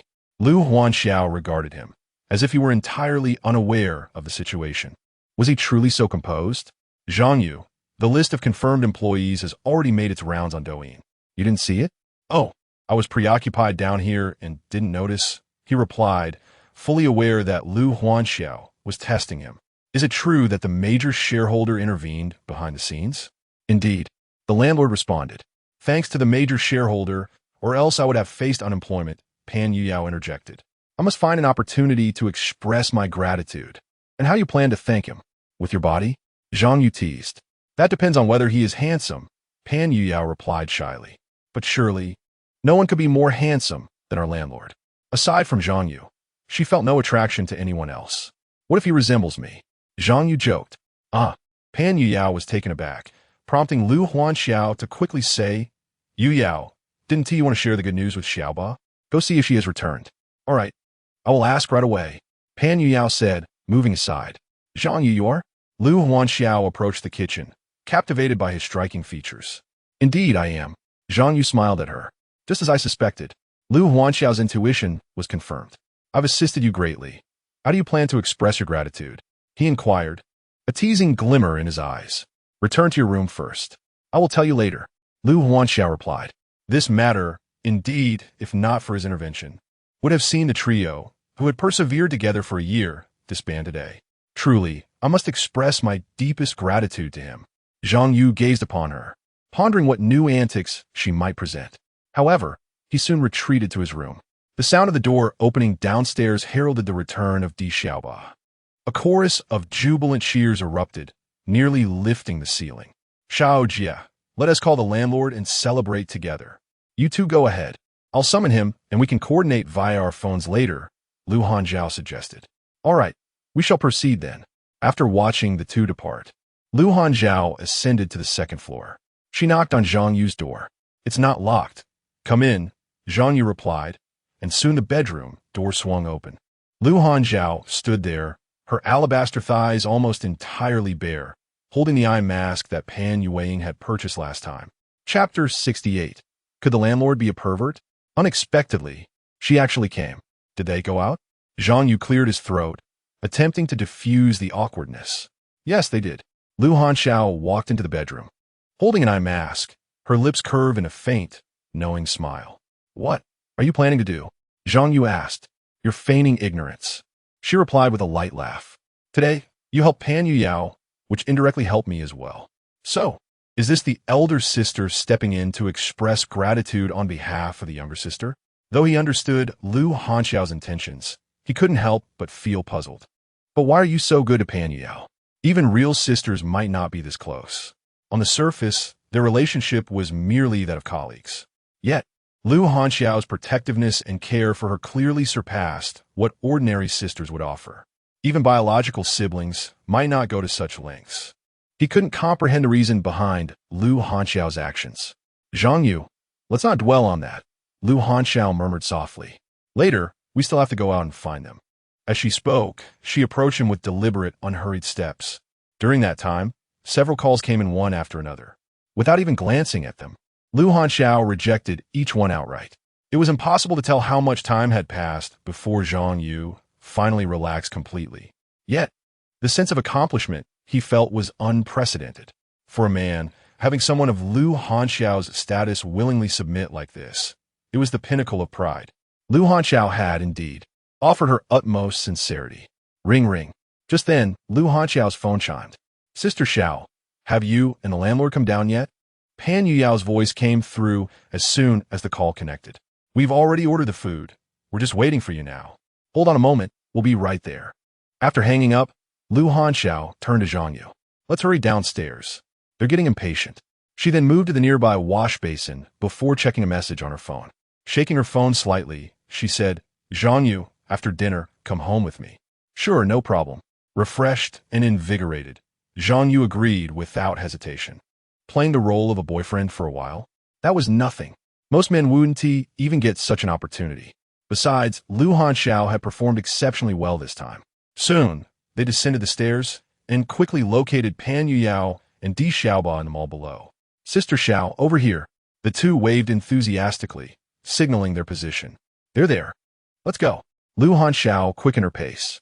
The four of them were in high spirits, chatting animatedly about the twists and turns of the day's probationary review. Fortunately, everything had turned out fine in the end, no harm done.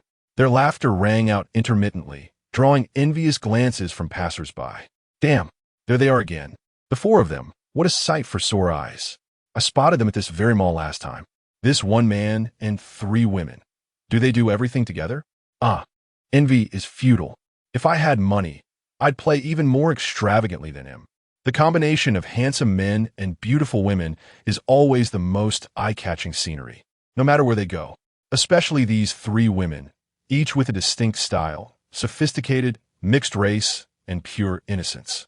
Even just dating one of them would be an absolute thrill. But then again, the onlookers all know that Zhang Yu is a property owner in Binjiang Mansion, driving a Lamborghini, his status far beyond their own. Naturally, aside from envy and jealousy, there's no real resentment. He is simply in a different league altogether. Xiao Jia, landlord, how about we go to an escape room after dinner? Pan Yuyao, freshly promoted, was in high spirits. I'll cover all the expenses. Sounds good, I've been wanting to go too, Di Xiaoba chimed in. The four of them would make a perfect team. Yuyao, maybe next time, Lu Hanxiao interjected. After dinner, I need to head home for a bit. Home? That's an unfamiliar word. Both Pan Yuyao and Di Xiaoba were taken aback. In the year they'd been roommates, they'd never once heard her mention going home. Xiao Jia, is everything all right at home? Pan Yuyao asked. If there is something going on, you should definitely go. It's nothing major, Lu Hanxiao replied with a smile. I'll be back in 2 or 3 hours at most. We still have work together tomorrow. All right then. Pan Yuyao turned to the landlord. What about you? Zhang Yu chuckled. It's getting late. I'll take Xiao Jia home afterward. That didn't sound unreasonable. But since when had the landlord become so considerate? Fine. We'll head back first then. Don't stay out too late. After dinner, Pan Yuyao and Di Xiaoba returned to Binjiang Mansion. It was only 7 p.m., still early. With nothing else to do, they exchanged glances. How about we clean the first and second floors? They were both brimming with restless energy, so they got straight to it. Besides, keeping the landlord's place tidy was part of their original agreement. They started with the first floor, then moved to the second, beginning with Zhang Yu's master bedroom. Despite the size of the house, the furniture was arranged efficiently, leaving no hard-to-reach corners. Cleaning was quick. Xiaoba, look. Pan Yuyao suddenly pointed at the wash basin. ISNT, that the one I bought. Why is it in the landlord's bedroom? Udik Xiaoba esse mind reist. And the realization hit her. Hadn't Xiao Jia stayed behind earlier? And now this item was here, in the landlord's room? She didn't dare dwell on it. This Xiao Jia was really something else. A sudden, unwelcome sense of competition flared up in Di Xiaoba's heart. Does the landlord truly enjoy such behavior? Last time, did I come across as overly naive? Since that day, Zhang Yu and she have not communicated again. For a moment, I found myself in a daze, feeling inadequate and uncertain about how to attract a man's affection. Xiaoba, why are you silent? Pan Yuyao inquired, noticing the peculiar atmosphere. Surely, the landlord must have been curious enough to take a glance, right? Di Xiaoba felt a shiver run down her spine and hurriedly attempted to clarify. Xiaoba refrained from speaking further. I understand now, Pan Yuyao exclaimed suddenly. What do you comprehend? Di Xiaoba's heart sank with a chill. Has she discovered the truth? I believe the landlord must be rather peculiar, Pan Yuyao concluded. If that is the case, why not simply seek a girlfriend? Chapter 69. Offering you 5 million to leave my daughter Di Xiaoba, felt a sense of relief wash over her, as she remarked. Let us not concern ourselves with trivialities. We must hasten to our tasks. Approaching the bedside, She was enveloped by a subtle fragrance that pervaded the room. Di Xiaoba detected it as well. Observing the disheveled bed linens, her suspicions deepened. Xiaoba, do you perceive a certain aroma? She inquired. What aroma? Di Xiaoba responded. It appears to resemble the scent of Sister Xiao. I did not detect it, she calmly denied. It must be a figment of my imagination. Perhaps a remnant of dining with Sister Xiao earlier. Very well. Pan Yuyao pondered whether her olfactory senses had failed her. Casting aside her distractions, she resumed sweeping and mopping, immersing herself in household chores. Meanwhile, two individuals were driving back to the Lu residence. Lu Huanxiao suddenly exclaimed, "What happened? What's wrong?" Zhang Yu, piloting her BMW X6, refrained from turning her head to inquire. "The eye mask," Lu Huanxiao exclaimed in a flurry. "I forgot to take it with me." "Not to worry. We can retrieve it later," Zhang Yu reassured, considering it a trivial matter. Just as she intended to speak further, her phone chimed with an incoming image message. Upon viewing it, Lu Huanxiao was startled to see the very eye mask in question. "Sister Xiao, I've sent it over. Do remember to be more careful next time." Di Xiaoba playfully teased with a sticking-out tongue emoji. "Xiaoba, did Yao notice anything amiss?" "Perhaps not," Di Xiaoba replied, "but is it necessary to keep it from her? They are already well aware of each other's circumstances." "Of course it is," Lu Huanxiao texted back, casting a glance at Zhang Yu. "Besides, we must maintain our final line of defense. Otherwise, the landlord would have a field day with it." "That is indeed a valid point," Di Xiaoba concurred. Within their airline, the three sisters stood united against all foes. No man could breach their defenses, earning them considerable acclaim. The thought of Zhang Yu so quickly losing her armor and revealing everything was laughable. If two could falter, what would become of the third? The prospect of awkwardness in future interactions was enough to send shivers down their spines. Despite feeling somewhat uneasy, she ultimately endorsed the decision. "Sister Xiao, I understand." Returned promptly, Lu Huanxiao extinguished the screen of her phone, redirecting her gaze forward. "Resolved?" Zhang Yu did not pry further. "Yes," Lu Huanxiao replied succinctly. An unspoken understanding settled between them. "My home is just ahead. We have arrived," Zhang Yu announced, glancing out the window.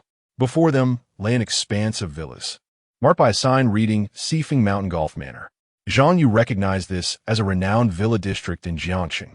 The name Seafing Mountain derived from the four consorts who once graced this place. The mountain also housed a golf course, exclusively for the villa owners and esteemed guests.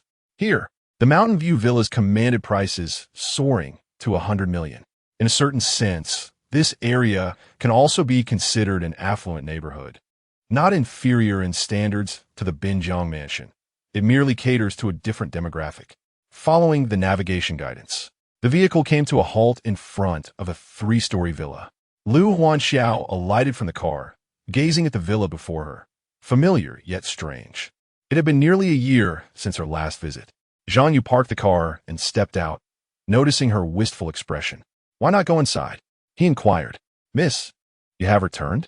At that moment, a maid working in the villa's yard heard the commotion outside, looked up, and hurried back indoors, exclaiming, "Mr. Lu, Mrs. Lu, the young lady is back." The living room on the first floor was brightly lit. Upon hearing the maid's announcement, a middle-aged woman rushed out. "Huanxiao, you have finally returned. I have called you so many times. Why didn't you answer? You had me worried sick," Zhang Yu observed. The middle-aged lady, likely in her 40s, adorned in exquisite jewelry, wore jade rings worth at least 500,000 each. Her features bore the unique charm of someone who had weathered the years, and her skin and figure were impeccably maintained, a testament to the luxurious skincare products she used. It was evident that she was Lu Huanxiao's mother, a younger version of whom could easily be seen in Huanxiao herself. "She even knows to come back. Why not perish outside instead?" A stern voice echoed from within. "Oh, come now, Lu.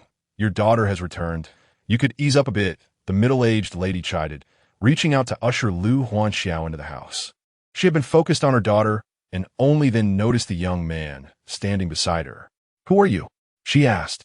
The young man appeared quite handsome and tall, albeit looking like he had just graduated from university, seemingly younger than her daughter, leaving her uncertain about his identity. "Mom, allow me to introduce my boyfriend," Lu Huanxiao replied flatly. Huan Xiao, what are you? Ah, let us discuss this inside, the middle-aged lady said, concerned that her daughter might leave again after coming home so infrequently. Turning to Zhang Yu, she added, you should come in as well. The three entered the living room, where a maid brought over several cups of tea. In the center of the room sat a middle-aged man on the sofa. He was the head of the Lu family, Lu Jinhua. Upon seeing Lu Huanxiao and Zhang Yu, his expression darkened. Lu Huanxiao, you were summoned back, yet you bring an unrelated person with you? He is not an unrelated person. Lu Huanxiao smiled and replied, Dad, Mom, I returned to inform you that I am in a relationship, so there is no need to trouble yourselves with matchmaking. What nonsense! Lu Jinhua's face flushed with anger. I am your father, and your marriage must be decided by your parents. Do you think you can simply conceal your affairs from us by choosing some unsatisfactory companion? Mr. Lu's assertion was indeed misguided. Zhang Yu chuckled, introducing himself. I am Zhang Yu, a man of both name and identity. I am indeed the partner of Lu Huanxiao, and I have not deceived you. He continued, as for their relationship, it merely awaits a formal declaration. To his astonishment, Lu Jinhua, being a man himself, comprehended Zhang Yu's implication. A glance at Lu Huanxiao's eyes suggested that the matter had likely progressed beyond mere intentions, akin to rice already cooked into porridge, or soybeans ground into soy milk. A surge of emotion surged within him. Father, if there is nothing further, we shall take our leave, Lu Huanxiao declared. Leave? Lu Jinhua rose from his seat. I summoned you back for an arranged meeting. You cannot depart. He then turned to Zhang Yu and said, Zhang Yu, you must understand the standing of the Lu family. You are still quite young. In due time, you shall discover your true love. As he spoke, he gestured for the elderly butler to approach and retrieved a card from his hand, extending it toward Zhang Yu. Zhang Yu, at your young age, you have ample time to seek love. My daughter, however, is already 28. She cannot afford to wait any longer. Here is 5 million. Take it. Chapter 70. Must this melon be forced? Zhang Yu remained silent. What? Do you find it insufficient? Lu Jinhua's expression shifted. Young man, do not aim too high. 5 million is ample for you to earn for a considerable time. Oomph. At that moment, Lu Huanxiao couldn't help but laugh. Old Lu, you haven't changed a bit. You still look down on others. What do you mean? Lu Jinhua turned to his daughter. I mean, you are perpetually self-righteous, Lu Huanxiao replied. He lives in a riverside mansion and drives a Lamborghini. Would he care about your 5 million? Lu Huanxiao was not entirely aware of Zhang Yu's background. She only knew that Papa Loan Financial Company might be under his purview, with company assets amounting to 50 billion. However, all this information was merely conjecture in her mind. Lacking certainty, the only thing she could ascertain was that Zhang Yu's actual financial strength would not be significantly inferior to that of the Lu family, and it might even surpass it. Yet, her father, Lu Jinhua, without investigation, had already formed a preconceived notion of him as a young man aspiring to attach himself to a wealthy woman. Such arrogance was truly unfounded. Who would have thought you own a house and a car? Lu Jinhua was aware that the combined worth of those possessions was nearly 100 million. However, Lu Jinhua was indeed the head of the Lu Group, presiding over an enterprise with annual revenues in the hundreds of billions and thousands of employees. After decades of managing a vast commercial empire, few could command his respect. You should understand that my daughter is meant to join a prestigious family. Only then is it a match of equal standing. Even if Zhang Yu possesses some wealth, he lacks a solid foundation. There are no notable Zhang families in Jiangcheng, and even if we broaden the scope, there are none to be found. The families I envision for my daughter to marry into should, at the very least, be of 2 generations of affluent merchants, if not more. Old Lu, what era are we in? Are arranged marriages still in vogue? Have you even considered my thoughts? Lu Huanxiao protested. I'm doing this for your own good. Lu Jinhua glared at her. How can you not see my intentions? The families I have in mind for you are far more affluent than ours. And you, Lu Jinhua turned his gaze to Zhang Yu. The fact that my Han Xiao has brought you here indicates her approval. I appreciate your companionship during her journey, but we are expecting esteemed guests shortly. It will be best for you to take your leave. As he spoke, he signaled to the elderly butler to prepare for the departure of the guest. Yet, Zhang Yu remained unmoved. Zhang Yu, if you do not leave soon, I shall call the police. Lu Jinhua issued a warning. Perfect if he leaves. I shall leave as well. Lu Hanxiao echoed. Oh dear, how deep is the resentment between you two, that you cannot converse amiably? A middle-aged lady interjected, exasperated. Old Lu, your daughter has only just returned. Do not provoke her. Uncle Lu, Aunt Lu, what are you discussing that makes it so lively? A voice resonated from outside. Upon hearing the voice, Lu Jinhua promptly went to greet the visitor. Ah, young Master Wang, you have finally arrived. Do come in. Inside the room, Lu Hanxiao and Zhang Yu exchanged glances. The insufferable Wang Xiaozong had arrived. Zhang Yu discerned that this was indeed the source of Lu Huanxiao's distress. Lu Huanxiao's mother felt a twinge of embarrassment. Reluctant to offend the Wang family, she approached Zhang Yu and suggested, Zhang Yu, why don't you take a seat in the inner room for a while? Mom, Lu Huanxiao exclaimed, looking at her mother. He was brought back through the front door by me. And this is how you treat him? She was genuinely upset, her feelings for Zhang Yu aside. It seemed her parents did not regard her wishes seriously. Just then, Wang Xiaozong entered the room and, upon seeing the two of them, let out a hearty laugh. Miss Lu, you've returned indeed. And who might this be? Wang Gongzi, please take a seat. Lu Jinhua, who had previously exuded cold indifference, now radiated warmth as he welcomed the Wang father and son. He is of no consequence. You needn't concern yourself with him. Did you hear that? Wang Xiaozong crossed his legs nonchalantly. The Lu family does not welcome you. So what is the point of lingering here? Then, addressing Lu Jinhua, Wang Xiaozong continued, Uncle Lu, I have come to propose to the Lu family. I have brought the betrothal gifts with me. With a clap of his hands, several individuals entered the room. The Wang family presented their list of gifts to the Lu family. One individual began to read from the document. 200 gold bars, each weighing 100 grams, totaling 20 kilograms, a betrothal bank card worth 88 million yuan, a Porsche 918 valued at 15 million yuan, a luxurious mansion in Binjiang district worth 10 million yuan, 10 boxes of premium wild ginseng, cordyceps, and snow lotus, and lastly, a commercial contract worth 2 billion yuan. Lu Jinhua was taken aback upon hearing the extravagant list of gifts from the Wang family. Oh my, these items are far too precious. Have your parents arrived? I must discuss the specifics with them.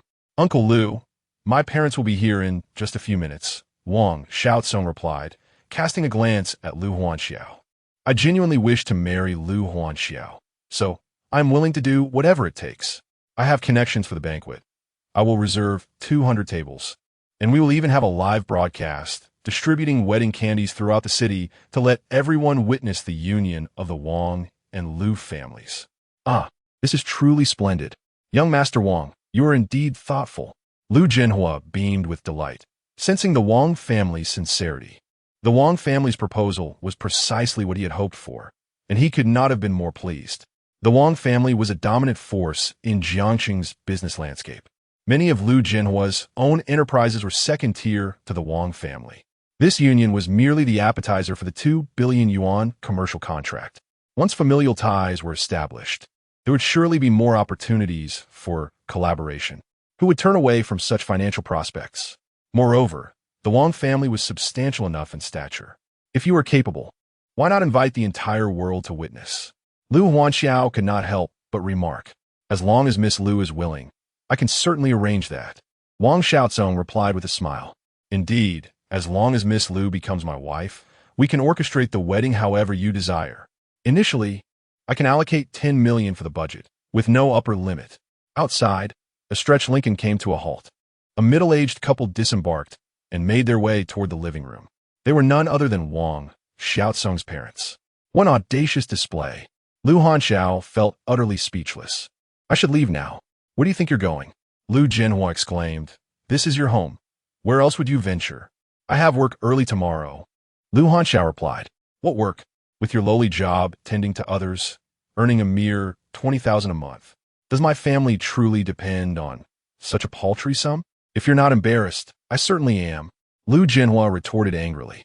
Today, with so many from both families gathered, we are discussing your lifelong commitment. Since you've returned, let's resolve this matter. But this, has it come to restricting personal freedom? This situation is truly farcical, Zhang Yu observed from the side, finding the unfolding drama increasingly amusing.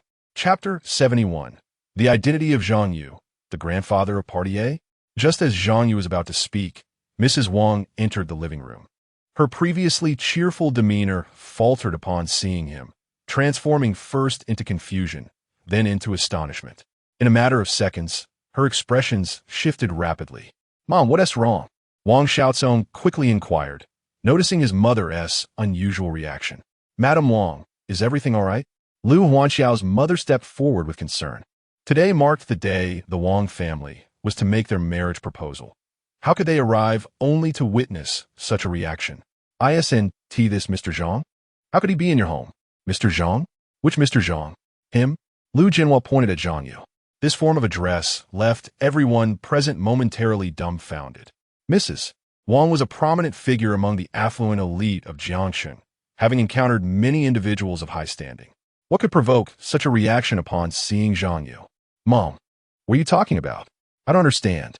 Since the last incident, Wang Xiaozong had regarded Zhang Yu as a rival and had investigated him thoroughly, finding no extraordinary capabilities. Do you all not know? At this moment, Mrs. Wang nearly forgot her purpose for visiting the Lu household. Observing the confusion on the faces of Lu's family and her son, she exclaimed, "He is the major shareholder of Dami Technology." "What? Dami Technology? Mr. Wang looked incredulously at Mrs. Wang, then turned to Zhang Yu. "He is the major shareholder of Dami Technology? So young? Have you lost your mind? Isn't the CEO of Dami Technology that okay guy?" Mr. Wang remarked. "I'm about to sign a contract worth 20 billion with him. The meeting is already scheduled." Dami Company is Party A of the Wang Group. Dami Technology had always been represented by the CEO in various affairs. How could they have been unaware that there was another major shareholder? "I only just found out." Mrs. Wang felt a bit flustered, fearing she might have misspoken. "Mr. Zhang, I truly did not expect to see you here." She addressed him with the respectful honorific. "Mom, you must be mistaken. How could the major shareholder of Dami Technology be him?" Wang Xiaozong was the first to express disbelief. Dami Technology had a market value of 200 billion. The major shareholder would possess shares worth at least over 100 billion. Such wealth was exceedingly rare, with perhaps only 30 individuals of similar status in the entire Dragon Country. In Jiangcheng, he would be among the wealthiest. "How could I be wrong?" Mrs. Wang retorted, growing serious. "I even purchased 50 million worth of stocks in Dami Technology, making me a not insignificant shareholder. Moreover, our circle of affluent ladies, the White Horse Society, has been discussing this matter recently." White Horse Society. Wang Xiaozong suddenly realized that this was likely true. It is a circle composed of the elite women from the 5 central provinces, comprising fewer than 20 members, with their gatherings consistently held at the White Horse Club. Anyone fortunate enough to engage in conversation within this circle is undoubtedly of considerable stature. The Lu family, upon hearing Mother Wang's remark, found themselves engulfed in profound astonishment. They realized the extent of his status, which surpassed their expectations. Lu Huanxiao recalled a news article she had previously seen, mistakenly assuming that Zhang Yu was merely a shareholder of the Jiangcheng branch of a rice technology company, with assets amounting to several billion. Little did she anticipate that he was, in fact, a major shareholder of the headquarters, propelling his wealth to an unimaginable scale. "Mr. Zhang, it appears that our family has been blind to your true worth and has treated you with undue negligence." Lu Mother was the first to regain her composure. If Mother Wang's words held any truth, then Zhang Yu was indeed the ultimate benefactor of the Lu family. That would mean he was akin to the grandfather of the client. Furthermore, the fact that Lu Huanxiao could bring him home indicated a solid relationship. How had they remained oblivious to his true identity? Otherwise, such an embarrassing situation would not have arisen. "Old Lu, say something." Lu Mother glanced at Lu Jinhua and urged him. How could this be possible? Lu Jinhua was still grappling with his immense surprise. His previous demeanor towards Zhang Yu had been quite dismissive. Now, realizing that Zhang Yu could be considered his grandfather in the business realm, it was too late to amend his behavior. The weight of this revelation was overwhelming, leaving Lu Jinhua at a loss for how to respond. Should he apologize, thereby revealing himself to be opportunistic, making his earlier sternness appear ridiculous? Or should he remain indifferent? After all, Zhang Yu is indeed the grandfather of the client. A poor attitude would surely yield unfavorable consequences. He found himself ensnared in an awkward predicament, unsure whether to advance or retreat. Silence enveloped the Liu household that evening. At that moment, Father Wang, quick to react, exclaimed, "I never expected that the major shareholder behind a rice technology company would be you, Mr. Zhang. What an honor it is to meet you here." It became clear why the Wang family was said to conduct business on a grander scale than the Liu family. His mind was racing, and he quickly bowed respectfully, extending his hands to shake Zhang Yu's. With this display of respect from Father Wang, Zhang Yu responded with a faint smile and extended a hand in return. "Come, let's not stand around. Shall we take a seat and converse?" Liu mother was also striving to ease the situation, yet the overload of information rendered her unsure of how to proceed. She had heard that the Wang family had come today to propose a marriage for Liu Huanxiao, or was it Zhang Yu who brought up this matter? A marriage proposal? The minds of Father and Mother Wang were racing. In just a few seconds, their brains felt as if they might overheat. It was evident that Mr. Zhang had accompanied Liu Huanxiao back. Moreover, the Liu family had previously been unaware of his identity, likely leading to the ensuing conflict. The source of the dispute was indeed the Wang family's proposal. This suggested that Liu Huanxiao might already be Mr. Zhang's partner. At this moment, daring to encroach upon his territory was akin to defying the heavens themselves. Mr. and Mrs. Wang recognized the gravity of the situation. They hurriedly exclaimed, "Mr. Zhang, it is all a misunderstanding. Our son admires Liu Huanxiao solely for her undeniable excellence. We simply did not realize that she was already committed, and for that, we apologize for the intrusion. Liu Huanxiao, accompanying Mr. Zhang, will undoubtedly lead a more fortunate life than with the Wang family. We extend our heartfelt congratulations to you, Mr. Zhang."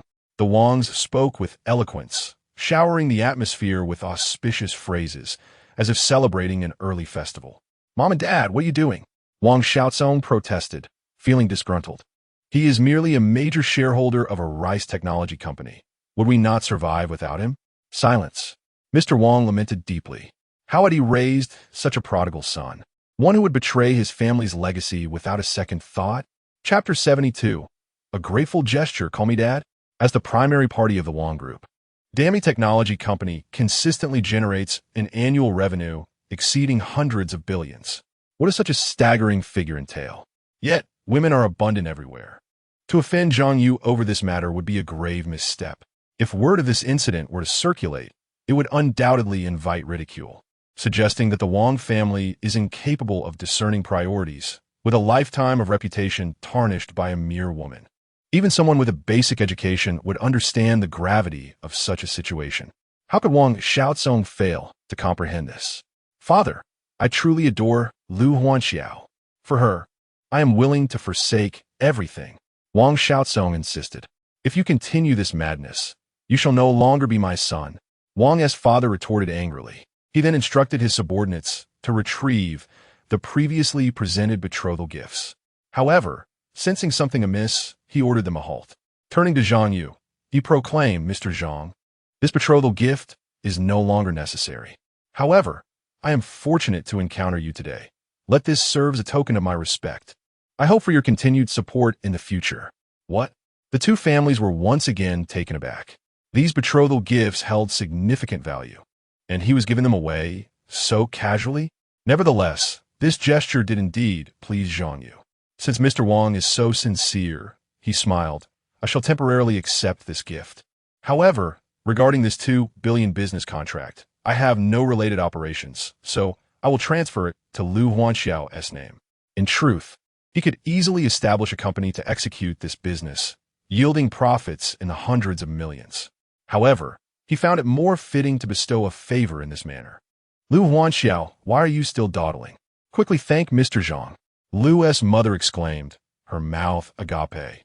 This contract, if the Liu family were to acquire it through conventional business means, would typically require numerous lavish banquets and gifts amounting to millions.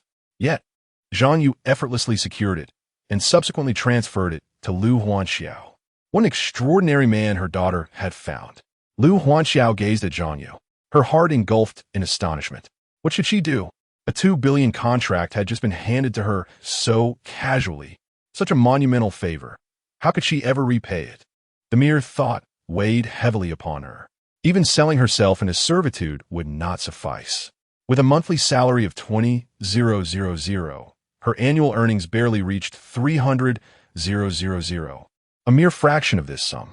Although the Liu family was affluent, she wished to remain detached from their financial influence. "Mr. Zhang, this gift is too extravagant," Liu Huanxiao declared. "I cannot accept it. Perhaps we could do it this way," Wang's father suggested. "Let us establish a company in the names of Mr. Zhang and Miss Liu. Once this business is concluded, we can either dissolve the company or continue its operations." Mr. Wang's proposal is quite astute, Zhang Yu remarked with a smile. "Let us proceed to register a company. This way, Liu Huanxiao would possess her own enterprise, liberating her from her family's scrutiny and providing her with greater leverage." Little did she expect that playing the role of a pretend boyfriend would yield such unexpected benefits. Such endeavors should be encouraged more frequently in the future. "Agreed, Mr. Zhang. If there are no further matters, shall we take our leave?" Wang's father inquired. Dad Wang, Xiaocong interjected, his frustration palpable. He had believed that success was assured today. Everything had been meticulously arranged. Even his parents had personally intervened. Yet unexpectedly, Zhang Yu had emerged, a figure of greater stature than his own father. Who could remain unfazed in such a situation? "Enough," Wang's father cautioned. "If you continue, I shall suspend your card." Had he not intervened just in time, who knows what audacious words might have escaped his lips. The mere mention of card suspension silenced Wang Xiaocong. No matter how discontent he felt, he could only retreat in defeat, tail between his legs. Following his family out of the Liu residence, the once boisterous living room had now fallen silent. The betrothal gifts brought by the Wang family had transformed into a private tribute to Zhang Yu, remaining in the space as a testament to the unexpected turn of events. "Mr. Zhang, allow me to pour you a cup of tea?" Liu's mother hesitated, unsure of how to address the young Zhang Yu. Young Zhang felt inappropriate, while Mr. Zhang seemed too formal. She settled on "sir," the least risky option. In truth, when Zhang Yu first entered, Liu's mother had harbored a favorable impression of him. He had not uttered anything untoward. However, she had never anticipated the weight of his identity. This occurrence would require thorough reflection on her part. "Thank you, Auntie, but I shall pass on the tea." Zhang Yu smiled at Liu Huanxiao's mother. "It's getting late. I must take my leave." He then turned to Liu Huanxiao and said, "Shall we go?" Liu Huanxiao glanced at her parents and replied, "Mom, I need to leave. I have work tomorrow." This time, Liu Jianhua said nothing. "It's dark out. Be careful." Liu's mother understood that her daughter was growing up and could only follow her out to the courtyard. As she watched her daughter's retreating figure, her heart ached and tears threatened to spill. "Huanxiao, are you eating well? Do you want me to bring you meals every day?" "No need, Mom." Liu Huanxiao waved her hand. "Take care of yourself." With that, the two of them entered the car. After the vehicle had vanished from sight, Liu's mother returned inside, where she found Liu Jianhua, her frustration boiling over. "Why are you silent? You insisted on finding a match for our daughter, and now look at this awkward situation." Liu Jianhua, aware of his fault, chose to remain mute. Yet he could not comprehend how Zhang Yu, so young, barely a recent university graduate, had become a major shareholder in a tech company. He had no known connections to the esteemed Mr. OK, who was well into his 50s and had likely embarked on his journey long before Zhang Yu was born. After pondering for some time, his mind felt heavy with confusion. He sighed and chose silence. Moreover, if his daughter were to be with Zhang Yu, it would undoubtedly be a far better match than with the Wang family. Zhang Yu's financial resources surpassed those of the Wang family, and he was undeniably more appealing than Wang Xiaocong. Zhang Yu had utilized a 20 billion commercial contract to establish a company, even including Liu Huanxiao's name, thereby signaling his unwavering support for her. He was indeed her most formidable ally. He was her father. However, Zhang Yu's demeanor resembled that of a true father. "So, what do you think of today's outcome? Are you satisfied?" he inquired with a smile on the way back. "How annoying. Why didn't you mention your status earlier?" Liu Huanxiao replied with a hint of reproach. Just now, she was genuinely concerned that the Wang family might take advantage of their power and force her into marriage. No wonder Zhang Yu remained unfazed throughout. It seems he had an ace up his sleeve. Having assisted Yu to such a great extent, You might want to consider how to express your gratitude. Zhang Yu raised an eyebrow. How should I show my gratitude? Lu Huanxiao was momentarily taken aback. Given his significant status, any form of thanks would seem trivial. A sense of humility unexpectedly welled up within her, feeling like mere grass beneath the sunlight. Since you are reluctant to call me father at home, why not address me as such? Zhang Yu said with a mischievous grin. Chapter 73. Lu Huanxiao. The thoughts of little woman Yu. Upon hearing this, Lu Huanxiao lightly bit Zhang Yu's finger with her silver teeth. However, it was not with force. She merely nibbled gently. At that moment, a notification from the system echoed in Zhang Yu's mind. Lu Huanxiao's current peach blossom value is 10 stars. It has reached the maximum level. She is the second among the 3 flight attendants to achieve this. The last time he accumulated a full level buff, he received a staggering 200 billion from a technology company. What monumental reward might he obtain this time for reaching the maximum level again? This journey has certainly not been in vain. What began as a simple favor has activated the reward buff at full stars. He eagerly anticipated the hidden super prize that the blind box would yield tomorrow. The thought alone was exhilarating. An hour later, the two returned to Binjiang Mansion. The journey from the Sifei Mountain Villa area to the city typically took an hour and a half. However, after 10 o'clock at night, with the expressway, they arrived much sooner than expected. By the time they returned to Binjiang Mansion, it was already past 11 in the evening. Xiao Jia, landlord, you're back. Di Xiaoba and Pan Yuyao were still in the living room. Upon seeing their return, they approached to greet them. Why are you still awake? You have a flight tomorrow. Lu Huanxiao, with her meticulous time management, was already in the mindset of preparing for the next day's flight. Xiao Jia, didn't you see the group message? Pan Yuyao asked curiously. Tomorrow's flight has been rescheduled to 5 in the afternoon. Indeed, it was supposed to be at 5 in the morning, but since the time has changed, we can stay up late today, Di Xiaoba added. The schedule has changed? Lu Huanxiao furrowed her brow, realizing she was unaware of this. With her family matters just settling down, she had not had the chance to check the group messages. So what are you doing if you're not sleeping? She inquired. We're live streaming, they replied. It's been a while since we last did it, just passing the time. Noticing the live streaming equipment, phone stands and ring lights, set up in front of them, Lu Huanxiao understood. By the way, landlord Xiao Jia, Pan Yuyao said, I've made 8 treasure porridge in the kitchen. Would you like some? Please serve me a bowl, Zhang Yu said, feeling a bit hungry. Sure. Lu Huanxiao quickly went to the kitchen and filled a bowl, bringing it back to Zhang Yu without any hesitation. It seemed perfectly normal.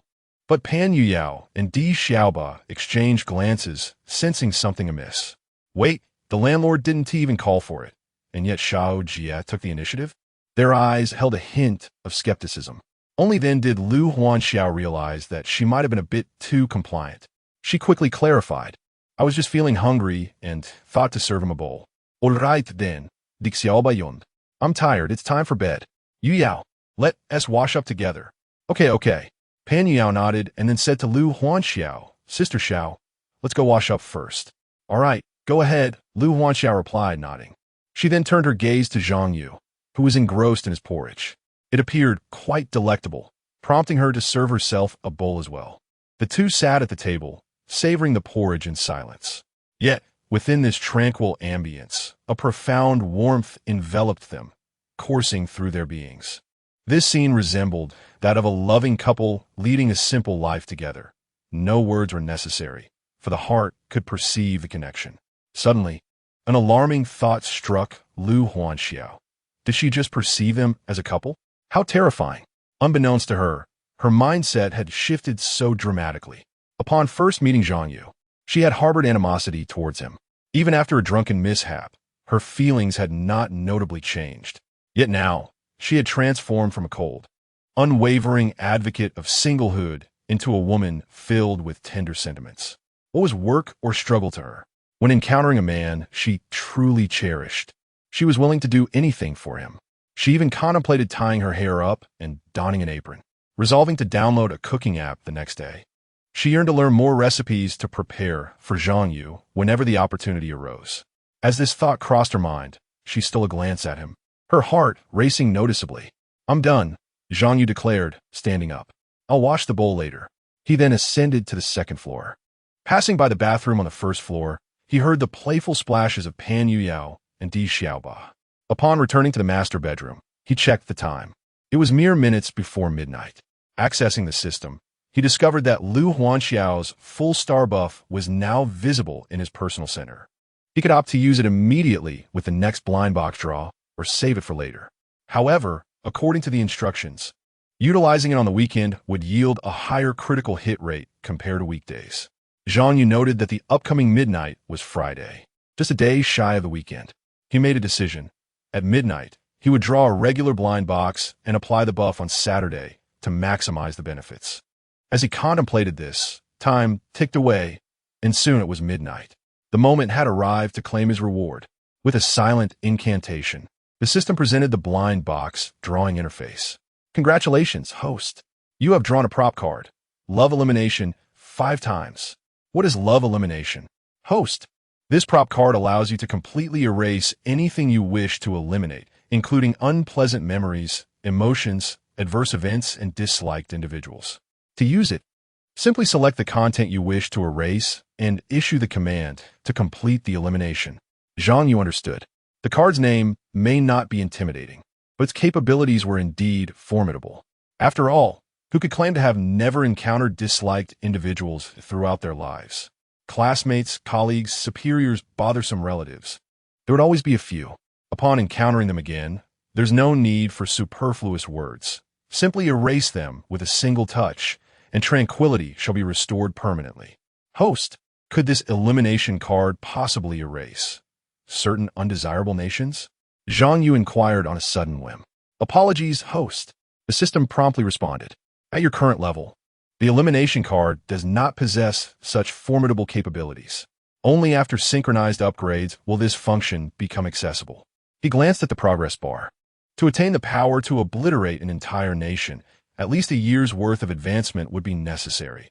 After all, such an ability defies the natural order. With only 5 uses available, Zhang Yu resolved to employ 2 at his leisure. The remaining 3 would be reserved, either for critical moments or until he acquired another similar tool, allowing him to wield them freely. Having claimed this reward, Zhang Yu prepared to retire. Yet, an inexplicable sense of incompleteness lingered. Chapter 74. Emptiness, the physical sense of emptiness. At this moment, on the first floor, Lu Huanxiao lay in her room, tossing and turning, unable to find rest. The only sensation she felt was emptiness. Indeed, not the psychological kind, but the physical sense of void. How could this be? The mere thought of it made her cheeks flush. Here she was, a high and aloof goddess in the eyes of everyone. Yet in private, the contrast was so stark. Who would believe such a revelation? Of course, this matter was not one to be disclosed to the outside world. Pan Yuyao and Di Xiaoba remained blissfully unaware. It was all Zhang Yu's fault, she mused, though she wasn't quite sure what to blame him for. After all, this was a choice she had made herself, a mere outpouring of emotions. Sighing, she decided to cease her thoughts and attempt to sleep. Lu Huanxiao closed her eyes, forcing herself into slumber.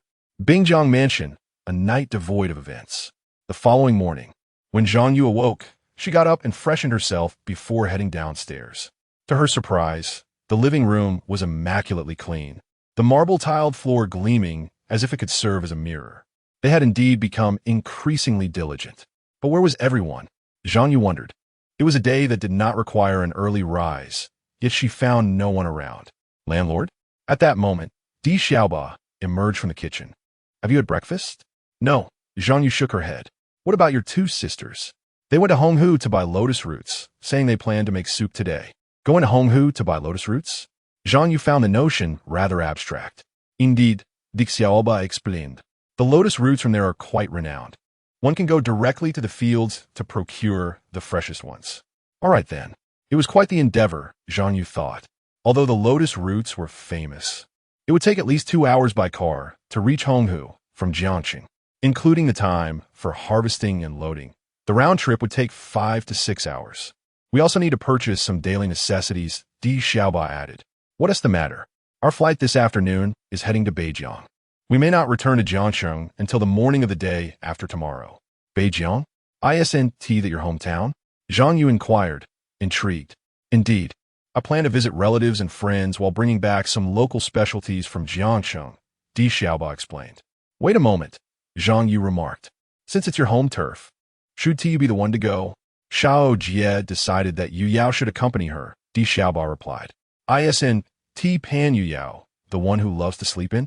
How could she rise so early? She couldn't, Di Xiaoba admitted, but Xiao Jie dragged her along regardless. Understanding dawned upon Zhang Yu. Ah, Lu Wongxiao. You're practically tethering Pan Yu Yao to your side. The reason for leaving Di Xiaoba to guard the house was clear. This blank slate had been touched by her own brushstrokes. Thus, Lu Huanxiao's actions were somewhat comprehensible. However, one could not guard against thieves for 1,000 days. It was merely a matter of time. Xiaoba, Zhang Yu said. Landlord, is there something you need? After breakfast, shall we go out for a stroll? Observing Di Xiaoba's attire today, it exudes a refreshing aura. A simple t-shirt paired with casual pants highlights a homely charm. Sounds delightful, Di Xiaoba nodded, expressing her intention to head out. As long as it was the landlord's request, she would certainly comply. Thus, the two quickly descended the stairs. The shopping mall downstairs was bustling with activity. The two meandered aimlessly through the crowd, attracting numerous curious glances. It's them again, making another appearance, someone remarked. But why are there only two of them this time? Perhaps some are still asleep. Speculations arose, pondering if there might be another reason. What reason? Could it be that they simply couldn't get up? One young man jested, full of energy. Keep your voice down.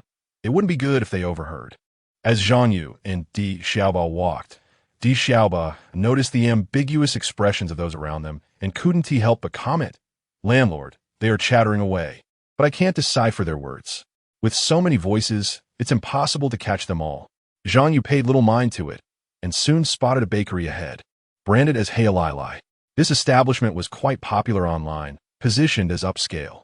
A primary reason for its success was its staff, selected according to flight attendant standards.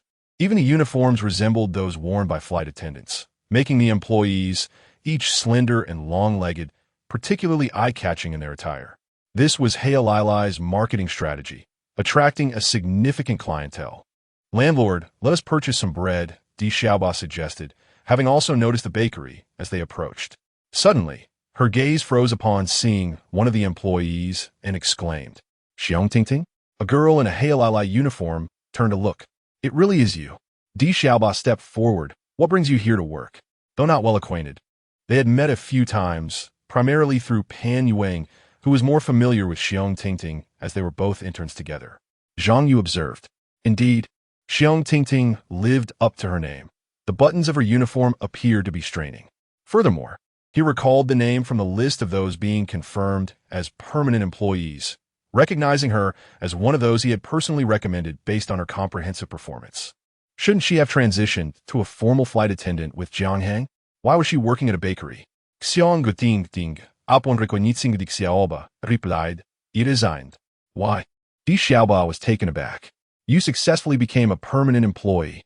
The benefits at Jianghang are excellent. It's such a pity to leave. Although the remuneration at Healai was among the highest in the industry, reaching 6,000 to 7,000. However, compared to the flight attendants, it still pales in comparison. Sigh, let's not dwell on it. Xiongtingting paused her work as well. Although the major shareholder had eliminated those with connections to the flight attendants, the management remained unchanged. Xiaoba, you may take these few pastries back to enjoy. I must return to my duties, she stated, turning to resume her tasks. Wait a moment. Zhang Yu interjected at that moment. Could you enlighten me on the matter at hand? Xiongtingting glanced at him, taking in the sight of the tall, handsome, and youthful man who had arrived with Di Xiaoba. Could he be the rumored figure behind her? The last time Di Xiaoba donned the company uniform and spent the night at a hotel, it had stirred a significant uproar online, eventually leading to the swift withdrawal of trending topics.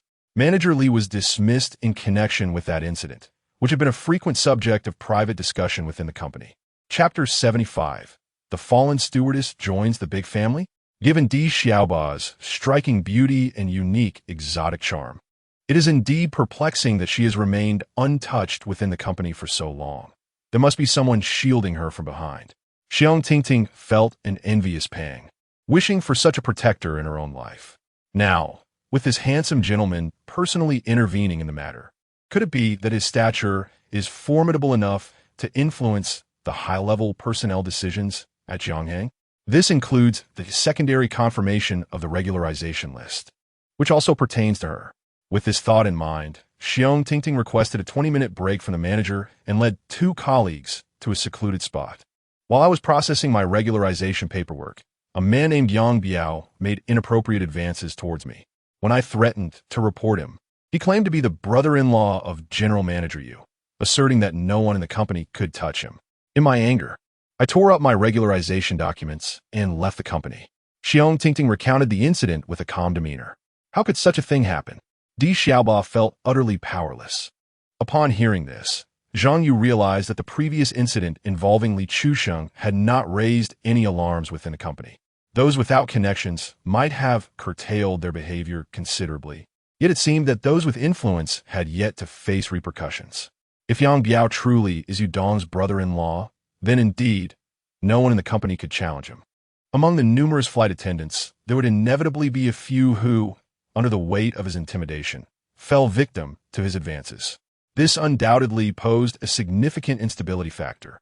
Perhaps the next time Zhonghang makes headlines, it will be due to such sordid affairs.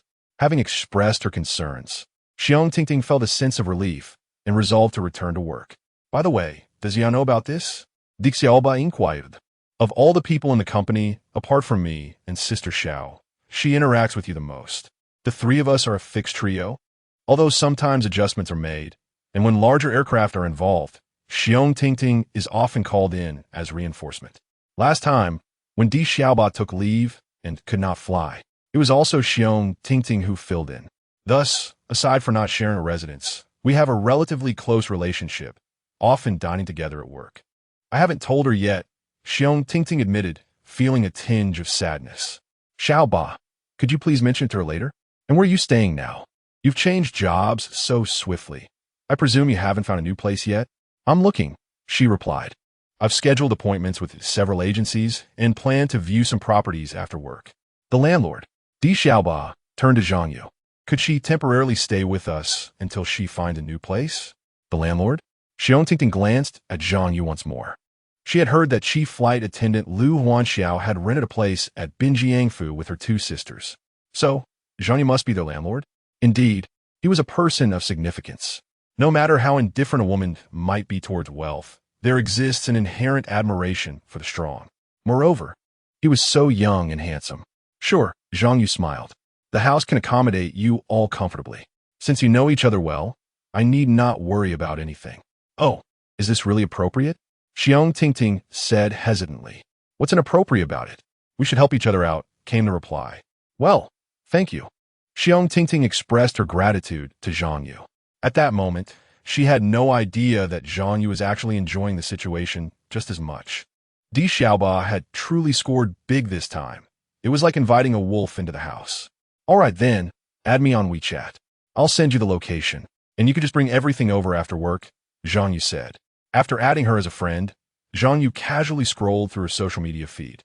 She was clearly a girl who loved life and enjoyed documenting it. Her posts were filled with selfies. Given her striking figure, no matter what she wore, there was an undeniable allure to her photos.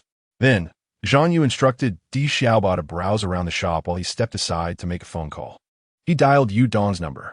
President Zhang, what can I do for you? Yu Dong answered promptly. Do you know anything about Yang Biao's situation? Zhang Yu cut straight to the point. He from HR, what happened? Yu Dong sounded confused. He's your brother-in-law, isn't he? Leaning on your connections to bully flight attendants. Zhang Yu stated coldly. I found out one of them, who was supposed to be in a secondary recruitment phase, had already resigned and was working elsewhere. What? That can't be. Yu Dong panicked. I had no idea. President Zhang, rest assured, I'll reprimand him immediately. Manager Yu, I called you specifically for this matter. And this is the attitude you give me? Zhang Yu was unimpressed. The favoritism was glaringly obvious. No doubt, Yu Dong had long been aware of Yang Biao's indiscretions.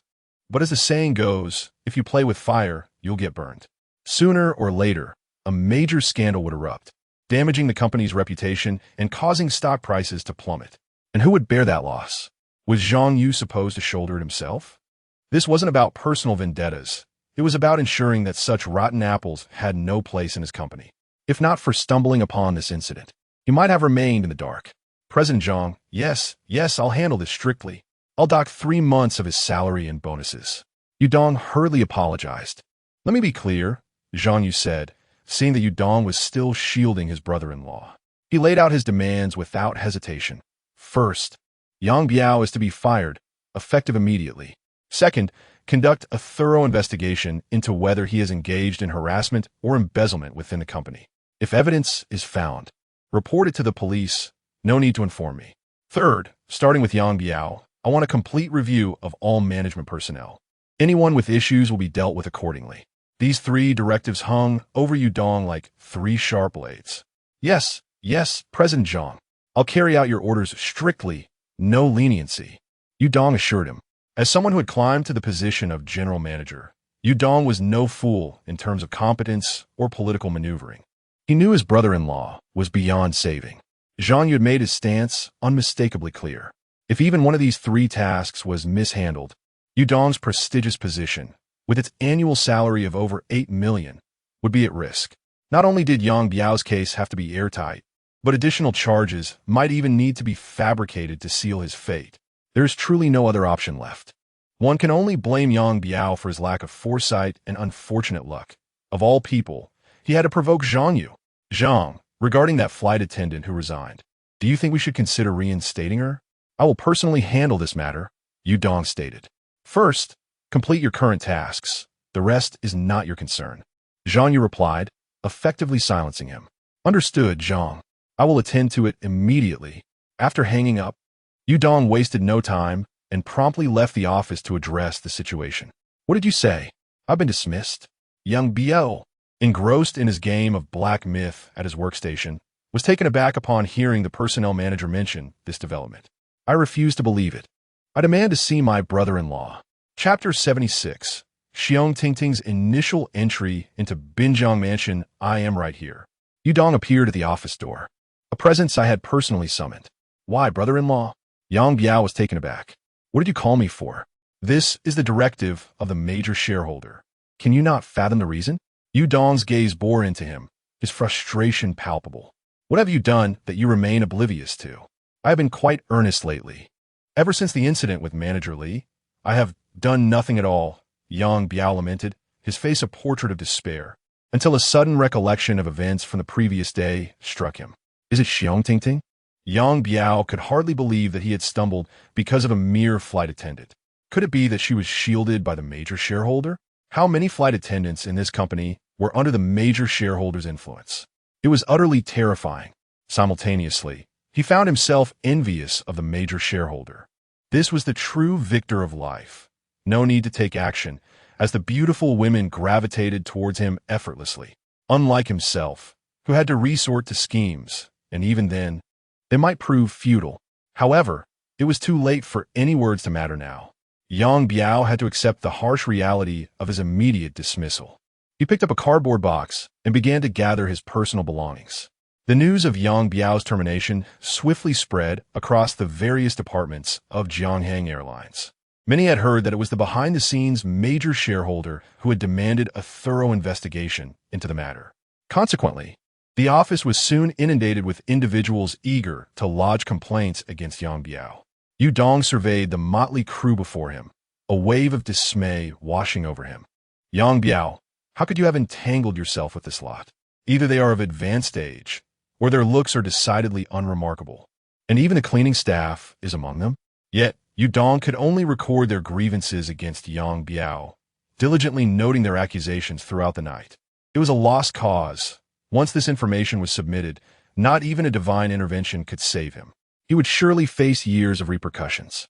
Meanwhile, during a brief interlude at work, Xiong Tingting pulled out her phone and stumbled upon the news of Yang Biao's dismissal from the company. He was terminated so swiftly? She mused, realizing that it had been instigated by the major shareholder. The timeline was merely an hour apart. Almost immediately, Xiong Tingting connected the dots. Could it be that Zhang Yu, their landlord, was indeed the major shareholder behind Jianghang? What a remarkable coincidence. Her heart swelled with gratitude for Zhang Yu. a person she had only met once. Yang Biao was paying the price for his actions, and it felt like a release of pent-up frustration. Ting Ting, have you seen the news?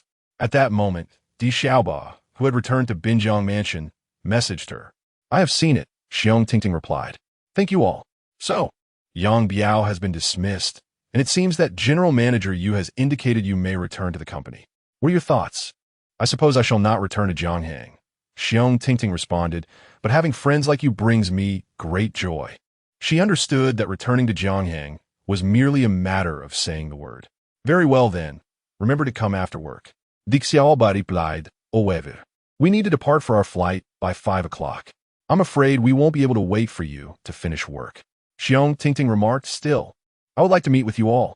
Otherwise, what would it look like for me to move directly into Zhang Yu's home alone? Even if it's just for a few days, I must observe the proper etiquette. At 4 o'clock, Xiong Tingting finished her early shift without changing out of her work attire.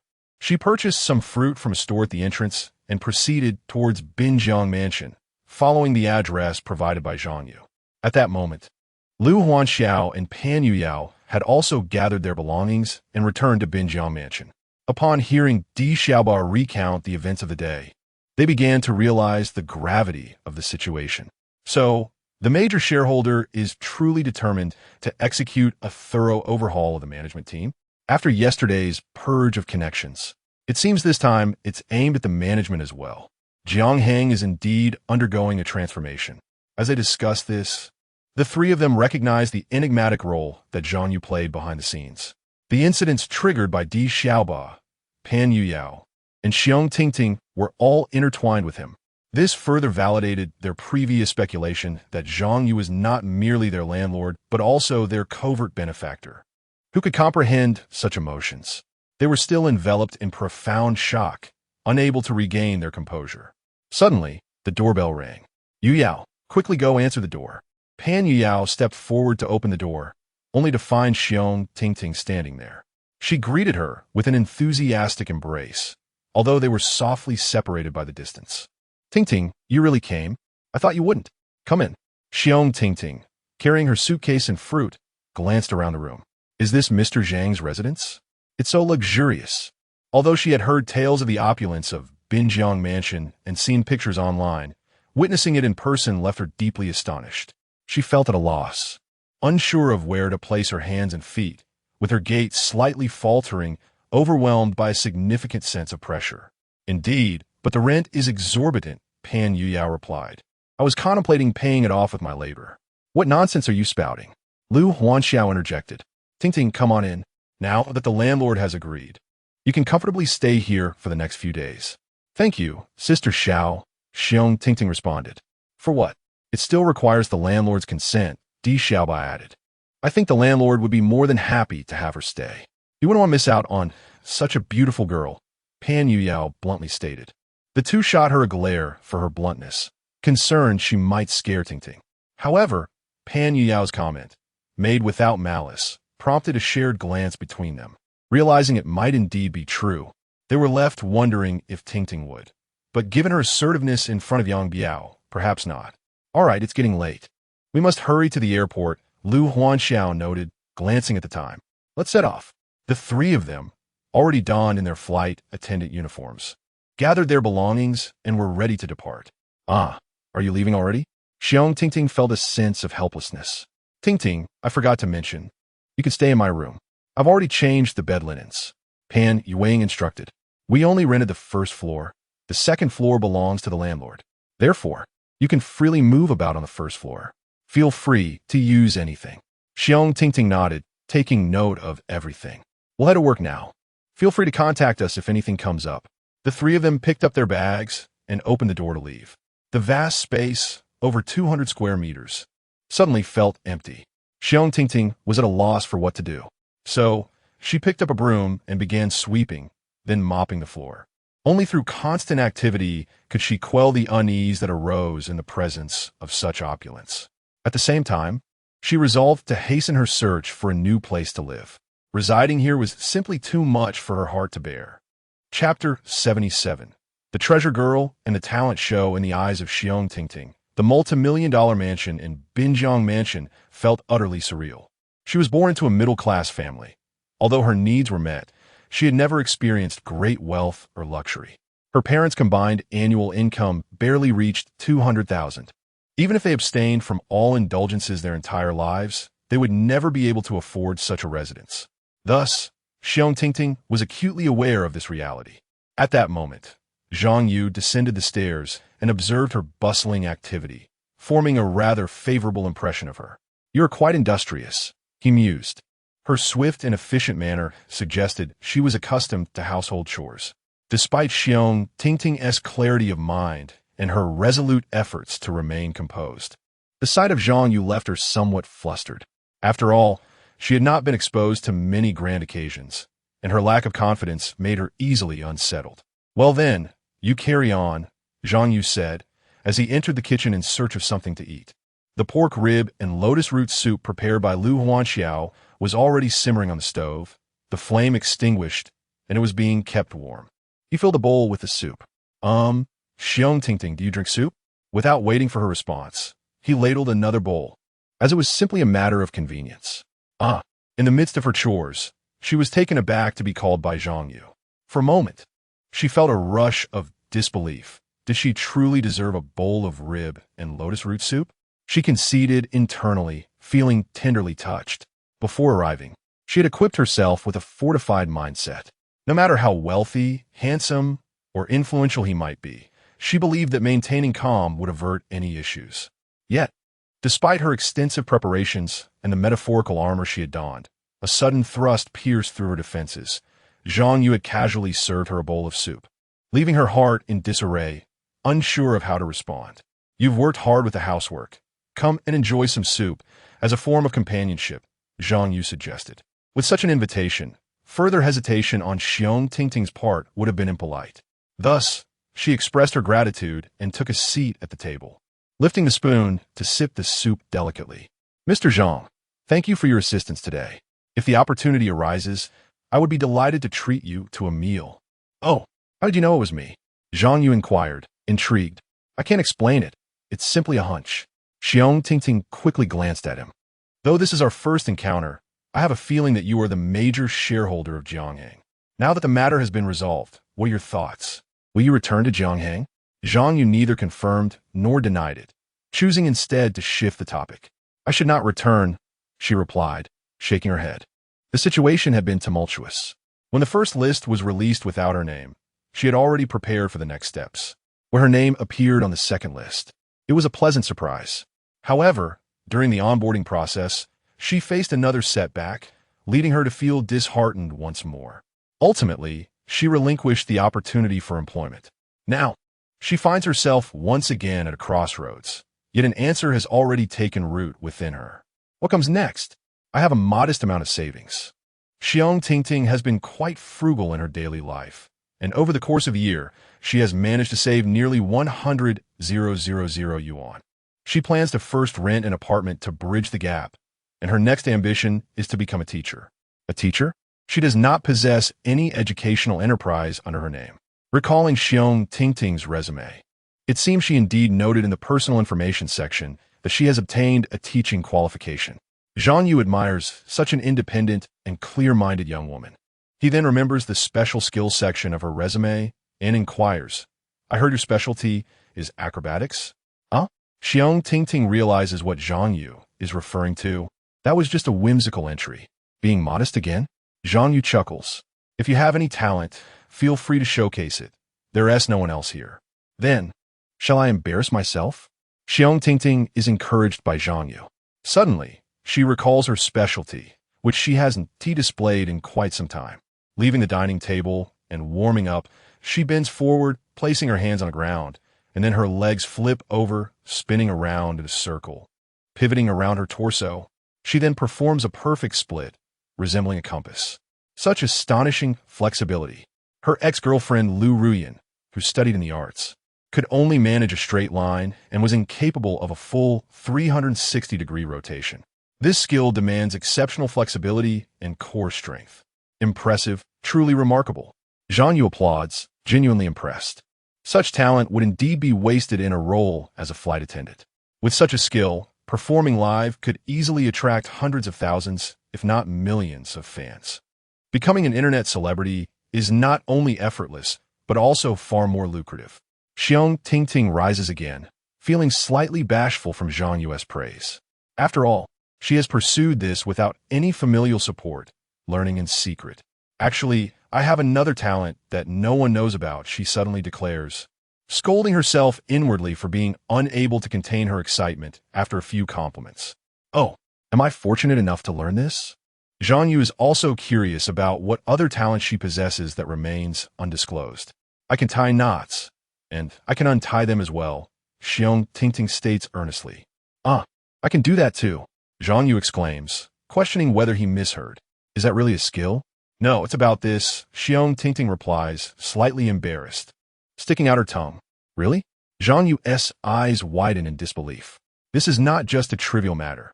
This is indeed a rare gift. He recalls having seen such videos online, where the comment suggested one could earn several thousand a month working at a fertilizer factory by tying bags. Handing her a tangled mess of knots would pose no challenge for her. Of course, those were merely jokes. Who would willingly watch someone tie bags? This is quite difficult for me to assess. It would likely be subject to review and censorship online, Zhang Yu remarked with a smile. However, your boyfriend must have saved the universe in a past life. In a city of 15 million like Jiangcheng, finding even 100 individuals like that would be questionable. No, I am a peony, Xiong Tingting replied, her cheeks tinged with crimson. Oh well, that's akin to nuclear weapons, appearing immensely powerful, yet never having been utilized, Zhang Yu chuckled. A girl with hidden talents, truly a treasure. Upon hearing Zhang Yu's words, Xiong Tingting felt a tinge of embarrassment. The floor isn't cleaned yet. I shall continue mopping, she stated. Given her temperament, she would typically have erupted in anger. However, in Zhang Yu's presence, she inexplicably found herself unable to express her frustration. After all, he had generously provided her with accommodation, sparing her the expense of a hotel stay. And for that, she felt obliged to express her gratitude.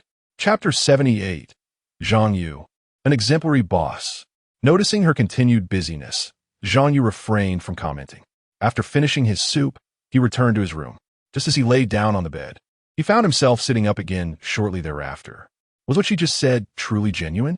A flurry of thoughts raced through his mind. He resolved to sleep first and ponder later. Overthinking would only rob him of rest. At that moment, a flight soared through the night sky. Peering out of the airplane window, a city below shimmered with lights. Countless street lamps delineated the city's clear outline. The destination was Kuan City. Kuan City is indeed a tourist haven, lamented Pan Yuyao. Yet, regrettably, despite our numerous visits, we have never truly explored it. Indeed, the southwestern province is vast, with countless attractions that one cannot fully appreciate in just a day or two, added Di Xiaoba. Why don't we coordinate our annual leave and take a week off together for a trip? Proposed Lu Huanxiao. Just the three of us? We could include Zhang Yu as well, she instinctively added, noticing both ladies looking at her. She quickly clarified, it would be beneficial to have a male companion for support. Actually, that is quite feasible. Pan Yuyao nodded in agreement with the idea. How about we see if we can synchronize our leave soon? After all, the company offers annual leave, and we should certainly take advantage of it. Having recently secured a permanent position and completed a year of service, she was now entitled to take leave. We can invite our landlord along. After all, we are like one big happy family. In the past, Pan Yuyao's suggestion would surely have earned her a disapproving glance from Lu Huanxiao. However, things had changed. Lu Huanxiao was very much in favor of this plan. Let us return and start planning, looking for travel guides. After a year of hard work, we certainly deserve a proper break. The longest stretch of leave she had ever taken did not exceed 3 days. In previous years, she either did not take leave or spent her days off sleeping at home. This would be her first genuine travel plan. I wonder what our landlord is up to at home. At this moment, Di Xiaoba glanced out the window and suddenly thought, I hope Tingting can manage him well. Of course she can. Pan Ygriko replied confidently. How do you know? I just know, Pan Yuyao stated with a hint of pride.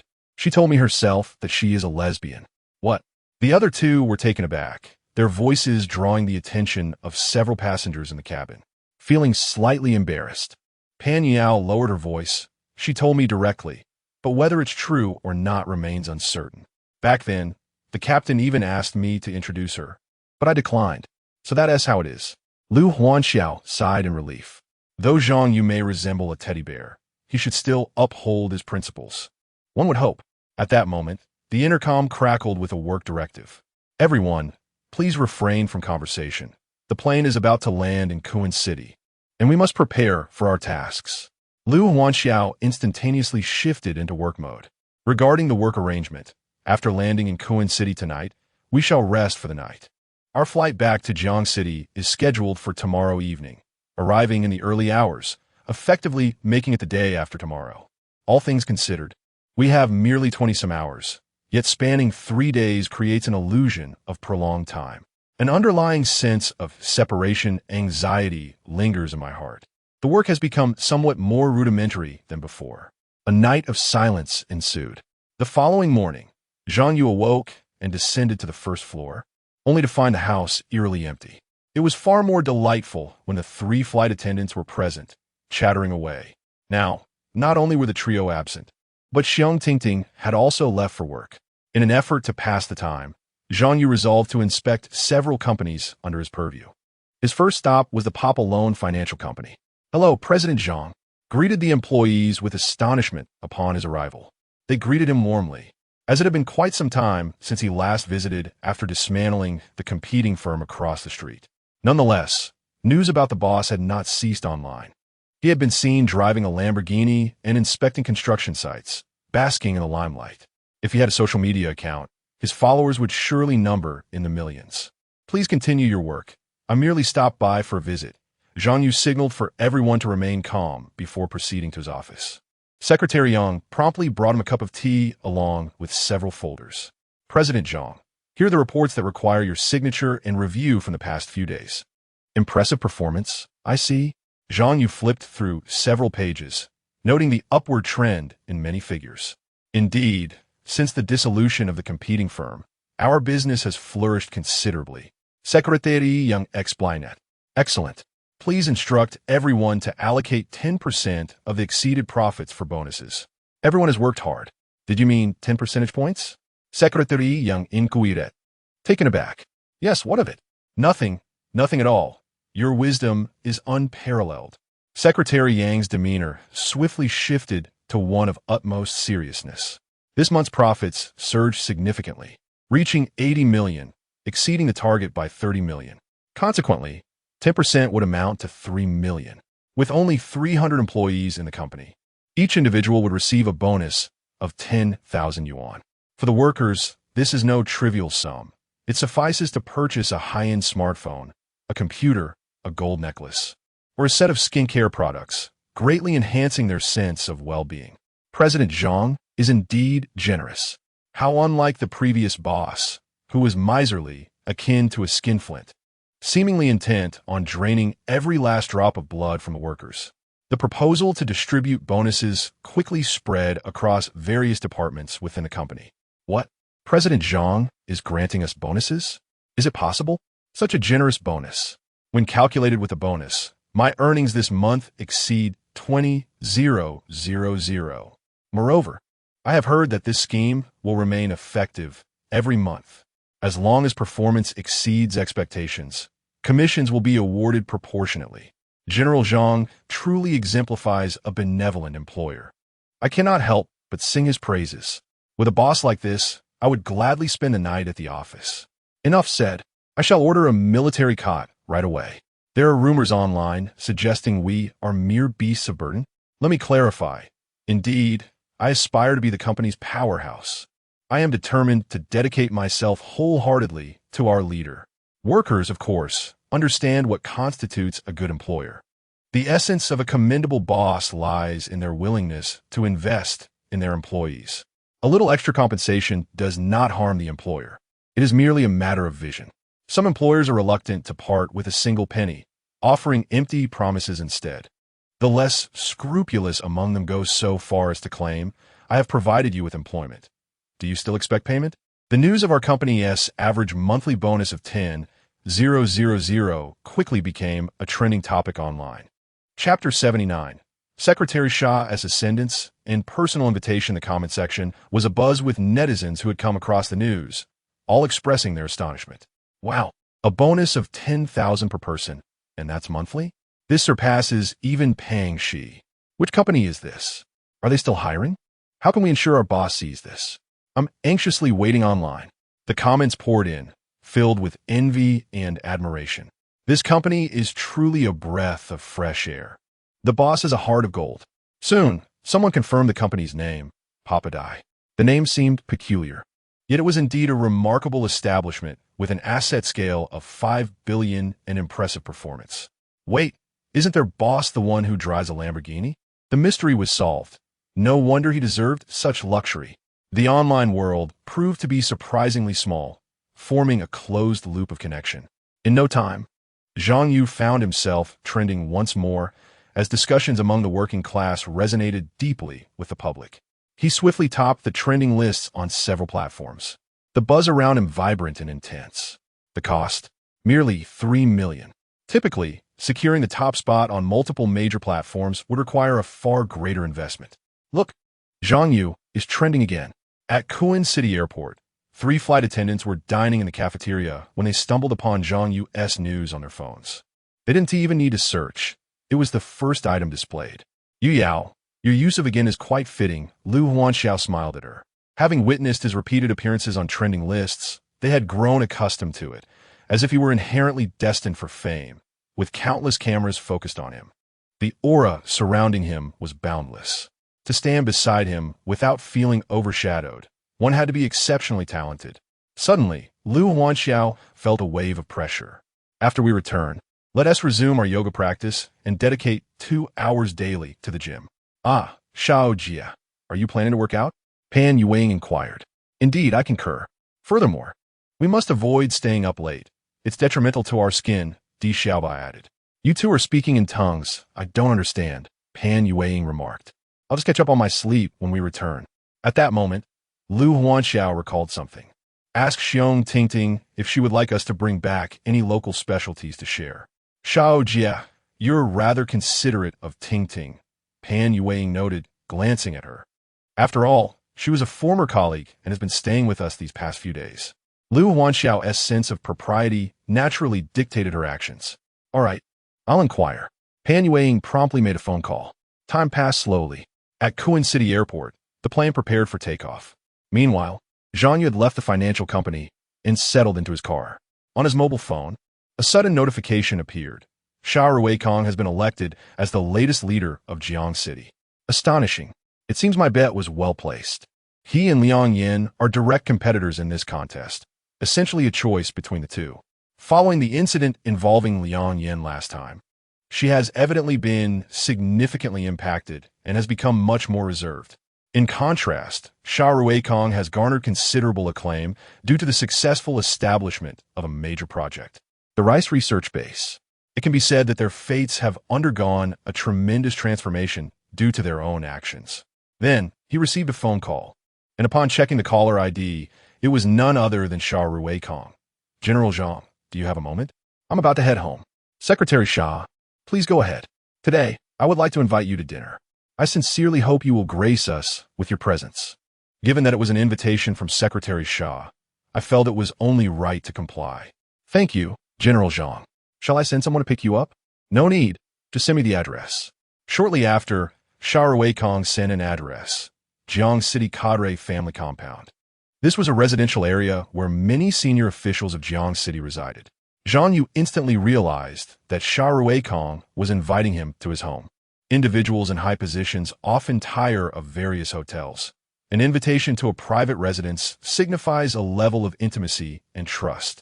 This gesture indicated that Sha Ruikong truly regarded Zhang Yu as a significant guest. Without further ado, Zhang Yu drove to the compound. Upon arrival, the security guard at the entrance approached to inquire, but upon seeing Zhang Yu's face, immediately bowed and gestured, Mr. Zhang, please enter. You recognize me? Zhang Yu asked, intrigued. Secretary Sha specifically instructed us to let you through. Zhang Yu expressed his gratitude and proceeded into the residential area. The feeling of being esteemed by others was indeed exhilarating. Who would have thought that seemingly having done nothing, he would so swiftly touch the pinnacle of Jiang City, the realms of military, politics, and commerce, along with the gray areas, had already been partially claimed. Such rapid progress was rather astonishing. Before long, Zhang Yu halted in front of a building. Upon exiting the vehicle, he noticed a number of silver-haired elderly individuals gathered in groups, chatting and playing chess, living vibrant and colorful lives. Despite their ordinary appearance, any one of them could possess a staggering title, with connections that likely spanned across various levels of government in Jiang City and even the broader Jiangsu province. The building had only 6 stories and lacked an elevator, being a walk-up. Truly luxurious, yet understated. This evoked a sense of profound concealment in the world. After a moment of reflection, Zhang Yu knocked on a door according to the address. "Ah, General Zhang has arrived. Please come in." Xiao Weikong personally opened the door and warmly welcomed Zhang Yu. In the kitchen, 2 middle-aged women were busy preparing a meal. One is the chef and the other assisting. The countertop was laden with ingredients. Upon encountering Zhang Yu, there was a warm greeting exchanged. "Sha, quickly pour tea for General Zhang," called out Xiao Weikong. "The teacups and tea leaves are right there. Wouldn't it be more sincere if you poured it yourself?" A voice resonated from within the room. Xiao Weikong found himself at a loss with his daughter. No matter how esteemed his status outside, at home, he still faced her whims. Thus, this explains why prominent figures are often reluctant to invite others into their homes, as it can reveal their vulnerabilities. However, in the presence of Zhang Yu, it mattered little. Secretary Xia is truly both gentle and strong, and the familial atmosphere is delightful, remarked Zhang Yu with a smile. "I hope I do not offend. Please have a seat while I prepare your tea." "Secretary Xia, will there be any other guests today?" Zhang Yu inquired, noting the abundance of dishes in the kitchen and observing that the dining table was set with 8 pairs of chopsticks and bowls. Chapter 80. The Rebellious Girl, Sasha indeed. Mr. Zhang. Noticing Zhang Yu's curiosity, Xiao Weikong did not hold back and directly stated, "We have a few guests arriving shortly." With that, he poured a cup of tea and handed it to Zhang Yu. Zhang Yu expressed his gratitude and accepted the tea. Seated on the sofa, he surveyed the room. The house appeared to be over a decade old, characterized by a typical unit layout. The area was modest, roughly around 100 square meters. However, due to minimal shared space, it felt comparable to a 120 square meter commercial property. At that moment, a young girl emerged from the inner room. Her legs were elegantly straight and fair, clad in shorts that accentuated her length. Her long ponytail cascaded down to her waist, and her hair was lustrous and silky, suitable for a shampoo advertisement. Given her well-nourished appearance, she must have stood around 172 centimeters tall. "Mr. Zhang, this is my daughter, Sasha. She has just turned 19 and is a freshman at Jiangxing University," Xiao Weikong introduced, then addressed her, "Why are you being so impolite to our esteemed guest? Come over and meet Mr. Zhang from Dami Technology Group." "Dami Technology?" Sasha's eyes sparkled at the mention. She quickly approached Zhang Yu, exclaiming, "So, you are the head of Dami Technology. Do you have any new products I could try?" Zhang Yu was taken aback. This girl was quite forward, seemingly unbothered by formality. "Look at how stingy business people can be," she remarked, before turning back towards the kitchen. "Mom, when is dinner?" "I am starving," she called out. "Why are you in such a rush? Who told you to sleep in?" A woman's voice scolded from the kitchen. Sasha, with a playful grin, snatched a fried dumpling and slipped out of the kitchen. "I apologize for my daughter's behavior. I hope she hasn't embarrassed you, Mr. Zhang," Xiao Weikong commented, feeling a bit ashamed. "Dad, did I embarrass you again?" Sasha retorted nonchalantly, "I'm not afraid." With that, she closed the door once more. "It's nothing. It's quite normal for young ones to be a bit mischievous these days." "Which young person ISN, TA little wild?" Zhang Yu reassured. "You're still a child." Sasha's voice piped up from a crack in the door. "Mr. Zhang, you can't be much older than me. If I were you, I would be." Only then did Sasha realize the head of Dami Technology was so youthful. She had assumed it was an older gentleman. Many of her household appliances were from Dami. Seeing the company as CEO sitting in her home felt surreal. The computer in her room was also of the Dami brand. "Sasha, please return to your room," Xiao Weikong implored, feeling helpless against her antics. "Mr. Zhang, please don't mind her," he added apologetically. "Not at all," Zhang Yu chuckled. "I find it quite delightful. Besides, She attends Jiangxing University, the best school in the area. I didn't even manage to get him back in my day. Jiangxing University stands as one of the two esteemed 985 institutions, with an acceptance rate of merely 1, truly a rare gem. Mr. Zhang is indeed modest. University is merely a starting point, and the journey ahead is long.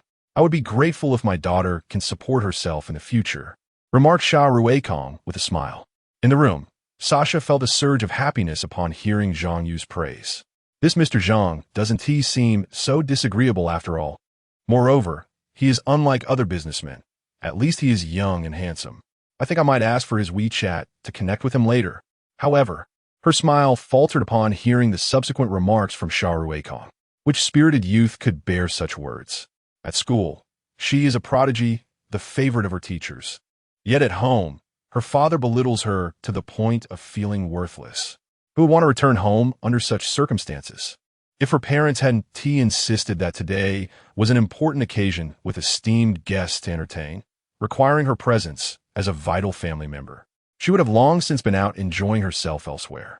Indeed, Sasha is quite rebellious. Though born into affluence, a well-known official second generation in Jiangxing, her demeanor is anything but refined.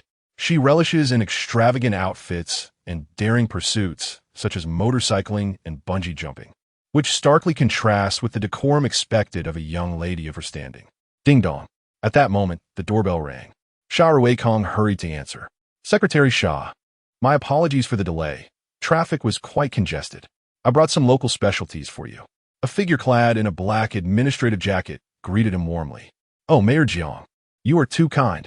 Please come in. Sha Ruekong ushered the visitor inside and introduced him to Zhang Yu. This is Jiang City Mayor, Jiang Daqiao.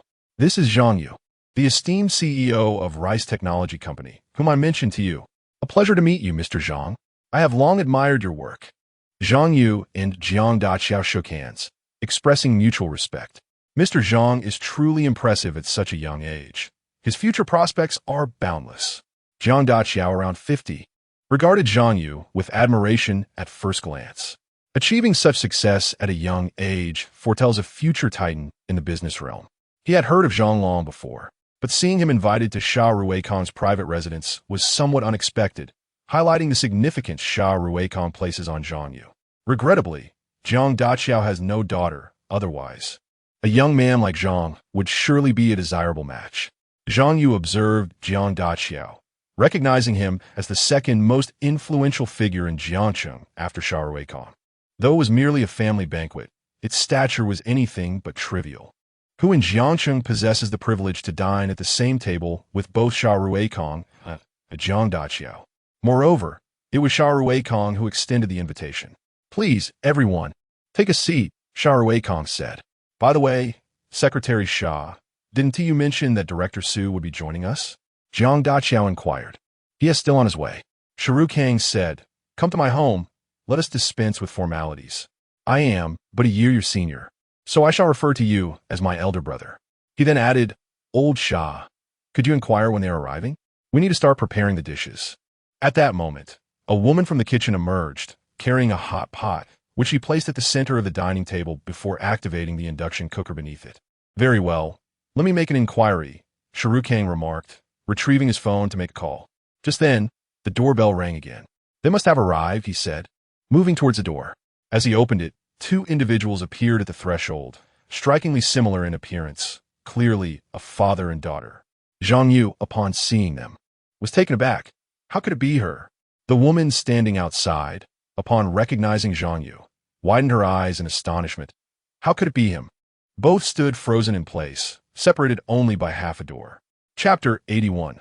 The Pinnacle Figures. Am I to open a bank? The last time they formally met was when she had been riding her bicycle and collided with his Lamborghini. Indeed, the woman before him was none other than Officer Su Mei. Su Mei was taken aback to discover Zhang Yu at Sha Ruekong's residence. What could his true identity be? To be invited to such a high-profile family banquet today was truly astonishing. What a small world it is to encounter him here. Do you two know each other? Sha Ruekong discerned something amiss from the exchanged glances between the two young individuals. We've met, but we are not well acquainted, Su Mei replied. The car I rear-ended last time was his. No wonder she had felt a sense of familiarity upon seeing a recognizable vehicle downstairs. She had doubted her eyes. Now, having come upstairs, she confirmed it was indeed him. Oh, Wei Kong pondered. It seems you share quite an interesting connection. How fortuitous indeed. Yes, I never anticipated that Captain Su would be related to Wei Kong, he mused. Allow me to introduce. Wei Kong gestured towards the middle-aged man beside Su Mei.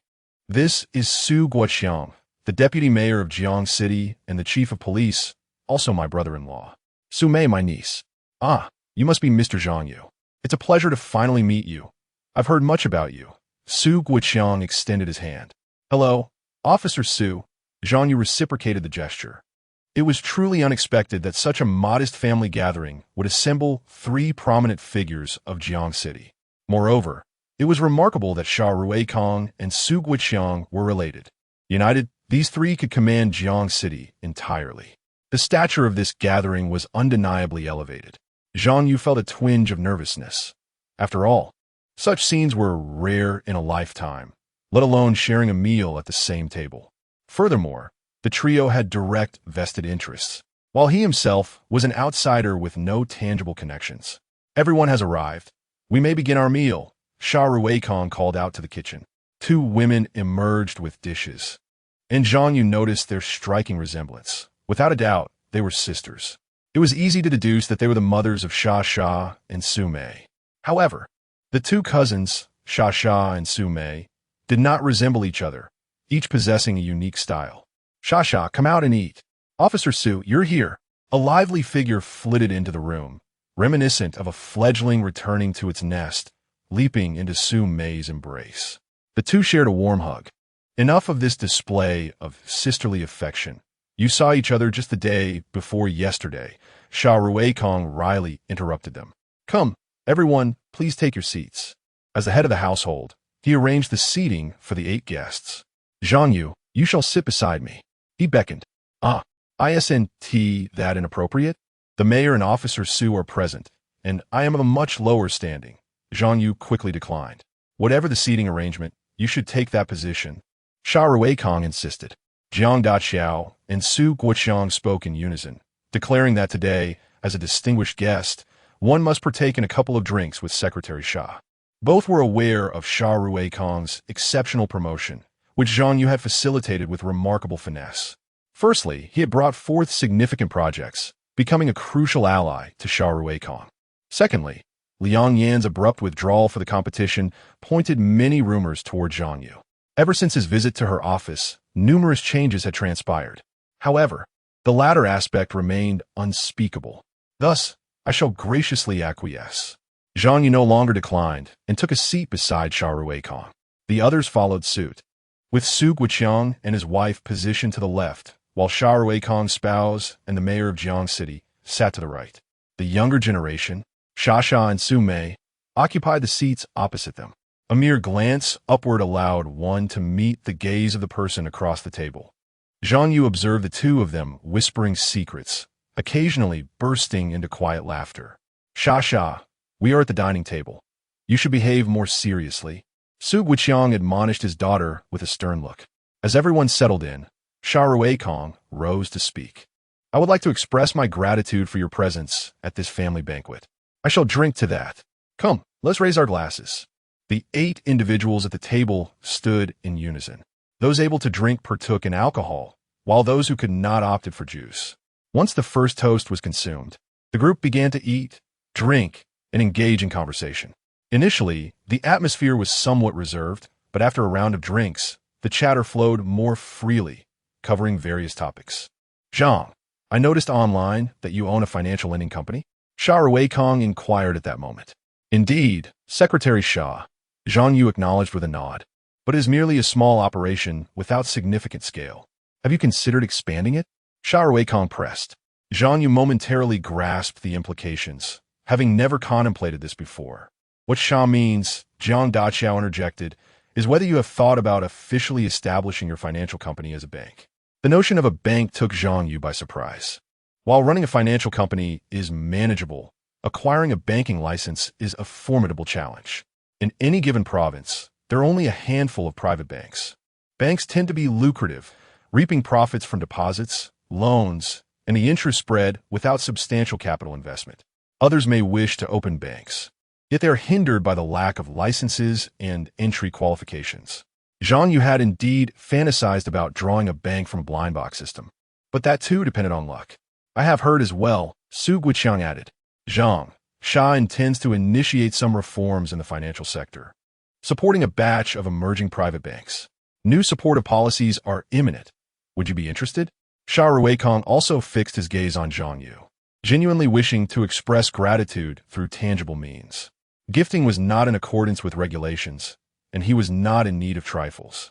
He had simply come across Zhang Yu's lending company online while planning to ignite some activity in the financial realm. Thus, the idea came to mind. Zhang Yu had established a lending company, equipped with technology and experience, and was certainly not lacking in capital. Meanwhile, Sha Ruikong possessed policies and supportive measures at his disposal. The establishment of a private bank would pose no challenge whatsoever. If that were the case, I must express my gratitude to Secretary Sha, Zhang Yu remarked, raising a glass. This toast is for you. Since he is willing to provide this ladder, one merely needs to ascend it without excessive worry. However, transforming the company into a bank would not only allow for lending, but also enable the reasonable acceptance of deposits. Becoming a bank would necessitate various forms of support and would also enhance one's reputation and standing.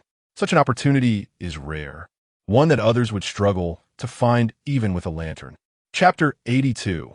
For our common agreement, let's shake hands. Come, everyone join in. Jiang Daqiao and Su Guiqiang understood Zhang Yu's intentions. It was a sign of consent. They were quite supportive of this matter and were willing to provide whatever assistance and convenience they could. From that point onward, it was merely a matter of following the necessary procedures and providing what was required, as long as individuals of that caliber reached a consensus on a matter.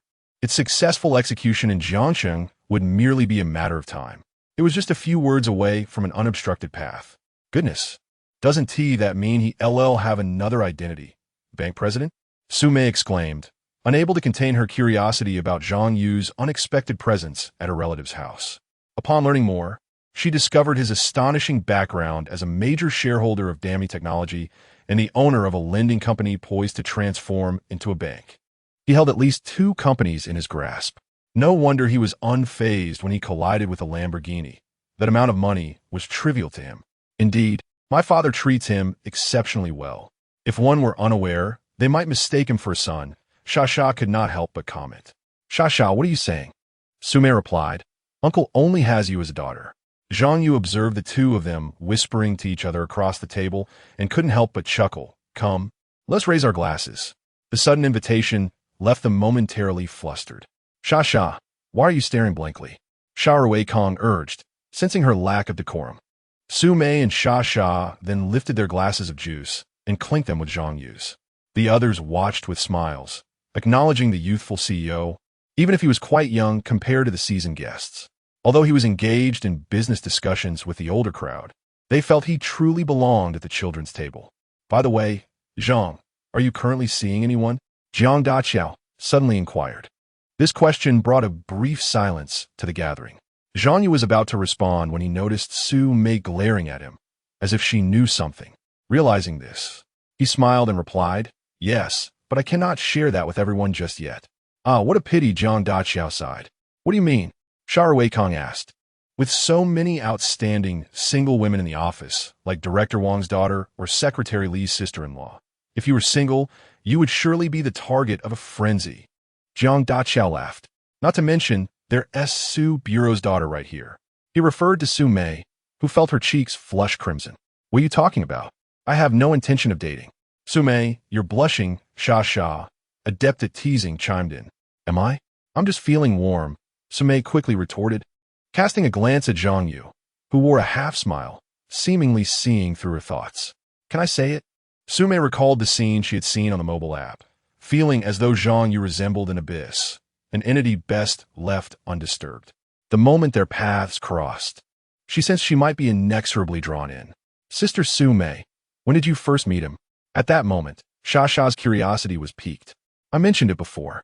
I rear-ended his car, Su Mei replied. But you said you had seen him once before.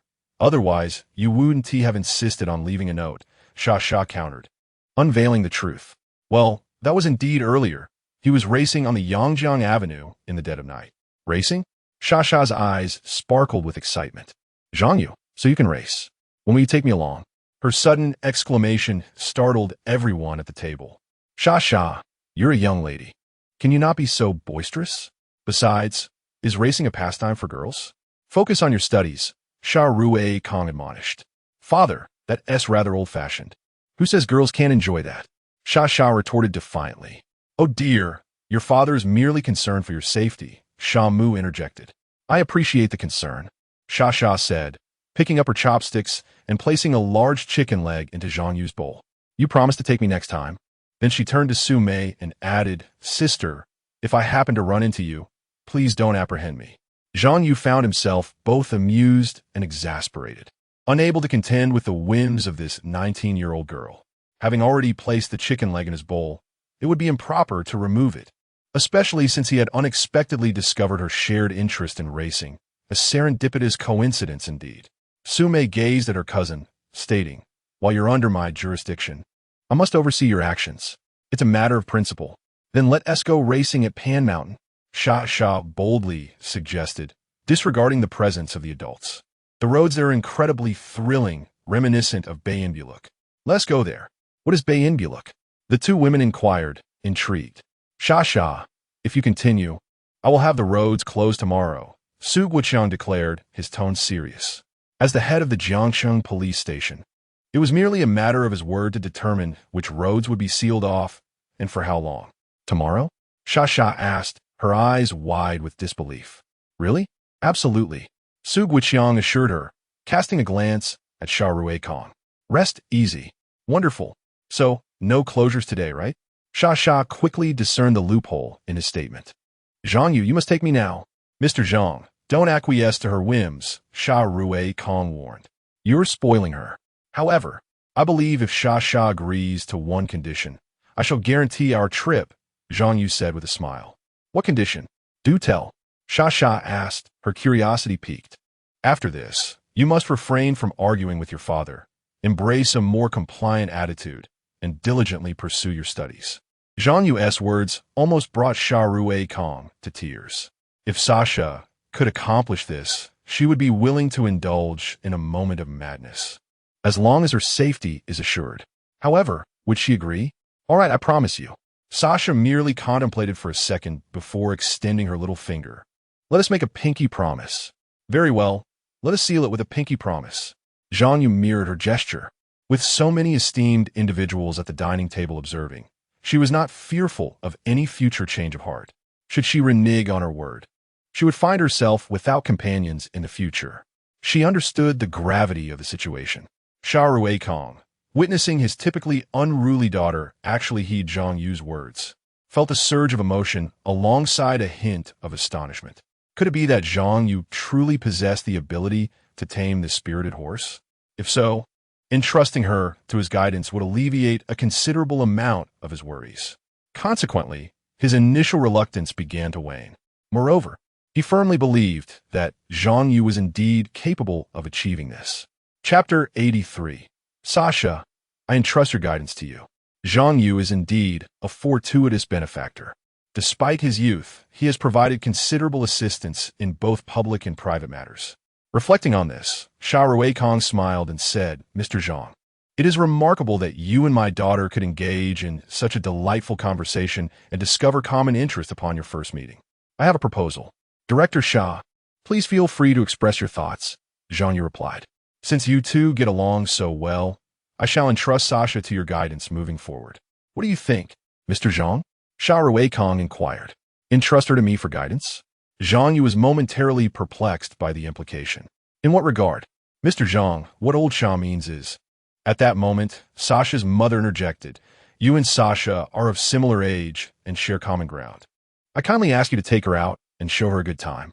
Sha Rue Kong nodded, proud of his wise partner who understood his intent. After all, Sasha is only 19 years old, and as parents, they are often preoccupied with work and lack the time to oversee her. Moreover, the age gap makes it challenging for them to relate. Zhang Yu's presence, therefore, offers them a glimmer of hope. With his vast wealth and youthful ambition, they believe he could positively influence Sasha. Zhang Yu, however, did not hastily agree. Having a 19-year-old girl, who is both pure and beautiful, accompanying him would undoubtedly be gratifying. Yet, her identity as Sha Ruikong's daughter posed a significant responsibility. What if complications arose? Mr. Zhang, I understand your concerns, Su Guoqiang interjected. I once had my daughter Su Mei under similar guidance, but she was simply too busy. If you could treat Sasha as a younger sister and guide her towards the right path, that would be wonderful. Well then, I shall give it a try. Zhang Yu replied with a smile. But if I find it unmanageable, I reserve the right to return her. Humph. Have you considered my feelings? Am I merely a commodity to be traded? Sasha pouted. Do you not desire the freedom you speak of? This question made Sasha ponder the implications. So, what you mean is that as long as I follow Zhang Yu, I need not return home, correct? Indeed, Sha Ruikong confirmed with a nod. Sasha, her eyes sparkling with thought, declared, in that case, Zhang Yu, I shall stick with you from now on. She then filled a glass with juice and proclaimed, Cheers to you. This was the optimal solution for her, as it meant fewer inquiries from her family. Her previous friendships had been vehemently opposed by her parents. Now, if she accompanied Zhang Yu, she would only need to report to him, thereby regaining her freedom entirely. Ah, I am truly a genius. As the meal drew to a close, Sasha stood up and said, Zhang Yu, shall we take our leave? Where are we headed? We're going to take a stroll around Pan Mountain? Sasha replied, It would be perfect for working off our meal. What time is it now? It is quite unsafe in the mountains, yet you still wish to race? Sha Ruikong sought to dissuade them. Oh, I'm merely going for a stroll. It'll be fine, Sha responded. Rest assured, the steering wheel is firmly in my hands, Zhang Yu added. Very well, just be cautious, he replied as he rose. As for you, Secretary Sha, Mayor Jiang, Director Su, I shall take my leave. Zhang, wait a moment, Sha's mother hurriedly called out, Here's some fruits. Take them with you and enjoy them on the way. Thank you, Auntie. Zhang Yu graciously accepted the fruits without hesitation. Hurry up, Sha, unable to contain her impatience, grasped Zhang Yu's wrist and led him outside. Inside the room, Sha Ruikong turned to Su Guoqiang, who understood his intentions. I will make a call to ensure the nearby police stations enhance their patrols around the mountain area. Pan Mountain, located on the outskirts of Jiang City, is the highest point in the region. Though not particularly elevated, it is steep, with winding roads that curve and twist. At the summit lies a scenic spot known as Qing Shuang Zhai, featuring goose houses and a commercial street, attracting many visitors seeking respite from the summer heat. There are two entrances to Pan Mountain, the South Gate and the East Gate, each manned by a police station whose routine duty is to inspect for various safety hazards in the area. With a single phone call from Su Guoqiang, the nearby police stations promptly dispatch 4 vehicles, each taking different routes to assess road conditions. Su Mei, are you going as well? He noticed his daughter fidgeting. Su Mei, feeling slightly embarrassed, replied, But I have a shift tonight. Swap your duties with a colleague. It's the same, Su Guoqiang insisted. You should join them. Having an extra person is always beneficial. Then I shall go. Su Mei stood up, greeted her elders, and departed. Outside the community, as Zhang Yu settled into the luxurious Rolls-Royce Cullinan, he noticed Su Mei emerging in pursuit. You too, please wait for me, she called. Sister Su Mei, you're coming too? Sha exclaimed, quickly opening the passenger door for her. Sister, please take the front seat, she insisted, then willingly took her place in the back. Once inside, sitting in the passenger seat, memories flooded back to a recent time when her close friend Lu Hanxiao occupied this very spot with Zhang Yu. As the thought crossed her mind, she turned to glance at him, only to find Zhang Yu looking back at her. Their eyes met, and Su Mei, feeling flustered, quickly averted her gaze. He must realize that she is aware, yet how could his gaze remain so audacious? It felt as though she were the one at fault. Everyone is settled. Let us depart, Zhang Yu announced as he started the Rolls-Royce. By the way, Zhang Yu, when might I have the pleasure of riding in your Lamborghini? Sha inquired. That would be a question for your sister, Zhang Yu chuckled. I've already asked. The progress over there is quite swift. It should be ready for return by the day after tomorrow at the latest. Su Mei secretly cursed her cousin for bringing up an embarrassing incident, clearly intent on exposing her to humiliation. The scene of the rear-end collision was indeed mortifying, and her colleagues had incessantly teased her about it for quite some time. "Well, that's quite amusing," Zhang Yu remarked as he drove out of the residential complex. He merged onto the third ring road, heading toward Panshan. At that moment, an airplane soared through the night sky above Jiangqing. "Chief Flight Attendant Liu, look over there. What is that? It's so beautiful," Pan Yueying exclaimed, pointing out the window. In the distance, a mountain emerged from the surrounding darkness, its peak illuminated as if it were a city suspended in the air. "That seems to be Panshan," Liu Hanxiao observed, deducing the location based on the flight path and the current position of the aircraft. Chapter 84. The Mountain and the Unexpected Guest Pan Mountain? "I have heard of it, but never visited," remarked Di Xiaoba. "I understand there is a summer resort at the summit, a 4-star establishment, no less." Pan Yuyao picked up her phone and searched for information about Pan Mountain. As she scrolled down, she stumbled upon another piece of news. "Look here. Tonight, a group of people is planning to race cars at Pan Mountain." "Really? Racing at such a late hour?" Di Xiaoba expressed her disbelief. "Yes, Yu. I am not joking." Pan Yuyao illuminated her phone screen for them to see. Several locations were marked at the foot of Pan Mountain, and the videos depicted an impromptu car race. It appeared that the participants were affluent young men, each driving luxury sports cars. Di Xiaoba gasped in astonishment. The vehicles in the video, judging by their designs and emblems, must cost no less than $1 million. The individuals captured on film were all impeccably dressed, embodying a lifestyle of privilege without the burdens of employment. Their excess energy found expression in reckless pursuits, a penchant seemingly common among the children of the rich. "Isn't this exceedingly dangerous?" Liu Hanxiao observed the footage, equally aghast. These individuals are truly reckless, engaging in such wild antics in the dead of night. It's as if their bodies are racing ahead while their souls lag behind. Yet, nighttime racing does seem quite exhilarating, Pan Yuyao mused, recalling a previous outing when Zhang Yu had taken her for a drive along the Riverside Avenue. That too had been at night, and for skilled drivers. Such challenges were mere trifles. Her thoughts then drifted to Zhang Yu's questionable integrity, causing a flush to rise on her cheeks. "Yuyo, why is your face so flushed? Are you unwell?" Liu Hanxiao noticed the noticeable redness on her fair complexion. "And no, it's nothing." Pan Yuyao hastily shook her head. "We are nearing Jiangqing Airport. Let us prepare ourselves." Liu Hanxiao shifted back into a work mindset. Today's flight had been exhausting, spanning nearly 3 hours. But the preparations had commenced 2 hours prior to takeoff. Liu Hanxiao felt utterly drained. In the past, under such high-pressure circumstances, she would have sought a hotel immediately upon landing. But now, things were different. She needed to conserve energy to drive back to Binjiang Mansion after disembarking. The thought of not returning to Binjiang Mansion filled her with a sense of emptiness. All right then, Pan Yuyao and Di Xiaoba swiftly transitioned into their professional roles. "Dear passengers, we are about to arrive at Jiangqing Airport. Please prepare yourselves."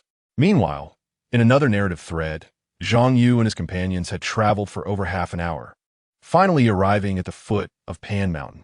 As they descended from the main road, the pathway narrowed dramatically from 6 lanes to just 2. The road was constricted, with oncoming vehicles returning for the mountaintop resort, their high beams blinding. Shasha struggled to keep her eyes open, unable to restrain her irritation. These drivers truly lack etiquette. It's infuriating. What is this? I have witnessed an array of bizarre traffic violations far too many times. As a traffic officer, Sume is also acutely aware of this. However, Zhang Yu remained silent. At the foot of the mountain, there lies a parking lot. Beyond this parking area, the path to ascend the mountain begins. A glance from a distance reveals a winding road that stretches towards the peak. "Let us refuel the vehicle first," Zhang Yu suggested upon noticing a gas station adjacent to the parking lot. As they approached, suddenly, a Maserati sports car aggressively overtook them from the rear and maneuvered ahead. Had Zhang Yu not reacted swiftly, a collision would have been inevitable. "Hey, do you have any manners?"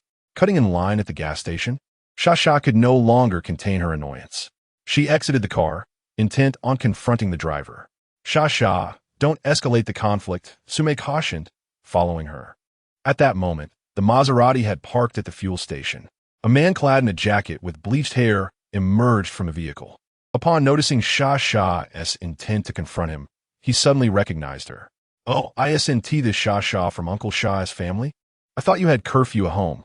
What are you doing out here at this hour?" The man immediately identified her, and Xia, recognizing him as well, muttered under her breath, "What bad luck." She decided against further confrontation and turned to return to the car. Zhang Yu, having parked, observed Xia's demeanor and was struck by the notion that the world seemed so small. Or perhaps Xia's social circle was so vast that she knew people from all walks of life. To think she would encounter an acquaintance in such a place. "Hey, young lady, no greeting for me?" The man stepped forward, arms outstretched to block her path. "Stand aside, you're in my way." Xia shot back defiantly. The man remained unmoved. Without a second thought, she kicked at his calf with her pointed leather shoe. The suddenness of her action caught him off guard, and he grimaced in pain. "Stop right there," he shouted.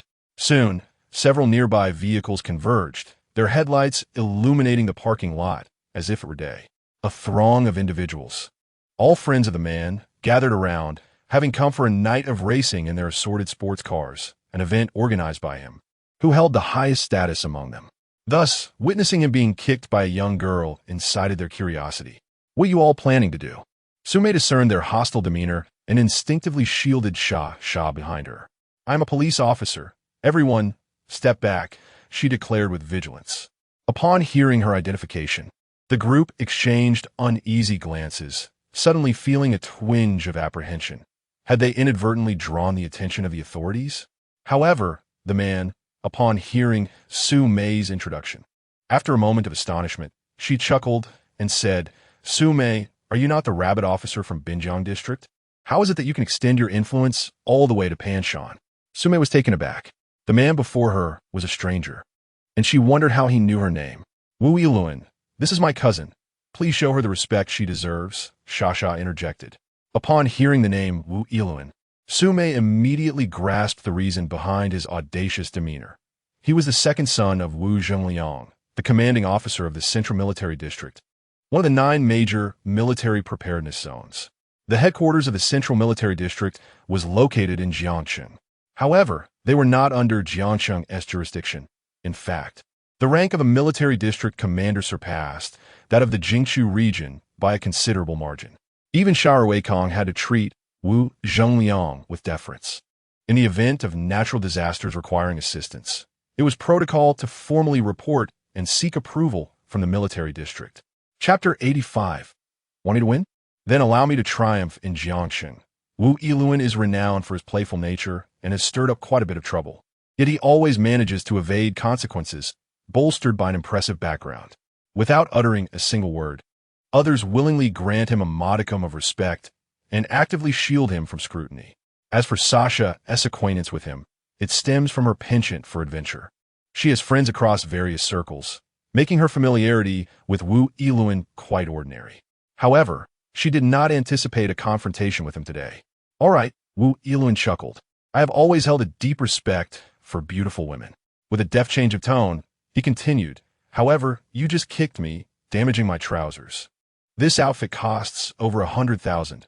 What do you propose we do about it?" "Over 100,000? So what? I can compensate you," Sasha retorted, only to realize she lacked such funds. "I require no compensation. Money is not an issue for me," Wu Yiluan replied with a smile. "Sasha, since fate has brought us together today, why not join me for a ride? Captain Su, would you care to join us?" "Apologies, but I have no interest." Sume declined, shaking her head. With her words, several individuals stepped forward, astonished that anyone would dare disregard the esteemed Wu Ergongzi. These women clearly underestimated him, and it was time for them to face the repercussions of their insolence. "Ah, one must never be rude when addressing a lady," one of the men remarked. A woman leaning against a car straightened herself and said, "We did not come here to waste time. Let us enjoy the ride." She was adorned with cascading waves of hair and clad in black leather pants, her figure striking and her demeanor exuding an air of nobility, clearly not an ordinary person. "Hong Jie is right.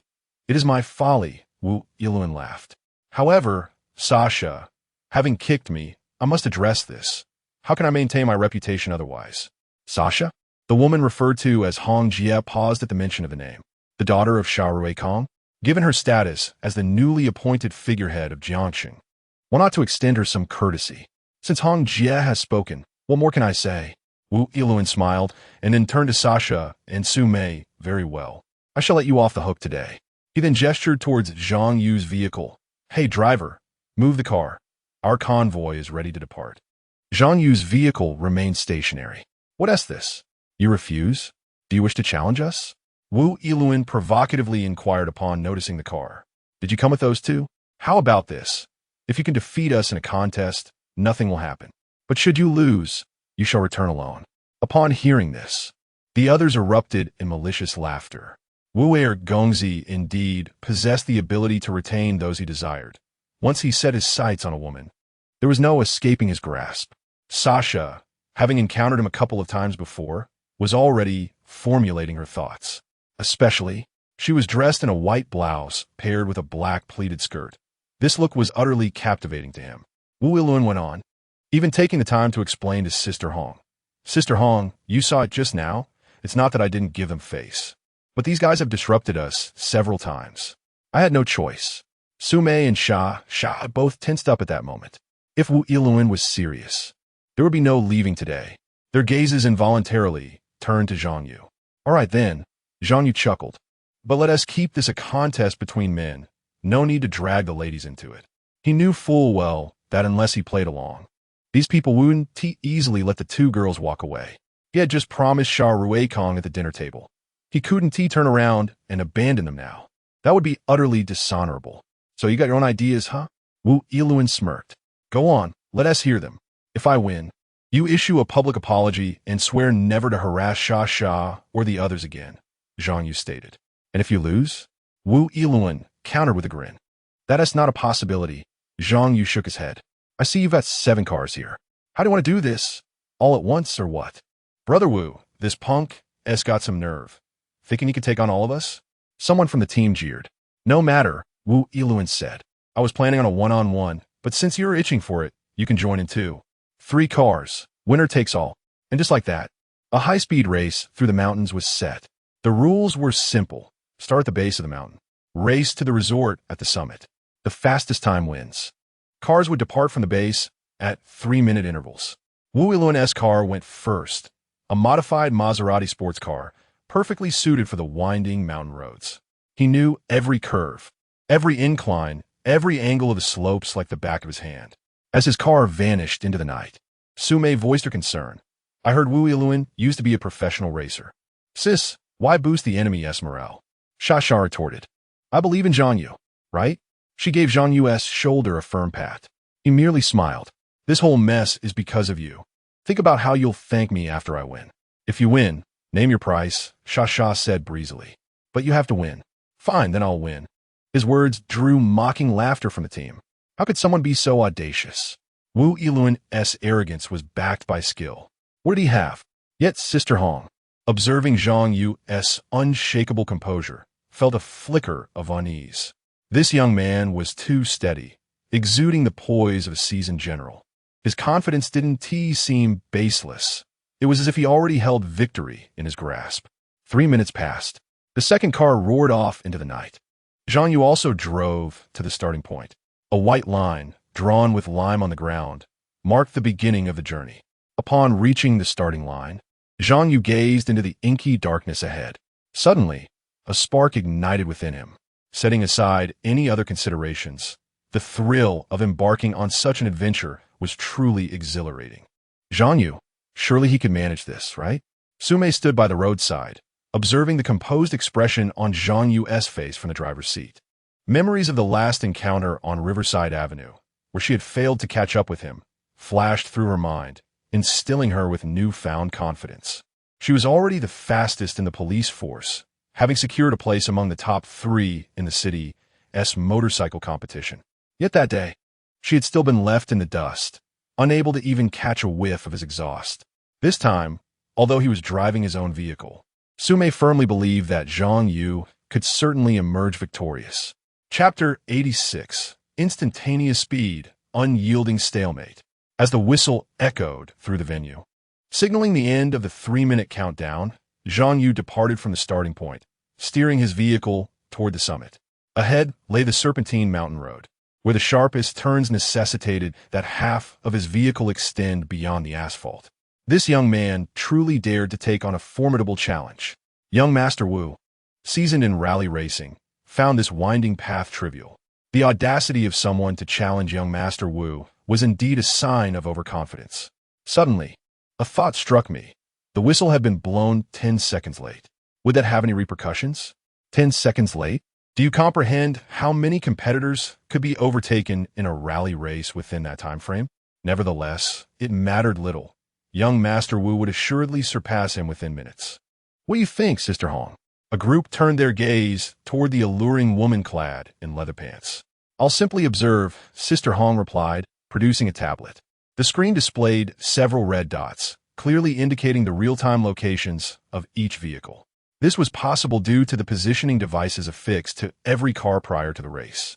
Though the trackers were inexpensive, costing merely a few hundred yuan each, they proved invaluable. The mountain road had been preemptively cleared, and at several precarious locations. Personnel had been assigned to erect warning signs, ensuring safety measures were commendably executed, akin to those of professional racing organizations. Many among this crowd had prior experience in amateur racing events. Meanwhile, Su Mei and Sha Sha watched as Zhang Yu's vehicle vanished from sight, their concern growing for his well-being. Come here, you two, Sister Hong beckoned. Are you calling us? Sha Sha inquired, pointing to herself. I assume you both wish to keep track of his progress in the race. Come take a look, Sister Hong smiled. Others were puzzled by Sister Hong's actions. Yet her reasoning was undoubtedly sound. It was best for them to remain silent, for Sister Hong held significant influence, even garnering respect from Wu Yiluan. Making it clear they dare not question her. Su Mei and Sha Sha approached and observed the red dots on the tablet, marked as 1, 2, and 3, corresponding to the order of departure. What in the world is happening? Someone exclaimed from the crowd. On the screen, Zhang Yu's vehicle, designated as number 3. After the initial phase of acclimatizing to the mountainous terrain began to accelerate, due to the staggered 3-minute start, the initial gap between Vehicle 3 and Vehicle 2 had been considerable, with Vehicle 1, Wu Yiluan's, even further ahead. Yet now, they could unmistakably see Zhang Yu's car gaining speed, closing the distance to Vehicle 2 by nearly half. Remarkably, it had only been a matter of mere minutes since the start. How could he achieve such rapid progress? Within the remote intercom, the feedback from a few companions halfway up the mountain was relayed. Vehicle number 1 had successfully navigated the first series of sharp bends. Vehicle No. 3 had traversed the initial stretch of undulating terrain and was now accelerating. How intriguing, murmured Sister Hong. That fellow named Zhang, you must be experiencing this mountainous terrain for the first time. However, aside from a slight unfamiliarity with the road conditions at the outset, which caused him to lag, his current instantaneous speed is now the fastest. If he maintains this pace, he could potentially shorten his overall time considerably.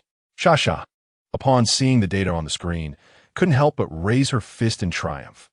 Hooray! Sha Sha, what's happening? Su Mei inquired, somewhat bewildered by the data.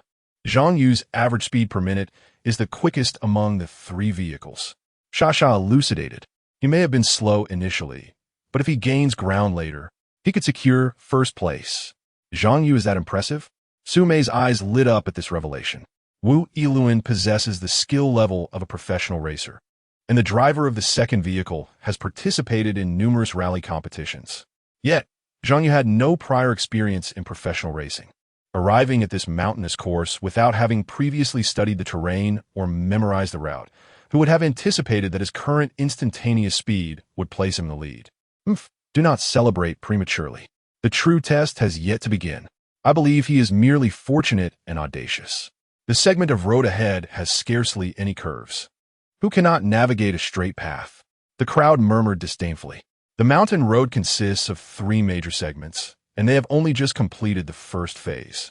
The subsequent 2 segments will present even more challenging conditions. As one ascends, the situation deteriorates. At that point, a moment's hesitation could easily result in a crash into a pile of loose stones. Moreover, visibility at night poses additional challenges, testing both skill and familiarity with the terrain. I suggest you withdraw your Zhang Yu from the competition to avoid a potential mishap. Why not have a young master withdraw instead? Zhang Yu is bound to emerge victorious. Xia retorted defiantly, hands on her hips. Sister Hong, how far am I ahead now? The voice of Wu Yiluan crackled through the intercom. Your current speed places you in second, Sister Hong replied, her expression stoic. Second? Wu Yiluan in the vehicle sounded astonished. That fat Bo fellow had struggled to finish previously, yet now he is performing so well. Fat Bo refers to the second driver who departed. No, the fastest speed is attributed to Zhang Yu. Sister Hong fixed her gaze on the screen. At present, Zhang Yu has surpassed Wu Yiluan's instantaneous speed by 10 seconds.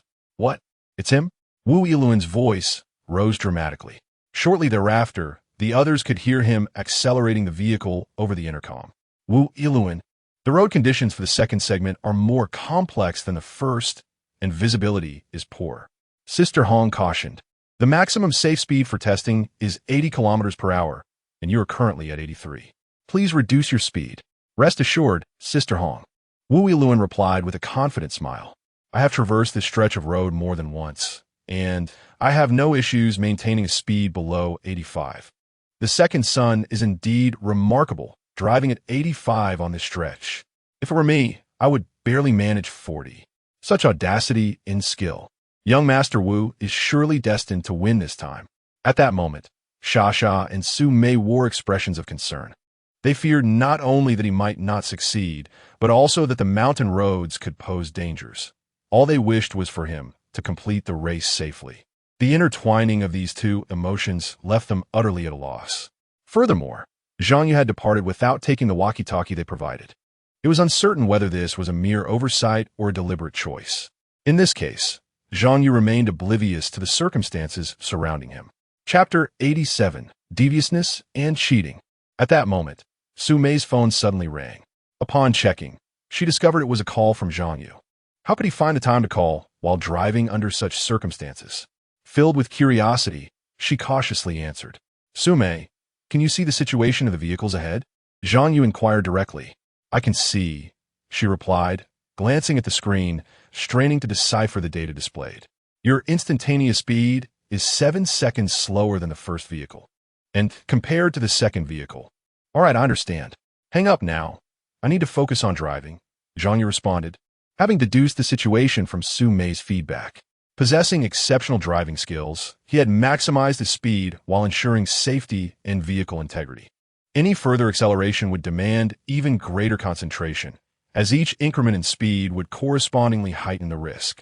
The fact that he was still 7 seconds behind indicated that Wu Yiluan was driving at a perilously high speed, sacrificing all for victory. The speed of the second vehicle was of little consequence. As long as he surpassed the first, he would naturally claim the lead.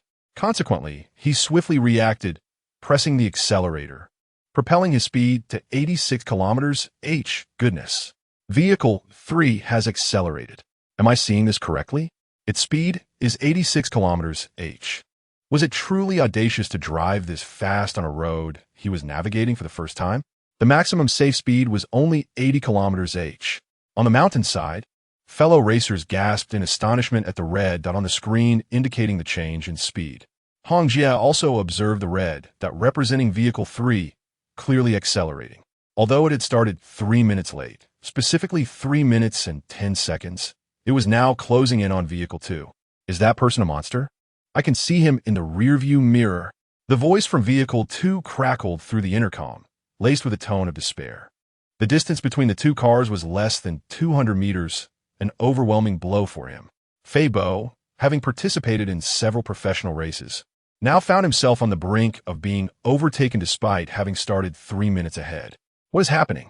At that moment, Wu Yiluan in Vehicle 1 glanced back during a series of sharp turns and noted that Vehicles 2 and 3 were nearly side by side.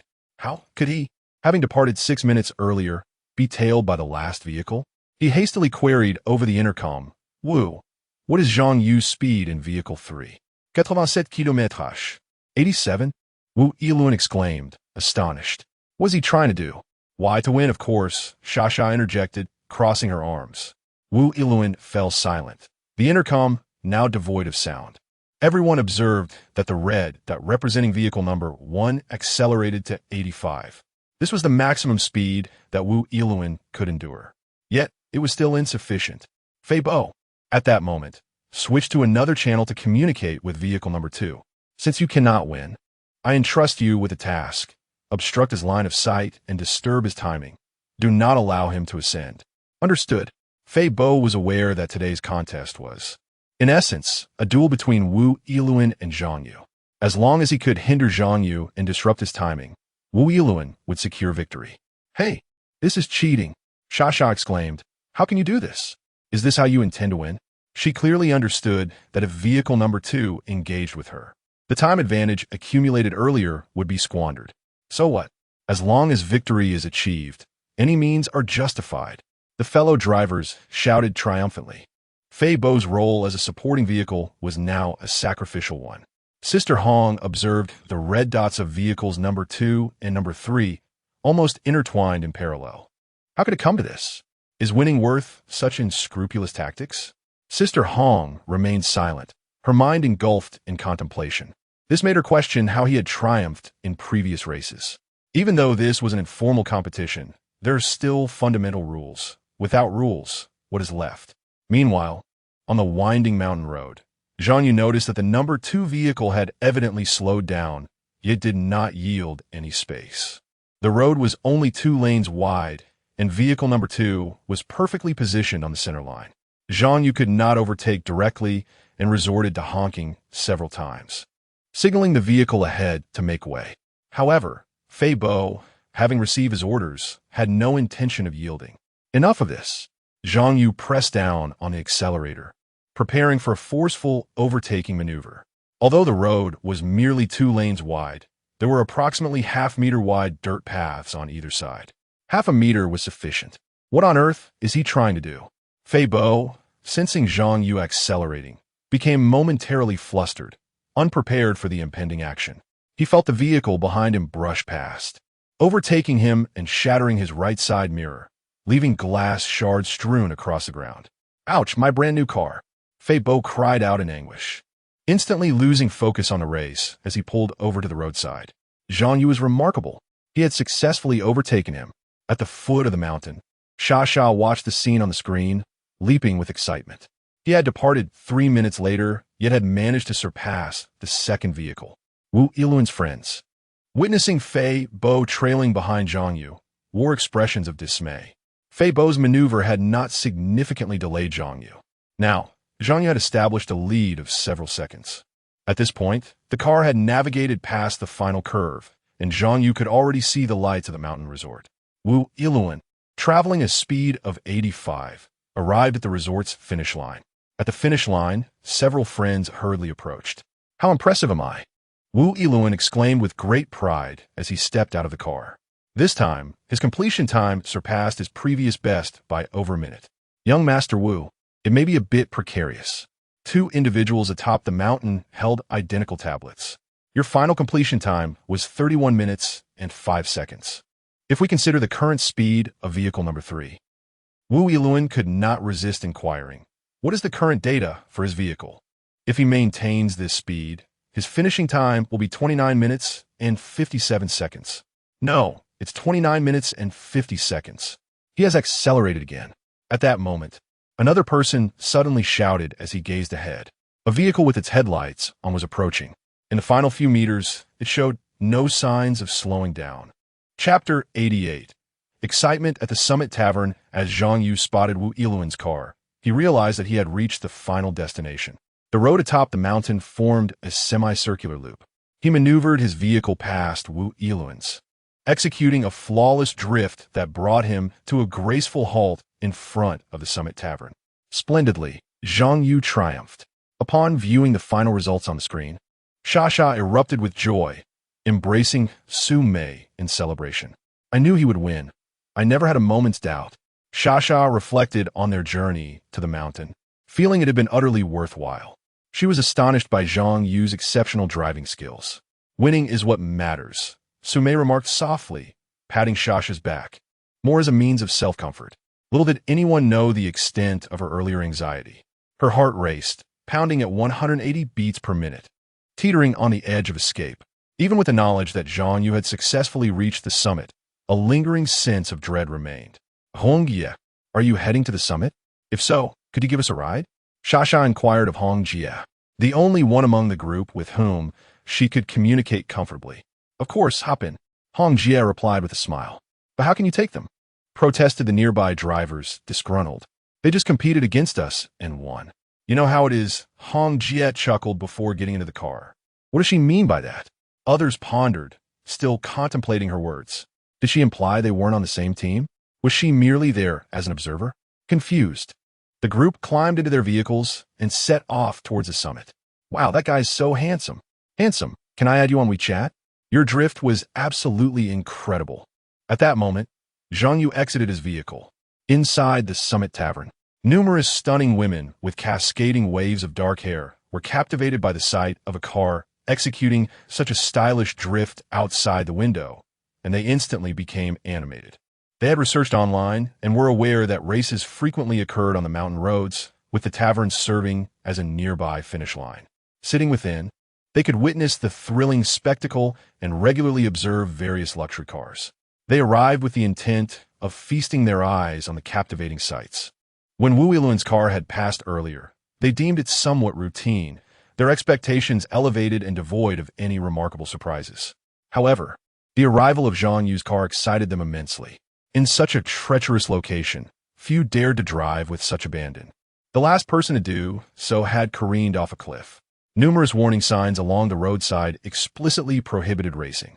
It had been ages since anyone had dared to drive in such a manner, and Zhang Yu's appearance today provided them with a feast for the eyes. Handsome, you must be tired. Let me treat you to a cocktail. Hey, handsome, are you a professional racer? Where can I watch your competitions? A group of chattering girls inquired, their eyes gleaming with intense desire. They were inherently restless, thrill-seeking adventurers.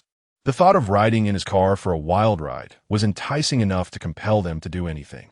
Several girls raised their phones, capturing videos of the scene while narrating the events that had just unfolded. Meanwhile, the surveillance camera at the tavern captured the stunning moment of Zhang Yu's drift, showcasing his remarkable skills. Recognizing this as a tremendous opportunity, the footage quickly spread online, tagged with the location of the mountaintop tavern. The video swiftly garnered significant attention on the internet. Wow, another episode of Fast and Furious on a mountain, viewers exclaimed. That drift was incredibly stylish. I heard this car is making its debut here, and it's astonishing. Moreover, his defeated rival is none other than the professional racer Wu Yiluan. Which Wu Yiluan, you ask? The second son of the commander of the combat readiness zone. The discussions online intensified. So, who exactly clinched first place? Did he triumph both in skill and background? Who dares to disrespect Wu Yiluan? The chatter grew increasingly lively. The internet-savvy Pan Yuyao stumbled upon the video as well. At that moment, she and her friends had just finished work and were en route back to Binjiang Mansion after leaving the airport. Look, Zhang Yu is making headlines again. What is the theme this time? Lu Hanxiao asked. He raced on the mountain and won first place, defeating a professional racer. So many people in the city are talking about it.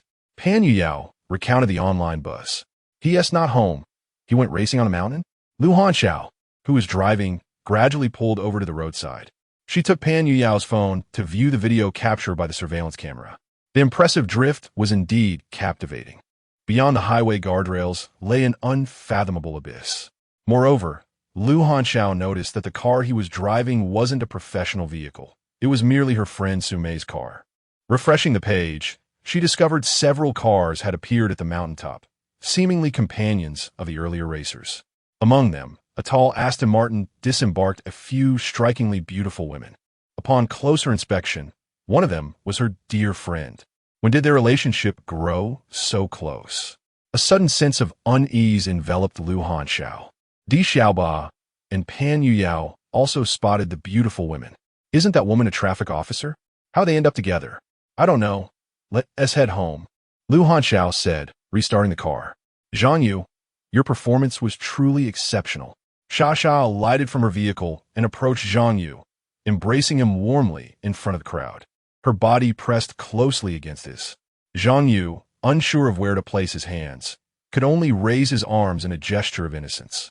All right, you're making him gasp for air, Su Mei chimed in, reminding her. Sasha is truly a social terrorist, utterly devoid of shyness. Releasing her embrace, she remarked nonchalantly, if you hadn't said anything, I would have been unable to resist kissing him just now. Su Mei chuckled helplessly. That was just the way she was, carefree and unburdened. Wu Yiluan, a loss is a loss.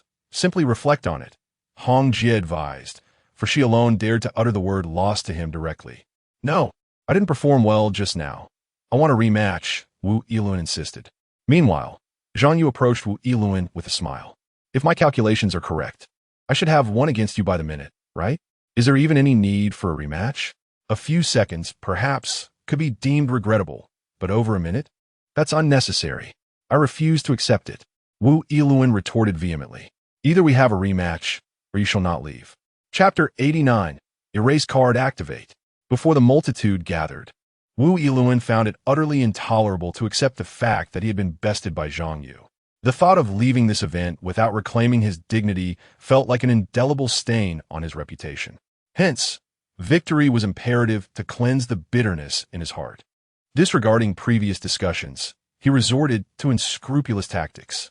Naturally, his band of sycophants rallied behind him, clamoring for a rematch, asserting that young Master Wu had not been adequately prepared, and insisting that he would assuredly prevail if given another chance. They proclaimed him the true master of the road. It seemed they had conveniently forgotten that he had commanded vehicle number 2, Fei Bo, to obstruct Zhang Yu, delaying him by nearly a minute.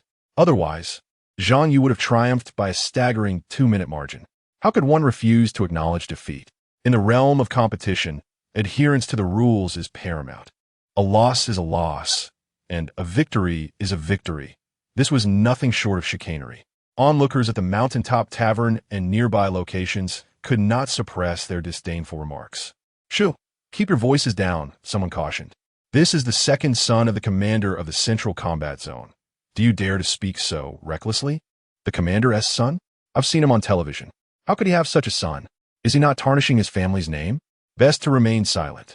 Don't invite trouble. And what of the dashing young man who had just defeated him? What was his status? Did he truly not know his opponent's identity? The crowd was equally perplexed, struggling to comprehend the rapidly shifting dynamics. Hey, Wu Yiluan, how can you be so unscrupulous? Xia could no longer contain herself.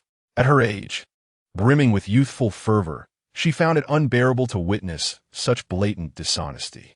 Zhang Yu regarded her silently, recognizing her as a perfect mouthpiece for his cause. Everyone saw you lose, she asserted. Indeed, Wu Yiluan retorted, I mentioned earlier that my performance was lacking. Let us race again. I will surely win this time. Huh, Xia laughed. Zhang Yu bested you by over a minute. Had you not obstructed him with vehicle number 2, the margin would have been even greater. Do you genuinely believe that leading the race was a testament to your true capabilities? Everyone merely indulged you. They were playing along. Xia raised her chin defiantly. Am I mistaken, everyone? Her challenge left the other racers momentarily speechless, diverting their gazes elsewhere. Wu Yiluan surveyed the crowd before glancing at Hong Jie beside him. Then he smiled. I shall not relent. Either we race again, or... He paused dramatically. Xia, you shall not return home today. Wu Yiluan, what do you intend to do? Xia, feeling a twinge of fear, invoked her father's authority. My father is Rui Kong. Do you dare to stop me? The insignificant Wu Yiluan must bow 3 times and knock his head 9 times upon entering my home, standing aside like a mere servant. Why should I fear him? Wu Yiluan disdainfully retorted. With that, he stepped forward, attempting to touch Xia's face. Alas, upon closer inspection, her visage was drenched in collagen, so tender that one could almost squeeze water from it. What are you doing? Xia extended a hand to fend him off, retreating a step. Zhang Yu, witnessing Wu Yiluan's intentions to tease Xia, was poised to intervene. However, several of Wu Yiluan's subordinates barred his way. Wu Yiluan, what are you up to? Hong Jie remarked, unable to restrain herself at the sight before her. This is a race, not a brawl. I came to Jiangxing at your behest for hospitality. As our families are friends, though we haven't met in years. I recall Wu Yiluan as a relatively normal child, but after several years apart, he has transformed into this. He is nothing short of a spoiled scion, abusing his family's influence and engaging in misdeeds without consequence, growing ever more audacious as others clean up after him, making the entire Jiangcheng revolve around him. Hongjia, this matter is between her and me. You need not concern yourself. I assure you, during your stay in Jiangcheng, I will arrange for your every need to be met. Wu Yiluan, now intoxicated with arrogance, dismissed any interference from Hongjia. He resembled a giant infant, nurtured in a greenhouse, having never faced adversity. His mentality was childlike, demanding whatever he desired. Should he not receive it, he would throw a tantrum. Who would dare to confront such a second-generation heir? They could only acquiesce to his whims. Over time, Wu Yiluan grew increasingly reckless and dismissive of others. Should Hong Jie persist in her counsel, he might well disregard her entirely. It seems you are determined to compete in the second round? At that moment, Zhang Yu stepped forward, assessing the current situation, realizing that their earlier discussions at the foot of the mountain were now null and void. Zhang Yu, do not acquiesce to him. Even if you win again, he will still have something to say. Sha interjected, unable to contain herself. It's fine, Zhang Yu replied with a smile. Agreeing to the race is preferable. Refusing would only lead to further conflict. Very well, Wu Yiluan declared, reveling in his perceived victory. This time, we shall race down the mountain. The rules remain unchanged. The one who takes the least amount of time wins.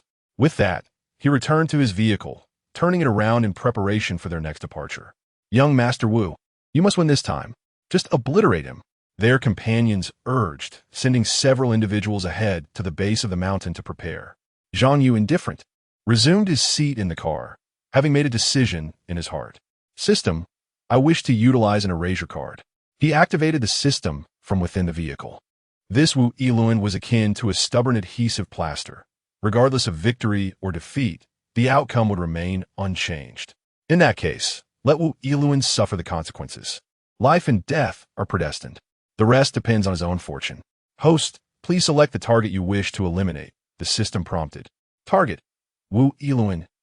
Zhang Yu replied without hesitation. By using the elimination card, he could vanish without a trace. After submitting the information, a spinning circle appeared on the system interface, as if verifying the validity of the elimination card. Congratulations, host. The elimination card has been successfully activated. Time until effect, within 5 minutes. Soon, after processing the information, the system displayed a notification confirming the card's usage. Then, Zhang Yu exited the system. Chapter 90, Tremors, the Fall of Young Master Wu Zhang Yu. Are you truly going to race him again? Sume approached his window, her voice laced with urgency. Having witnessed Wu Yiluan's shameless behavior, she was at a loss on how to handle the situation. It's fine, Zhang Yu replied with a faint smile. Sume gazed at him, and the unease in her heart gradually settled. At that moment, Wu Yiluan revved his engine. The roar of the motor sent clouds of dust billowing into the air, forcing the cheering spectators to cough and retreat several steps. With a sudden burst of acceleration, Wu Yiluan's car shot forward. Damn, young Master Wu is insane. Trying to intimidate his opponent right from start. But the cheers abruptly died down as the crowd noticed something amiss. Wu Yiluan's car seemed to veer uncontrollably, swerving erratically. Young Master Wu, watch out. The onlookers screamed as the car hurtled straight toward the guardrail. Yet, Wu Yiluan appeared unresponsive, as if the vehicle had slipped beyond his command. With a deafening crash, the car smashed through the barrier and plunged over the edge. What the hell just happened? Tourists near the mountaintop tavern rushed to the railing, only to witness the sports car tumbling down the cliff, its headlights carving frantic circles in the air. The sheer spectacle left everyone frozen in shock. What are you all standing around for? Call for help now. Sister Hong was the first to snap out of it. Wu Yiluan's entourage sprang into action, dialing emergency services, firefighters, paramedics, police, while Sister Hong personally contacted the regional military commander. Given the gravity of the situation, no one else dared make that call, fearing the commander's wrath. Only Sister Hong had the standing to do so. Within moments, the entire city of Jiangcheng was thrown into chaos. News of the second young Master Wu's car plunging off the cliff sent every department scrambling into action. Offices blazed with light as personnel mobilized overnight. Suguiqiang too. received the alert and prepared to lead the response team.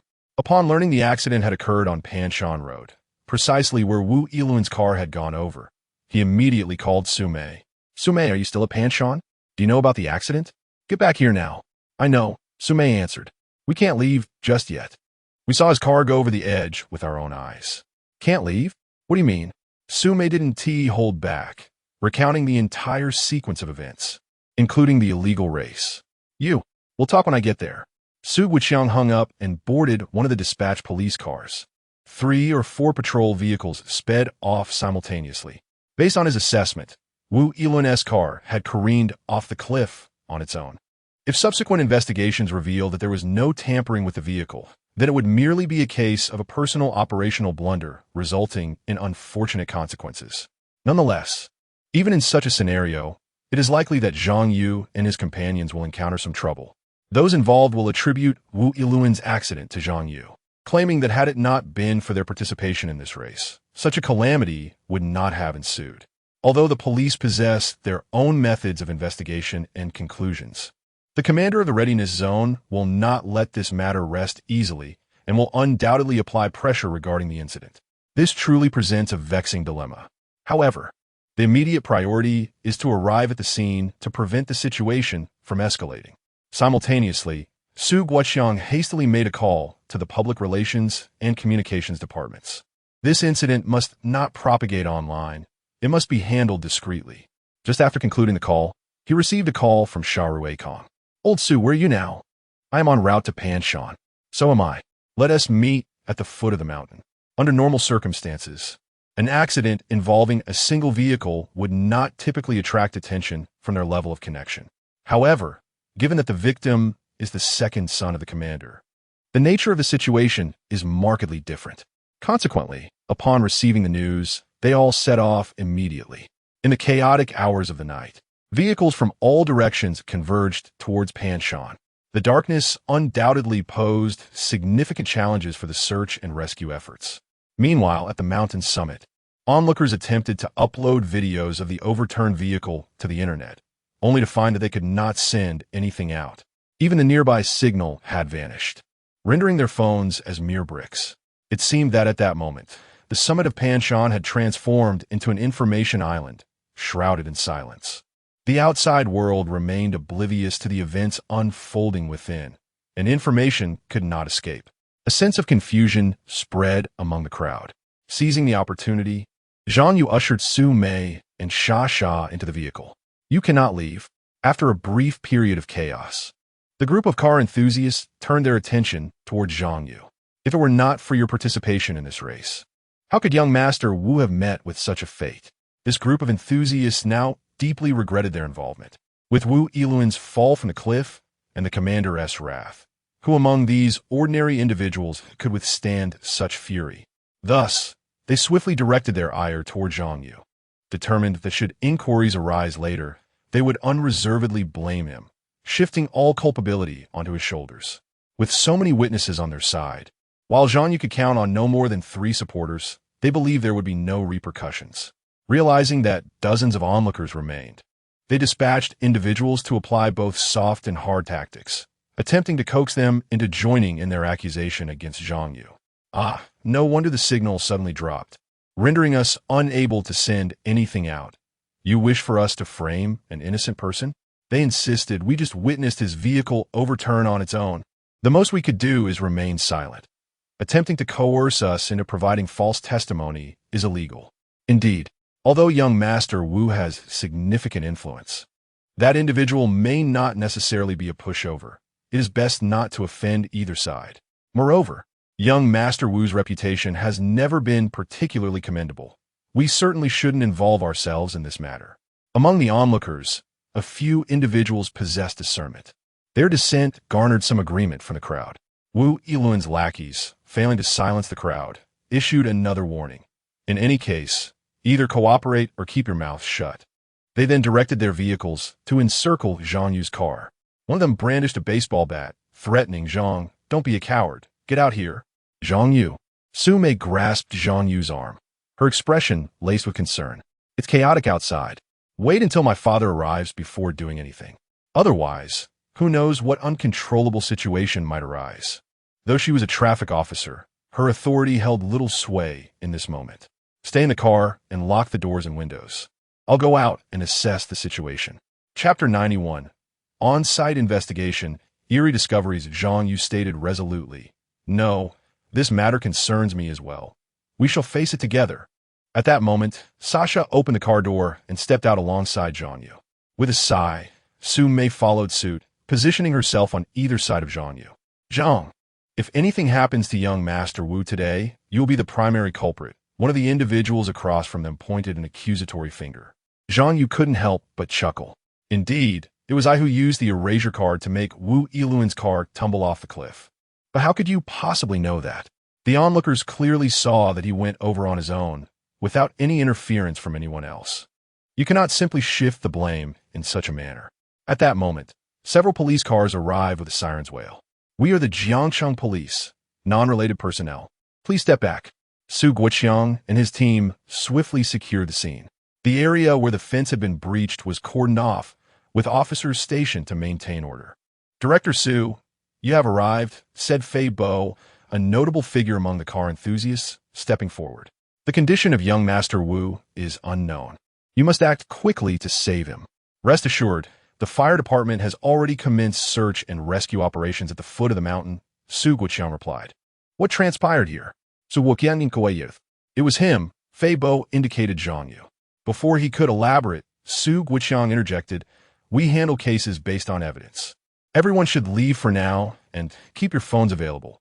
We will summon you if necessary. But enough with the buts. It is getting late, and your family must be worried about you.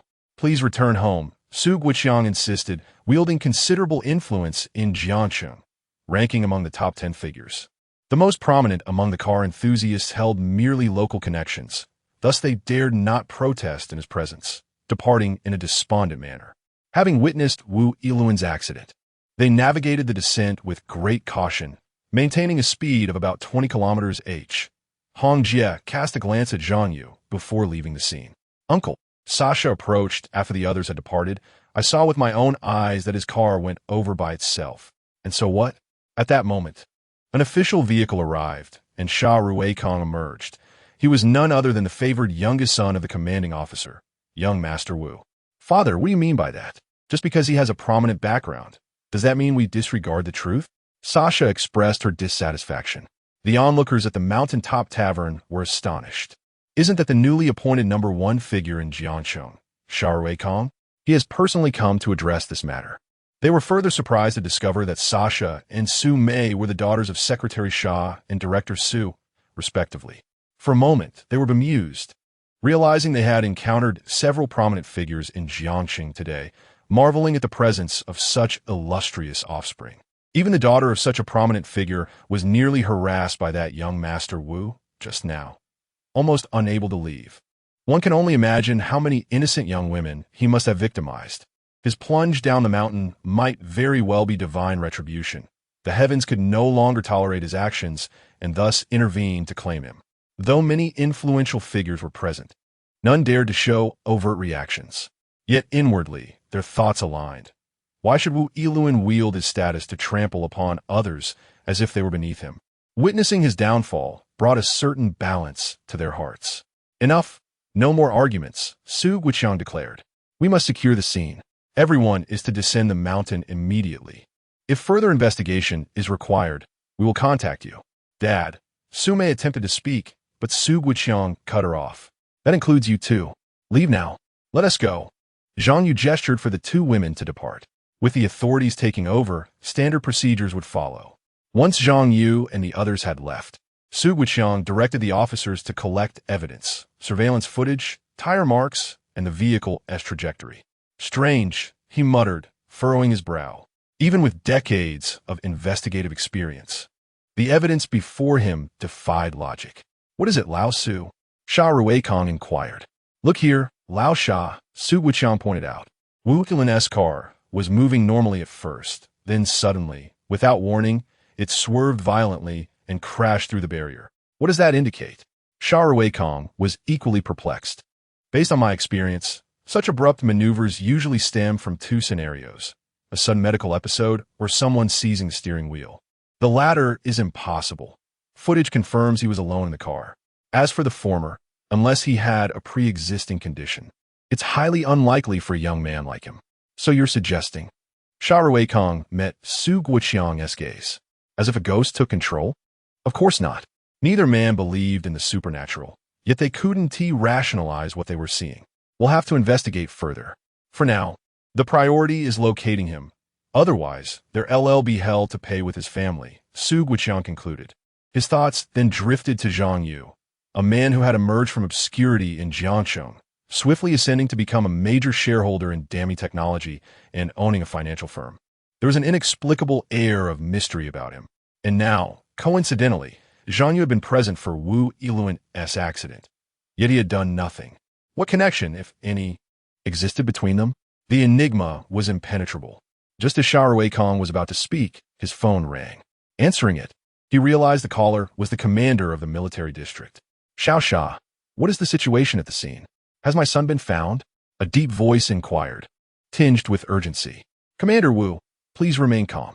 We have dispatched a rescue team comprised of hundreds, and they are exerting every effort in the search, Sha Ruikong responded, casting a glance toward the foot of the mountain. Below, the area was ablaze with lights. Dozens of vehicles lined the roadside.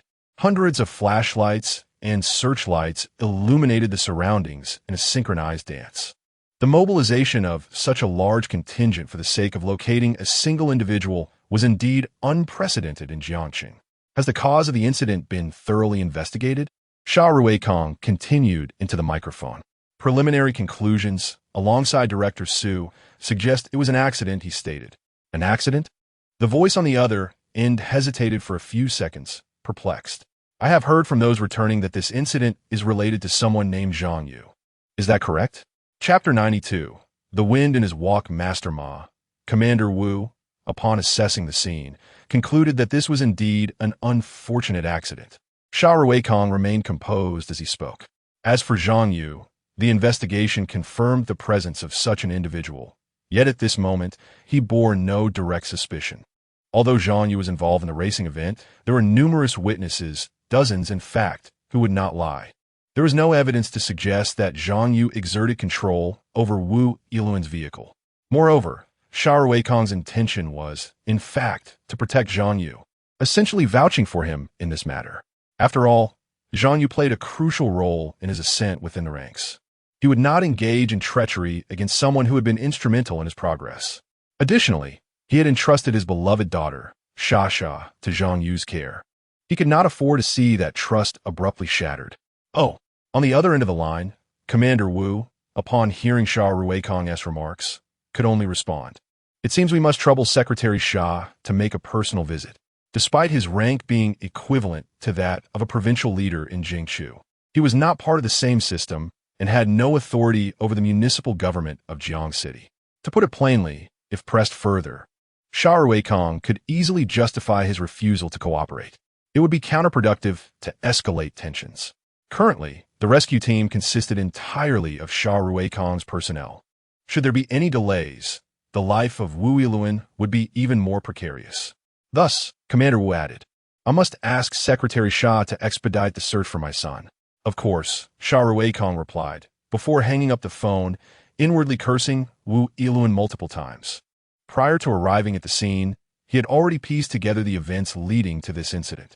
It was Wu Yiluan who had sought to tease his daughter, Sha Sha, prompting Zhang Yu to step in and race. From this perspective, Zhang Yu had inadvertently become a benefactor to the Sha family. As for Wu Yiluan, his fall from the cliff seemed to be divine retribution. Report. The person and vehicle have been located. At that moment, the rescue team at the foot of the mountain sent in their update. The individual has been found. The medical team must enter immediately. Upon giving orders, Sha Ruikong, alongside Su Guoqiang, rushed to the scene of the incident. Upon reaching the foot of the mountain, Sha Ruikong and Su Guoqiang spotted an individual, thoroughly wrapped and being carried on a stretcher by several people, emerging from the dense thicket. The situation appeared dire. The person had not moved an inch, and an oxygen mask had been placed over their face. A crane was also brought in, prepared to hoist the vehicle out, a critical piece of evidence for the police investigation. Shah Rukn, a middle-aged man, dressed casually, anxiously awaited outside. Nearby, several uniformed guards stood rigidly along the corridor. The lights in the operating room were extinguished. A group of doctors in white coats emerged, removing their masks. "How is the situation?" Commander Wu urgently inquired, stepping forward. "We have assembled the finest experts for the surgery," the lead surgeon replied, pausing momentarily. "However, your son's condition is far from optimistic." "I'm afraid." "What do you mean, afraid?" Commander Wu glared at him. "Due to the severity of his injuries, he is barely clinging to life.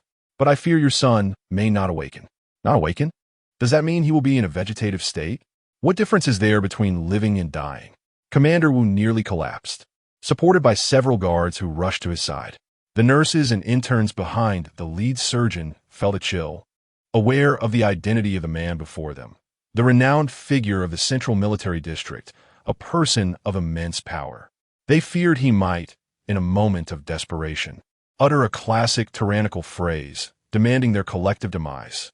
However, fictional tyrants are ultimately just that, fiction. Commander Wu, having led hundreds of thousands over the years, had encountered numerous grand spectacles and maintained a composed demeanor. He gestured for the doctors to leave. "Go, summon Master Ma," he commanded the guards. The guards complied, and soon after, an elderly man clad in a Tang suit approached, appearing to be in his 50s or 60s. He strode with vigor, causing papers along the corridor to flutter in his wake, showcasing his impressive internal martial arts skills. His sharp gaze instilled a sense of dread. Accompanying him was a burly foreign man with blue eyes and a bushy beard, Master Ma, the esteemed mentor of Wu Yiluan. "Commander Wu, how is he?" Master Ma inquired hurriedly. Having heard of the incident before entering, he anticipated the gravity of the situation and had been waiting outside for Commander Wu's summons. "Master Ma, the situation is not good," Commander Wu said, patting his shoulder. "Though the reports from Jiangshan claim it was an accident, I suspect foul play. There are matters I cannot confront directly, so I entrust you to handle this. If any individuals are implicated, they must not be spared." Master Ma, the head of a martial arts institution with hundreds of apprentices, had former disciples scattered across various fields, bodyguards, security team leaders, and professionals engaged in dubious activities. Such a network allowed him to operate discreetly behind the scenes, ensuring that even if things went awry, he would remain unscathed. After nurturing his retainers for such an extended period, they were finally called upon once more. However, he never anticipated that this time it would be due to his own son lying in peril, teetering between life and death. His mindset underwent a profound transformation. Commander Wu felt reassured. "Master Ma," he declared, "young Master Wu is also my disciple. I cannot turn a blind eye to the plight of my student." He patted his chest and assured, "Rest assured, I shall take charge of this matter." "Master Ma," Commander Wu continued, "bring along your most trusted allies." The commander felt at ease. Master Ma pointed to the formidable foreigner, stating, "He is my confidant, a powerful warrior hailing from the Eagle Nation, exceptionally skilled in combat, capable of matching 10 men single-handedly. Although my other trusted aides have yet to arrive, I will dispatch them promptly." "Very well. I entrust this matter to you, Master Ma," young Master Wu said courteously. Master Ma accepted the assignment and departed. Chapter 93. The billionaire who practices frugality very well. I shall escort you thus far. At this moment, Zhang Yu had accompanied Sasha and Su Mei to the entrance of the residential complex. Sasha, she took a step forward, her gaze fixed on the ground. "I am truly sorry." She realized that had it not been for today's insistence on going to Pan Mountain and the ensuing conflict with Wu Yiluan, none of this would have transpired. It might even implicate Zhang Yu. "Do not fret. Your uncle has already reached a preliminary conclusion. It's merely an accident. There will be no repercussions," Zhang Yu reassured with a gentle smile. However, a wave of trepidation washed over Sasha. The opposing party's influence was indeed formidable. It was only now that she grasped the gravity of the situation. It was no longer a trivial matter. The hospital conveyed that Wu Yiluan was neither dead nor alive. "Su Mei interjected. Sister Su Mei, how did you procure such information? Have you forgotten what I do?" Su Mei replied with a smile. Sasha felt a measure of calm settle within her. The distinction between life and death held profound significance. "Rest assured and sleep well tonight," Zhang Yu said, extending a hand to gently pat Sasha's head. She felt a wave of reassurance wash over her. As she watched Zhang Yu drive away, an unexpected pang struck her heart. She reached up to touch her head, as if to capture the warmth left by his hand. Stunned, she stood there, as though struck by a bolt of lightning. A seed, nurtured by the spring rain, began to sprout within her. "Sasha, what are you doing?" Sume, witnessing this, was taken aback. "Oh, nothing. Sister, let us return home." Sasha blushed, hastily taking her arm as they prepared to leave. Sume turned back to glance at the retreating taillights of Zhang Yu's car, her thoughts swirling. Could it be that Sasha has suddenly awakened to love? Just like that? Moreover, he had previously been involved with my close friend, Lu Huanxiao. I was a first-hand witness. Zhang Yu, oh Zhang Yu, how many hearts have you unwittingly stirred? Later that night, Zhang Yu finally returned to Binjiang Mansion. Upon exiting the vehicle, he noticed that the Rolls-Royce Cullinan was besmirched with mud, dust, and fragments of foliage, rendering it nearly unrecognizable. Looking up at his brightly lit residence, he felt a wave of warmth. Zhang Yu is home. At that moment, on the balcony of the living room, Pan Yuyao exclaimed, "He has finally returned. I was so worried." The three flight attendants at home had been anxious, but upon hearing the sound of the car door, the weight on their hearts lifted. Xiong Tingting, busy tidying up in the living room, observed their reactions with confusion. Why were they so concerned about Zhang Yu's late return? Let us hasten to finish the cleaning. They suddenly found renewed vigor, ready to tackle the task at hand. As he tidied up and cleared the refuse, Zhang Yu opened the door to find several beautiful women engaged in cleaning. An inexplicable sense of comfort washed over him. The sight of them cleaning was indeed a captivating tableau, leaving his gaze unsure of where to linger. "Landlord, you're back?" Pan Yuyao was the first to approach him. "Have you eaten? There's soup warming in the kitchen." "How delightful," Zhang Yu mused. The sensation of returning home to a pot of food was a scene many men dreamt of, especially when it involved several lovely women working together. Their earlier assertion that the three sisters were united in purpose, no matter the task, rang true. Yet he was not particularly hungry at that moment. "I'll eat later," Zhang Yu replied. "I need to take a shower first. After that trip to the mountain, I've accumulated quite a bit of dust, and it's rather uncomfortable. Here's a towel for you." Lu Wanxiao quickly offered a new towel. "The one you used has been washed by us. Please use this." He glanced down to find it was a brand-name towel, worth several thousand. What a luxury for a mere bath towel, he thought, wondering which of the three had purchased it, or perhaps they had pooled their resources. He chose not to inquire further. "Landlord, the towel you used was fraying. Perhaps you should replace it," Di Xiaoba suggested. The towel he had been using had been scrubbed thoroughly by her hands, leaving no trace of dirt or impurities. "Why replace it? I've grown accustomed to it. It can still serve as a rag in the future," Zhang Yu replied. Even as a billionaire, he believed in saving where appropriate and spending wisely. A towel used for a long time held sentimental value, steeped in memories. Upon hearing Zhang Yu's words, Xiong Tingting cast him a curious glance. Was it true that wealthy individuals could be so frugal? She recalled her landlord in Guangxing, who owned several buildings valued in the hundreds of millions, yet still ventured out in a simple tank top and nearly worn-out flip-flops. The spending habits of the affluent baffled her. Yet, this very trait revealed to Xiong Tingting that Zhang Yu, regardless of his wealth, would always remain grounded and true to his roots, an invaluable quality in a man, far removed from the typical wastrel. "Tingting, what's the matter?" Pan Igrico inquired, noticing her distraction. "Nothing, I just finished my section of cleaning and was looking for more to do," she quickly replied, regaining her focus. "There's no need. You've already done so much since you arrived." "I feel rather guilty," Pan Yuyao insisted. "I've just made a fresh batch of watermelon juice. Come and have some." Her invitation was warm and inviting. With Xiong Tingting resigning from her job and uncertain of how long she'd stay at Jiangyang, she welcomed the chance to linger a little longer with them. Unable to decline, she joined the others at the table. At this moment, Zhang Yu had already ascended to the second floor to take a shower. In the living room on the first floor, the faint sound of rushing water could still be heard. Pan Yuyao and Xiong Tingting were engaged in conversation, while Lu Hanxiao and Di Xiaoba appeared somewhat distracted.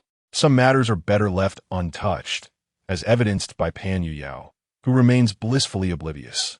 However, Once one delves into such matters, the experience becomes irrevocably altered. One develops a taste for it. This is precisely the principle at play. Yet, with everyone present, no one could express their feelings. Thus, the four continued their idle chatter, discussing recent experiences while sipping freshly squeezed watermelon juice, a rare moment of tranquility. At that moment, Zhang Yu emerged from the second floor, draped in a bathrobe, descending the stairs. The four turned their gaze towards the staircase, their eyes inevitably widening in surprise. Chapter 94. The flight attendant's group travel invitation. Zhang Yu emerged draped in a half-length bathrobe, revealing his calves adorned with a light dusting of hair. Beneath the robe, the contours of his well-defined pectoral muscles, resembling the taut surface of a ping-pong paddle, were faintly visible. His damp hair clung slightly disheveled to his temples, exuding an effortless masculine allure that was nothing short of intoxicating. It's a universal truth. Men often feel at their most dashing post-shower, and women, too, find them irresistibly striking in that moment. Wow, our landlord is unbelievably handsome right now. Pan Yuyao's eyes sparkled like stars. Even Xiong Tingting felt an involuntary flutter in her chest. This was the first time she had seen him in such a state, and it struck her with an unexpected intensity. Lu Hanxiao and Di Xiaoba, though less visibly affected, exchanged a glance, their cheeks tinged with a faint blush. While the other two might have been indulging in playful admiration, Lu and Di had first-hand experience, memories best left undisturbed, lest they stir something harder to suppress. What else with all the staring? Zhang Yu asked, unnerved by the intensity of their gazes. The look in their eyes reminded him of starved she-wolves locking onto prey. Truth be told, when women set their sights on something, men hardly stood a chance. This was a first for him. I just came down for some soup. Landlord, stay right there. I'll get it for you. Pan o chirped, darting into the kitchen like a sparrow returning to its nest. She returned moments later, carefully balancing a bowl of steaming broth. Seated at the dining table, Zhang Yu took a few sips before noticing Pan Yuyao across from him, chin propped on her hands, gazing at him with unabashed admiration. A mental question mark floated above his head. I know I'm good-looking, but this is a bit much. I assenti it? Oh, I'm just waiting for you to finish so I can take the bowl back, she said, though her dreamy expression suggested otherwise. Yuyao, come here, Lu Hanxiao interjected, unable to bear her friend's love-struck demeanor. With a reluctant, oh, Pan Yuyao finally peeled herself away from the table. By the way, when did you all get back? Zhang Yu asked. About an hour before you, Lu Hanxiao replied. That is still pretty late, he remarked. I got back even later. Weren't you curious where I'd been? Landlord, that's your private business. It's not our place to ask, Pan Yuyao said earnestly. True, though we were a little worried something might have happened to you, Di Xiaoba added. Zhang Yu, we actually knew you went to Pan Shan, Lu Hanxiao admitted, sensing his willingness to address the topic. We saw the news online, but didn't want to bring it up in case it bothered you. So you're aware of the situation with Wu Yiluan? Zhang Yu asked, gauging how far the rumors had spread. That Wu Yiluan ugh, he flew with us once before. And it was a nightmare. I nearly quit on the spot. Pan Yuyao huffed, her irritation flaring at the memory. He has now fallen off the cliff, lying unconscious, which could be considered his just deserts. Although it is somewhat unseemly to think this way, it is for the best that he will now lie in bed and cease to harm others. This news, however, did not come from the internet. It was shared among a few friends. Lu Huanxiao remarked, although she works as a flight attendant, being a daughter of the Lu family, she has numerous well-informed friends. The news online has long been suppressed, and the only way it can spread is through private social channels. As Lu Huanxiao spoke, she initially contemplated the relationship between him and her best friend, but now those thoughts have completely dissipated. As long as Zhang Yu remains safe in this matter, that is what truly matters. Not to mention, he has returned now, which brings her great relief. Zhang Yu nodded, advising them not to speak of these matters outside. As long as they are aware, that is sufficient. The landlord, they shouldn't come looking for you, right? Pan Igrico inquired. Just as she posed the question, Di Xiaoba pulled her aside, exclaiming, Papa, don't curse us with your words. She pouted, cheeks puffed, remaining silent thereafter.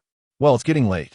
Let us all rest early, Zhang Yu said, rising from the table after finishing his soup. By the way, What are your plans for tomorrow? He inquired as he was about to leave. We have a flight at 7 in the morning and will return in the evening, Lu Huanxiao replied. Is it a tight schedule? Zhang Yu asked, intrigued. That has hardly any rest, only 5 or 6 hours of sleep in between. Yes, Lu Huanxiao nodded. We are trying to accumulate leave, so we are flying more frequently. Indeed, the three of us are preparing to take a break together, Pan Yuyao added. Planning to travel? Zhang Yu asked.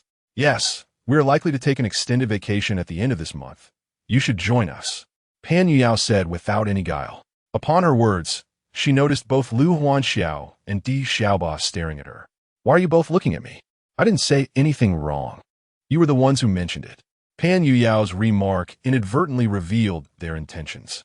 Some things can be discussed in private, but to say it in front of him is to lay your cards on the table, she thought. A woman should maintain a degree of modesty. Oh, so that's what it's about? Zhang Yu understood their intention, smiling. It's all right. Just let me know whenever you're ready. I'm available at any time. Though he has several companies, he need not personally attend to specific affairs. Dami Technology has General OK at the helm. Jiang Heng is merely an anonymous shareholder, detached from the daily operations. Meanwhile, Papillon Financial Company is transitioning into a bank with Secretary Yang overseeing it. He only needs to handle the final signatures. No wonder so many aspire to be big bosses. A well-established company allows one to earn money without needing to appear daily. This is the essence of being both wealthy and leisurely. Zhang Yu had also become aware that there were individuals in his circle who perpetually traveled abroad, presumably affluent entrepreneurs. How wonderful, landlord! We can embark on a collective excursion once more. Upon hearing Zhang Yu's enthusiastic agreement, the three flight attendants were filled with joy. Xiong Tingting, will you join us? Pan Yuyao recalled that her friend was also participating. I'll think about it, she replied, feeling somewhat shy. After bidding goodnight to a few people, Zhang Yu returned to his room. It was already past 2 in the morning. He intended to open today's mystery box before retiring for the night. He still had the 10-star buff from Lu Huanxiao unused. I shall utilize it this time, he decided. System, I wish to draw today's mystery box. Zhang Yu lay on his bed, summoning the system. Host, your mystery box for today is ready. The system announced. Chapter 95, Special Edition Blind Box, the largest underground force. With the system's notification echoing, the interface for the blind box lottery reappeared before Zhang Yu. The same box layout offered little choice. All decisions prior to the draw were mere self-reassurances. What he would draw had already been predetermined. Thus, Zhang Yu did not linger in indecision and directly selected the box in the center. In an instant, a flash of golden light illuminated the scene, as the blind box slowly opened, revealing a radiant glow within. Enhanced by the 10-star buff from Lu Huanxiao, what extraordinary prize awaited him this time? Zhang Yu rubbed his hands together, filled with anticipation. Congratulations, host. The system's voice resonated in his ears. You have drawn the special edition blind box, New E-Group. New E-Group? What sort of company is this? Zhang Yu couldn't help but scoff internally. Was this truly a special edition reward? Suddenly, it dawned on him. No way. New E-Group? He had heard whispers of this name before. Upon reviewing the system's introduction to New E-Group, he came to a startling realization.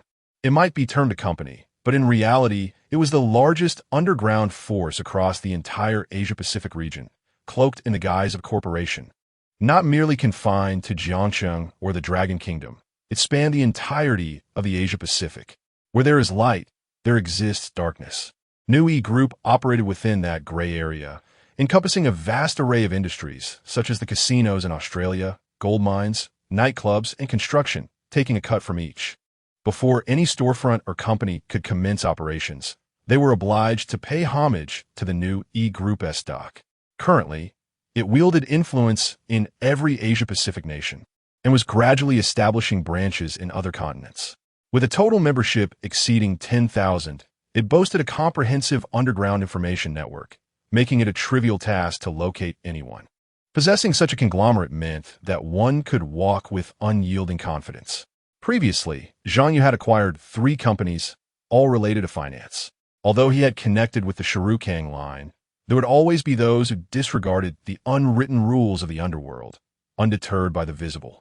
Now, with the New E-Group under his control, Engaging in clandestine activities would be exceedingly convenient. Indeed, this was a buff-level blind box, arriving at an opportune moment. Zhang Yu happily claimed his blind box reward, and the new E-Group officially became part of his holdings. Not long after Zhang Yu acquired new E-Group.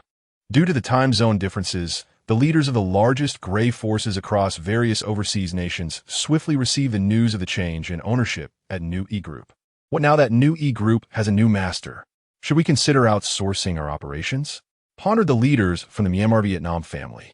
Could new E-Group potentially reshape the gray power dynamics in the Asia-Pacific? Thankfully, the ocean provides a buffer for now. Speculated the Eastern Yuashan Group. Will new E-Group pose a threat to our territory? Question those from Black Mexico.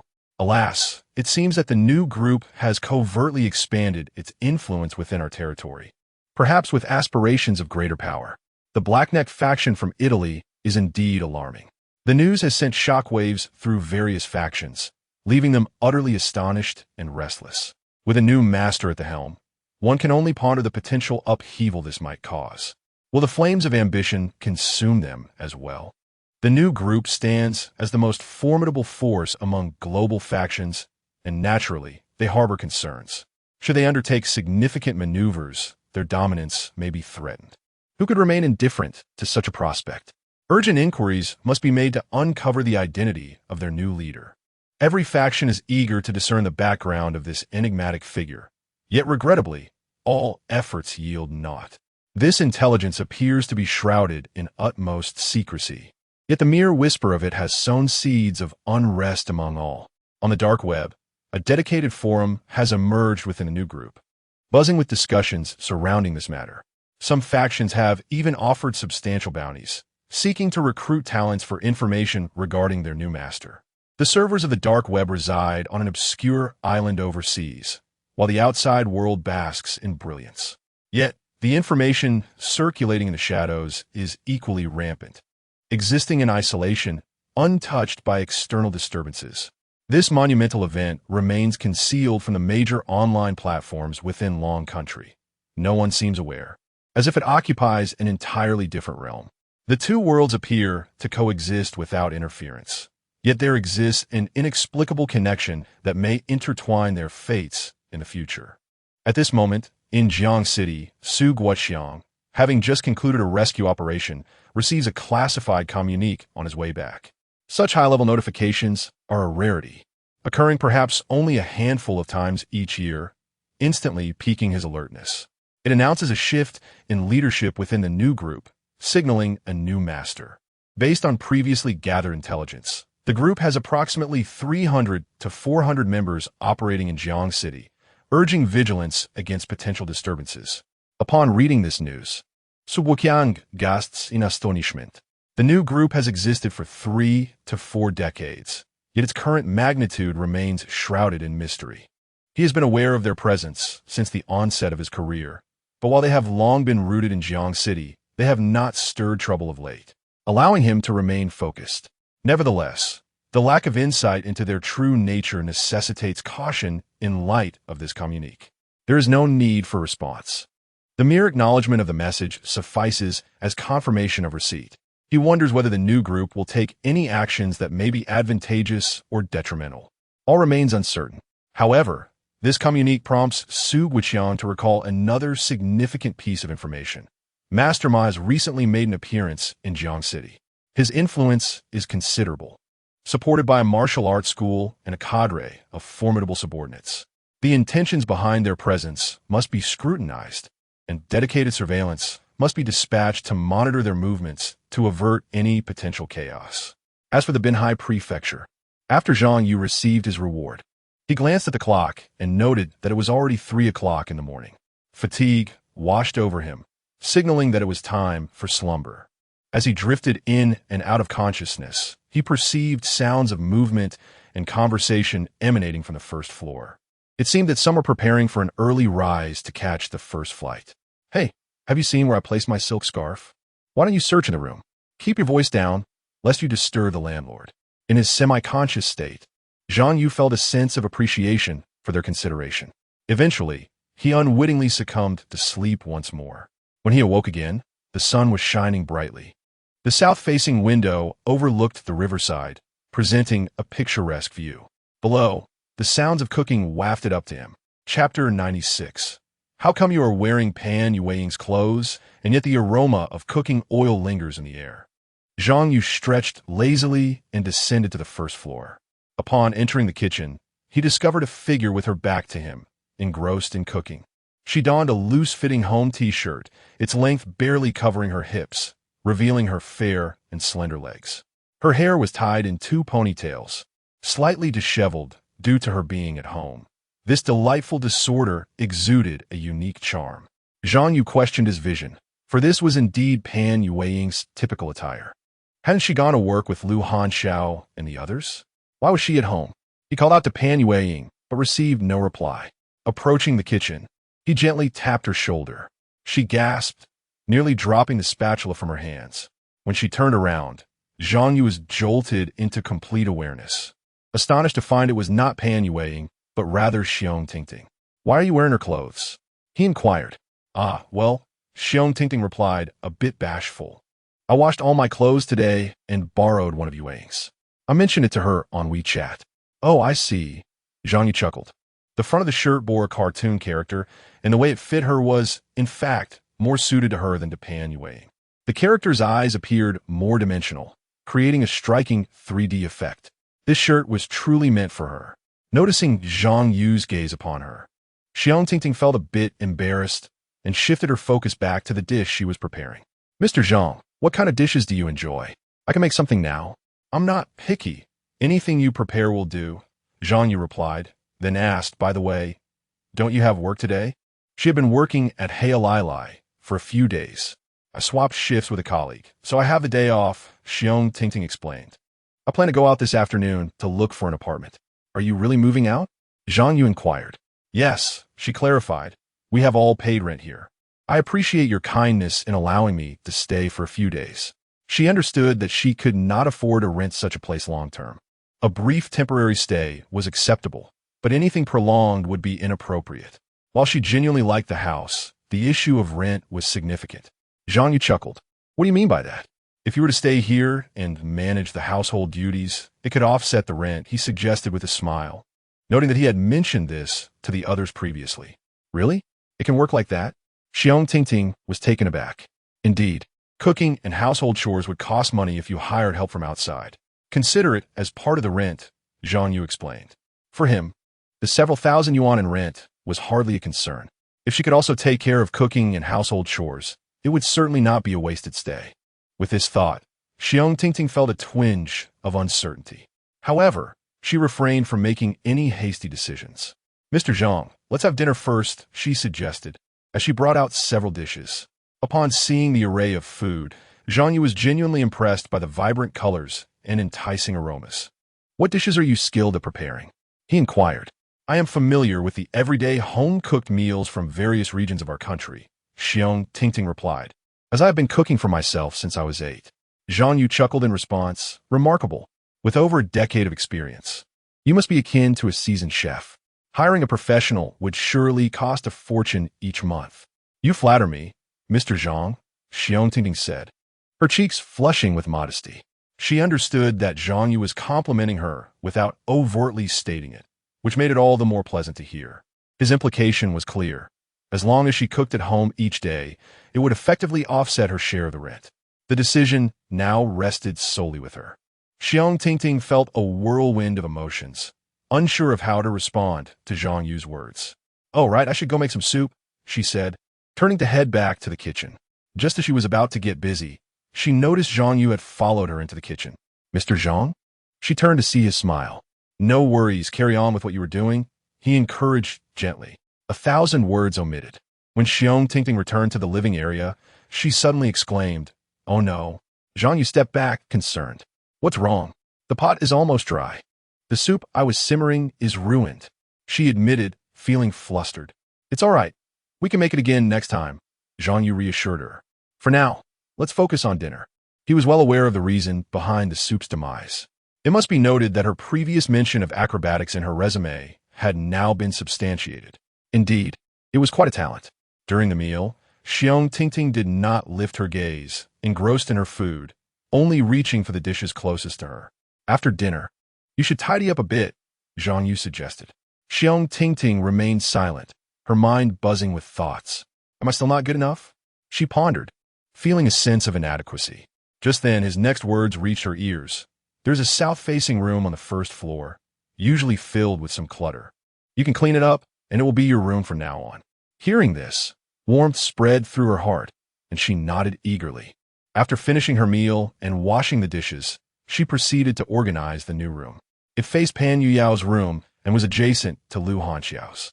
With that, all 4 rooms were now occupied. Meanwhile, on the flight, Pan Yuyao appeared somewhat restless. Yuyo, why have you been so distracted? Asked Lu Hanxiao.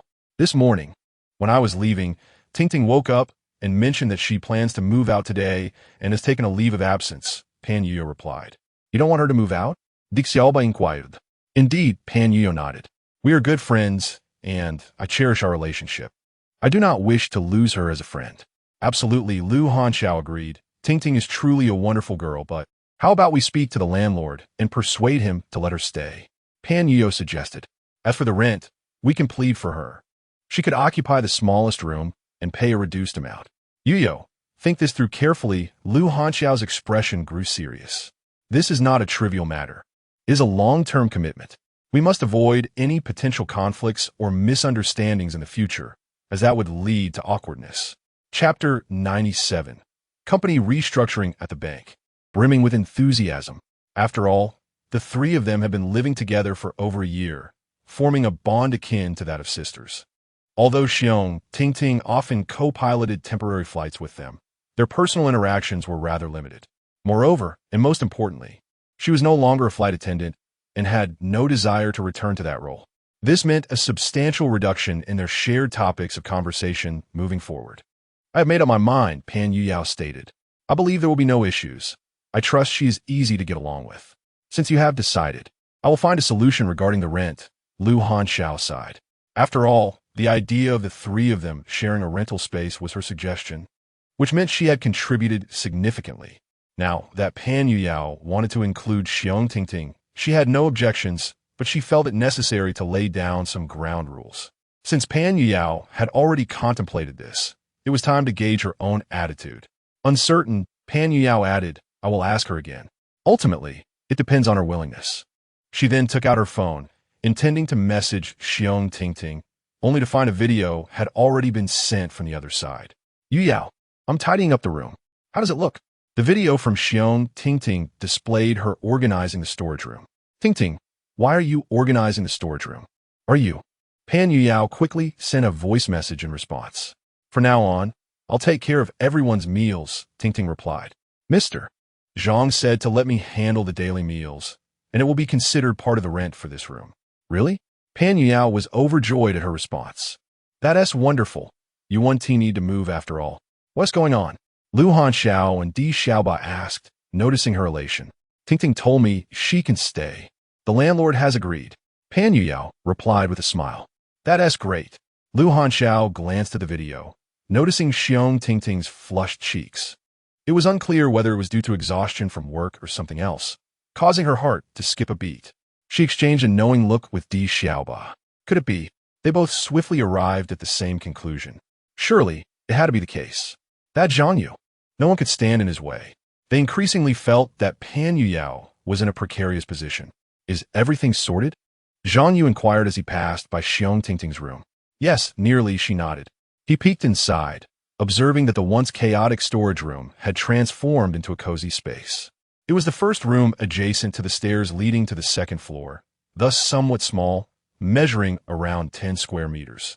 However, it was ample enough for living.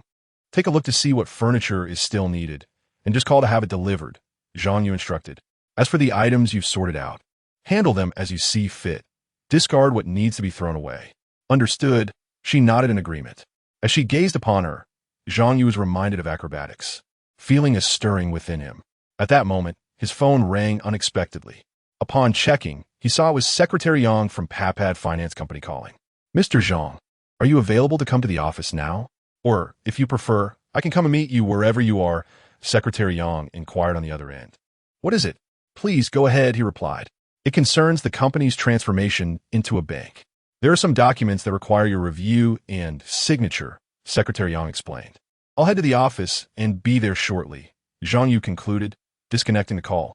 Mr. Zhang, is something the matter? Asked Xiong Tingting. Yes, I need to go to the office. What time will you return? I can help warm up the dishes, she offered, showcasing her nurturing nature. We'll see, Zhang Yu responded. If there's anything urgent, just reach out via WeChat. And with that, he opened the door and stepped outside. She watched Zhang Yu's retreating figure, her cheeks flushing as memories of their earlier encounter rushed back. This matter must remain a secret from Pan Yuyao and the others.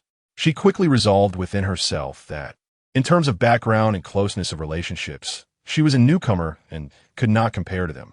It was essential to consciously fulfill her responsibilities without causing any disturbances. Being able to reside, there was already a stroke of luck. Cooking was merely a part of life, just as it was when renting elsewhere. Zhang Yu exited the building and drove directly towards the finance company. Inside the company, hundreds of employees were abuzz with excitement, their minds far from work as they discussed the impending transformation into a bank. Am I dreaming, or is this really happening? Someone exclaimed. It's no illusion. Secretary Yang has the official documents in hand. Another replied. Just recently, we received bonuses, and now this bombshell. Who knew work could bring such joy? Mr. Zhang is impressive. Who would have thought our small loan company could evolve into a legitimate bank? They mused. Securing a banking license is no small feat. It was personally endorsed by Secretary Shah. They added, once the bank is established, we'll be the backbone of all branches.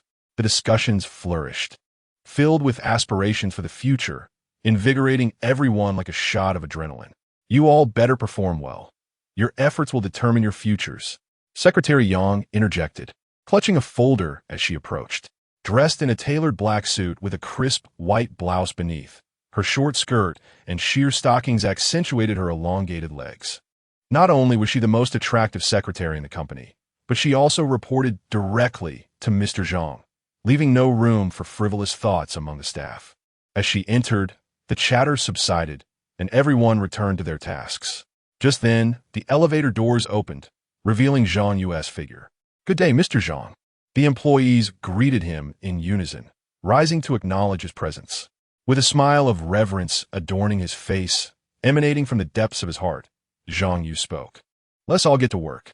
There will be a reorganization soon, and we may be quite busy, so everyone, let us give it our all. Yes, General Manager Zhang, we certainly will, came an enthusiastic reply. Such opportunities for performance are not to be missed by anyone. General Manager Zhang, here's several documents requiring your signature. Secretary Yang said, slightly bending forward as she presented the folder with both hands. Zhang Yu accepted it, perusing the contents as he made his way toward the office. Secretary Yang swiftly jogged ahead to turn on the air conditioning and then proceeded to brew tea, displaying remarkable efficiency. As Zhang Yu settled back into his chair, he examined the two documents, one concerning the naming of the bank and the other regarding the selection of a new office location. After all, a complete overhaul was on the horizon, and it was imperative to confront these matters at the outset. Chapter 98, System Upgrade, New Role Slot. The name of the bank is particularly crucial. It must sound sophisticated yet be easily memorable. Secretary Yang gazed at Zhang Yu and remarked, the mid-level management has also submitted several suggested names. Would you like to take a look, General Manager Zhang? With a thought forming in his mind, Zhang Yu decided, let us name it Jiangxing Development Bank. We shall submit this name for registration. Development Bank? Secretary Yang echoed, nodding in approval. That name is excellent, simple, comprehensible, and memorable. In response to Zhang Yu's decision, she offered her unreserved praise. Well then, regarding the bank's location, Secretary Yang inquired further. As the institution transitions into a bank, it will require a headquarters, a back-end financial center, and a disaster recovery center. All facilities, including personnel and office space, must be adequately supported. This cannot simply be resolved with just 1 or 2 floors in an office building. Who establishes a bank within an office tower? How much office space will be required? Zhang Yu asked. General Manager, after preliminary calculations, we will need a scale of 10 to 15 floors, with a total area exceeding 20,000 square meters. Secretary Yang provided an initial estimate. Very well. Zhang Yu contemplated for a few seconds before continuing. Please investigate where there are office buildings for sale in Jiangcheng. I intend to purchase one in its entirety and then proceed with renovations. Purchase an entire building? Secretary Yang was taken aback, awestruck by Zhang Yu's capabilities. An office building would likely contain at least 2,000 square meters per floor, with market prices exceeding 20 million. And the ground floor in the city center could reach 50 million. Calculating for a 20-floor building, one would need to prepare around 1 billion in funds. Indeed, please find out where there are office buildings for sale. Zhang Yu replied with a smile. Within 2 billion, we can proceed without further consultation. He reflected on his own aviation and technology companies, whose annual profits surpassed several hundred billion. To him, 2 billion was hardly a concern. Understood, Secretary Yang nodded. I will attend to this immediately.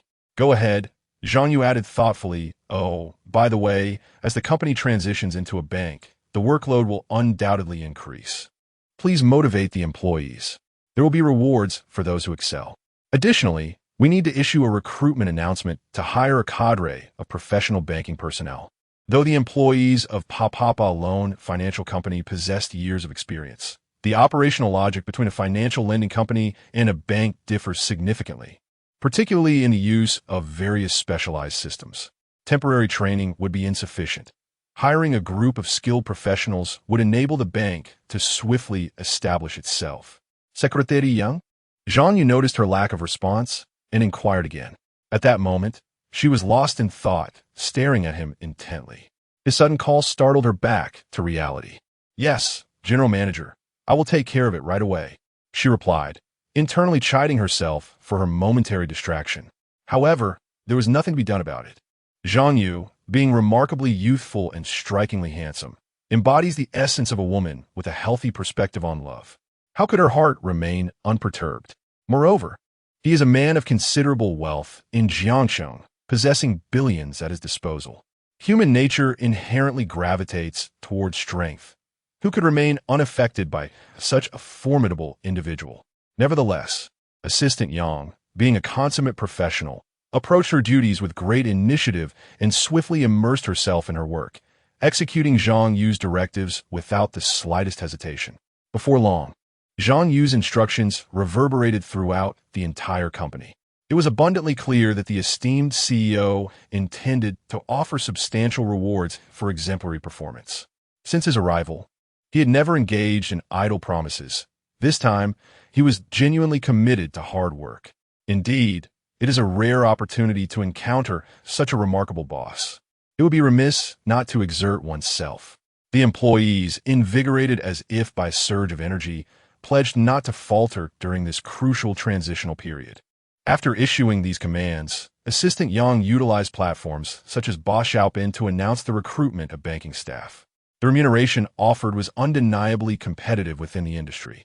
Look, a new bank is set to be established in Jiangcheng. This institution is backed by the government, and its potential should not be underestimated. Moreover, the compensation is significantly higher, almost double that of our current organization. The news of the bank's recruitment swiftly circulated within Jiangcheng's banking community. Through mutual sharing, countless individuals became aware of this opportunity. Many, reflecting on their stagnant careers in their current positions after years of lackluster progress, considered this new bank. Although it has a private background, the government's endorsement, coupled with its attractive compensation, made it appealing. Changing employers and starting anew might enhance their visibility for promotions. Few could resist the allure. Consequently, they discreetly retained the recruitment information, preparing to seize the chance to apply. While many outwardly claimed they would not consider it, in truth, they were already making plans to resign on the spot if they secured a position. Meanwhile, after Zhang Yu completed his tasks, he prepared to leave the company when suddenly a notification echoed in his mind. What is this? Zhang Yu was astonished, as the system rarely issued prompts, especially when no events had been triggered. Upon inspecting the system, he found himself both amused and bewildered. It was an upgrade. He had progressed from LV1 to LV2. Admittedly, the pace of this upgrade had been somewhat sluggish. Yet the subsequent enhancements were indeed promising. Host, you have ascended to LV2, granting you the privilege of receiving random blind box rewards, expanded entitlement to blind box rewards, and incentives related to peach blossom values. The other benefits were comprehensible, yet the last one piqued Zhang Yu's curiosity. Upon further examination, he discovered that with each level gained, an additional character could be added to the role slot. In other words, he could now select someone to join the cultivation of peach blossom values. Once reaching 10 stars, he would unlock a wealth of stacked buffs as rewards. The first such instance had been through the buff provided by Di Xiaoba, which led to the establishment of a prominent technology company. The second occasion involved the new EG group brought forth by the buff from Luhan Xiao. The two buff-level blind boxes are undeniably premier rewards. This essentially grants an additional opportunity to unlock a super buff. Zhang Yu felt quite intrigued. The rewards here far surpassed those of the daily blind boxes. System, may I make a random selection? The system's emotionless voice responded. The current level of the host allows for the following character selections. Please randomly determine one. Upon inspection, Zhang Yu noted that the original character slots consisted solely of Luhan Xiao and her two companions. Now, an additional vacant slot had been released. Several character cards remained in a locked gray state. Zhang Yu glanced at them. Xiongtingting, Xia, Su Mei, Su Mufei, and surprisingly, a character Zhang Yu had never considered. However, due to limited interaction opportunities, it was challenging to promote and cultivate them, leaving primarily the aforementioned individuals as viable options. Chapter 99, Mawenguo. Struck by a sudden blow in a moment of indecision, Zhang Yu found himself pondering whom to allocate the character slot to. Each option had its own distinct attributes.